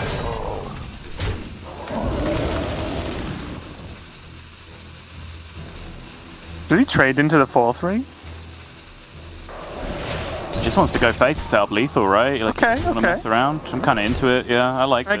I guess to be fair, if he trades, because his board is so wide, like Lunar Eclipse can kill off the Ogre, and then Blythe does stuff. So yeah, you know what? Yeah, I like it. Yeah, the other option was to like trade both of his 2/2s into a 6/4 first, and then double freeze, and then he would have still had his Ogremancer protected, right? Because there'd be nothing left on the board that can attack. But he would have pushed for less damage, which means maybe there's some niche outs, which means he doesn't set up lethal. Like, I'm a big fan of the mantra of if you can set up 2-turn, just do it, and I think that's what Viper's gone for here. Yeah, Viper has Kazaka still left, right? And he has 2 Wicked Stabs, I think, still. So it's like, there's a lot of damage available, especially with a Secret Passage or a Field Contact, depending on what happens this turn. What to do?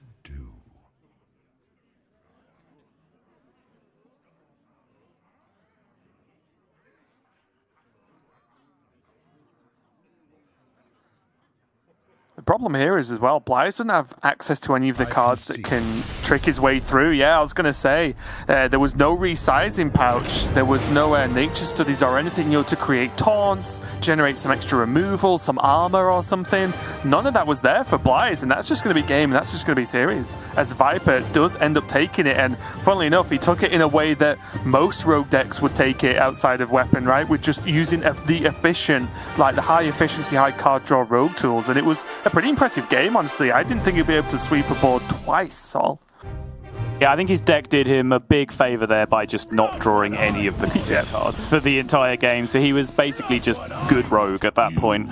But, I do generally want to say well done to Viper. Again, I don't think he's feeling 100% right now. I think you saw that in a couple of moments where just maybe a little bit of brain fog kicked in and he wasn't able to really see the lines, but he's toughed it out, and now he has full potential to following up, a 2nd place last week now with another top 4 here on going through. So this is potentially huge potential here for Viper to get off to a massive start in Grandmasters Season 1 2021 and potentially make a run all the way back to the World Championships, where, lest we forget, perhaps one of the most unsung, I guess people always forget about the runner-up, like how many Hearthstone World Championship runner-ups can you name? But yeah, I will say we will never forget that match, because that is probably the nuttiest thing I've ever seen in Hearthstone and was a part of course. But you are right, Viper taking the victory, joining Warmer out of his group, and like you said, Viper 2nd place last week, and now at worst top 8 going in there. So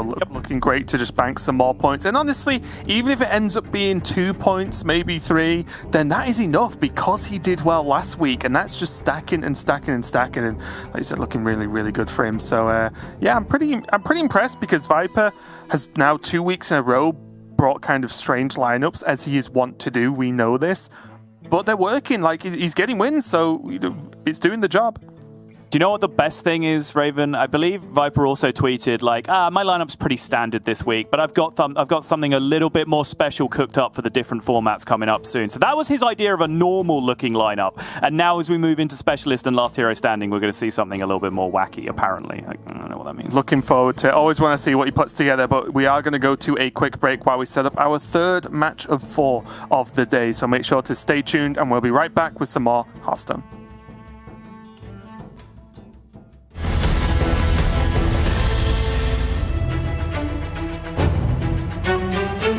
Our first clip shows a level of self-control that few but Alutemu could employ. With Wicked Stab and Fireball in hand, his game plan is to burn Glory's Control Priest out of the game as soon as possible. However, he definitely realizes his highest damage output isn't achieved by sending minions face, but rather trading all of Glory's minions away to keep his Freezing Trap active in order to lock out one of the strongest combos in Priest's arsenal, Blademaster Samuro and Apotheosis. Although it's the Soul Mirror that procs the Freezing Trap in the end, Alutemu still keeps extra damage on board this way and sailed through to being the Week 1 APAC champion. So much damage, huh? But looking at it again, the freezing being kept intact is really valuable as well because of Samuro Apotheosis being a threat. So upon closer inspection, Alutemu is going to clear the full board and rely on this one to get through, and it looks like a pretty reliable board, to be fair. I suppose Hysteria, again, is still something you can look at, assuming that the Rumbling Elemental is the real one, the non-illusioned one. You can consistently get a decent board clear, but he's saying it's too much. Time to build myself a board while clearing off my opponents as well. I am trying to figure out how all these secrets interact with Soul Mirror.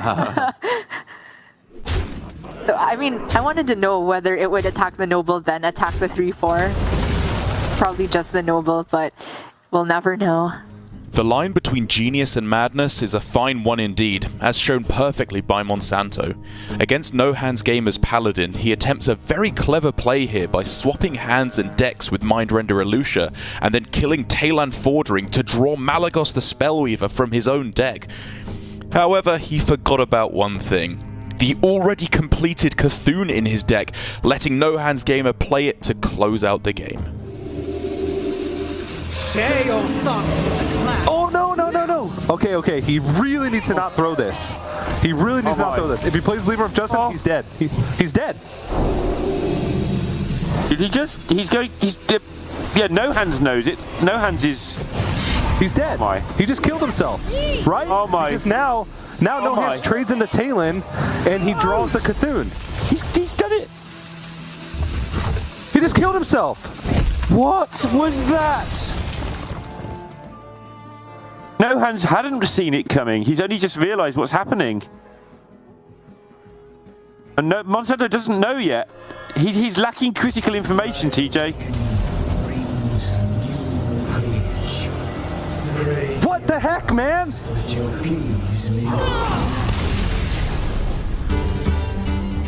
Token Druid mirrors are over so fast that there are few decisions to make, but the ones you do make are absolutely crucial to get right.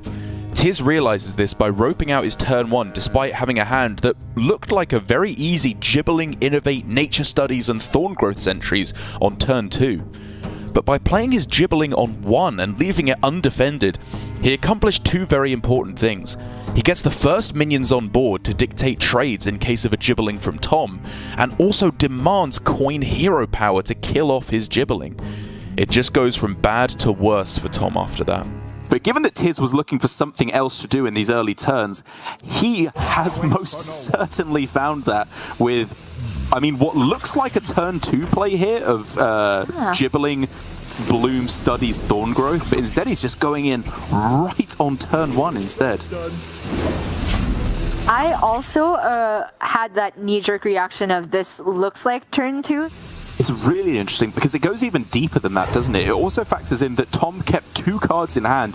One of those could very possibly be a Gibbling of his own, and you really want to be the first person on the board. And so Tiz is kind of taking what is almost objectively like a worse line in a way here by going for this way of leaving it undefended. Thorn Growth is floating mana on turn 2.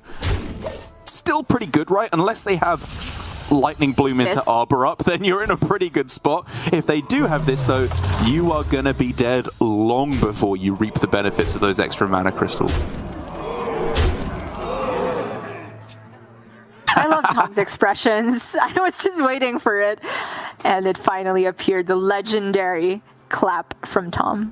One of the first tricks you realize with Kazaka's Golem Shaper is the combination of poisonous and deal 3 damage that will kill any minion hit by it.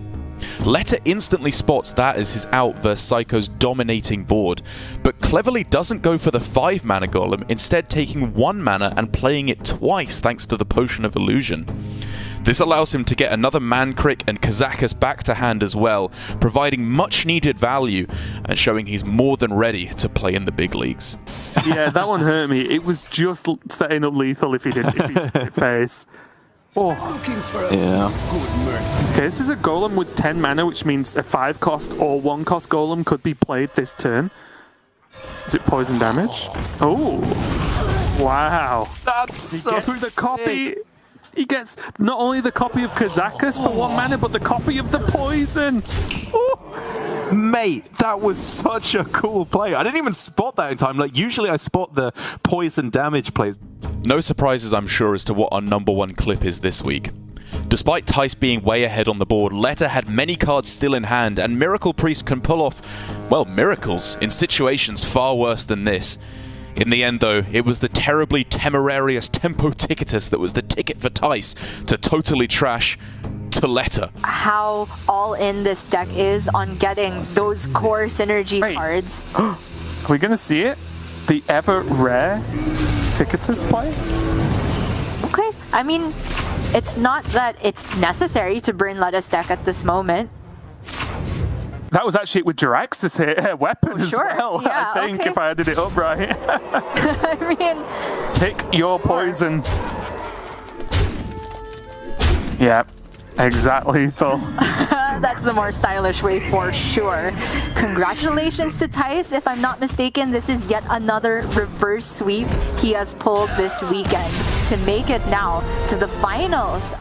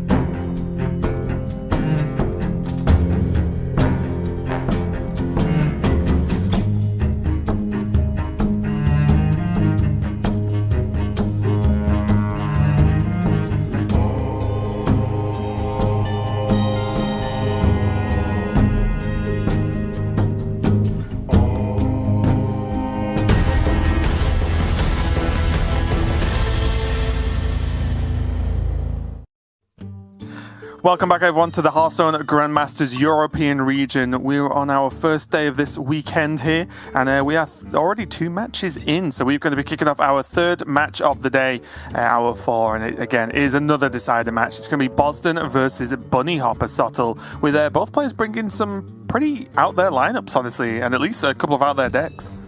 Yeah, Boston on the straight up, about as close to quad aggro as you can get in this metagame, I would imagine, with Druid not being a part of it as well, which kind of makes me kind of a fan of the lineup he's gone for here.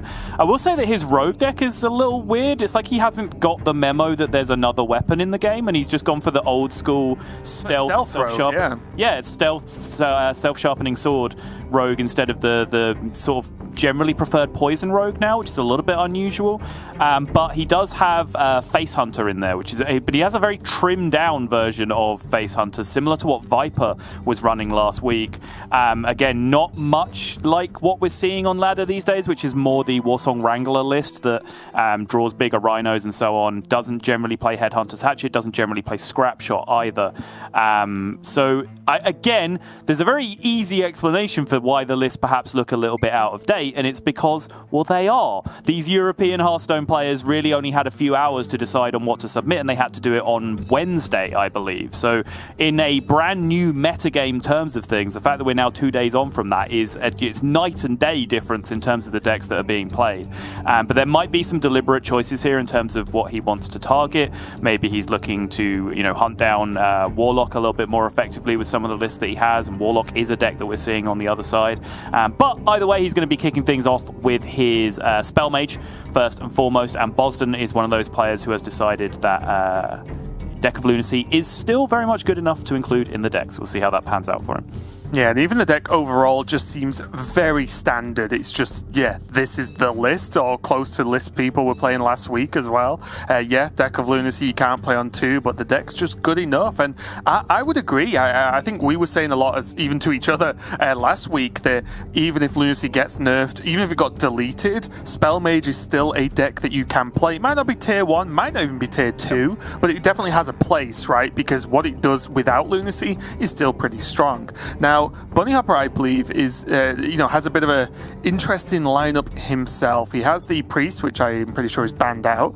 He has this Warlock, but with Void Drinkers and Alexstrasza in, which is very, very interesting. But then the Rogue and Mage as well, bringing that Minion Mage, Spell Damage Mage, whatever we end up calling it. I'm very excited to see Bunny Hopper play it, because I gave it some more time after we practiced with it, and I definitely felt like I understood the deck a lot more and how to play it, because it is weird. It feels weird to play a Minion Mage deck again. I'm sorry, it's just true, especially one like this that doesn't even run an overabundance of burn. It is what I fearfully say in front of Sottle, more of like a tempo deck than anything else. Yeah, and the idea of Tempo Mage kind of goes all the way back to a deck that was pioneered, I believe, by Stanu Daci originally, and was then passed on to members of the team I was playing for then, which included Crane and Katrina, who eventually ended up getting rank 1 legend with it, and then I ended up bringing it to a tournament. It was like Zombie Chow, Unstable Portal, Piloted Shredder, Sludge Belcher. It's just the best Flame minion Cannon. that you can... Yeah, Flame Cannon. It's just the best minion and the best tempo removal spells that you can play in every slot, just all put in a deck together, and then you just play your curve and you win games. And it was a deck that even failed to get a lot of respect back then, and when I was bringing it to tournaments and doing well with it, it was a choice that I still had to defend even though the results were there. So I wonder whether that's what we're seeing the early stages of here with this new kind of tempo minion based mage, but certainly has a lot to prove. But with Casey and Bunny Hopper bringing it so far, Casey has done very well for himself this week. But I think perhaps the big genius point of their deck building is what they've done with their Warlock deck more so, because I think they've realized that people are perhaps going to look at Warlock as a weak link and try and hunt that down with aggro, and that's why you're seeing just Void Drinker, massive taunt coming out in the early game, because you have so many soul fragments in your deck all the time that's pretty much always going to be active on curve. So I think perhaps just having that little bit of extra anti-aggro security in their Warlock is what's helping them get through some of these more aggressive lineups, like what we're about to see from Boston. Yeah, even Talon in there as well is pretty interesting, right? Because Talon might not look like the best anti-aggro tool, but that Divine Shield, especially against certain aggressive decks, actually causes a lot of issues. It's pretty hard to just deal with in a happy way. But we will touch on, I do believe, I'll just triple check, pretty sure Bunny Hopper is playing his Rogue, so I'm sure we'll get to look at that in a minute. And this is also just another... Okay, so we won't be able to show you the list. I'll describe it. I'll paint you a verbal picture. Yeah. So basically, it has all the usual suspects for Rogue, right? The good Rogue cards right now, but some interesting choices. There is Swashbuckler in there, similar to what we just saw from Viper. There's also Vanessa Van Cleef, which I'm excited to see, because I feel like it's a very interesting card that maybe we've not seen its full potential yet. But then, other than those couple of cards, it has Tenwu, it has Alexstrasza, it has Jandis Kazakus and Mankrik, and then all the cheap Rogue effects. So, I'm kind of excited as we dive into game number 1, Sol, just to see what this version of Rogue can do, because whenever these good Rogue players, Bunny Hopper, Casey, so on, get together and make a deck, you have to at least look at it, because it's normally very good. Yep, we're seeing just kind of minor iterations on the list that was submitted last week. Like you mentioned, Vanessa Van Cleef and Goblin Org Merchant being two of them that are coming in. But certainly, you know, Casey and his practice group have been at the forefront of rogue deck building in particular for quite some time up at this point. Boston up the other side on the Spell Mage, full tosses, looking for some of those power cards in his early hand. Absolutely does not find them, though. That is a slow and clunky looking opener here for Boston. Yeah, it's not great, is it? The one thing I will say is Combustion does a lot of work against Rogue, especially in the early game, and especially when it's one of the few cards early on that actually just kills Octo in one shot, which is a rarity at the moment. Right. And the Upper, yep, just wants to try and bank damage, yeah. You coin ping this minion. Very nice.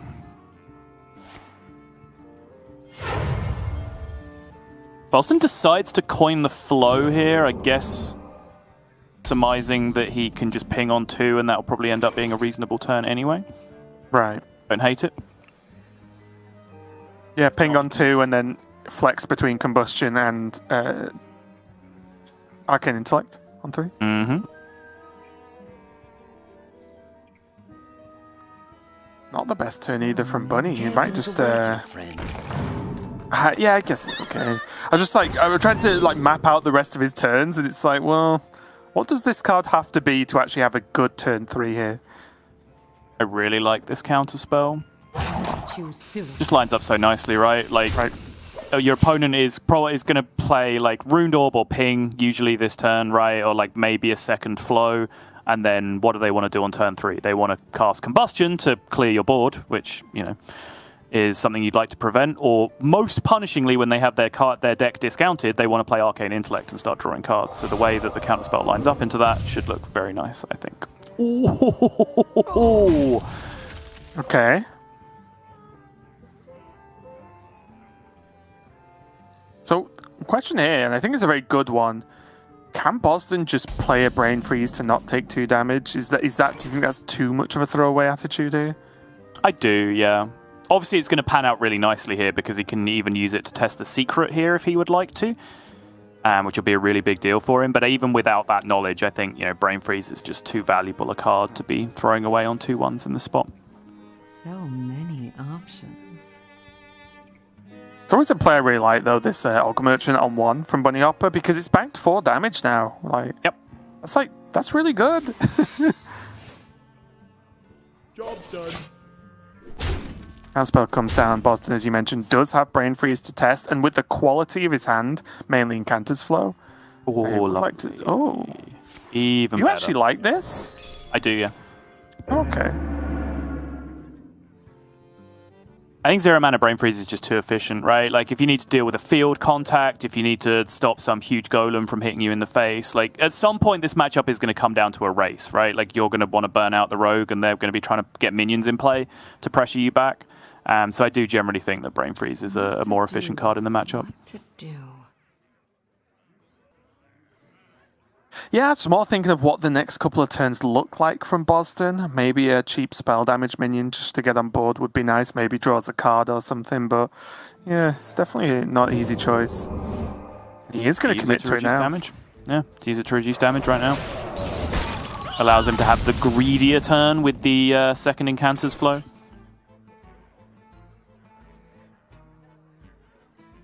And yeah, but with the tough choice as well, I wouldn't hate either of the two, the way I see it at least, which is Kazakus or Swashbuckler Swindle.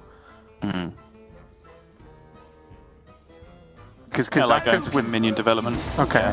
Just because like Kazakus with low hand count means that you're almost forced into playing it next turn, like almost no matter what. Yep. So then you have to build it as if you're going to play it next turn, and then it might not be as relevant if you don't end up playing it. I don't know. I feel like it's very straightforward couple of turns, which is fine if it's strong. 1 mana Netherwind Portal. Seems good. This is the juice now for Boston, though. If he can find Refreshing Spring Water out of his deck, which is already double discounted, there it is immediately.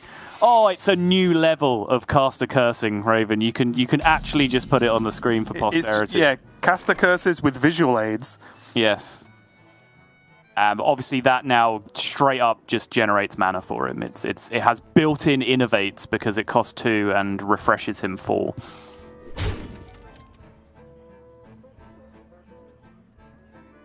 Stealth draw 2 is the golem for Bunny. Continues to pay heed to positioning. Stealth minion and big minion in the middle here, which plays around combustion as well as he can. Yeah, and at least generally speaking, Boston's safe from Bunny Hopper Vanessa-ing his Refreshing Spring Water, just because of the nature of how that card works. Yeah. It wouldn't end up being that good a card most of the time in Bunny's deck either, but still.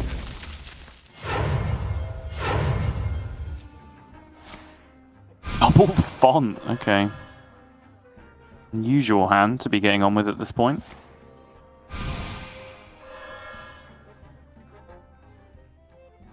I wonder if Boston, if he's ever going to think about Vanessa, because it's such a weird thing that I don't think any Hearthstone player is used to play around in sequencing of things. I agree with that, yeah. That, like, we've not trained ourselves to do it, right? It's not minion positioning, it's minion play order in the strangest way. Or card play order, should I say. Not even minion. Yes.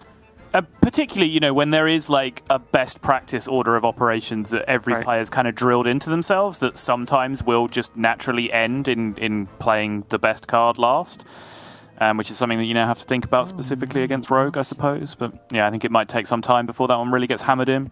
It's even like, just I know myself as a player, if I was going to fireball something, I'd probably naturally do it last. Unless it's a taunt. You know what I mean, though? It's just the way I know I would play, but the way you'd obviously have to not play like that if you know Vanessa's a potential problem. Yeah, so when your opponent's at 6, you play every other card in your hand first, right? And then emote 6 times, attack. Someone did that to me randomly on ladder, yeah. And it bothered me, so therefore it must have been the correct play. Yeah. I did put a message in our chat that I will not repeat. About that person, but anyway. Yes, you did. Moving on. Yeah. Shadow Step going to come down now. Bunny Hopper saying, you know what?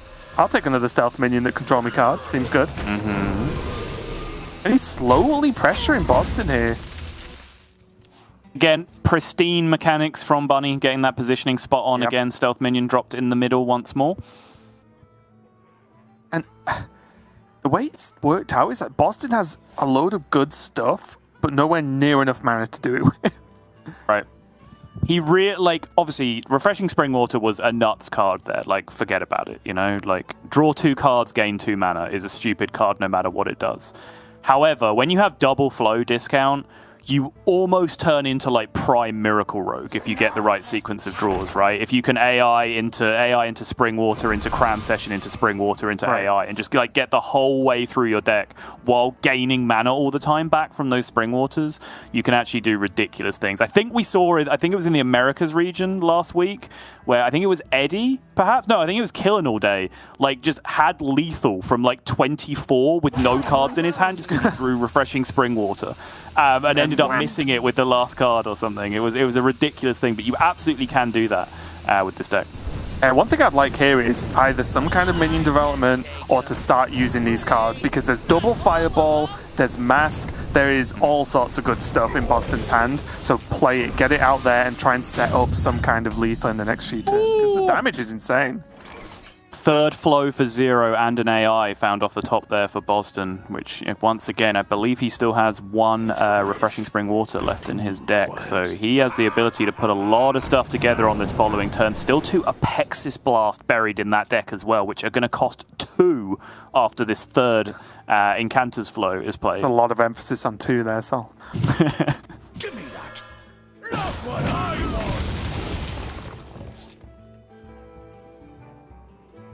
And the Hopper going to take a quick pause and just think, how do I want to potentially end this turn?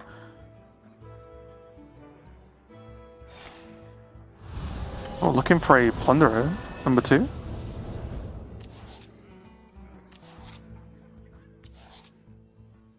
Get it.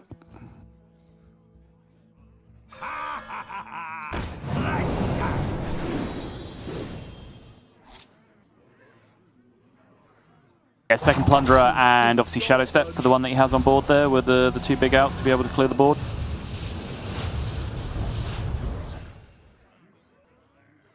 now, finally, Boston, who has been playing from behind just a little bit so far this game, is starting to get the advantage come to fruition of just how cheap and efficient everything in his deck is at this point. He does need to start doing things, though. He is pretty behind on health. Obviously, another Incanter's Flow is insane. But he needs to start just pumping out damage somehow. Because also, as well, this Egwin plus the 2 Fireballs on turn 9 is a lot of damage as well. It is, yeah.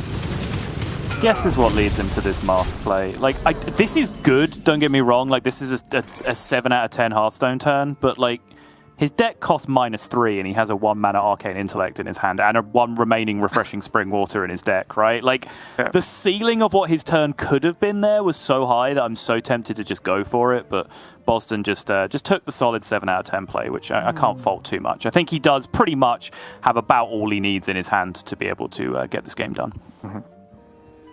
Could potentially have, like, 1 Jandis turn between now and then the double Fireball.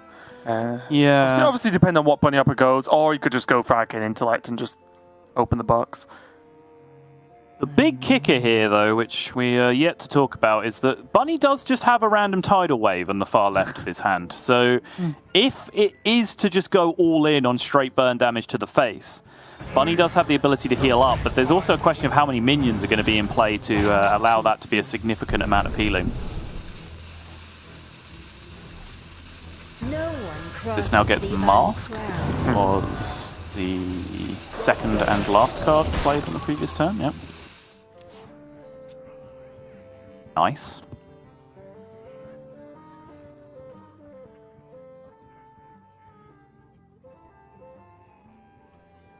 You can always start with Intellect. Yeah, I like this. Just start with Intellect. Everything's realistically still an option. Just casually a 1-mana, Ring Toss, 4-mana Mask seems reasonable. Yeah, devolve this board down, get the health as small as possible, rip Mask number 2, get some secrets in play, Ruined Orb face, discover something else. Hopefully it's another Arcane Intellect. Play that, draw 2 more cards. One of them's a Spring Water. You play that, draw both of the Apexis Blast, both go face, and that's lethal. If anyone's listening and not watching, this is not happening. This is just Soul telling us a weird story at this point. That was the line! What do you mean?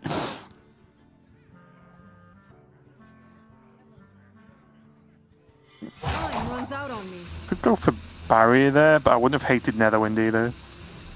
Yeah, I think you just take the spell-based interactions as far as you can. Possibly Water Ellie there as well is not bad. Gonna save Orb for the spell damage synergy on the following turn. It seems fine. Yeah, sure. Even without at this point, he's on 13. he's just dead anyway. But yeah, if the heal does come down.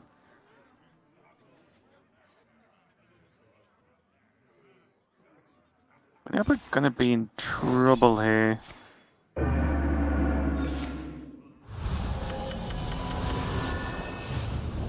I think having gone this far down the rabbit hole, or the bunny hole, I guess, he's already lost his ability to heal, so he is just going to be facing down lethal no matter what there he was does even like position, I think.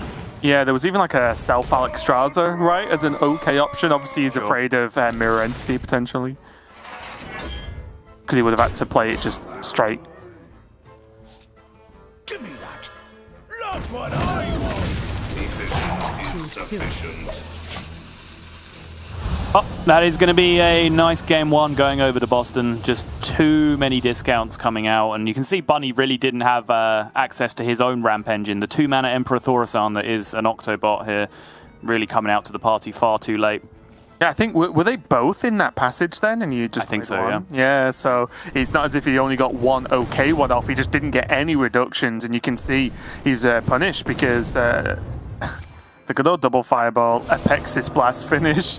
But yeah, it was a big deal as well, because you've got to think, if some of these reductions hit, then maybe there was some kind of like even Alex self Tenwu, and then do something after, so there's still a level of burst available to Bunny Hopper. So yeah, no reductions really cost him there, but I will say, if you can triple Incanter's Flow a deck, then yeah, seems pretty powerful to me. Honestly, at that point, even like Alex Yu, Tenwu, Alex Yu again, because Boston was only hanging out at like, what, 19 health that game, right? So, like, you know, potentially counterpunching could have come out there with some wicked stabs as well if Bunny's hand had just got a little bit cheaper. But yeah, I think Boston played that very nicely. I think there's one opportunity where maybe my greed would have got the better of me, and probably Boston's line just ends up being better with the straight up 7-mana Mask of Cthulhu. But it just always feels like you're resigning yourself to mediocrity, right? When your deck is that cheap and you play a card for full cost that's in your hand already, it kind of feels like you've just given up on life at that point, you know, like live the dream, draw some cards. But I think and lose and lose, yeah. But I think Boston had already mapped out at that point a very clear line with like the mask, the spell damage, the 2 fireballs that he had already, that he really didn't need that much extra damage at that point. And he had so much extra damage still stacked up in the deck with Runed Orb, double Apexis, and 1 mask still remaining, that he was just always going to go over the line, I think, if he played it safe there, which is fair enough. Yeah, it's the kind of security just having that ridiculous, like, double 2-mana fireball in hand gives him, because you become, you know, almost like Face Hunter, right, where you start just working backwards from damage and just saying, well, what do I need to do to put him to 12? Or, you know, X amount at any given turn, because the 2 fireballs are just there. It's not like, oh, I need to draw fireball and then I win. They're just in hand. So yeah, really nice game there from Boston. Just going to give a quick check. I believe we are going to go into a Rogue Mirror. So we're going to see the same again from Bunny Hopper, but we are going to get this, you know, Stealth Rogue, I guess, from Boston from the previous meta. So we'll see how that pays off. One thing I can say is I don't think anyone was expecting to play against this, so maybe that's a point in Boston's favor. No, absolutely not. It is another deck of extreme noble heritage, all fitting on the left-hand side of the graphic there. 15 2-ofs, perfect deck building yet again. But yeah, very interesting deck, bit of a throwback. We are more used to seeing the Shank deck now instead, with all the poisons coming in and just that one weapon just getting enormous and also getting infinite durability. That deck, of course, does play self-sharpening as a backup option, just so you have multiple good weapon options to hit. But I guess since lack of pen flingers maybe was Boston's thinking here, that he decided like the more minion-based option was more powerful now than the more spell-based version that synergized better with pen flingers going face repeatedly, which they can't do anymore. Maybe that was the line of reasoning. But yeah, I mean, I feel like I'm beating the dead horse here, but again, very limited time for players to submit their decks here, particularly in the European region where things lined up in the most unfortunate manner. Yeah, it's going to be an interesting one to see how this rogue performs. I will say in its defense versus the like current weapon rogue, I guess, is that the current weapon rogue is so linear in the fact that you make a gigantic weapon and swing every turn, is that like even a regular sized taunt minion can actually really mess you up, because a lot of the time you need like exact removal tools to kill them so you can swing face, and if not, that's a whole massive swing of damage just wasted, I'll say, on a taunt. So like there's some drawbacks, I think, to that deck, although I do think Cloak of Shadows is absolutely disgusting.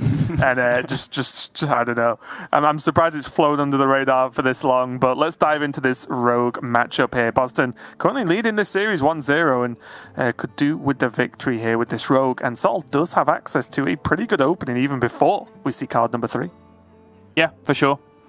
I do wonder about, you know, the options that Vanessa Van Cleef offers here for Bunny Hopper. Just, you know, potentially, if your opponent is going to play Self-Sharpening Sword on 3, which is probably the number one thing you lose to, can you then just get one yourself and just start racing back, plus having, you know, the more efficient minions arguably in play with the style of deck that you're playing? I think that might be a pretty interesting scenario if it does come up here, and Bunny does hold on to the Vanessa, so we'll see where this one goes. Yeah, and with coin and double 1-drop, he can do this very easily on multiple different turns, right? Like, he has this available to him no matter what. What I really want to see is Sinister Strike now, and then Bunny Hopper coin Vanessa to get Strike, and then just respond. Now that is real Hearthstone, guys. Nutty. I don't hate it. Like, I honestly don't think pressing Sinister Strike here is wrong. Like, I know, obviously, the more vanilla play is just to play the minion, which is what Boston ends up doing, but you know, arguably Prize Plunderer is one of the most valuable cards in the deck because it is one of your only real removal tools. You know, as Raven was just talking about with just like getting locked out by taunt minions, Prize Plunderer is one of the few things that can do that. But I think just, you know, developing tempo here, 2-1 in play, is probably the most reasonable thing. Yeah, I don't know. I think you summed it up perfectly with it's the vanilla play, and let's be honest, who orders vanilla? I did get Sinister Striked just on turn 1 the other day, and I couldn't help but just nod in respect to my opponent. Yeah. You know what? I actually hope you win. I'm not going to throw, but I hope you win. So I've been playing a lot of Face Hunter for the last 2 days, and I have genuinely done the blackout at least once. Arcane Shot Face on turn 1. What a throwback! In my hand, I'm like, literally no one will get. No. I was just looking at my hand, like, well, I've got no minion to play. This Arcane Shot's going face eventually anyway. Spend my mana. Yeah. There are some options now for Bunny Hopper. That is honestly an interaction that hadn't really crossed my mind till now, but this into Vanessa feels very strong.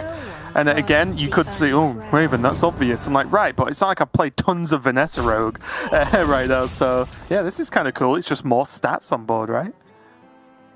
God, Raven, that's so obvious. Jeez.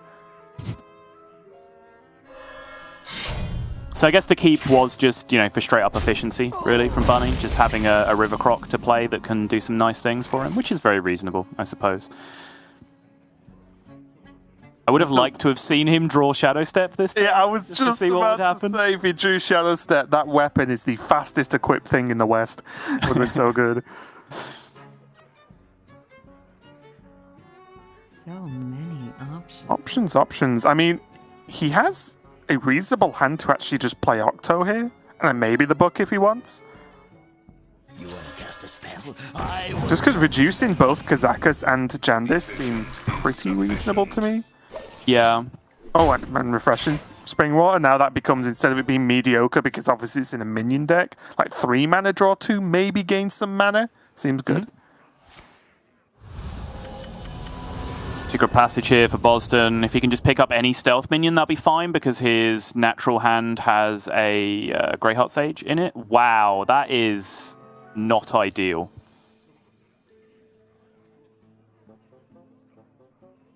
I mean, I guess you do it? Pick the one.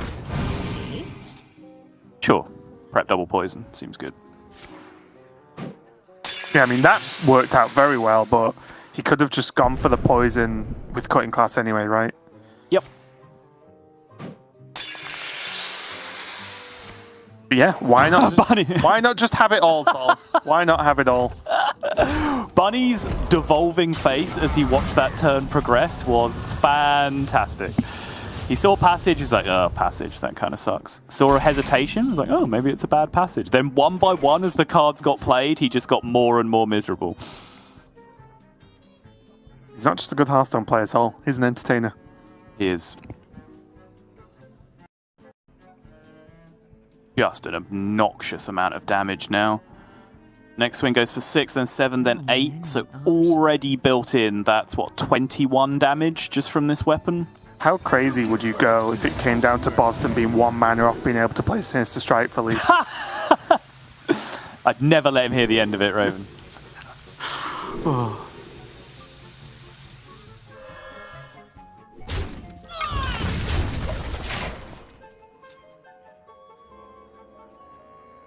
He does have to, toe that line, right, where he can't completely just ignore the board.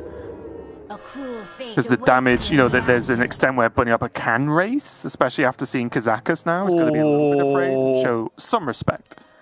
That's insane. Yeah. Prize Plunderer number 2. You just rip it here. Just like prep, stab, Prize Plunderer the 3/3, smash face. Could he not just prep Sinister Strike to save the stab, or are you just not estimating? Is this game going? Do you think this Wicked Stab's going to upgrade again, Raven? I think the game's going that long.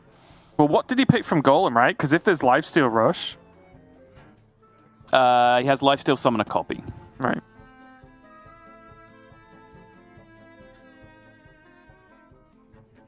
Which is maybe a consideration, right? Maybe Boston just doesn't even want to use the Prize Plunderer this turn because he potentially wants to use it to deal with Golem on the following turns. It's why it's tough, right? Because if Kazakus has just been played, right? So you are in auto 5-mana Golem expectation mode.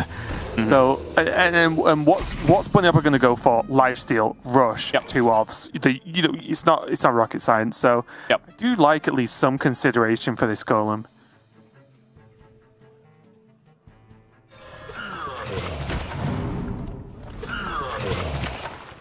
When are decks going to start playing their Broom again, Sol, so you don't have to pick Rush for the golems? Is that the next stage of evolution? Yeah, could be. Could be. Broom does need to make a comeback. That is far too good a card to not be being played right now. How much is this? 11, 15, 18 currently being shown? So I imagine we play Prep and then one Thief to look for lethal outs before we do anything else. I guess Swindle also looks for lethal outs. Yeah.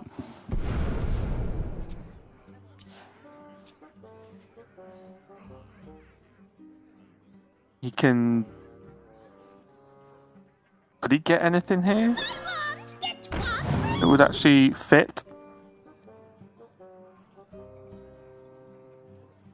Wait, does spell damage get him there if he gets a 0 cost? I mean, he can't, right? He can't get Lab Partner. Oh yeah, and there's no others, is there? Yeah, of course it'll cost 1. Oh no, he can still cast though, right? This does 5, this does 4. Yeah, but it's still off, short. yeah. So he just but the spell damage is huge because it allows him to cleanly kill one golem, then he prize plunders the other golem, smash his face with everything, and then he just has 8 plus the Sinister Strike next turn. Which is perfect, right? Yeah, 8 plus the Sinister Strike, GG. Yeah, all right, this is a super clean turn. Jandis, we know you were nerfed, kind of. Whoa. Nothing. Pretty sure that's just going to be game number 2. Yeah. I mean, it's game number 2 on board, right? Because Bunny Hopper just can't trade into everything. Oh, he needs 1, okay. He needs 1. He could have pre-banked this Sinister Strike. He might not have needed it. Yeah, that is going to be... extra damage, he has a Blood Mage Felnos on board. What are you talking about? The long-term planning, I like it. Boston taking game number 2 over Bunny Hopper. And you know, it was a strange choice. That's not even a dig at Boston in any way. Playing it almost exactly a deck from before an expansion came out or big rotation happened is still a strange choice, but it's paying off. It's like we said, it's that aggro style, the weapon style, but with the minion backup, which the current newer versions of weapon don't really have minion backup. They play the odd minion here and there, but they're not really there to push damage. They're there to do a small job here and there. So again, Boston making it work, and now he's only got Hunter left, Sol. Yeah, Bunny Hopper went for his out there with the Jandis at the end, which, you know, might seem like a scramble. It's actually not that unlikely. I think it's like 18% for a taunt minion per minion, and obviously you get 2 rolls at that, so it's actually not that unlikely to get taunts there. And one of them is Scrap Golem, which is Death Rattle give armor as well. So yeah, you can see Bunny now deep in the tank, upset about his Jandis minions. Just really did not have much game there at all. And look at his hand. What else was he going to do, right? Even if you disrespect the potential of Jandis, well, what was the play that saves him from the weapon and potentially even just the minions putting him to 1, and then he just dies the turn after, even if there's no lethal and it's all relying on board. So, you know, he went for it. It did not work, and it does mean now Boston only has this Hunter left to get a win with. And I know, I think both of us were looking at, but I think you replied there. It was Xiao T has recently posted a new Hunter list, which is aggro, you know, Face Hunter, with some pretty big differences. And although it's not this list, it does include that Scavenger's Ingenuity, which feels like it should be a card and then fell off very quickly, and now looks like it might be making a comeback once again. Yeah, I messaged this in our Discord as well, but it feels like we're almost heading back to the days of remember when there was Face Hunter, Mid-Range Hunter, and Hybrid Hunter? There was the 3 different builds that all played very similar cards, but were 5 or 6 cards different. You know, it feels like you have these builds of Face Hunter, which is what Boston is playing, and the kind of the Warsong Wrangler list that's very popular on ladder now as well. There's a Mid-Range Hunter that plays the True Aim Crescent and plays some Greedier Beasts as well, and plays Posts, for example, which is the Mid-Range Hunter equivalent. And then I think what Xiao T posted recently, arguably one of the very best players in the world from the China region, if you people at home are not familiar with him, incredibly well-respected player with a great track record of tournament and ladder behind him. He posted a list which is kind of the hybrid between the two as well, so it almost feels like we're heading back to those Halcyon days of the 3 different hunters all being competitively viable, Raven. A bit disappointed you didn't mention Leorix Hunter in there as a competitively viable deck, but whatever. We'll get to Do you know you actually have baited streamers into playing your deck with that tweet you made that did really well? It's so bad. I've never seen a worse deck in my life. It's terrible. Token Druid. Moving on. All right, no, you got me there. Fair. Bunny Hopper, this is the mage we were talking about earlier, and I think for me, it doesn't feel like the 30 cards, so to speak, but it does feel like it has some way to go there. I think there's a good idea here that the cards actually, you do a really good job of tempo, especially against like small minion focused decks. I think it's very good. You have tons of removal. I played this, not this exact list, I played Lunas actually against Druid a few times, a Token Druid, and I destroyed them. Like, it wasn't even close. So again, I think that although this might not be an all-rounder, I think if you're aiming at certain pockets here, I think this deck can be very, very strong. Yeah, spell damage Shooting Star is a hell of a drug, right? If you're going to come up against Token Druid. But I think also this matchup that we're going to see specifically, I think up against Face Hunter, just having some minions in your deck is a really, really big deal because Spell Mage has to fight Face Hunter from off board, which is nearly impossible, right? Like, it almost doesn't matter how efficient your burn spells are, they're not going to beat minions staying alive for multiple turns, right? So it's not a race that you can ever win. But just being able to get some minions in play, just efficient minions, just play a 1/3 on turn 1, right? Which Bunny Hopper has the ability to do here with Lab Partner. That actually gives you the opportunity to counter race against Face Hunter, because as Mage, that's absolutely what you need to do. You cannot survive the Face Hunter onslaught in the way that like a Priest can. You have to counter race. To like maybe oversimplify it, this deck that Bunny Hopper's playing plays all the cards you want in against aggro matchups from Spell Mage and replaces all the ones you don't with good minions. So it's like it can do really, really well against some of these board focus. But the Intrepid Initiate coming down early for Boston, and Boston got hold of a pretty good opening, and I think this for me is the question that we may see answered soon if people keep playing this type of aggressive hunter is, how does Scavengers fit in the deck?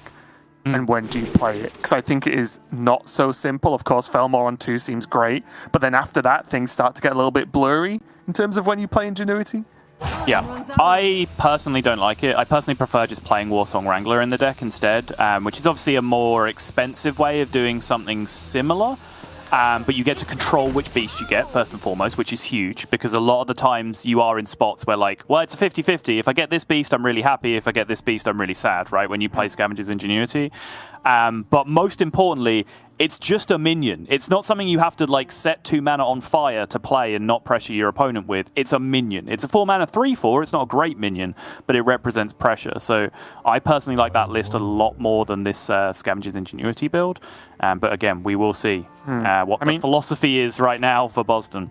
For me, it's all about mana cost, honestly. Like, where do you fit this 2 mana in when you want to be hero powering, and so on. So I think it's very, very in-depth where players will have to go to work out whether it's correct or not. But here, though, Bunny Hopper is going to have to start fending this off quickly. He does have Firebrand Coin next turn as an option, or he could have Firebrand Coin and then whatever comes from One Maker. So, although he's going to take a lot of damage, I think I double Lab Partner this turn. Kind of into that as well. Curious why Bunny Hopper is so eager to go Wand Maker here, because I think Firebrand, I guess Firebrand Coin devolving missiles is particularly awkward, right? Yeah, he wants something that isn't devolving to cast from Firebrand, but I think the 1/3s make up for that. I think the benefit of having 1/3s on the board, like, what does Boston do against 2 1/3s right now outside of Demon Companion? Yeah, I like this. It says explode!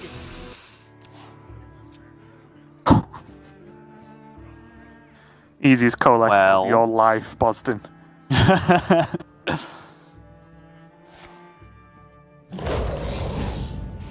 mean, okay, still helps a little bit. Second best, yeah. Problem now is if you full trade with the 4/2 and then the 2/1 and the 1/1, you leave exactly 4 health left in play, and then you want to play Imprison Felmore, which doesn't count towards Firebrand, so you would just get immediately swept by Firebrand Coin on the other side. I wonder. Yeah, so all face Felmore is what we're talking about right now. I'm not even joking.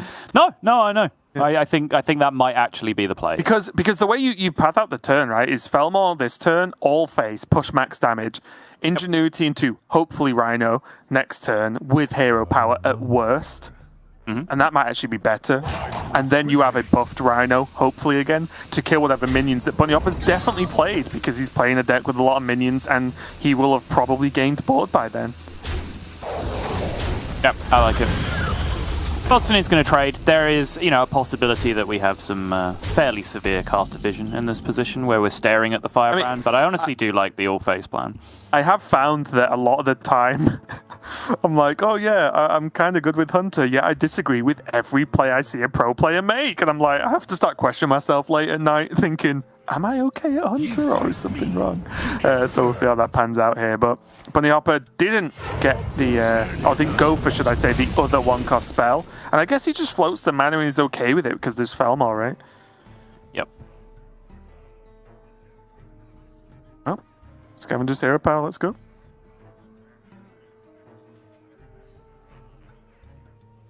You mean you don't want to make your Marcel Cub a 4/4 this turn?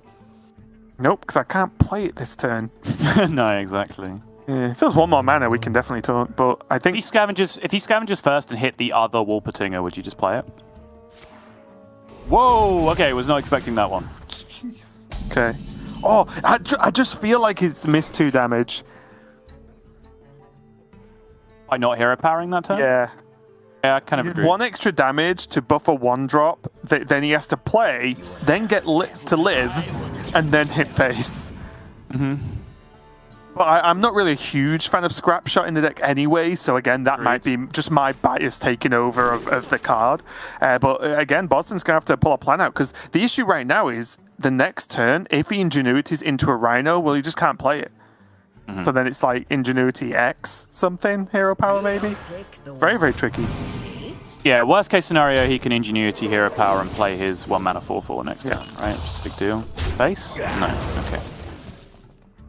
You really wanted face with that Felmor? Yep. I think you skipped the Ingenuity another turn here? No, okay. Alright, hits the Wolpertinger.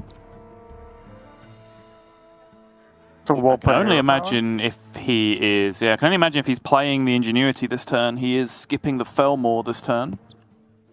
I guess he could now, having hit the Wolpertinger, go Wolpertinger Felmor and skip the hero power this turn. That's also very fine. So many hero powers.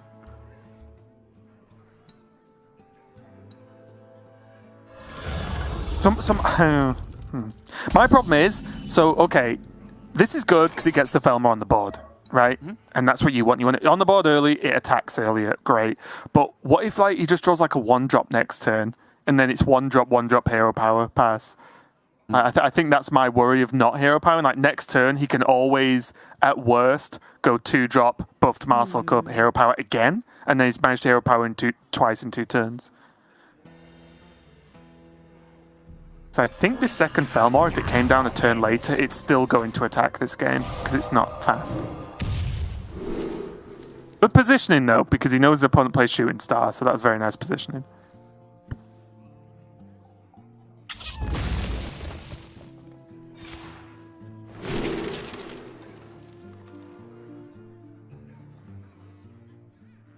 You always just okay, Gwyn. Well, this might just be the one matchup where it's too slow, even though it is kind of the basis of a lot of the way the deck is built. It's the fact that I just love getting the 2 Agwins in the pool, because then you just draw 1 card plus 4 spell damage, and you're like, oh my god, okay. It feels godlike. I mean, if anyone knows, it's Bunny.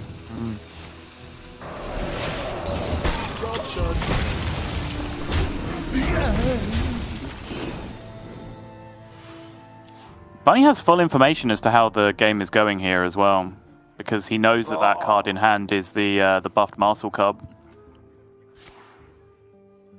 Hero power first, play your 2 1-drops. Bank the discount for next turn. No real decisions this turn. Apart from where to position your minions. Which I think is fine. Oh, the dream.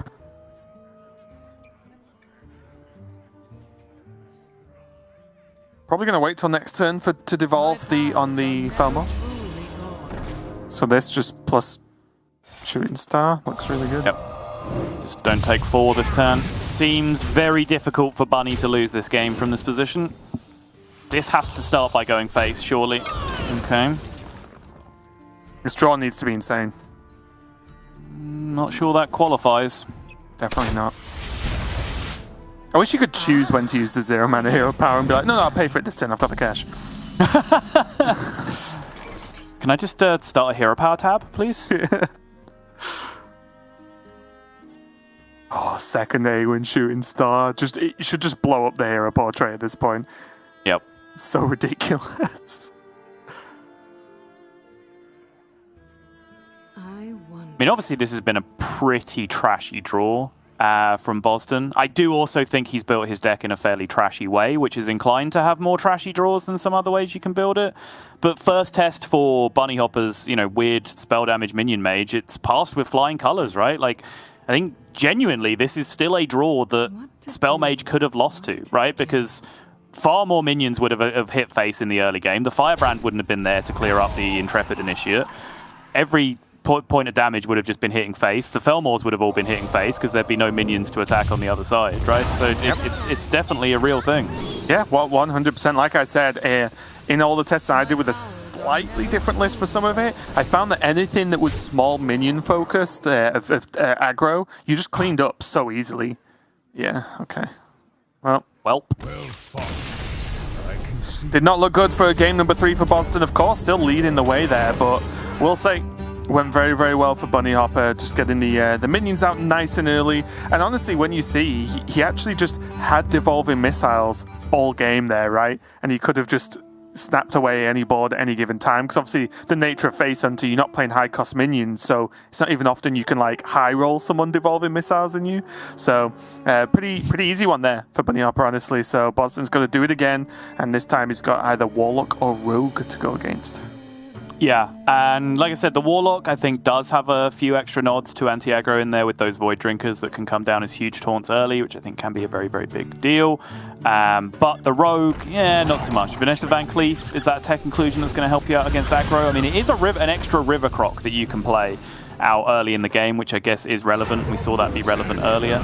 But I think it's 2 pretty interesting matchups left to go. I think if this was, if this was evolved Face Hunter, if this was Face Hunter rank 2 or Face Hunter rank 3, if it had leveled up, I think I'd be fully backing Boston here to come out of this with a win against either of these decks. But I do think he has a bit of an outdated and suboptimal list, so that might make him struggle a little bit, but I think he still has to feel in the driver's seat, right? Like, his lineup is doing what he's intending it to do right now, is just be aggressive and beat people up. And I think that game very easily displayed the strengths and weaknesses of Ingenuity. It's 2 mana, it's more playable, it's cheaper than Warsong, but I'm pretty sure Boston would have preferred a Rhino over the Warpatingers there. So you don't get to pick with Ingenuity, right? Whereas the power of Warsong is you can take exactly what you want because the choices, unless you've drawn them obviously, always the same. Like, it's the Rhino or the Warpatinger most of the time. So like that, having that choice is the power of paying a little bit more mana and gaining a minion attached to it. So suddenly it starts to maybe stack up in that Warsong favor if you just look at maybe a general strength basis. So it's interesting to see how it goes here. And it's also the buff all copies, the Cthulhu wherever they are language, right? Because there's opportunities that I missed for like the first maybe 5 to 10 games of playing the deck, which didn't really dawn on me, where I'd have Warpatingers still in play from turn 1 and then play my Warsong Wrangler. And then I think I missed it at least once, whereas if you pick the Warpatinger, you buff the Warpatingers on board and they go face for more damage. So it's just a much more flexible card that has a bunch more tricks up its sleeve. And I think that has evolved even further now with Zhao Ti's list that we were just talking about, where he also adds in Zixor. So you now have the option, right, of the tempo option with the Warpatinger, the damage option with the Rhino, or the value option with the Zixor. You kind of have all bases covered, and again, because it's a discover option, you actually get to choose as opposed to just leaving it up to fate with Scavenger's Ingenuity. So I do think it's a deck that the direction that the deck will continue to evolve in. Thank you. I talk for a living, unbelievably. But yeah, I do think it's a direction the deck will continue to evolve in because I think it's the right way to do it. But again, Boston still has Face Hunter. It still deals damage. It still has a hero power. It still draws damage off the top, and it absolutely can still get there against these decks that Bunny has. And as ever, right, like we are very early in the meta, especially when we had a pretty significant patch only a few days ago. But because of where Hunter's at right now, with some of the powerful tools it has access to, the build will flex with the meta, of course, right? So depending on how people are building these decks, it will change what's good and what's bad. So, it will be fun to see how that continues. It does look like, if my information is correct, that Bunny Hopper is going to be playing his Warlock, which I'm actually excited to see, can see how it does, because it does have those 2 Void Drinkers, the Talon Fordring in there, 1 Siphon Soul as well, just for the extra spot removal, but mainly if it comes up in this matchup, it'll just be yay 3 health. And still enough soul fragments, because still 2 School Spirits, still 2 Soul Shears, Spirit Jailers, Armor Vendors, it's all still there. When I look at this, it feels like I'm looking like a 32 card deck list, because everything I'm glancing at is still there for the Warlock, yet there's 2 Void Drinkers in there as well, so it's kind of cool. Yeah, it's like 1 Ogremancer, 1 Siphon Soul, 1 Twisting Nether, right? Like a lot of the time people are playing 2 copies of 1 or 2 of those cards, and that's where the spots are being found for those Void Drinkers. But yeah, I'm really very much looking forward to this matchup. And I like that you point out the Siphon Soul healing for 3 thing, because obviously relevant with Classic Hearthstone very recently being released. Handlock was probably my favorite deck in Classic Hearthstone, my favorite deck until Patron Warrior came out, probably. And I just remember back in the day the feeling of like, yes, Siphon Soul, I get to heal for 3 against Face Hunter. This is fantastic. And now, like, here we are 6 years in the future, and it's like Blade Master Samuro Apotheosis, full Reno Jackson up to 30 health. Like, where is this game 30, gone? The heal card sucks, basically. Yeah, exactly. Well, let's dive straight into it. Boston with a fairly quick mulligan. So quick, I'll be honest, I did not see what it was. Bunny Hopper, though, with, I imagine, all this but the Armor Vendor sticking around here. That's not the opener he's looking for either. Needs a 1-drop off the top to get this hand started. He does not want to have to track on 1. He's going to have to track on 1, Raven. I love tracking so much now. Mystery track. Oh yeah, I love the new tracking update as well. 1 mana, crash the broadcast. Yeah, love it. Fantastic card. So he's almost certainly not going to pick Rhino. Headhunter Hatchet is kind of a problem because he's not got a way to proc a beast. Wait, he picks Rhino. I was going to say, are you sure he doesn't pick Rhino? I don't think so. Rhino's a good card. Does he not want to Ingenuity into Rhino, though? It's just a 5/5. Who plays those Rhinos? But he doesn't guarantee that. That's the problem with his deck, right? Like, if you can he needs tell to get better at playing Ingenuity, then. Yeah. We'll always hit Rhino against Warlock. I wonder.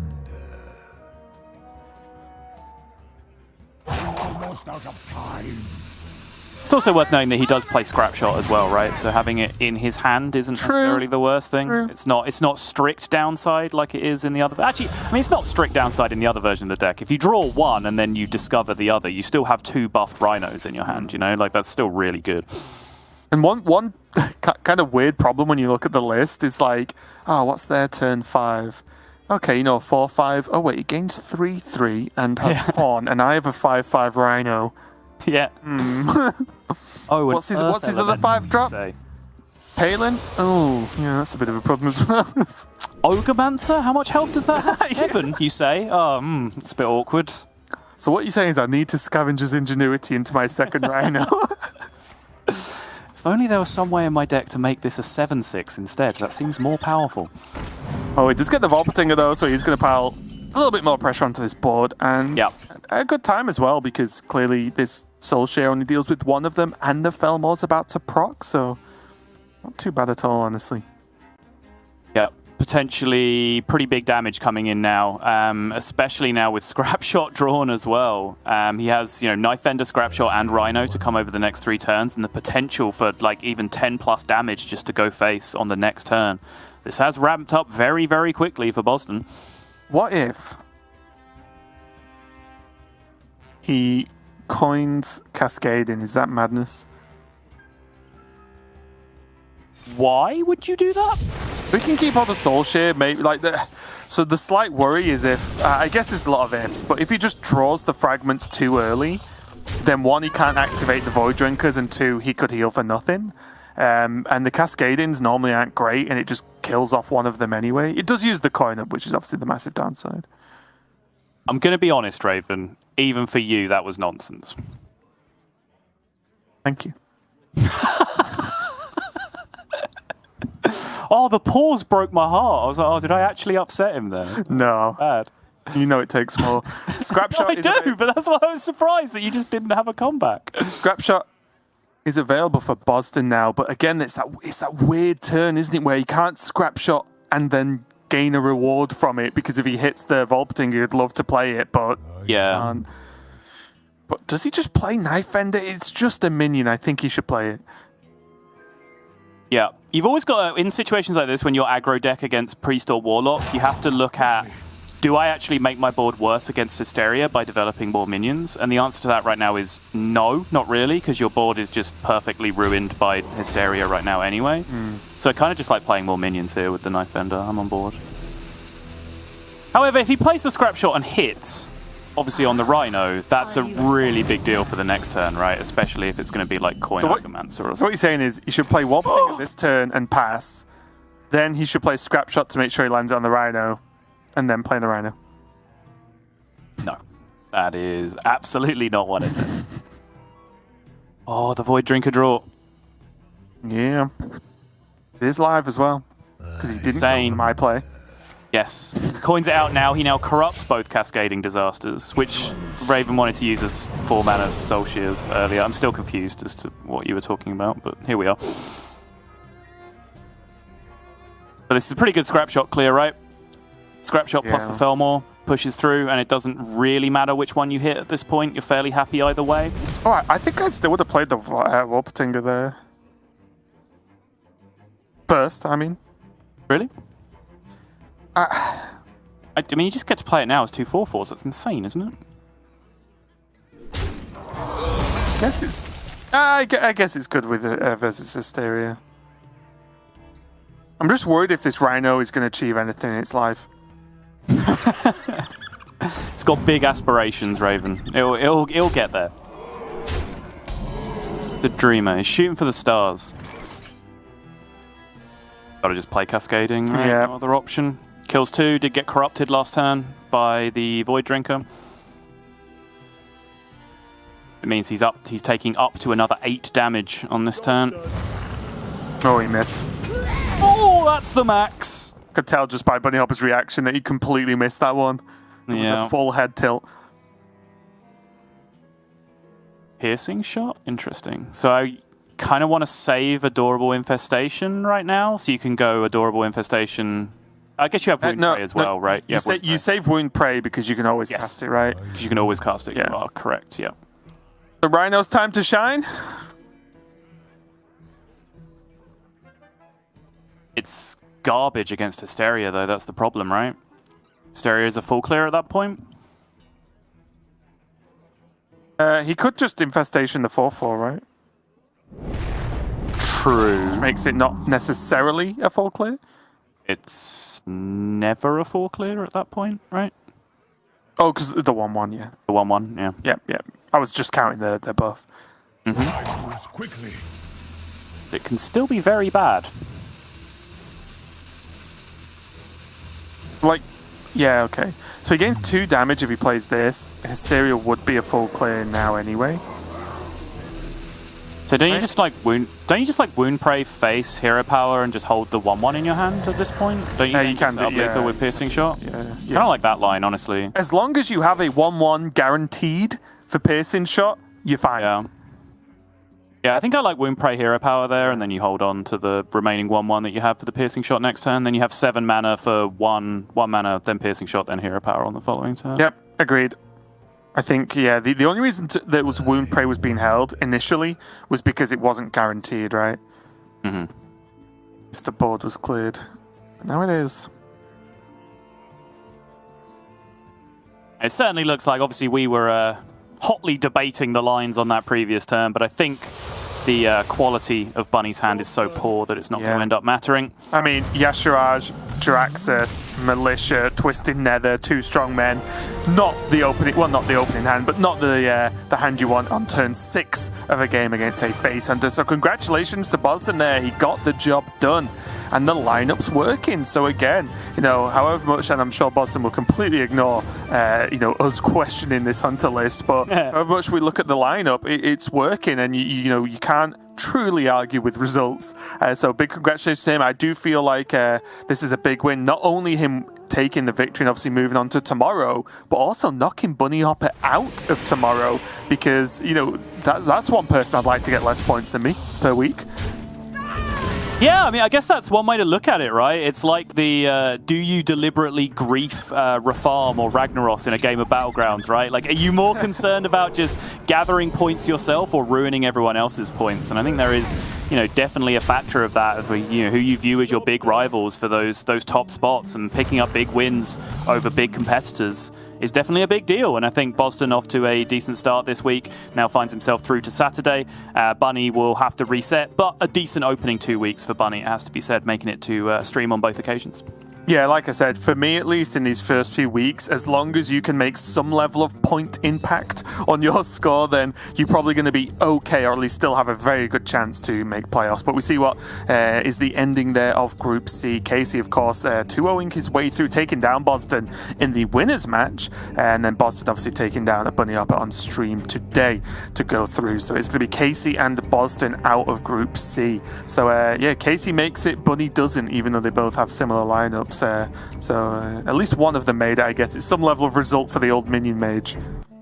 Yeah, it's interesting because honestly, you look at how that panned out, and you would have thought, you know, Boston was a huge favourite. It looked like he had the lineup to win there, but, you know, maybe Bunny did just get unlucky. Maybe his Warlock did just draw the super greedy end of the deck, and that one Void Drinker wasn't good enough to get through. And, you know, that could be reflected in the fact that Casey, with pretty much the same lineup, was able to beat Boston in the winners match and find his way through to Saturday already. So we'll keep our eye on this one as it develops, but I do think the aggro lineups this week in general are in a pretty good spot.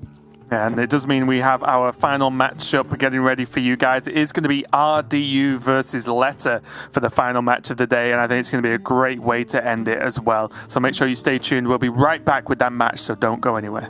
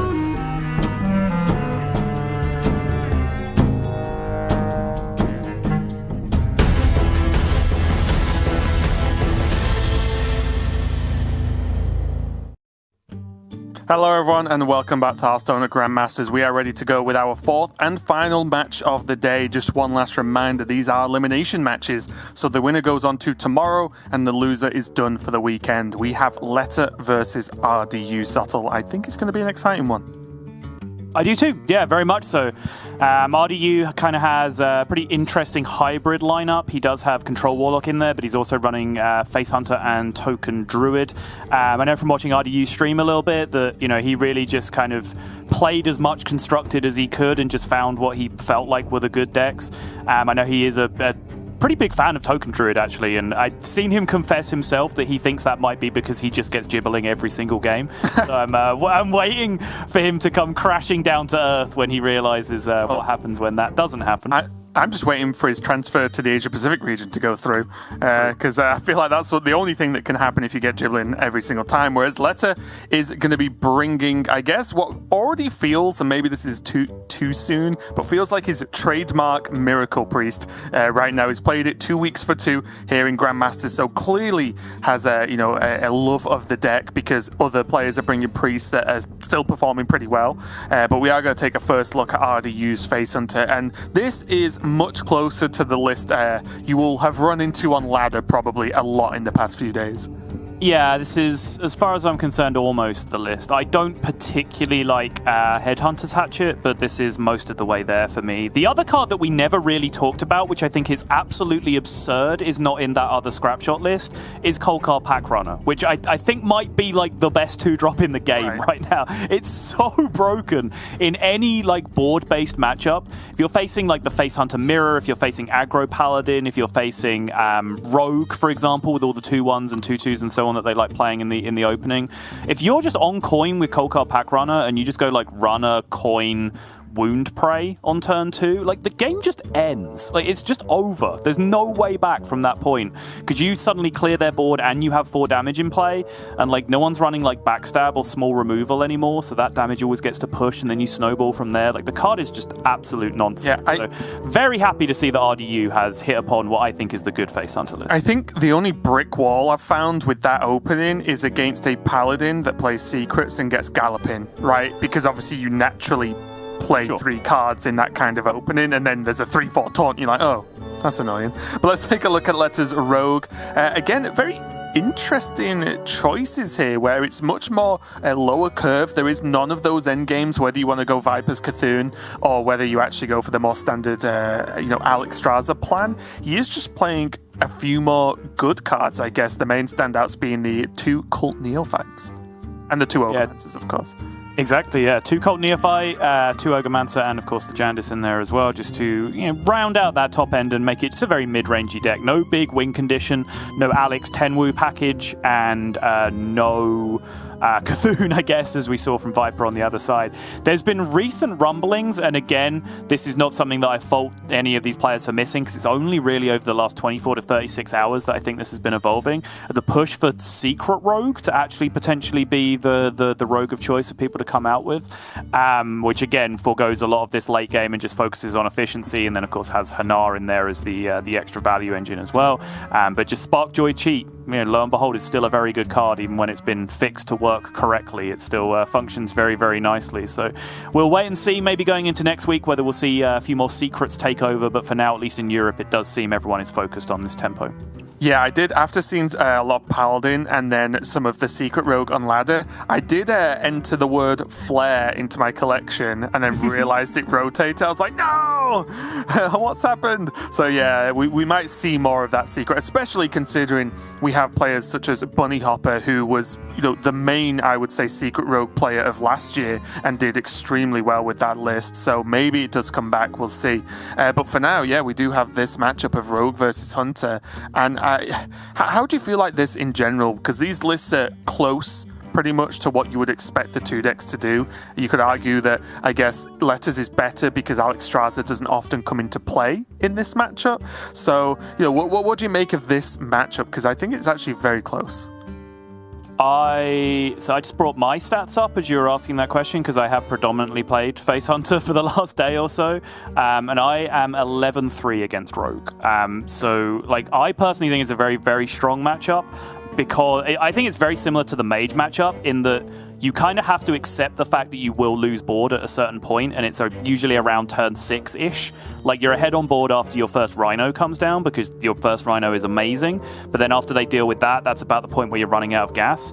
The point is, it just doesn't really matter, right? Like, you've been ahead on board up until that point, and you've dealt like 15 plus damage. At that point, you just get there with hero powers before Rogue is ever able to like really re-establish and threaten you back. So I think this is a very, very strong matchup for the Hunter, personally. Oh, wife into Obama. Oh, the dream. This is a tough call. If I was RDU, I'd just keep it because it's funny. But like, surely against Rogue, this cannot be the keep. All right, let's explain what those nonsense words that came out of my mouth actually mean. So Barak Kodobane is a card that's in the deck. It draws a 1 and 2 and 3 cost spell, as you can see on the screen. Mankrik shuffles the 3/10 charge into the deck, which is Mankrik Enraged. When it's shuffled in there, it becomes the only 3-cost spell in the deck, which means when you play Barak Kodobane, you pull out like a tracking or a wound prey and a quick shot, but also you pull out the 3/10 charger from your deck, which is an absolutely insane amount of stats on turn 5. However, the problem is just how slow your hand is going to be if you keep that combination. And personally, I don't think I would keep it here in this scenario. I would just like to shout out as well, because I don't think you mentioned it unless I just stopped listening. When the Mankrik Enrage, although the wife gets pulled, you then still draw another random card from your deck I did as not well. mention that. So it is very powerful, because not only do you get the 3/10, you just draw X card from your deck with no mana cost restriction. So like, it actually becomes, you kind of even drawing 4 cards, right? Well, RDU did keep it. I'm very excited to see how this pans out, because although I'd love to keep it, I think I would have agreed with you and thrown it at this point. Yeah. I'm watching it pan out. I'm wondering if I am just straight up wrong, though, because I'm watching it play out, and I'm trying to think of like the sequence of Rogue plays that would pressure me enough on the other side for this to not be good. And it's like only some kind of nutty Octobot start, right? But since Penflinger's gone, they can't really proc their own Octobot effectively, because you're not playing a 1-drop. You've kept a hand that doesn't have a 1-drop in it. So your first minion is a dormant 5/4. So I don't think that nutty Octobot hand ever actually happens. So maybe this keep is actually just good. Yeah, I mean, there is prize plunderer, sorry, to do it sometimes. But you are right; it is significantly more awkward. Rigged fair game, haha. I mean, that's the optimist's choice, yeah. Not even I would pick that, so that's where we're at right now. And okay. Good First for Letter target, there, probably. just letting a little minion soak that up and not hitting the Octo. Oh! Oh! Filth!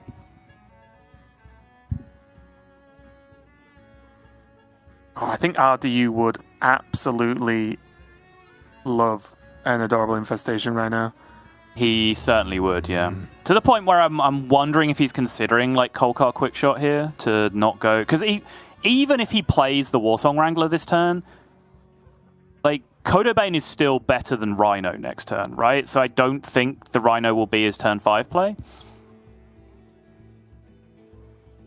So maybe he just clears up this turn with the Pack Runner. I think this is fine. Yeah, I agree.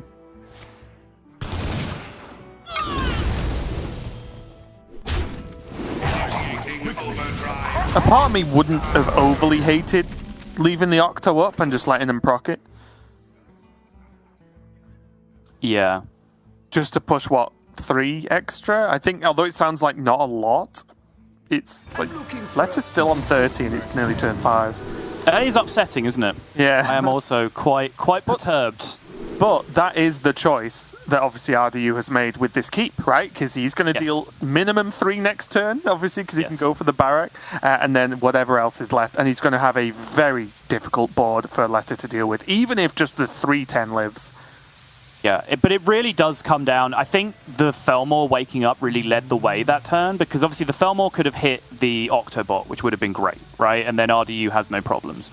The Felmore could have also gone face, at which point I think RDU would have followed that lead and just been more aggressive because he already got 5 free damage. Because the Felmore did the bad thing and just hit one of the small minions and kind of guaranteed that that Octobot was going to go off, I think RDU just kind of followed that lead and played a bit more for value. And again, like I think you put it great, like his keep has kind of led him to playing the game in this style, and it's not one I've really been too used to seeing. But still, we'll wait and see. Can we just get a double check on the golem? It's rush and something. I would love to help you out, but my observer has crashed. You're here for one thing, Sottle. This is what you get for asking for things, Raven, Yep. honestly. Okay, so RDU does have the option of going for the Codobane, and I think with this keep, it sounds very dumb to say this, but I think with this keep, he can't not play this, but he did have good options without it, right? He did. Because he had a way to proc the pack leader. He would have buffed his Mankrik, so he could have value traded potentially. Like, this was a good turn without Barak. It is rush +2/+2, by the way. Thank you.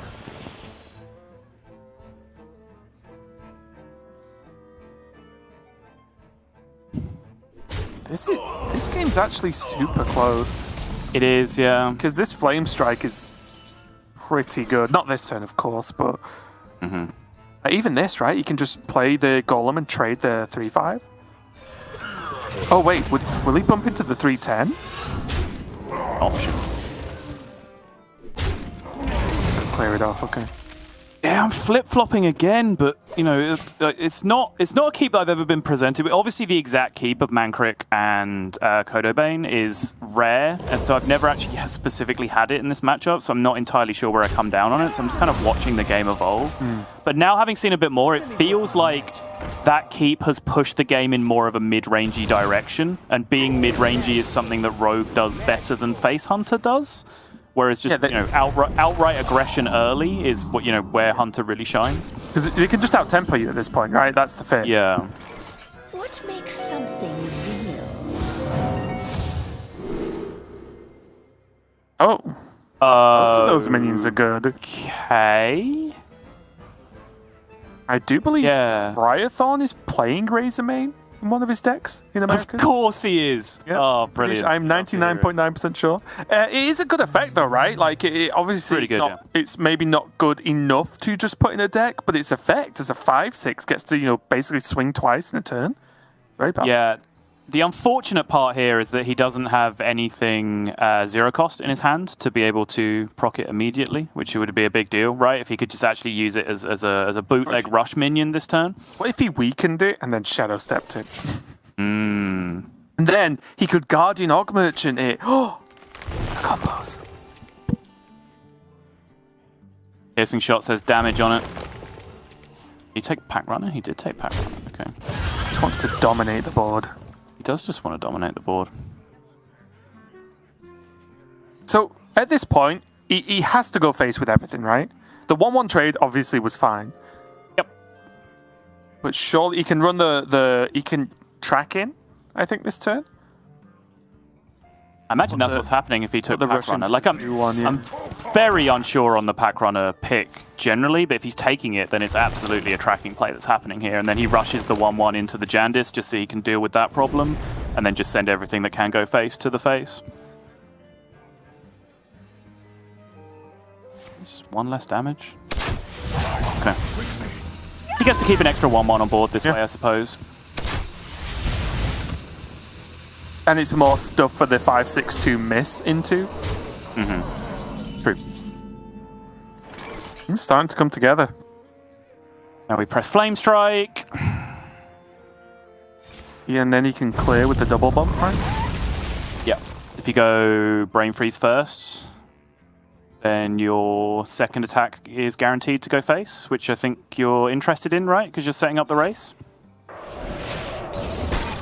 Yes. Yep, I like this. So I like this, but Letter needs to be careful about what he leaves on board now because rhinos exist, especially after this turn. So he won't want low health minions to live. He'll, if anything, try and trade them off or not play them at all. But he's a different plan here for RDU, going super wide again, and you know what? I like it.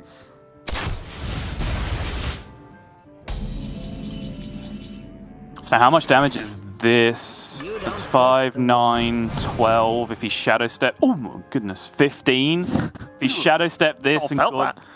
He Shadow Step this and Auged it and it went face, that's still only 20. So he doesn't have any lethal outs at the moment as far as I can see.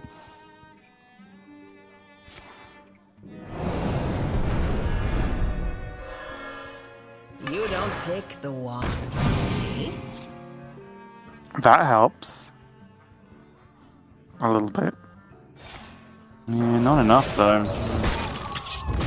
That's an upgrade. Probably. Is this the right way to do this? I'll be honest, probably not. I'm not sure, but there was a lot of options, and he just suddenly made the turn, so... Yeah, no, it's fine, it's fine. He couldn't have cleared any more. Oh, was that tracking? Oh, piercing shot. Yeah, there you go. That is going to end the game. RDU takes it in quite a strange game of Hearthstone, if I'll be honest. This is not how you'd normally see a Face Hunter play out. A very cool and interesting keep.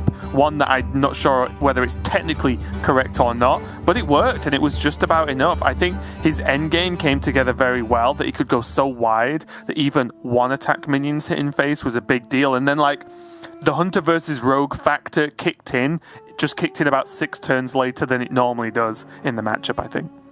Yeah, I think RDU played that differently than I would, but I don't think he played it worse than I would have. It's just I would not have pushed that game in like the mid-rangey direction that he did, but him having done that, I think he stuck to that plan excellently and executed it really, really well, and it still looked really comfortable for him. So I think, honestly, what I'm taking away from that more than anything is that that's just a solid matchup, and there's more than one road to El Dorado.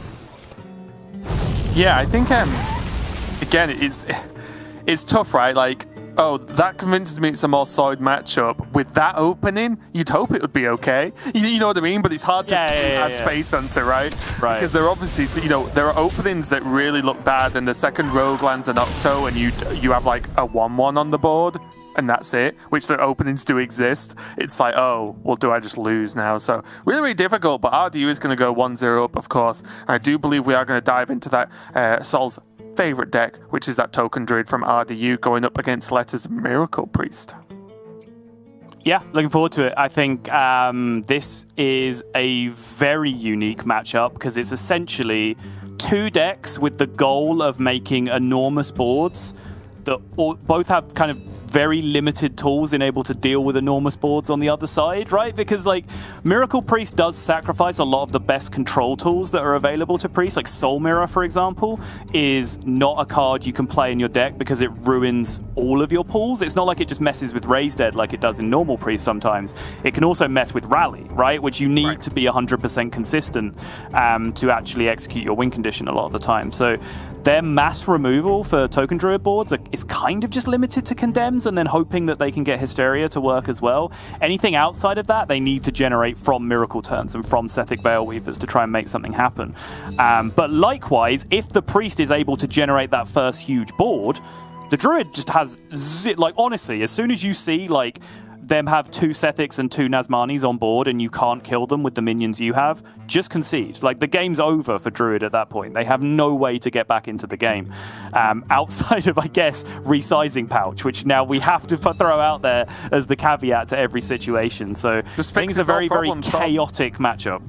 Yeah, I think Mary Poppins had one of those as well, and had all the answers. Just look at this list. I would like to point out, you are right in the how you broke down the matchup, of course, but I think the second Letter does not draw his minions almost on curve. He's in a mess, right? Yes. And I know this could be argued that this is the description of every matchup as Miracle Priest, but there are a lot of other matchups where you can play way slower, whereas if you wait and have to wait and wait, so on turn 5 you've played one of the minions and it's died. What do you do? You're dead on turn 5 against the Druid. So I think this is going to be a really big struggle for Letter, this specific matchup, because I think Token Druid will just get there. Even if it has to wait a little bit, it will still be faster than the Priest. Yeah, interesting, of course, Letter's build of the deck plays Blademaster Samuro, which is a little different. I think Zyrella is more common. There's two players who kind of jam this deck all day in High Legend right now. It's Xananan and Dead Draw, who both stream kind of endless hours of this deck, and they both run the Zyrella build instead, whereas Letter is the player playing it competitively right now, and he is running Blademaster Samuro, which I would imagine, if I had to put my hat on the line, I would say that it's a little bit better against Token Druid specifically. To have the Blademaster, because it has that ability to actually tempo swing, right, and leave a minion behind after the fact, whereas Zyrella kind of caps out on the amount of damage that it can deal a lot of the time. So we will wait and see. And also as well, against Token Druid, it has less of a cap, right, to get something done. Like, you can just play Blademaster straight, yeah. and it can do enough sometimes, whereas you can't just play Zyrella. Well, you can, it'll just be really bad. So yeah, I think I'm with you on that, definitely. Against some of the more like smaller minion base, then you would prefer it in general. But let's dive straight in. It's going to be game number 2 between RDU and Letter. RDU on the top on that Druid, and again, Token Druid mulligans I feel are very strange. Like, what do you think RDU's even looking for right now? Is it just Fungal Fortunes? And of course, I mean, I'm not even going to ask about Gibbling. He gets every time. Oh yeah, I've already told you. It doesn't matter what your mulligan's for. He gets Gibbling every game. Self-confessed. The game's over. I guess like my question is like, with this hand, what's more powerful, the Gibbling or the fact he has Fungal Fortunes? Yeah, this hand's like right on the line, right? Because he's on coin with Gibbling, but he doesn't have Nature Studies or Adorable, which are kind of the premium cards to go with it a lot of the time. He just has the power of the... Or Pouch, yeah, of course, you are absolutely correct. Wow, Letter actually immediately just goes for the Soul Mirror here, which shows you where his head is at in the matchup. But yeah, I do think this could lean either way in a hurry for RDU with the hand he has here. Whereas from Letter's side, he kept the Insight because that is more like one of his minions than most of the other cards in his deck. And then outside of that, he looked for his minions. Also, I just want to point out that RDU is actually not running Pouch. It's just we like to joke about it at this point. He's running Double Guidance as his choice, which is clearly inferior to the Pouch that can get you anything. Ongrove Sentry is going to come out. Not a terrible start. And again, you see, like, RDU's chosen not to go nuts with the Gibbering, right? And by nuts, I just mean, like, coin something. So... Whoa. Bloom. So Fungal this turn and then just do your setup. Yeah, the hand is certainly starting to suggest that Brian Gibbling needs to hit the board sooner rather than later. Letter did get the Nazmani down, though, on curve, which is a big deal. It is, yeah. So RDU's, I imagine, currently wrestling with, does he try and kill the Nazmani, or does he just play the game? You have to, right? Like, it's super efficient with Power of the Wild and Adorbs. If you can trade in with one of the taunts for 2 and one of the taunts for 3 and just job done. I think that's fine.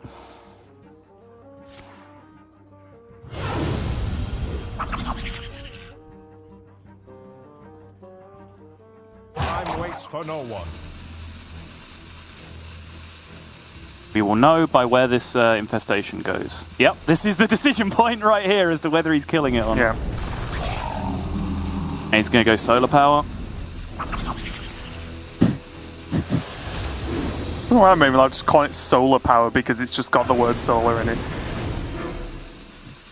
It's solar. Oh, solar power. Power. What do you mean? I was reading a message Lorinda sent me about that bristleback earlier about, and just wasn't even watching. I just thought it's really not that complicated. It's going to apply solar power to the board. I was like, it's not called solar power. So, getting back to actually reasonable discussion. Yeah. What does Letter have to do, or what can he do? Like, what is he even looking for at this point? Because this is looking pretty dicey.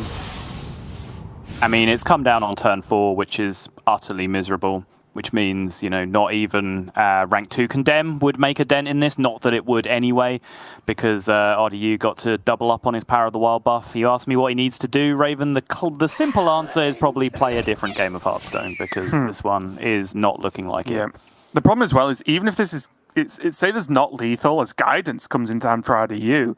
Even if this is not lethal this turn, which isn't on board, then Letter can't even do anything if he top decks Rally, right? Because he doesn't have anything to go, even with the most sort of basic and best rallies.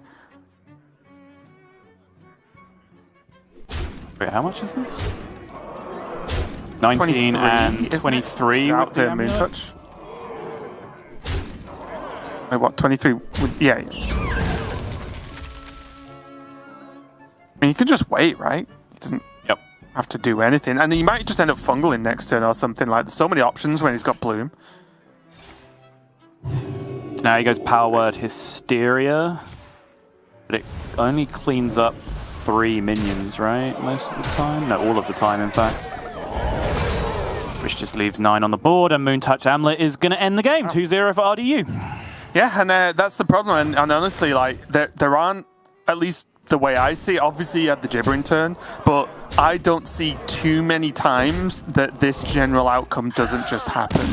I think like things have to go very right for the priest player and very wrong for the druid player for the priest to get in that spot where they have, you know, like the giant titans on board that they can then just win with the infinite turns. So yeah, I think that was just a very, very difficult matchup, and I guess one of the reasons why Druid's looking okay is against these decks that are just a touch slower, then that one touch is enough, right?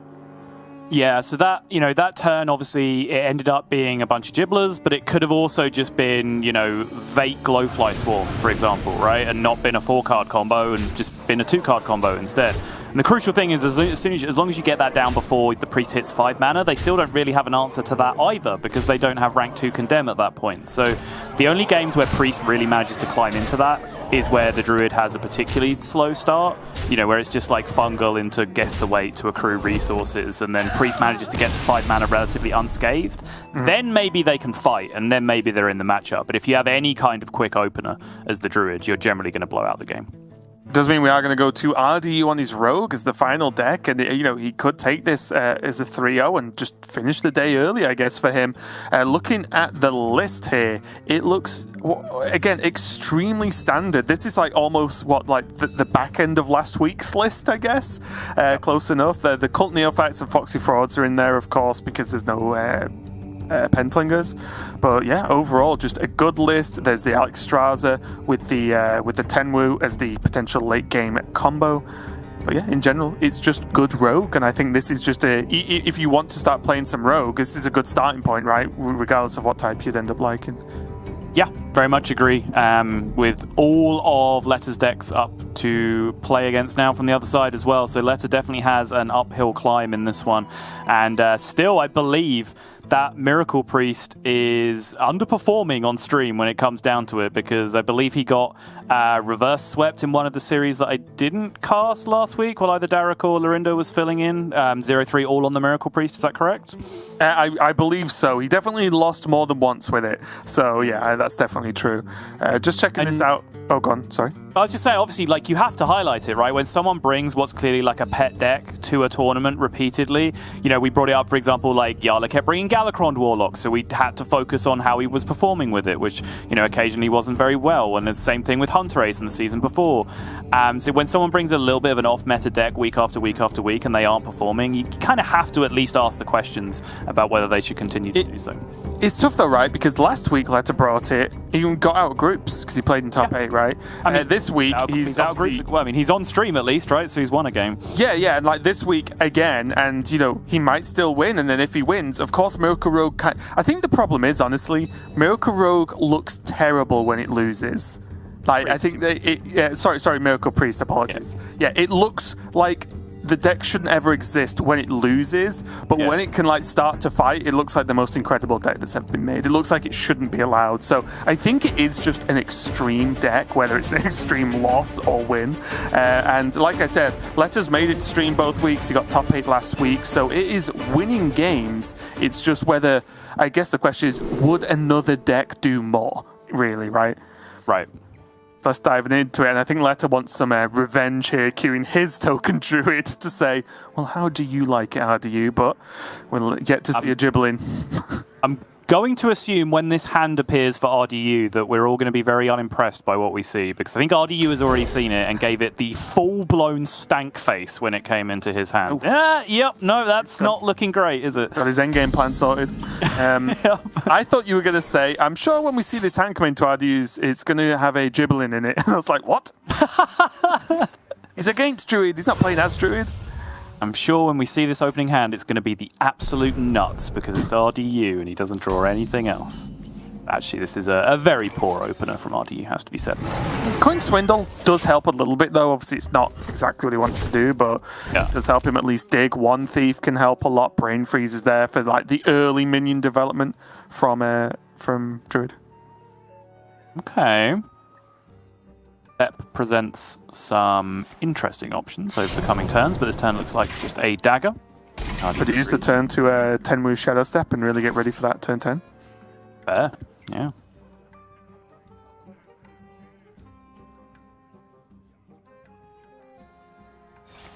Letter's probably just sat there thinking, why can't I make a Gibbling board on this turn? Yeah, exactly. He does have a Glowfly, though, which, can help a lot. Especially since RDU's had a slow start. Sufficient.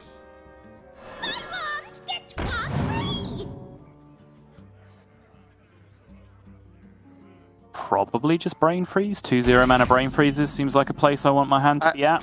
I did briefly glance at Flurry, but I was like, Brain Freeze is just too good. Yeah, agreed. Alright, it's Glowfly into Glowfly now for Letter. RDU has the option to preload up on Golem here. Has this just worked out, Sol? I made all the jokes about RDU prepping for his combo, but how quickly can he get this combo? Because it might be pretty soon. Stealth Life still poisonous. I imagine Stealth is the most beneficial here, just so you at least get to control some tempo. And deal 3 to 2 is the juice. He might even want to look at Summon a Copy if he picks Stealth, though, because he's honestly not far off and just straight up racing and ignoring whatever board his opponent has at this point. I was even looking, it's very difficult to do, of course, but I was even looking at, is it ever proc the Octo somehow and then Shadow Step the Octo and, massively reduce the hand down? It is deal 3 lifesteal, by the way, is what he chose. Initiating overdrive. That hand. Oh my goodness. So much damage. Octobot. Dude, it's literally just 2 mana Emperor Thaurissan. Why don't people talk about this? That's genuinely what it is. Arguably with a better stat line for Thaurissan. Yeah. Right? It's just got better stat lines. It costs 2, Raven. You can play it on turn 2. You can play it on turn 1. Play it on turn none with a resizing patch. Great point. Because anything's possible. There is very interesting. What he wants to do with Shadow Step interests me greatly. Yeah. Agreed. It's Shadow Step on this Octo would not be the worst thing. If he procs it again, he's a turn away from just Alex in the face and then being able to play 0 mana Tenwu to then Alex in the face again for 16 over 2 turns. Right. And I've gone actually beyond the point of joking about this, and I'm actually being very serious. It is a realistic out, but, he does also have to use other Hearthstone cards to not die himself in the interim, right? Yes. There is a thing he's going to have to look out for. Yeah, for me, it's just the fear that, let's say this 1-2 dies, his hand looks very poor after that point, right? Yes.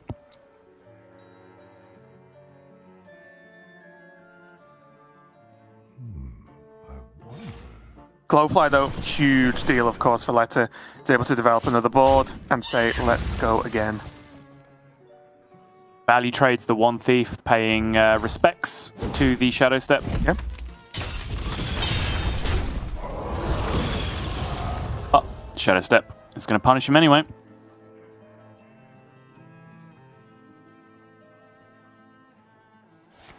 I think you just step that and play Jandis, right? Is that stupid? Do I have too much faith in Jandis? I think he has. I think he has to play it because of Pride Fury, right? They might never kill Anthony again. Then just don't step them, and this is cute. Sure.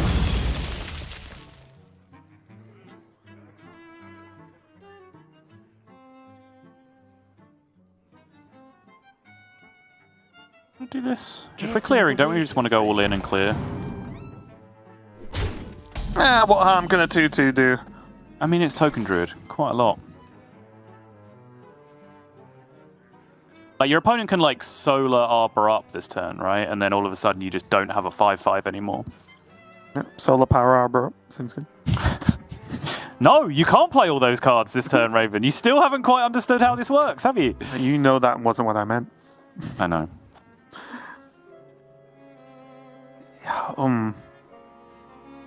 I mean, I'm trying to see if there's anything else, but there just isn't, is there? Soul of the Forest just doesn't exist if you can't go wide. Right.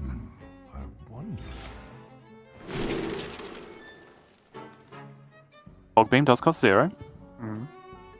Pretty huge. I guess Lunar Eclipse technically costs 0 as well. Picky Poison. Fog Beam, because it actually costs 0. And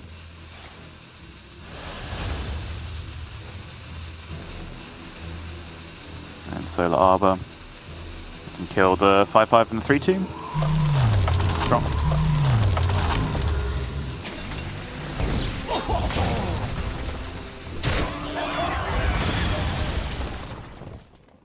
Well, Jandis, Wicked Stab into a Tempo Alex Straza, I think, is on the menu here for RDU.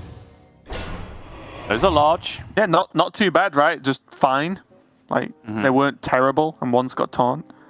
So I think now because you have a 5/5 taunt, you double trade into 1 6/4 and then stab the other, right? So that there's not good breakpoints. Sure. RDU disagrees. Fair enough. Yes, there's also the option that he has just put the illusion on the taunt there. In which case, obviously, protecting the breakpoints doesn't really matter. This is so scary for RDU, because if this doesn't work, he doesn't have any cards. Like, Field Contact is the glue of this deck, isn't it? Like, when it's played, you just have access to every card available. When it's not played, you just whimper a little bit. Also, Nature. It's probably just Bloom. Yeah.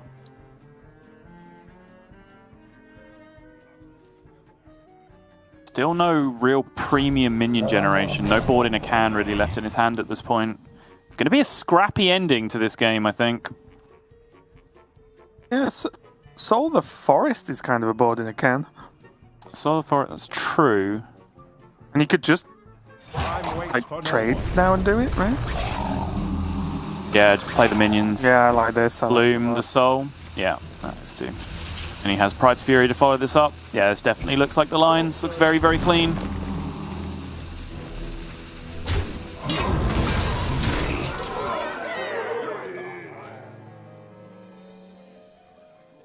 Ugh.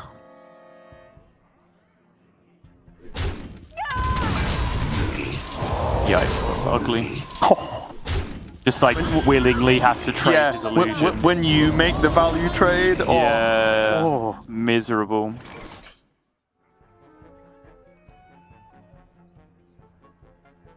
Did he? Wait, what did he Alex then? I blinked and missed it. 7/5. Ah, okay, cool. It's 11 on board, plus 6, 17, plus 6 again. 20. Wait, isn't it just lethal? 2, 4, 6, 8. Oh, it's 9 on board. I counted 11 to start with for some reason. Nope, he is 2 off. Never mind me. Wait, was he? I thought I just counted lethal. He had 2 more treants, right? Was it 11 on board to begin with? If it was 11 on board to begin with, I'm pretty sure that was lethal.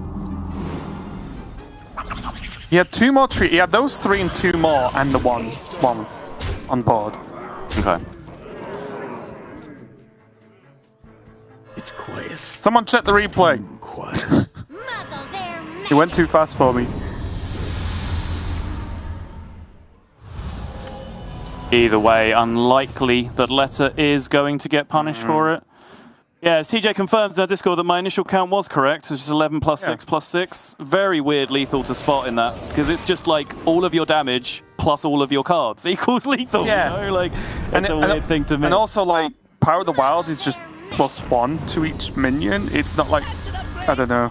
Yeah, it was. No, it's not like strange numbers and strange buffs, right? It's like well, +1 for every minion. He could play 2 cards out of Power of the Wild, and Pride's Fury, and any combination of 2 of those 3 cards was lethal. Just weird.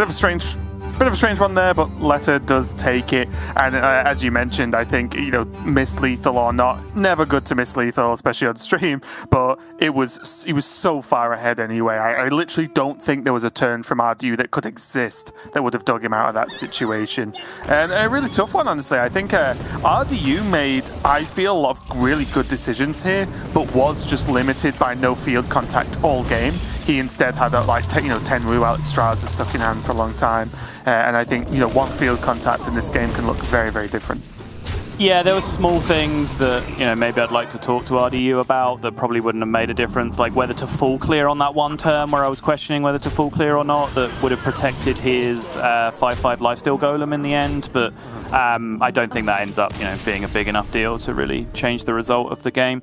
I think, RDU scrapped as best he could. He did have a very, very poor opening hand. It improved rapidly by getting into the Octobot and being able to discount everything very quickly, but I think when you just have 10 Wu Alexstrasza in your opening hand, you're in for some misery. And honestly, that's a big criticism of that build of the deck that some people have, and it's one of the things that's kind of caused people to move towards Secret Rogue a little bit, is that Rogue doesn't feel like a deck where you want to carry those dead cards in your hand for the late game. Rogue, good Rogue decks right now just seem to very efficiently cycle through their entire deck, just recycling their hand over and over and over again. And if you have an Alexstrasza stuck in your hand, or if you rip an Alexstrasza off the top on a field contact turn, or if you rip an Alexstrasza off a secret passage, that can just block you so hard, right, from actually doing what the deck wants to do. And that's kind of what we saw there from RDU's opening hand. And obviously, when you have a bad opening like that and you don't draw a field contact, well, that's a complete mess. Because you could argue that bad openings aren't as bad because you could just draw the rest of your deck with field contact, right?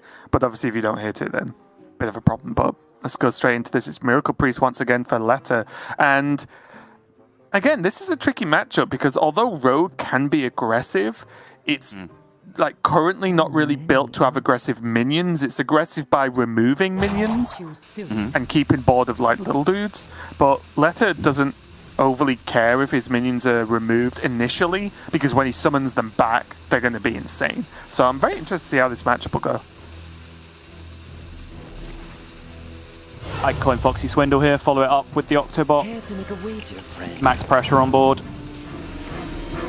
Foxy Swindle sounds like an old dance move, doesn't it? Does a bit, actually, now you mention it. So you're okay with Foxy Swindle, but not Solar Power, even though it's the exact same naming convention. It's no. Solar Power's a real thing. You're a real thing. Thank you. The Octo coming down now. Again, a weird matchup for Octo because Letta almost never has to proc this himself. No, it's kind of strange, right? I mean, it does mean if significant pressure builds up to the point where you have to condemn it, right? Like if a field contact turn happens with a bunch of stuff coming down and you just have to condemn. Sometimes you do just have to pull that trigger. Yeah, I guess what I mean is it's more likely that it trades into a minion because Letta just plays a minion. You know what I mean? And both and the two main minions, obviously, well, any of the minions it takes good trades into and procs the effect. Sick! Oh, I saw that so quickly. That's such a cool play. Yeah, I was going to suggest it, but I just wanted to finish my sentence. Yeah, of course you were. Of course you were, Raven. I imagine he already had it in mind just as a way to deny the discount, right? Because it was something that was available. If kind of any third minion got played there, it's something that he'd probably pre-planned. That he just jammed it so quickly there. But he can make all the cool plays he wants. It's all going to be completely irrelevant if he's just not able to draw a single minion out of his deck. And that's kind of the lack of agency that you have with this deck sometimes. So many options. Looked like he picked Poisonous there, which would surprise me a little bit. I guess he's going for poison damage. Yeah. In case he loses board. If so, he's really playing for the late game, right? Which he can afford to do. Yeah. Yep. And he can afford to do this because look at the rest of his hand. He could spend the next few turns drawing the whole deck. Yeah. I think if he could see Letta's hand, he would be taking a far more aggressive golem in this position than planning for the long game. But I think sight unseen, it's a reasonable plan to have. It's quiet. too quiet. Care to make a wager? Just go Foxy Swindle again. Very nice. Yeah, Foxy Fraud, one of the newer additions post-nerf to Rogue again, but you can see the value, right? It allows you to just, most of the time, just draw even more cards. Yep. Are you considering Shadow Step targets? I think 2 out of the 3 of the minions on board are viable Shadow Step targets here. Goes with the field contact. Well, there's minion 1. No. Progress. Yeah. He's just going to go. He can gift again here. Which will feed 2 more spells into his hands. I believe he's 1 off from being able to cast the Power Word. Yeah, that's unfortunate. I think he... Maybe he's okay with it because he might not necessarily want to Power Word like this push. Like, this is more just, well, let's see if it sticks with the Divine Shields first, and then a Power Word to go off with. Because I think preferably he might even want to Power Word a Nazmani. Just because it's bigger, right? It's just even bigger. Sure. Yeah, I think if he did have 1 more spell in hand and he pushed down to 0 that turn, that would have been the absolute dream, right? Sure. To be able to immediately pick up 3 more spells. I'm sure he would have jammed it, but yeah, it's not the end of the world. He has Raised Dead, he has another Gift of Luminance in hand already, so he is able to pop off again very quickly. And it's got a lot of heal, actually. Like this, even this Holy Nova's going to get some work done. It's true. Give me that. Not what I want. This Holy Nova's going to do great jobs today. And RDU does not have the full clear. Which means he's potentially in trouble. There's a Nazmani off the top. If there is a Nazmani off the top, this game is very potentially over. Okay.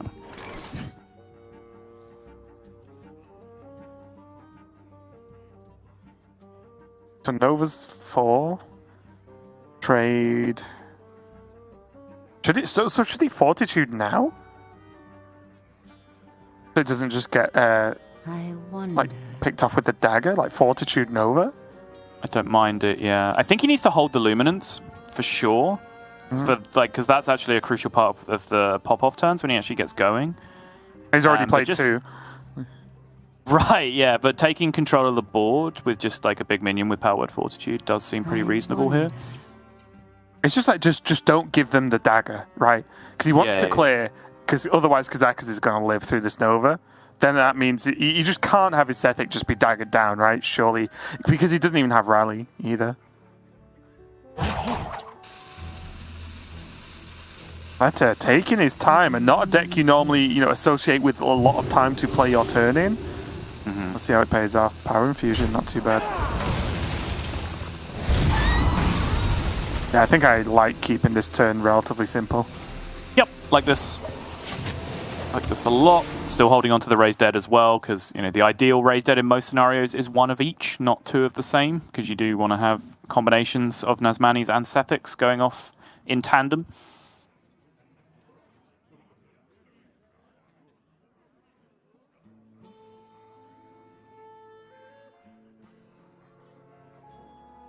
So many options.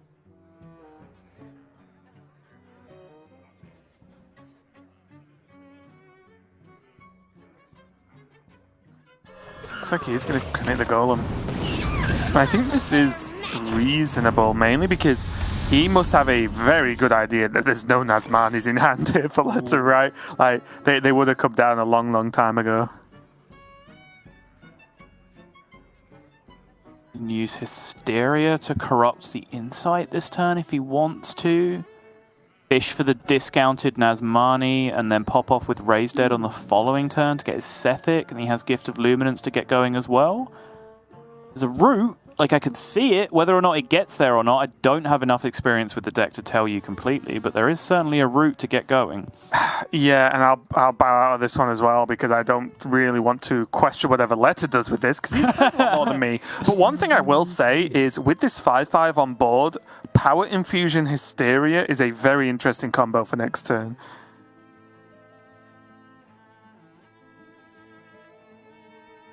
Power Infusion Hysteria next turn. Just for the health benefit, right? To just clear the board. I the poison. Not expecting this. Okay.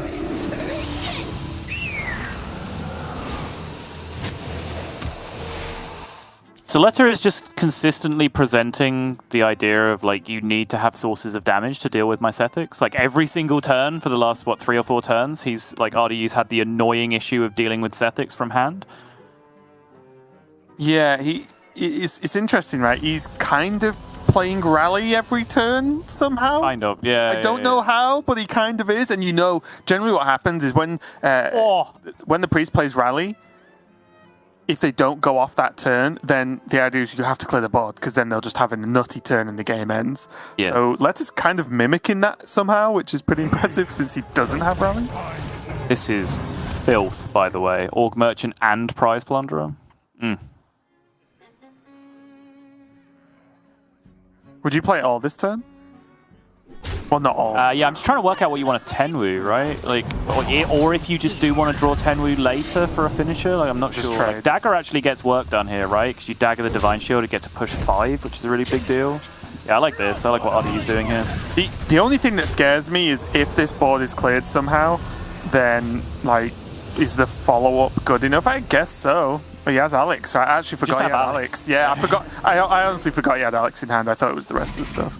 And like honestly, if a board clear happens here, then it like oh my goodness, hang on a minute, that's corrupted insight. Oh, it's the Blade Master though. If he'd have got hold of his second Nazmani there, discounted. Oh, absolute BM. But I was going to say, if he gets his board cleared here, it's likely that Letta kind of devotes his turn to doing that, right? Largely. And as soon as RDU has a turn where he doesn't just have to kill Sethix, he can just discount his hand, right? And then he's in business with the Alex Straza win condition in the late game. So is this a Samuro and Apotheosis turn? Then go Sethix Nazmani? Looks that way, right? Yeah. He can discover with Thrive here as well, try and pick up the other copy of Insight that he still has in his deck. Oh, rally. Does that change the turn? Yeah, obviously that incentivizes getting the Nazmani in play. But I think just too much needs to be done here with the Don't trade into the poison letter. Okay, good. You, of course, do not survive damage when you trade into poison, so Frenzy does not proc.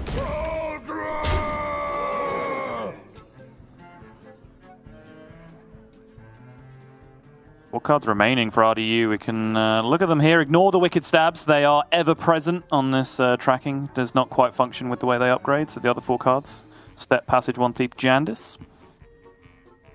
Efficient is sufficient. Oh, yeah, he can start popping off with... He can do the combo, right? No? Procs the Octo on the Alex and the Tenwu. Then he can... well, he has the Shadow Step left, so he can wait for the Shadow Step if he wants. Then he can Alex... Tenwu, Shadow Step Tenwu. Does Mana Biscuit do anything? I don't think so, right? I was thinking, obviously, you can play it this turn because you don't really have that much to do with your mana this turn. I'm just wondering whether that that Innovate actually helps you out later on. It could do with like a Wicked Stab, right? True. Like you can do an Alex turn and Wicked Stab them. Like sometimes you do need that extra little bit boost of damage because Priest so consistently heals. That is Yoink that's come into the hand there as well. This is the most hit Hunter hero power Yoink I've ever seen. Did he play the Mana Biscuit? I think he was just scrambling and like touched the wrong card. Wait, he did play the Mana Biscuit. Oh, sorry, that was just the first. I thought that was the actual biscuit. No. That makes sense. Yeah. Yeah, bank the mana first. But Sol's clearly not a Mana Biscuit gamer. Well, always a good Hysteria target. That's one bonus of that card. Yep. And we're off.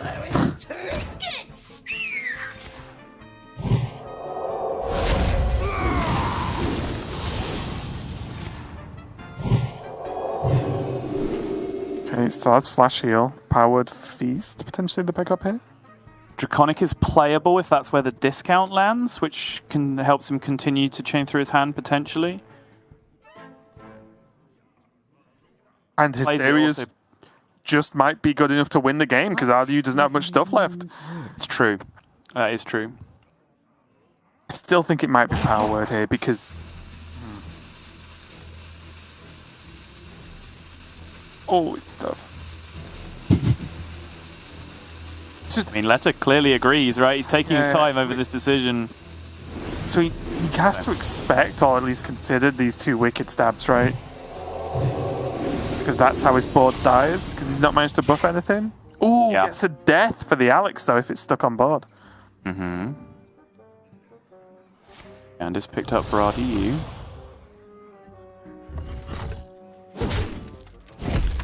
And the cycle of life is reborn anew.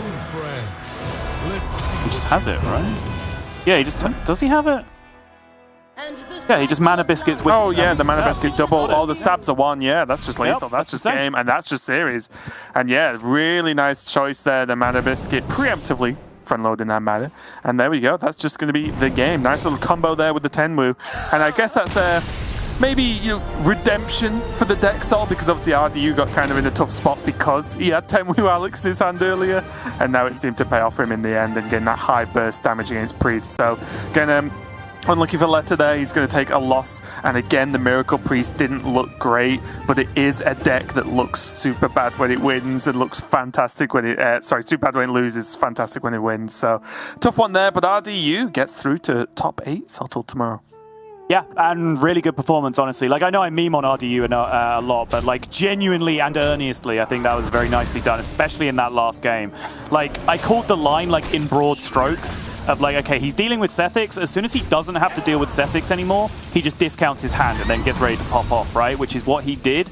But describing that in broad strokes versus the actual mechanics of what he had to do on that turn, and then weaving in the Mana Biscuit and the Yoink and getting everything to go off perfectly to set up for that OTK on the following turn, was just beautifully engineered from RDU. Super clean game of Hearthstone. And a great advert, really, for that build of the deck, because he was able to just cycle the whole way through his deck and set up an OTK. Genuinely while dealing with Sethic Veil Weavers every single turn of the game, right? Like, it's not like he wasn't presented problems from the other side. He very much was, but RDU was absolutely able to put it together, and I think is deserving of his spot now on Saturday. Yeah, I think it was really good as well because it showed a reasonable amount of, I guess, discipline, because I think a lot of the time, myself definitely included here, that I would always want to try and save Shadow Steps for like the massive combos you can do. But RDU used Shadow Steps when relevant, and they actually paid off because he got a lot of use out of that Golem, for example. So really well played. I completely agree with you, Sottle. And wow, that's the 2 out of Group D is Yarla and RDU. So a pretty scary group there. And both these players are going to be playing tomorrow, of course, in the top 8 along with everyone else. So again, I think we're going to end up saying this every week, Subtle, but honestly, just based off like historic performance, we keep getting these very strong top 8s, and honestly, some of, I guess, the players that aren't as proven are the players that are kind of falling by the wayside a little bit here.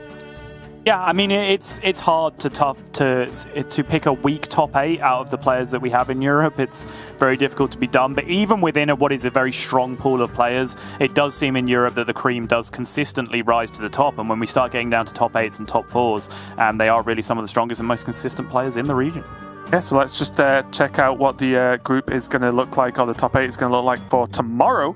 And we are going to have Tice versus Viper. So guess who we're not going to have in the finals against, Sottle? Both of these players.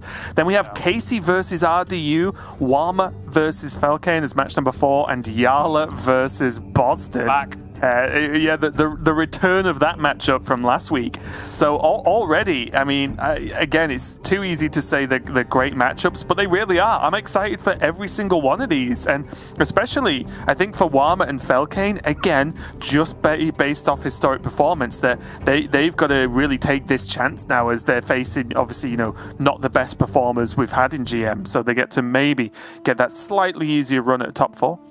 Such a great top 8, honestly. There's like an interesting story behind each of those matchups. Obviously, Tyson Viper was our final from last week, which is obviously fantastic. Falcane and Varma, 2 of the French representatives, but I believe 2 of the French representatives that don't practice together. I believe Falcane, Blaise, and Zim practice together, and the other French players are separate. Apologies if my information is incorrect on that. And then outside of that, Yala versus Boston, another rematch from what we saw beforehand. And then RDU versus Casey might be the memeiest match we've ever seen, because Casey loves memeing on RDU, perhaps even more than I do. Those two are good friends and practice partners as well, so I think we could see some sparks fly in that one, absolutely. So make sure you are tuning in tomorrow, because that is a premium looking top 8. Yeah, it's going to be super hyped tomorrow, and then of course on Sunday we'll have our top 4 with our 3 matches to decide who this week's winner is going to be in the European Grandmasters. But that is going to be us done for the day. So thanks a lot for watching. Make sure to stay tuned and stick around, as shortly the America's Grandmasters are going to be starting, I believe, with Lorinda and TJ kicking off this week once again. So make sure you stick around for that, for some more America's Hearthstone there. But for now, we are done. Thanks a lot for watching, and we'll see you tomorrow.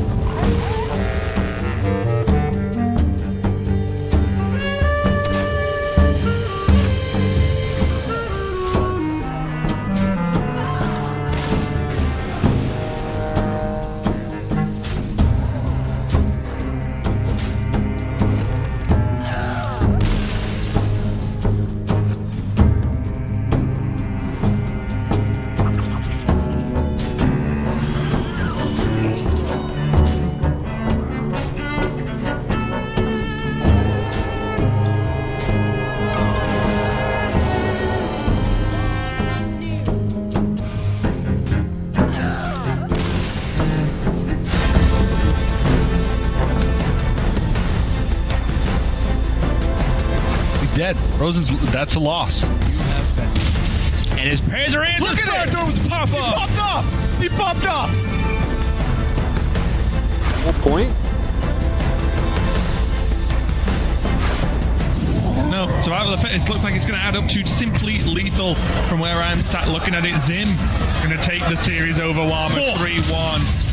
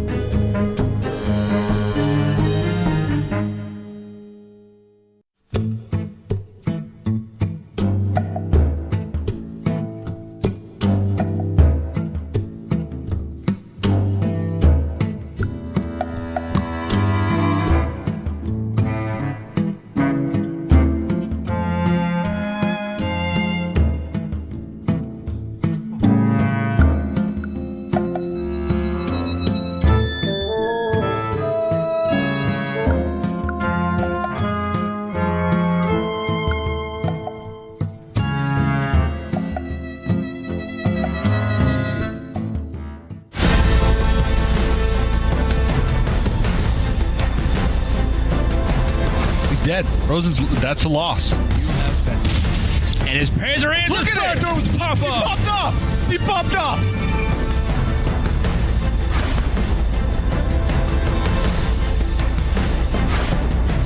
No, survival of the fittest looks like it's going to add up to simply lethal from where I'm sat looking at it. Zim going to take the series over Warmer 3-1.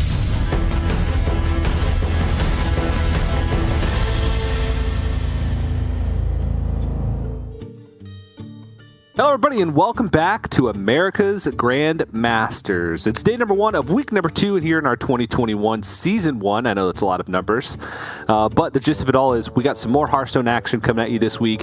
I'm TJ, joined by my special guest star, Neil Lorinda Bond, who's going to be joining me for the first day of this week. Neil, how you doing today, man? I'm doing great. Looking forward to another week of some really exciting America's action. I loved last week and can't wait to get into it this week to see what craziness these people have brought in this one-day meta. Yeah, honestly, it's been pretty crazy. They had to submit with not very much preparation, so the decks you see now may not be the decks that are representative on ladder because the players didn't have much time. But we'll dive into that once we start getting into the matches. But let's take a step back and kind of talk about what these players are playing for. Obviously, we're going to be doing this over the next 8 weeks, and this is just a weekly prize pool, Neil, with $3,000 for first place up for grabs. Yeah, and that bears out sort of some repeating that it is only for this week. There's a lot more money on the line than this if you get onto the World Championships. You rack up these points each week for your positions, and then we'll have some playoffs, and the winner of the playoffs will be going to the World Championships, and that's where the money, as if $3,000 a week isn't pretty serious, that's where the money gets really, really serious. Yeah, and the points, we're going to qualify players to playoffs, and I think you gave me the stat right before we went on, but after this week, everybody's going to have a point. Mm-hmm. Once the week completes, that is, everyone in Americas will have a point. So that's nice. We're sharing the wealth, which is always a good thing. But let's go ahead and talk about the format for this week. This is our second week of Conquest. Conquest is a 4-deck format where each player brings 4 unique classes. They ban one before the match begins from their opponent, and then they play a best of 5 where they have to win with each of their decks once. So what we broadcast last week, it's what we've been broadcasting for years and years and years. If you've watched competitive Hearthstone, you've probably watched Conquest. You're not going to have to watch it every single week if it's not your thing. We are going to mix it up as the season goes on. Each week is going to have a rotating format. We have 2 weeks Conquest, then 2 weeks of Specialist, then 2 weeks of Last Hero, and then we go back to 2 weeks of Conquest, because it is, like you say, the standard format that people expect to play in tournaments. But it's nice to mix it up, keep these players on their toes from week to week. That's right, and let's go ahead and take a look at where these players stand after week 1. Keep in mind, these standings do not show the standings so far for this week. So this was after week 1. We saw No Hands Gamer take first place. He won the week in week number 1 with Dreadeye taking that runner-up position. That was a very cool final to watch last week. If you didn't get a chance to see it, I recommend going back and watching it and seeing all the unnerfed glory of Paladin and Mage. And then we have a lot of players floating in the middle, and one of the things that's cool is that those 3 players down at the bottom of the standings, Impact, Nalgidan, Rami, all will be earning points, and 2 of them are already in that top 8. So really cool to see that some of the players that had weak 1s are actually coming back strong for week 2. Yeah, and it's nice for the player as well, especially some of the ones who are like newly promoted or only been here for maybe a season. You've got 7 weeks, that's quite a long time, but if you don't score any points in the first 2 weeks, I know you start hearing that clock ticking a little bit. It's like, oh, I've got to catch up. Somebody's going to have 8 or 9 points at the end of this week. You really don't want to be too far behind. So everybody should be at least settled down a little bit by the end of this week. Yep, that's right. And today we're going to be broadcasting the decider matches for each of the groups. So let's go ahead and look through those groups to see what matches we're going to be seeing today and the players that qualified through to the top 8. Nalgidan ended up winning Group A, as I mentioned earlier, and he'll be joined by either Language Hacker or Tincho, who will be our first match of the day. Both players making their second appearance in these decider matches that we've seen so far. Yep, both players doing okay last week. Like you say, they got that 1 point. Language Hacker actually got through it last week, and he nearly went on to do more, but some things happened, and he didn't go on and do more. But He's already got the 2 points. See if he can get a couple more to add to that. He'll be in a really nice position going forward. And Tincho again settling down. Bit unfortunate for him. He keeps getting his LATAM counterparts in all of his groups, I think. So he'll just want to get through there, and we get another look at him. Yep, I'm excited to see him play today, but let's go ahead and take a look at Group B, see how that group shook out. Luna, once again, a top 8 appearance. Fantastic performances, continuing her consistency over the course of Grandmasters. And she'll be joined by Impact or Frozen, who have made into that decider match. Frozen made it to the spot last week, whereas Impact got the big old goose egg, the 0 points last week. So he's looking to make a big splash. One of the new Grandmasters, and I know very a jovial, vocal guy, and has been in the Hearthstone scene since the very beginning. So looking forward to that match, which will, I believe, happen second of the day for the Group B decider. Yep, Impact, absolutely a player to look forward to seeing. I think pretty much everybody who watches him for the first time will form an opinion and carry that opinion going forwards. I'm a big Impact fan, and see how he does, but he does like to bring his own stuff. He's not been too crazy so far, but at some point he will go off the rails and bring a bunch of garbage to one of the weeks. I'm looking forward to it because that's what I live for when it comes to competitive Hearthstone. Bunch of garbage decks. Muzzy was the champion of Group C. We'll see him in the top 8 tomorrow, and he'll be joined by a finals rematch with Dreadeye versus No Hands Gamer. No Hands Gamer got the best of Dreadeye in week number 1 in the finals to become the champion of week number 1. And now they get to fight again to see who's going to move out of this group into the quarterfinals. And it's actually a rematch because Dreadeye did beat No Hands earlier in the group, as you see on the left there. So this is kind of the decider spot, and it's only week number 2. But this is one that matters. If they win today, go on to add to those massive point totals they got last week. And the loser, not such a great week. Maybe they'll fall back into the pack. But yeah, winning that one will be huge for the winner. Yeah, and we'll see if No Hands can make a comeback. I think No Hands has been innovating on ladder over the past couple days. If he had like one more day, he might have had the best lineup in the field, I would guess. But moving on to the 4th and final group, Group D, Rami coming out on top of that group. 0 points last week, so nice for him to secure that top 8. And we'll be watching Eddie versus Monsanto, 2 of America's greats, fighting out to see who's going to move on to day 2. Yeah, absolutely looking forward to that one. That will be the last match of the day, and I can't wait to see that one. I think that will be the best match of the day. Just 2 players been around forever. I mean, Eddie's not been around forever, but he's been around a long time now. Both had their fair share of victories, and both genuine World Championship contenders.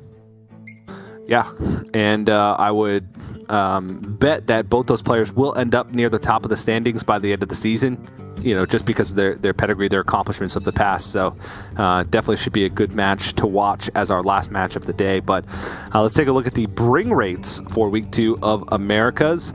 A lot has changed. Token Druid is on top, at least for specific archetype representation. Not so much for deck, since that is the only Druid deck being brought, I believe, but closely being followed by Miracle Rogue and Face Hunter. So you can tell just by the top 5 decks here that we have a lot faster of a meta, at least in terms of aggression, moving forward here into week 2. Yeah, and that makes sense to me. If you've got a day to react to nerfs and say, okay, what's the best 4 decks right now? Go. It's going to take me 6 hours to understand the question.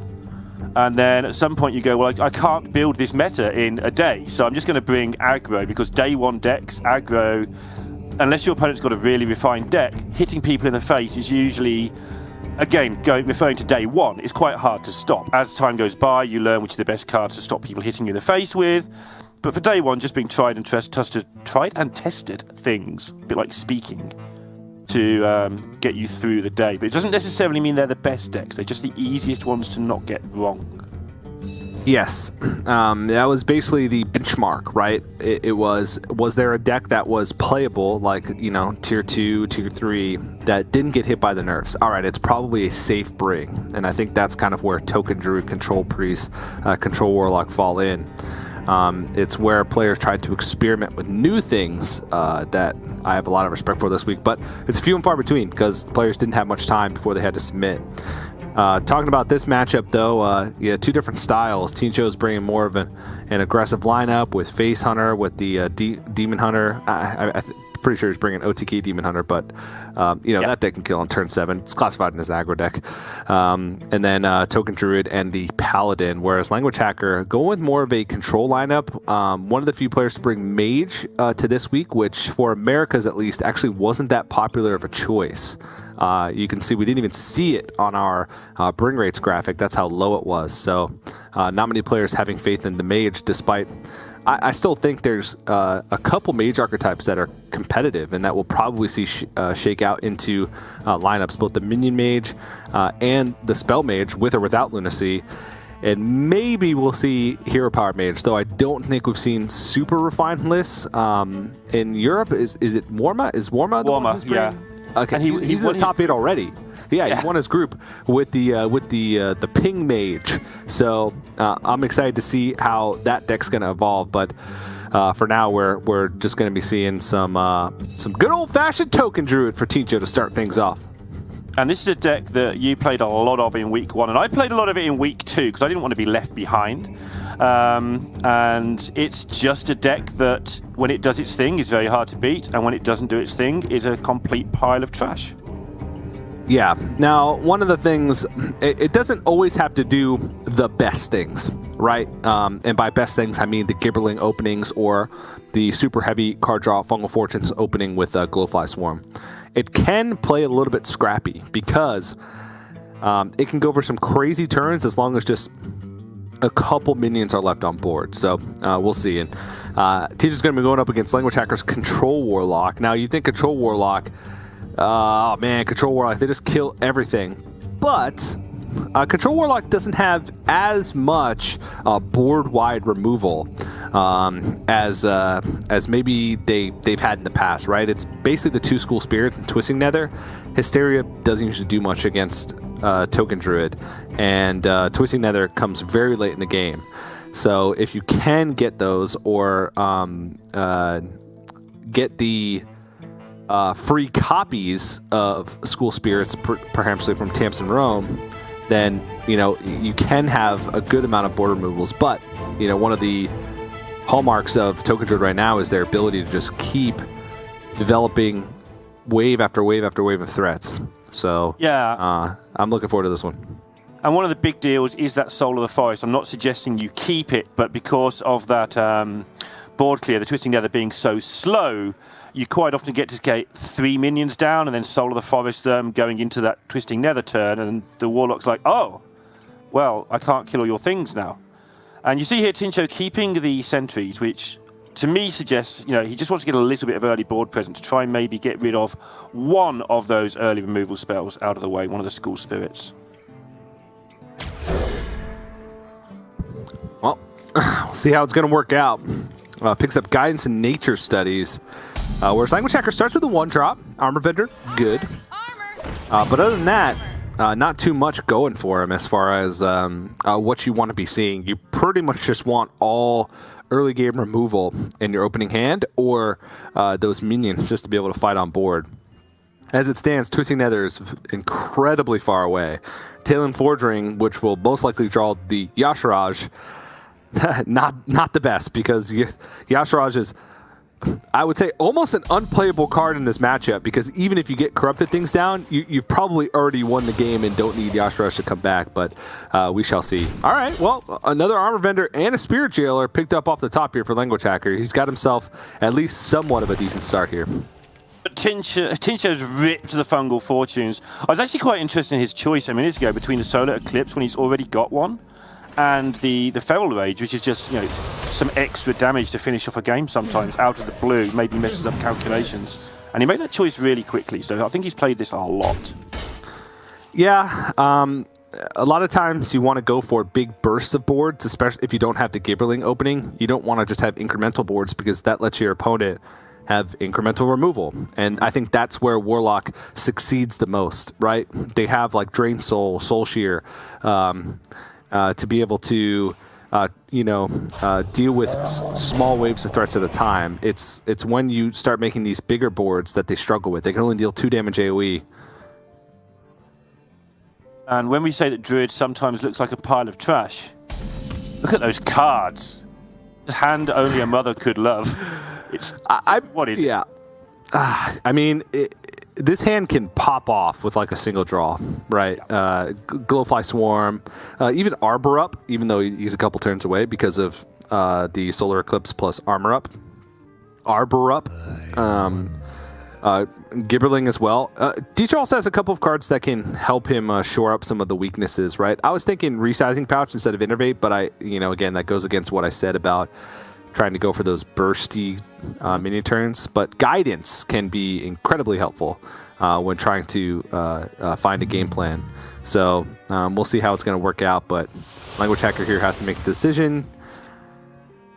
Goes for the life tap, and now it's Drain Soul or Armor Vendor. I always like minions first over spells, even though it's floating mana, if only because you want to be able to fight for board, whereas the spells can come out instantly. But Language Hacker, because of how expensive his hand is right now, I think he wants to go for more mana-efficient plays, so that way he can squeeze in a little bit more as the game progresses. Yeah, more innovates. See if you can get something off this Guidance before I go back to my thought there. Well, Runic Carvings is a card he can play.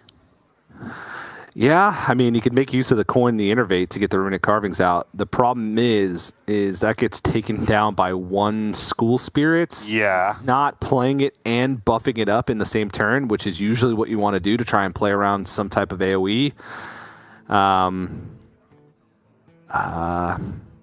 It's getting late. I wonder if you play this and then just trust your deck. There's a lot of outs in your deck. So you could play this now and then just trust your deck to give you a Gibberling or a Glowfly Swarm next turn, and just trust the deck because you're behind. You're a long way behind. I like the gamble here, to be honest.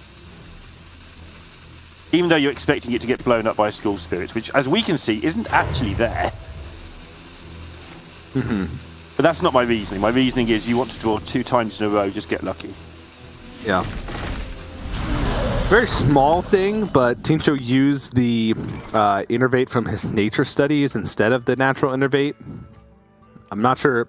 I don't think you need to reveal the Nature Studies card yet, just to try and put a little bit of fear in Language Hacker, but it's such a small difference. It really doesn't matter, but well, it matters because he was trying not to do that because he used the coin as the other one. So if he didn't care at all, he'd have just used both Innovates at random. So he did care. He just didn't realise one was slightly more revealable than the other. Yeah. Good word. Oh, there you go. Trust the deck. Yeah. All right, so we're playing. The hard part here is the Ogremancer, right? This would be a sick turn if that was literally any other 5-drop in the game. Yeah, which is oddly enough why they put this one in the deck. Yeah. I guess. But this is going to be an insane turn. The double up on the Pride's Fury here, even with the 2/2 taunts, it really doesn't matter because this board is just honestly too big for Language Hacker to deal with. I can't think of a... okay, well, I mean, this is one of the only boards that Hysteria might do something against. But honestly, he needs to buy himself 2 turns, and I just don't think that this board's going to allow him 2 turns, even if Hysteria does some work here. Maybe like Shadowhunter Vol'jin and Armor Vendor? Nah, you have to clear as much of the stuff off as possible. Yeah, and he'll be terrified because what's Tincho's hand?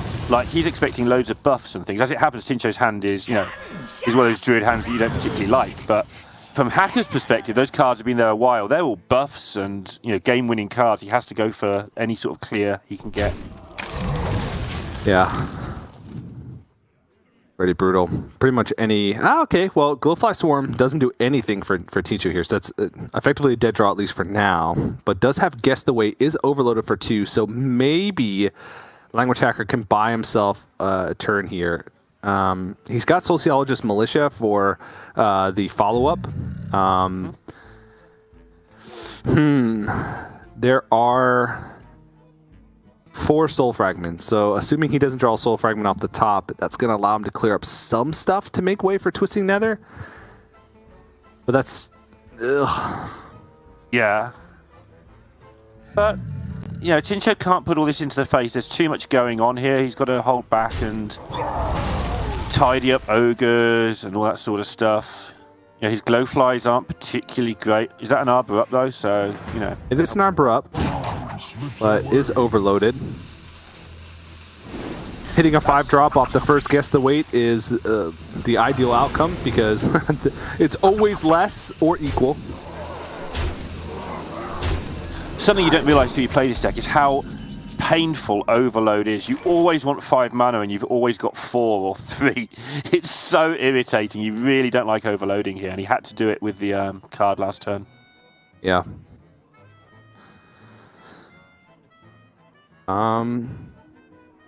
So 4 Soul Fragments. Nope, that doesn't take off any. School Spirits would leave 8 plus 5, 13. He can then Armor Vendor, and then, but there'd be 3 minions on board, so Arbor Up would be plus 7.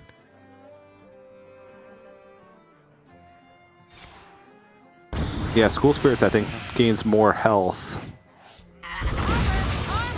And if he lives through this next turn, Twisting Nether does make it interesting, because then he does start putting down taunts and things. Yeah, that's dull. Yeah. I mean, Language Hacker made the play that let him survive a single Arbor Up, right? So that was Sociologist Militia on 7, 4 Soul Fragments. That's a good amount. Feels like that would be like the optimal play because you put the most board presence. It feels like it'd do more. But the School Spirits plus Armor Vendor was the best likelihood that he survived one more turn, right? Because Arbor Up is the card that your opponent's most likely to have. That's an actual buff, right? Since you already saw Power of the Wild, you already saw Pride's Fury. Arbor Up is the most likely. So I like the way Language Hacker played that. Just unfortunately needed one more turn, and that's what I was talking about. It's just hard to continuously board clear against Druid, because as long as they go for these bursty turns like the Prize Fury turn that we saw from Ticho, it's out of range of all of your removal. School Spirits does almost nothing against that type of board, so that's a tough one. Yeah, it was a good explanation as well of how your opening hand as Druid, yeah, you want it to be gibbling into things you can do, but you're not really in a hurry against most decks. You're not. You as long as you get something by sort of turn 4, turn 5, your sheer weight of numbers will make that thing you do pretty powerful most of the time. It wasn't even that powerful, but the follow-up was going to be. So he got that one done, but now he's onto this OTK Demon Hunter, a very big change of pace from what he was just doing. Yes. Now, it's a change of pace, but I feel like it also has like similar matchups to aggressive decks. That's why it's placed into aggressive lineups. Where you're beating these kind of slower control decks that give you time, whereas honestly that's where aggro decks where their strength is currently. So we'll see if Language Hacker can get the Warlock a point on the board. Double Ogremancer, that's a good start. Effectively, how you win this is by weird amounts of pressure with Ogremancer, just making it super awkward for the Demon Hunter, and Ticketus. Yeah, that's what I was going to ask you. Like, Ticketus, a lot of people think, oh no, I've lost 5 cards, I've lost the game, but normally those 5 cards don't matter. Just imagine they're coming from the bottom of the deck is how we always describe it. But in this Demon Hunter, they actually go through their whole deck a lot, right? So burning the stuff is super serious. Yeah, the hard part is actually corrupting Ticketus, because the OTK Demon Hunters can kill you like on 9, and if they have the time to set up their combo pieces in their hand before turn 9, then Ticketus earliest can come down is turn 8, right? Because you need to corrupt it with 7-cost card to minimum, and then play Ticketus on 8. So you need a lot of time, and the Ogremancer are there to buy you time because those are awkward for the OTK Demon Hunter to deal with. There's not very many clean ways to deal with Ogremancer, and even Ticketus has a failure rate. It's not like you play Ticketus and you win. If they really Il'gynoth is the only I win burn from Ticketus. Unless you're burning like multiples of Fellscream Blasts or Moargs or things like that. Because of the talented Arcanist, this deck does have redundancy now for how it can perform its combo. It has flexibility. You can spend a lot of combo pieces early on and still have the gas to be able to go for 30 plus damage. Yeah, and that's why it's such a popular deck with people who... It's a popular deck with people who like it. Great phrase, Neil. Great phrase. But it's a popular deck with people who really got into it. They feel that it can just get the job done anytime, any place. Because of that. And the Warlock in particular, it can't even make you use that redundancy a lot of the time. It's not going to put like a huge amount of pressure on you. You've got time as the Demon Hunter to establish your combo. Tons of it. But like you pointed out, the Ogremancer are just going to be a huge pain because it's going to shut down all the card draw. Starting next turn. Yep. And the hardest part about this deck when you're playing against a control deck that's not pressuring you is managing hand size. Because you are going to have to expend cards that you normally want to save to deal with aggression. You're going to have to find places to use them. And that can be a difficult task at times. Here, I think this is not a bad Immolation Aura plus Spectral Sight, though Immolation Aura is the one card that lets you deal with Ogremancers a little better because you can play spells to prepare and then Immolation Aura away the 2/2 taunts that come from it. So I'm curious, but I mean that Spectral Sight. What are you going to wait to see? Yeah. I think that it's just better to go for it now. Yeah, and it's easy for us to say. If you can see the hand, he absolutely wouldn't do this, of course, but getting the outcasts into the right place is always so huge in these decks. The outcast ability, yeah, look at that. That's going to be hard work to get that skull across. Here we go. Eat Tincho's face. Yeah, nod, so he's expecting it. That's why he thought so long. Just confirmed TJ's thoughts there.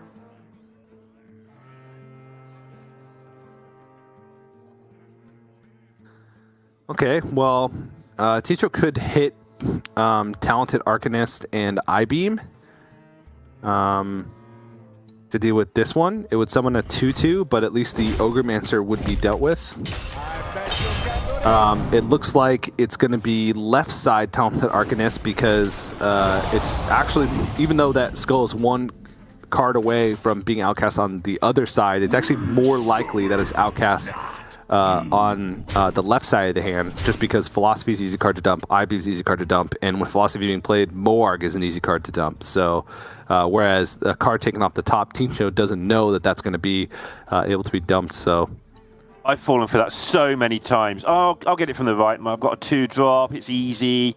And then you draw a 1. It's, yeah, I'm going to get my skull next turn. Then you draw a 5-drop, and you're like, oh, why? And then it just never gets cast, and I haven't moved my left, so it sticks in the middle of my hand, and it's just... Yeah, it goes horribly wrong. So I definitely approve of doing it this way. I don't think Tincho approves of seeing 2 Ogremancers in 2 turns, though. Yeah, this is going to get awkward because Tincho needs to get that skull, right? But in order to get to that skull, he's going to need to cast a lot of spells. Well, 2 spells, but... they're not great spells to dump on this board because he can't reach the Ogremancer, right? Because I-Beam will only deal 6. So even if he Philosophies, Moargs, I-Beams, that's still only 6 damage. That Ogremancer's still going to live. And he's not guaranteed to pick up that second Immolation Aura from the skull to try and sweep everything away. I always love, and this is not a criticism of his play at all. You reasoned out why he might do that last turn, how he did. But your actions in this game have consequences. That Immolation Aura that he deliberated over for so long, how much would he like to still have that now? But obviously he got positives out of it. He drew a lot of cards since then and advanced his game plan significantly. Yeah, he would have had to deal with it eventually, and then the second one would have come down, and he wouldn't have been able to deal with it. So he'd kind of be back in square one, honestly, it seems at this point. But it seemed like Ticho did want to go for the I-Beam last turn, but didn't get it off because he was torn. So he kind of threw out this Moarg for nothing. But honestly, that's a very difficult situation. I couldn't find a single play that bails him out of that, or at least like opens him up an out for an out. Getting the I-Beam off means that if he rips Immolation Aura off the top, he has an out, but that's a 1 in 18. That's very unlikely. He still has the ability to go I-Beam plus Skull next turn, so that is one benefit, but now Language Hacker gets essentially full initiative. It's just his hand is chock full of removal, and I think he needs some type of... Yeah, he'd love to have a 3-4 right now, just to put on the board and say, I'm a 3-4. Like, because he's not quite got enough pressure here, even with the Ogremaster. It's annoying, it's a lot of pressure, but it's not... He would love to have just a little bit more attack out there right now. Yeah. Because Tincho is basically being allowed to ignore this. Yep. But this will be a clear on the Ogremaster, I-Beam, Immolation Aura, and Aldraki Warblade. So that ended up working out incredibly well. Skull off the top into essentially the two cards exactly that deal with this board plus a second Ogremaster. So, it's only two. But it's the really only thing he can do. The bummer is Language Hacker doesn't have Ticketus in his hand. That would have been the perfect time to corrupt it. It's an empty board. He plays a 7-drop. That's actually decent. I at this point, I'm not sure if Language Hacker's got the gas to be able to get there before Tincho picks up this combo. And Language Hacker's been very vocal about the fact that this week his lineup was really unlucky. Like it would have beaten. I don't remember the exact numbers he gave, but out of his sort of 14 opponents, like he was favoured against 11 and not favoured against 3, and he's played 2 of the 3, something like that. So his reactions are just that frustration, sort of compounding. Oh, why has my opponent got Skull here? Why has this happened? Why has that happened? You can get into that mindset if you're not careful. Yeah. So Tincho looks stressed out here because he's incredibly worried about Ticketus. Okay. Because he has not drawn Il'gynoth yet. There's only 7 cards left in his deck. Ticketus is, if it was corrupted, would come down, would be very likely to hit the Il'gynoth. Because Tincho, he's an Il'gynoth away from winning the game. He's got Talented Arcanist, Moarg, double Fellscream Blast in hand. All of it's reduced. I mean, he could do the combo with almost no mana. And look at Tincho. He thinks it's coming. It's not, buddy. You're okay. You can relax. And this is something actually I think that Tincho has to get over at some point. And while he's still new, he's not going to. This has been an aspect of his play, not just in this week's Grandmasters or last week's, but as long as I've seen Tincho, he gets a little bit invested, which is good. But I hope it doesn't affect his play. When he settles down and realizes he belongs in his company, I think he'll be a little bit more calm. Yeah, agreed. And that's game. Right? Hold on. Let's do the math. So 1 Moarg. He can actually do 2 Moargs, right? Because he can Philosophy, that's 1 mana. Raging Fellscreaming, that's 2 mana. 1 Moarg is free. 2 Moargs is 4 mana. Oh, no, he can't. Oh, yeah. And then Talented Arcanist. No, he can't quite do.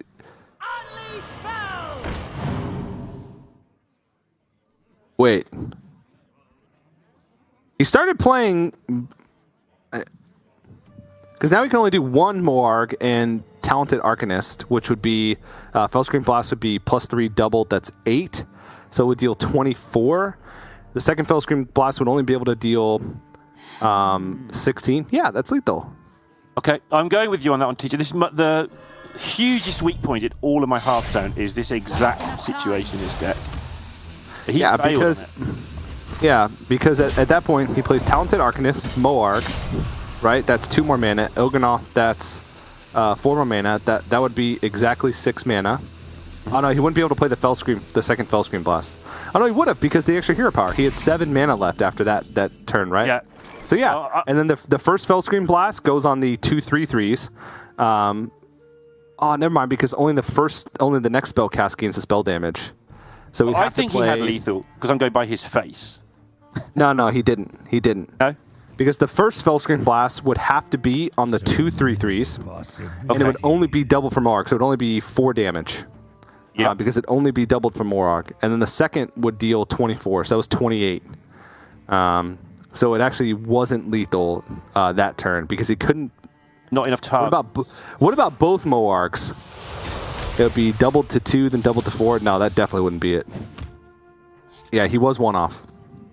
Or not 1 off. He was 1 mana off. Yeah. Or 2 mana off. 1 reduction off. So good for him for not trying to go for it because I might have just gone for it and not gotten lethal because it was. Because you'd be like, I think this is short.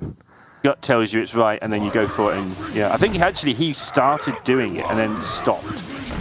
Yeah. I think he had the same gut instinct that you had, which was this is lethal. Yeah. Oh, this is incredibly lethal. How lethal is this? Have a look. That's very lethal indeed. Yep. So nicely done. 2-0. Yeah, and that's expected, right? There are very small windows for Language Hacker to win. He basically has to ride Ogremancers into the sunset for pressure, or he has to corrupt Ticketus and hit enough combo pieces in order to not allow Tincho to get there. So wasn't able to get it. Now, that game could have been different if that skull hadn't come off the top for Tincho that let him deal with the Ogremancer, because the Ogremancer really does stack up its pressure. With the first Immolation Ore, if the second Immolation Ore was tucked in the bottom of his deck, then he could have just lost the game from being beat up by 2/2s, which was quite big. And you saw he was praying that Ticketus wasn't in hand because the Sociologist Militia would have corrupted it, and he's still at Il'gynoth in deck with only 7 cards. So it's very likely to burn Il'gynoth if it was there. So a pretty rough game again for Language Hacker, who was that close, right? That close to winning the game, but just wasn't able to get there. I felt like that was the entire story for his Control Warlock last week, and it looks like it could be the story for his Control Warlock this week. Though Aggro Paladin is a better matchup. Hysteria is easier to use. The AoE and incremental removal that Control Warlock has at disposal, easier to actually play against the aggressive Paladin. The tough part is playing around secrets. Sword of the Fallen comes out early. There's a lot of work that you have to do to keep testing for Oh My Yogg and trying to maximize your odds. Because if you leave one board up, Conviction, right? Conviction can do some work. Conviction is absolutely stupid. It's the reason that a lot of people this week have just chosen to switch this more aggressive Paladin, because it's very hard to play. I have 2 minions, give them +6 total, but like really badly. You might not play them totally optimally, but that's just a lot of damage for 1 mana. It's a future nerf contender in my book. And I think Kazakus is really, really good in this version. Obviously, we had all the Kazakus discussions about the different version where you're reducing costs all the time. But in this version where you're just playing things on curve, Kazakus is pretty silly. Yes, it is. A lot of cool things that you can do with Kazakus as well, especially against Control Warlock. Stealth goes up in value, so Hysteria can't be used, or at least can't be used easily. Double Sword of the Fallen in the opening hand, though Sword of the Fallen's not nearly as good when you don't have minions to kind of back it up, right? It's best paired. Oh, okay, there we go. Crossroads Gossiper, that's the one. That's the payoff card for the secrets right there. Yeah, that card, is it 6/5? I mean, it can be bigger, but 6/5 is what you're expecting to get from it, right? It's for 3 mana. That's not a bad card, you would say.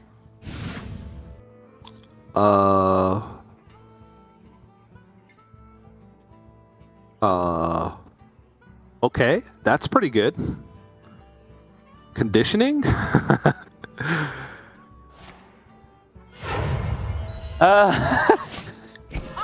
What's he going to do? Fight? Fight on board? It's a 2/4. He's got a Lucky Soul Hoarder that's a 4/5. That's a 3-mana Yeti in his hand. That's sick. Wow. Oh My Yog is actually incredible. I think in a year's time, we're going to know a lot of these interactions like inside out. For now, a lot of them are still surprises to me on the 0, 1, and 2 manas. But there will come a point where I think most of us will know what risks they're taking exactly with Yogg. And I'm sure people like Hacker already do. Yeah. All right. With the Oh My Yogg now pulled out from his deck, I think he's going to want to swing at first to decide what his play is going to be. Pulls Avenge. So Crossroads Gusper. That makes sense because it can't be killed on board. And I don't know how aggressively Language Hacker wants to play into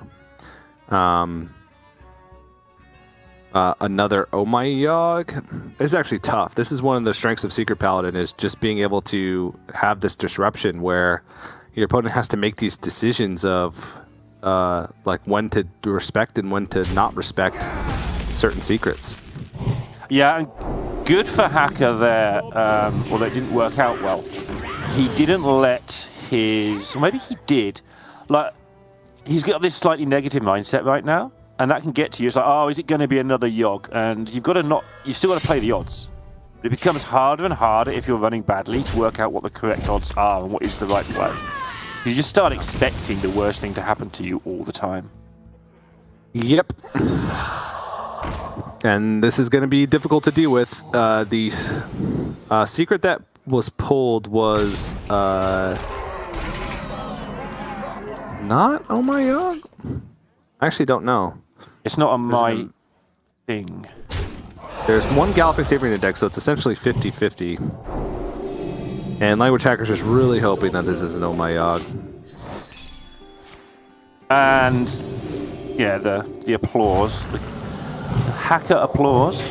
Is he going to buff? Oh, he buffs his own minion. That's nice. How do you like 16, TJ? Well, now at least Language Hacker knows that that's not an Oh My Yogg. You know the part where I said this sometimes gets bigger than 6/5, but not that much bigger? I feel like I might have lied. 16-13? Wow. I honestly just feel incredibly bad for Language Hacker right now. That is brutal. Double Sword of Fallen, Oh My Yogg pulled out right in the times when he didn't really have anything to try and play around it with. At the time of the second of the cascading. That being said, Cascading Disaster played. It was a 50-50 whether it was the second Oh My Yogg or Galloping Savior, and it just was Oh My Yogg. Yeah. If he had been able to hit that, if it wasn't Oh My Yogg and it was Galloping Savior, it's probably a good chance that Language Hacker comes on top of that game because he had room to follow up. He would have had a big minion on board. Even then, right, that last hit there, if he had hit the left minion, at least there would have been a chance for him to win the game. So just kind of a rough series once again for Language Hacker. I feel like 2 weeks in a row, it's been that Warlock just not hitting like the right end of the deck or getting slightly unfortunate. But good on Tincho, right? The aggressive lineups are coming out on top in I would say all regions, mostly Europe and Americas, because those are the regions where we're seeing like the huge difference of control decks versus aggro decks. But a solid lineup, and I like the way he played that. Yep, he did the job, and you can see what it means to him just to get through this one. I think that might settle him down for the whole of the season now. Just a quick one. Language Hacker's Warlock went 1 win and 8 losses this week. So you can see why he didn't want this group of players. Like that's not just a bit of bad luck. You go 1 and 8, you're in the wrong group, you've got the wrong opponents, you've got the wrong meta call. Although, he says he's got the right meta call and just got unlucky who he drew. Yeah, and you know he probably knows that it just was rough the way it was losing, right? But maybe that's just how the deck loses. You know, at a certain point, if a deck keeps having those games where it's one turn off from like turning the game around, is that just a string of bad draws, or is that just how the deck operates? And I'm starting to lean more towards that's just how the deck operates, especially after hearing the win rate of Language Hacker's Warlock overall. He's only winning one game. That was just the game he needed to win for the one series that he won. Right. That's brutal. That's incredibly brutal. So Language Hacker will have to fight again next week. Try his hand at Specialist once again as we move to Specialist for week number 3. But Ticho will be seeing him tomorrow in the top 8. But that's our first match done and dusted. So we're going to go to a quick break. But when we come back, more decider matches here for day 1 of week number 2 at America's Grandmasters. Don't go anywhere.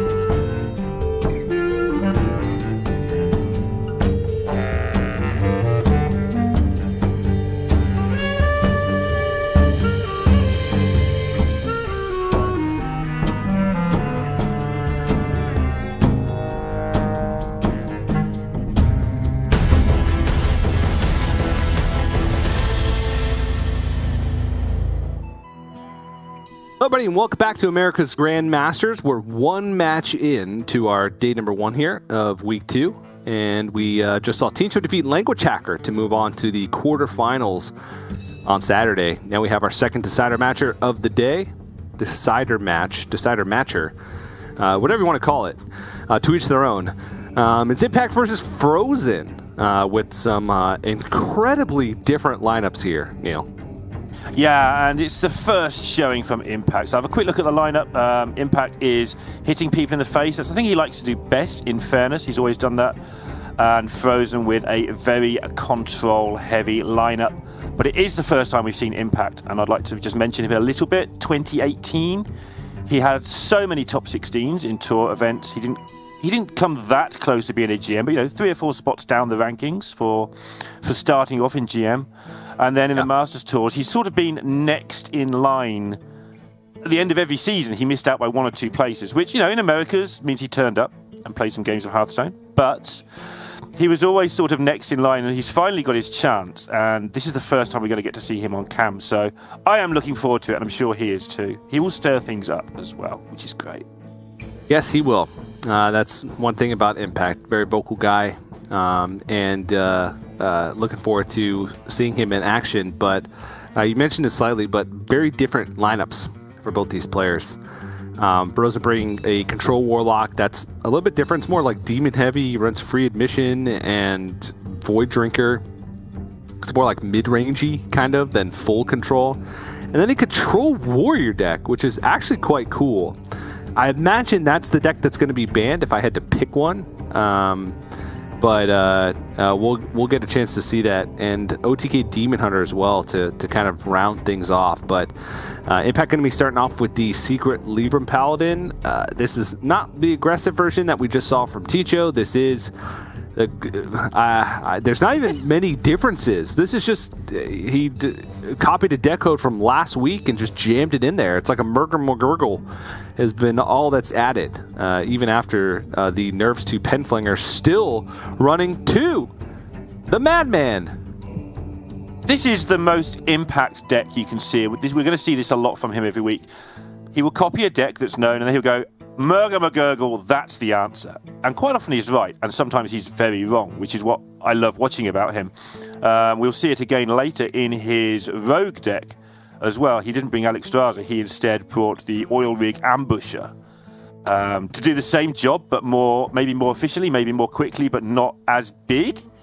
And that's how he does it. He just goes, right, this deck is wrong. Why is it wrong? I know, in my opinion, this is wrong. Cross it out, bring Murga McGurgle.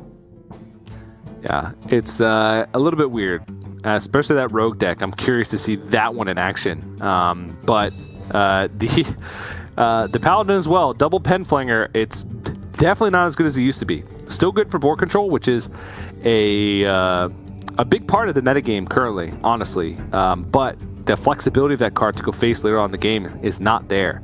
So it loses a lot of its oomph when we're talking about those situations where you're running out of resources and just trying to push through those last bits of damage.